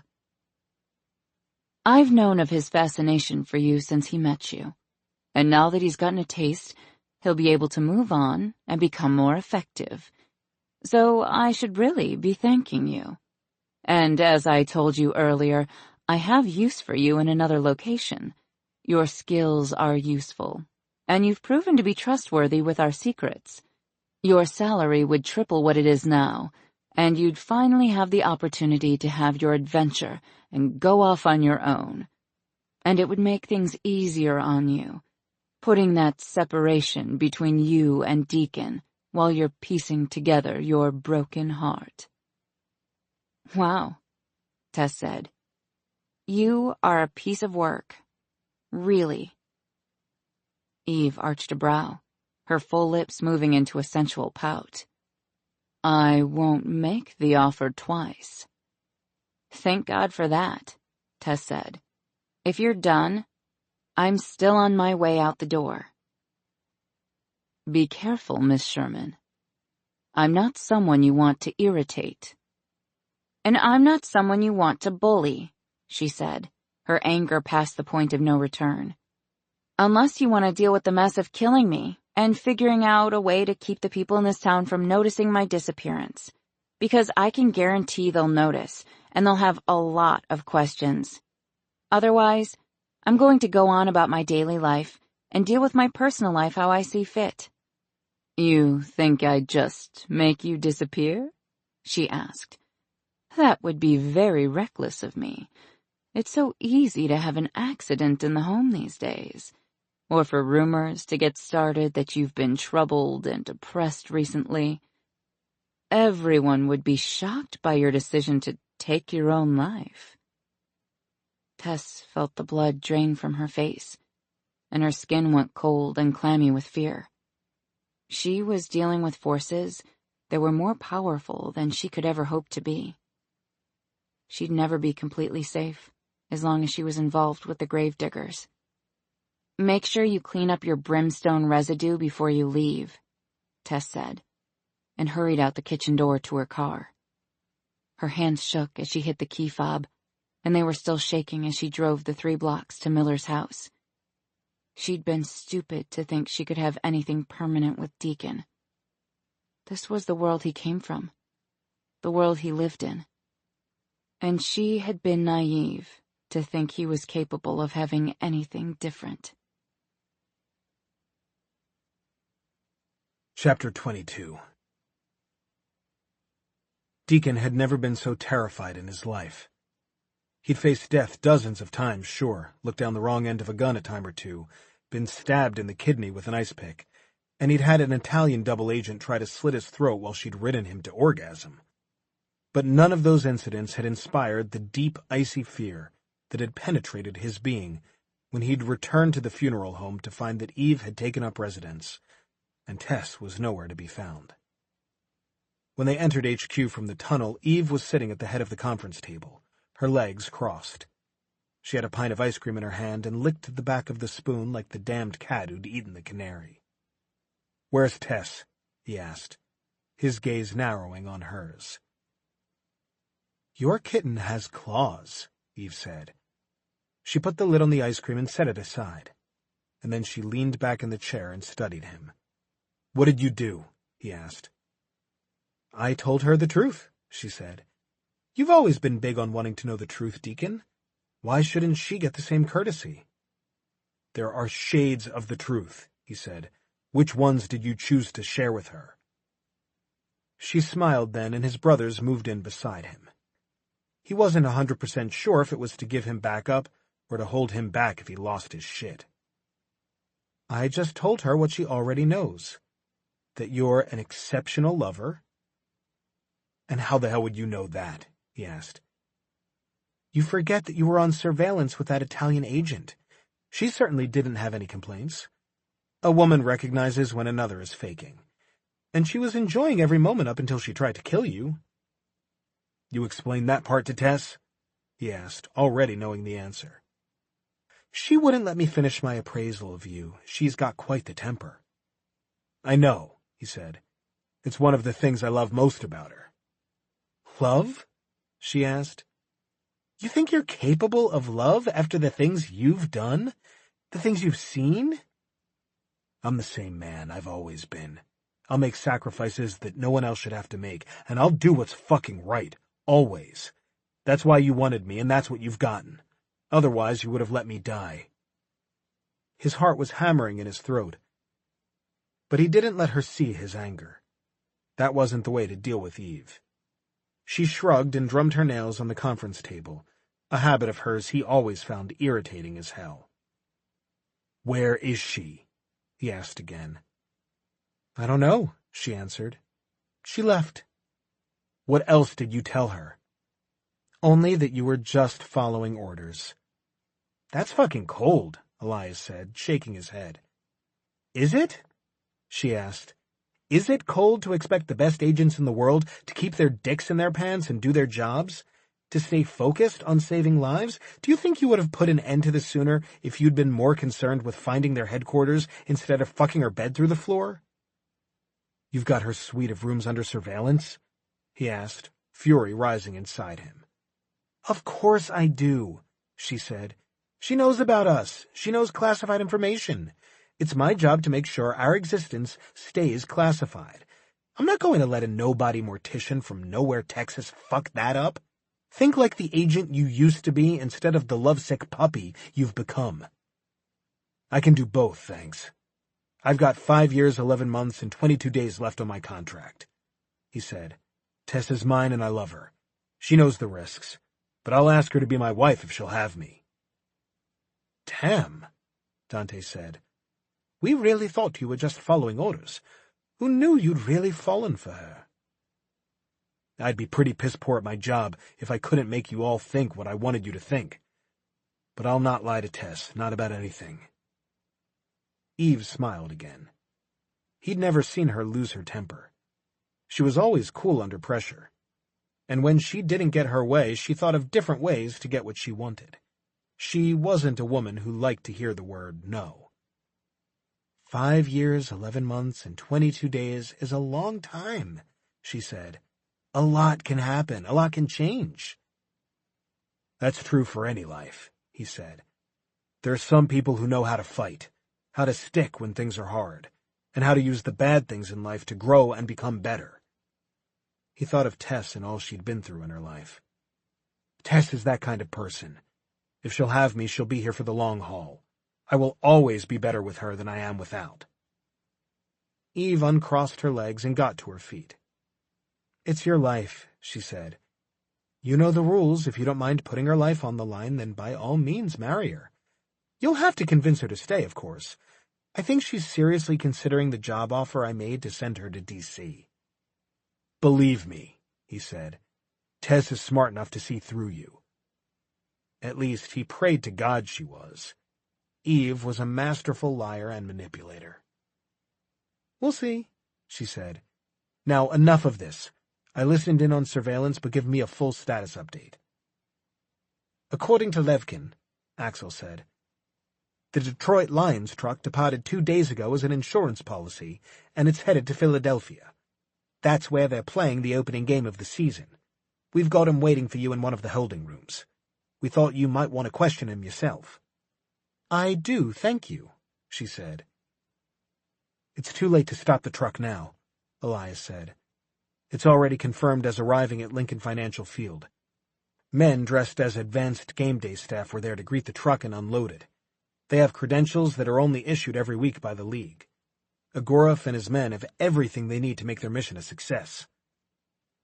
When will you head to Philadelphia? We leave in 12 hours, Deacon said. I'll have what you need from Levkin by the time you arrive, she said, walking toward the door that led to the containment rooms. Deacon turned and headed toward his rooms, trying to keep out the emotion that wanted to spill to the surface. He'd spent 36 years of his life able to control his emotions.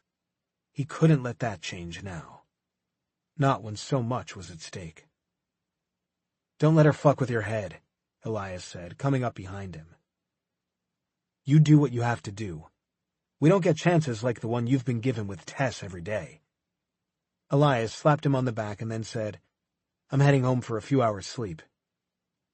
Deacon nodded and hurried the rest of the way to his rooms before anyone else could give him advice. He only knew one thing. Tess had left. He needed to find her.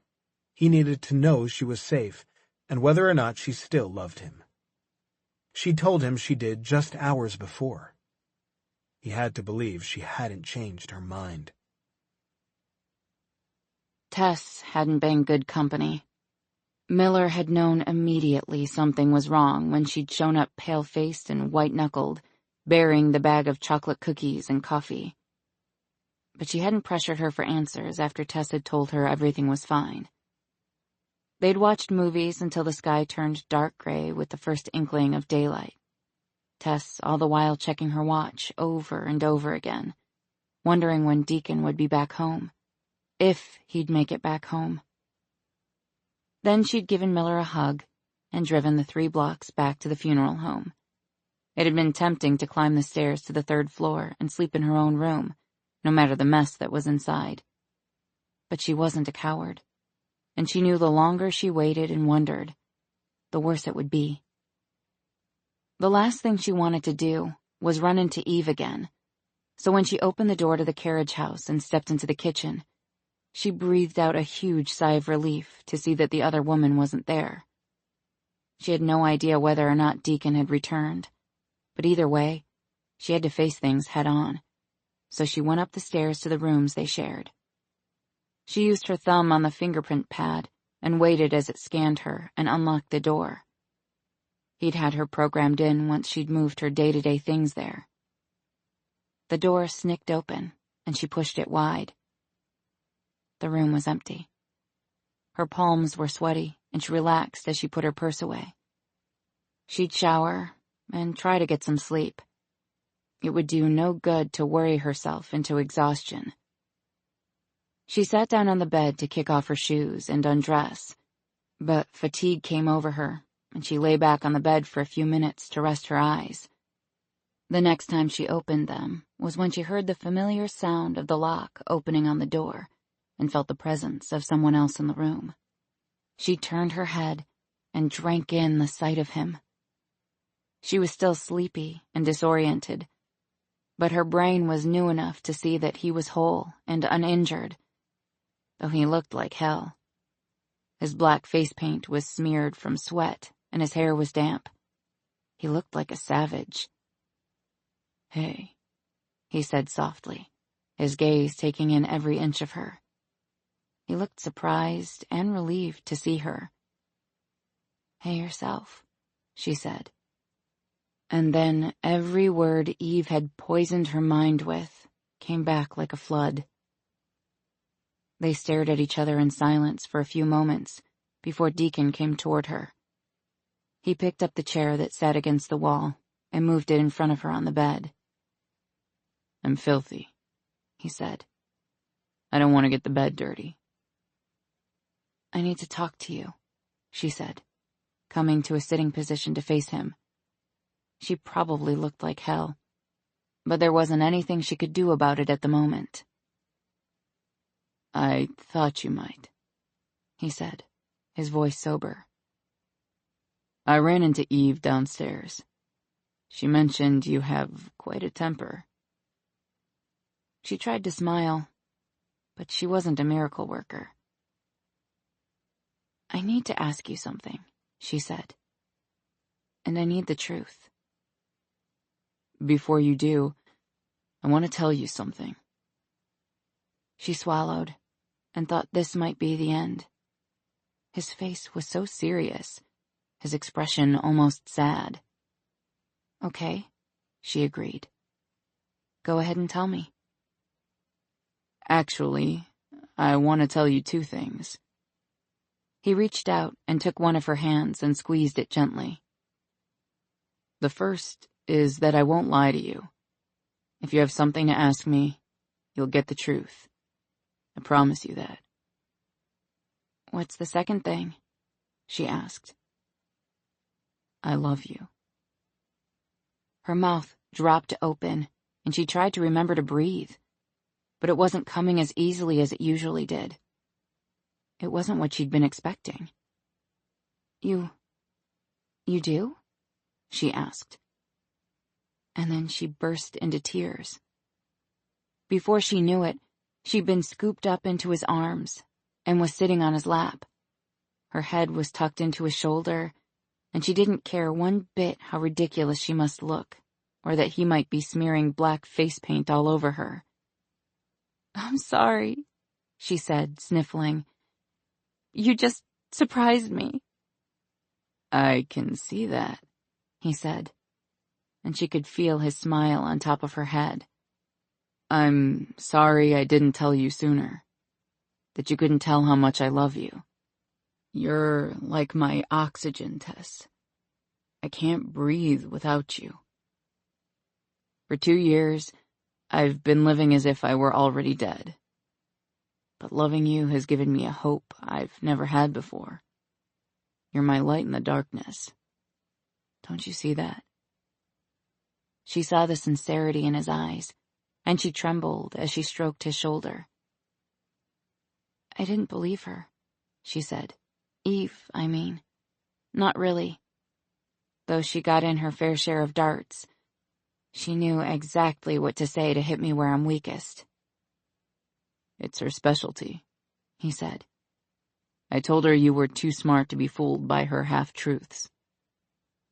"I have to know, though," she said, and swallowed again. "Did she order you to seduce me?" "Yes," he said without hesitation. "A few weeks ago. But I'd already decided a long time ago that I was going to pursue you with full force once you were ready. It just so happened you being ready and her orders coincided." "Okay," she said. "I just had to ask. I would have wondered forever if we hadn't cleared the air."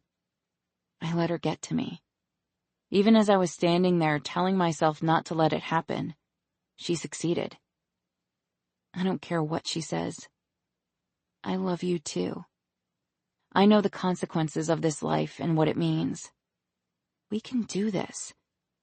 What I don't want to do is live without you. I'd also prefer to not have to ever speak to her again. All I can think of when I see her is how damned perfect the two of you must have been together. She's the most beautiful woman I've ever seen.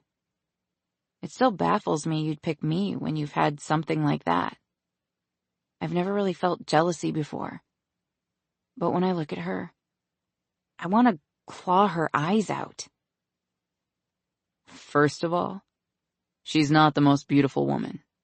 She's got a heart of ice, and the soul she once had has long since been bargained for in her line of work.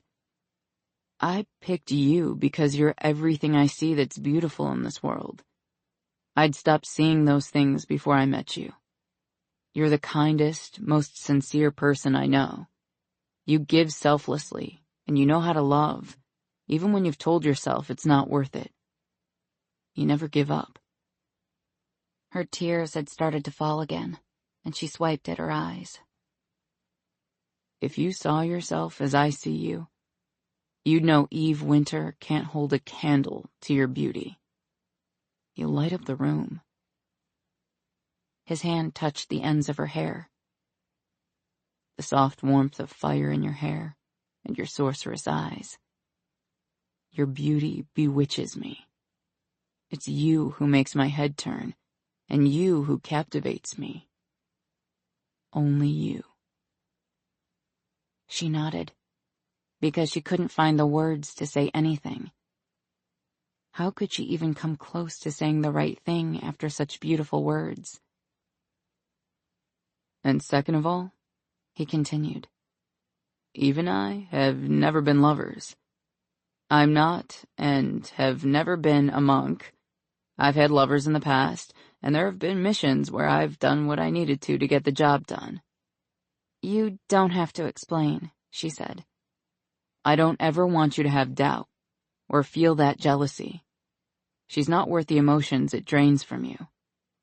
The only reason Eve knows what kind of lover I am is because on one of those missions where I did what I had to do, she was watching through the surveillance we'd set up.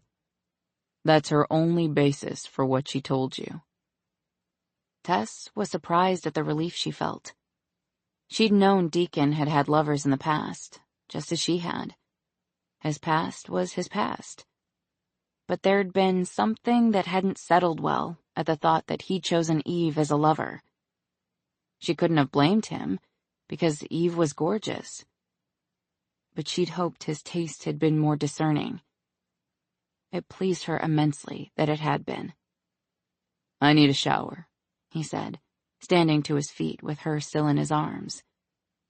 I was just thinking that, she said. We do really good work in the shower. Chapter 23. 12 hours later, the team was in Philadelphia, and they'd set up a mobile headquarters in connecting suites at the Ritz-Carlton. Tess had been through the emotional ringer the last 24 hours, and it had shown in the drawn expression on her face and the shadows under her eyes. But when she'd looked at Deacon that morning, they shone bright with the love she had for him. It had already been decided that Tess would stay at HQ and watch events unfold on the monitors. Much like the rest of the world. She wasn't happy about staying behind, but Deacon wasn't willing to risk her if something went wrong and they failed to stop the attack. If they hadn't found the trucks ready to depart at the warehouse, they never would have been able to save everyone. By early Sunday morning, before they left, Eve had called. It had taken her longer than the 12 hours she'd promised them the night before, but none of them mentioned that to her. The good news was that she had the information, and just in time, too, because kickoff was only hours away. I told you Levkin was the weak link, she said coldly, though Deacon could see the frustration in her eyes. Levkin must have been a harder nut to crack than she'd estimated. I have full confidence the information he gave me is the truth. It took longer because he was resistant to the truth serum. She looked at Levi as she said it, as if it were somehow his fault since the serum had been created by the Mossad. The Russians have been torturing their own soldiers for years to prepare them to withstand serums such as that. Levi said, Sometimes it works and sometimes it doesn't. Their methods aren't as effective as my own country's. I'd say ineffective, she said. Deacon had never seen Eve question a suspect, but he'd never seen her not get the answers she was looking for. Give us the play-by-play, Deacon said. We're running out of time. Kickoff is at noon, she said. At 11:30, Lieutenant Joshua Sykes with the 101st Airborne should be landing on the field. The only problem is we can't find Lieutenant Sykes. How long has he been missing? Elias asked. The last time he was seen was at dinner last night with a few friends, she answered. They said he left early to go back to the hotel and get a good night's sleep before he had to parachute onto the field today. He went toward South Street and disappeared. We're keeping this quiet for now. His friends think he got up early and is preparing for the jump. Is that his normal pattern of behavior? Dante asked. Apparently, she said. We have every reason to believe that the initial detonation will be attached to whoever is taking Sykes' place to parachute onto the field. According to Levkin, Egorov will be making his last mission a big one. And Levkin wasn't happy about it. They both wanted the glory that would come to them and their families after their sacrifice. Deacon felt Tessa's hand slip into his, her presence reassuring him that everything would be okay. It had to be okay. "Your mission is simple," Eve said. "To take out Egorov before he touches ground and save the lives of everyone in that stadium. This is why we do what we do. We can't fail. The problem is that you're going to be on live television and no one can know what the hell you're doing or how much danger they're in. I've told you all before that this is a job no one can tell you thank you for." "We've never done what we do for the thank yous," Axel said. Eve stared at him, her eyes bleak. "Neither have I," she said. "The Shadow has provided everything you need on the 4th level of the parking garage at 15th and Sansom." Deacon trusted Elias with his life and the life of every person in that stadium. He had to. There was no turning back, no second-guessing, and there was no other way. There was no one more qualified to take a sniper shot at a moving target than the ex-SEAL. The stadium was filled to bursting, crowded with excited fans wearing a mix of black and gold and powder blue. The decibel level of the crowd made it difficult to hear through their comm units. Even during the pre-game entertainment, the home crowd was riled up with the possibility of a potential win. The noonday sun was blistering, and the air stale with the heat rising from the stands. The crowd was pressed in together as close as they could be, and even the aisles were thick with people as they jostled to get to their seats with drinks that slopped over the tops and popcorn that littered the concrete stairs. Deacon, Dante, and Levi stood at the end zone, dressed as EMTs, and Axel sat behind the wheel of the ambulance behind them, ready to take off at the first sight of injury. It was the only way they'd been able to think of to be where they needed to be. There was no potential for a second shot if Elias missed. The turn of events would flow too quickly for any of them to react and take Egorov out if Elias's bullet didn't find its home. Elias had slipped his rifle into the stadium undetected, and he had a limited amount of time to scout the best location from which to take the shot, based on the information they knew about which end zone Egorov would be coming in from. "I'm in place," Elias said through the comms. "Ladies and gentlemen," the announcer said over the loudspeaker, "please rise for our national anthem." At the 50-yard line, a full orchestra in black tuxedos and sequin dresses sat poised and ready to play, and with his hands in the air, the maestro waved his baton and music filled the stadium. They'd put tiny microphones on all the stringed instruments, so they were amplified through the loudspeakers. "And the rocket's red glare." From one end of the stadium, red fireworks shot straight into the sky. Deacon breathed a sigh of relief. The fireworks were crucial to their mission. "The bombs bursting in air." People's attention was starting to waver from the flag and fireworks, as they noticed the giant American flag parachute making its way toward the field. Deacon's breath caught as Egorov masterfully maneuvered the chute where he wanted it to go. "And the home of the brave." Fireworks exploded at the other end of the field as Egorov entered the field, and then Deacon saw it happen. He saw Egorov's body jerk as it was hit with the force of the bullet, straight through his side. Deacon and the others ran onto the field before Egorov's feet hit the ground. His landing was hard and the crowd gasped as they watched the parachuter's knees buckle and his body crumple to the ground. The fireworks boomed a continual blast, and they were able to shield the body and assess the situation. Blood bloomed at his side, and Deacon used his body to block the area from the crowd and the news cameras he knew would be on them in moments. "He's dead," Levi confirmed, feeling the pulse in his neck. "Nice shot." "Thank you," Elias said. "I'll meet you at the rendezvous point." Dante went to get the stretcher, and Axel had already gotten out of the ambulance and was waiting with the back doors open so he could help Dante get it out. They lifted Egorov and set him neatly on the stretcher, covering him with one of the thick blankets they used for people in shock. The blood was more than noticeable now, and Deacon noticed some had gotten on his clothes. They rushed the gurney back to the ambulance and got Egorov loaded inside, just as the first news camera made it to them. They all noticed the black bag strapped to Egorov. And they all noticed how close the bullet had come to going through the bomb instead of flesh and bone. Hell of a shot. Axel let out a low whistle through his teeth. The comm unit in Deacon's ear crackled, and he heard the sweet sound of Tess's voice. "That was insane," she said. "I watched the whole thing on national television, and I still have no idea what happened. If I hadn't heard you say that he was dead, I never would have had a clue." "Marry me, Tess," Deacon said. He'd had no idea he was going to say the words. They'd just popped out. But now that he'd said them, he desperately wanted to know the answer to the question. "I'm sorry, what?" she asked, clearly stunned. "He said, 'Will you marry me?'" Elias said from wherever the hell he was. "Yes, I believe that's what he said," Dante agreed. "Y'all shut up," Tess said. "You're ruining my moment." "Don't mind us," Axel said. "We're just along for the ride." Deacon didn't let Tess hear his laughter, afraid she'd take it the wrong way. He didn't want to get her temper riled at a moment like this. "I asked you to marry me," he repeated. "What do you say?"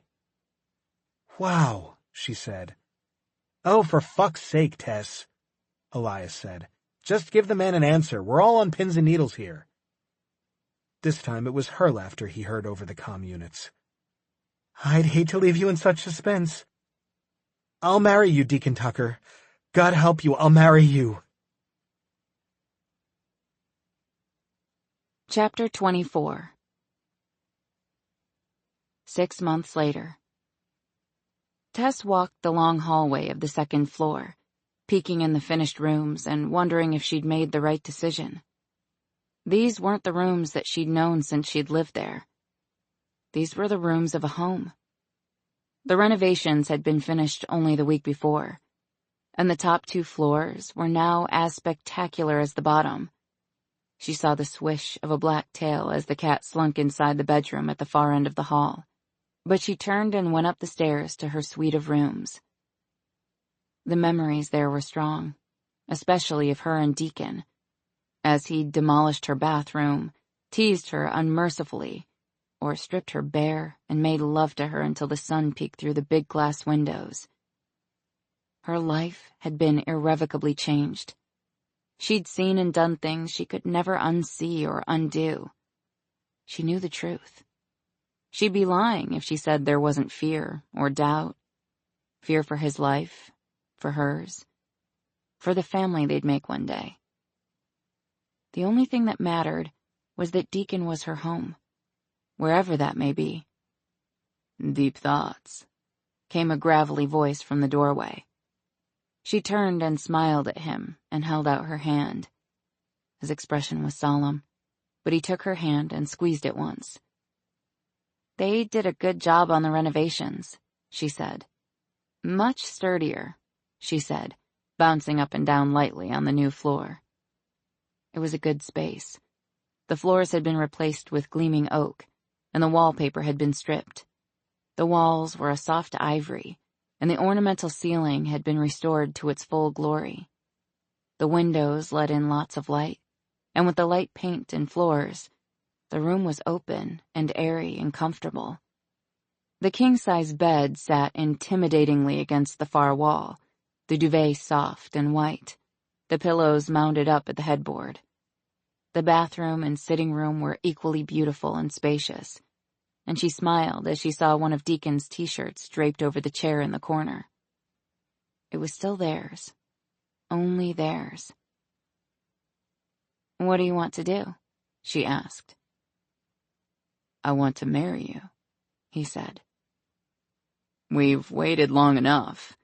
You've won that bet at the Clip and Curl 100 times by now." "I've already told you I'd marry you," she said, looking at the ring on her finger. "Set a date and find a preacher. I'll be there." "You've been planning this wedding for the last 6 months, he grumbled. "You made me buy a suit." Tess rolled her eyes. "Men." "Then maybe you should just wait until Saturday and show up at the church on time. It'll be here before you know it. Smartass, he said, smacking her behind. Do you want to leave? She asked, seriously now. Do you believe we'll be safe? I don't know, he said, pulling her down to sit on the bed next to him. I've learned from experience to never take anyone at their word. It's too dangerous. Would I risk leaving if I felt it was the right thing to do? I don't know that either. I worry about your safety. I wouldn't forgive myself if anything ever happened to you. So, our options are to stay, to make this our home and continue doing the work you've done all these years. To use the funeral home as a front for everything else. Or we can pack our things and start over. New names and backgrounds, a new country. We'll be together and be able to live a life free of the dangers of covert life. But we'll always be looking over our shoulders. That pretty much sums it up, he said, his smile wry. Do you regret loving me? Not ever, Tess said firmly. I'd do it all again. Deacon, don't try to second-guess yourself or do what you think would be safest. I know you love what you do. It's been your life. It's important. And you're good at it. His lips twitched, and he squeezed her hand. I want to stay here, he said. I know, she said. This is our home. We'll never have a normal life, but we can make the best of an abnormal life. We have each other. Always, he said. And plenty of room for children on the second floor. Her smile was radiant. You want children? That's the first time you've ever said so. Yes. I especially want to make children, he said, rolling her to her back and kissing her senseless. As long as we never leave them alone with your mother. She seems very happy and mostly stable for the moment. That's because you moved her into one of those retirement villages. She's got no choice but to be happy and mostly stable. She can cut hair at the little salon on site, and she's got plenty of new people to charm and steal stuff from. It seems like a match made in heaven to me. And best of all, she's a 30-minute drive from here, Tess said, no longer feeling guilty for having peace. I promise I'll be at the church on time, he said, nuzzling her ear and working his hand beneath her shirt. He stripped her quickly and settled between her thighs, nudging at her silky folds. I especially promise not to be late for the honeymoon. He pushed into her, and her ankles pressed into the small of his back. It never took long for the first orgasm to build. Oh my God, yes, she cried out and clung to him. I'm glad you stopped telling me no, he said into her ear. Yes is so much better. And then he followed after her into oblivion.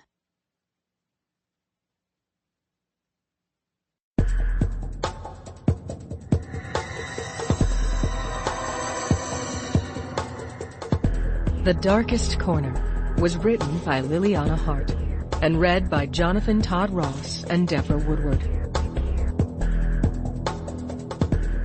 Editing and post-production by Common Mode, Paul Fowley, Technical Director. This has been a presentation of Simon & Schuster Audio.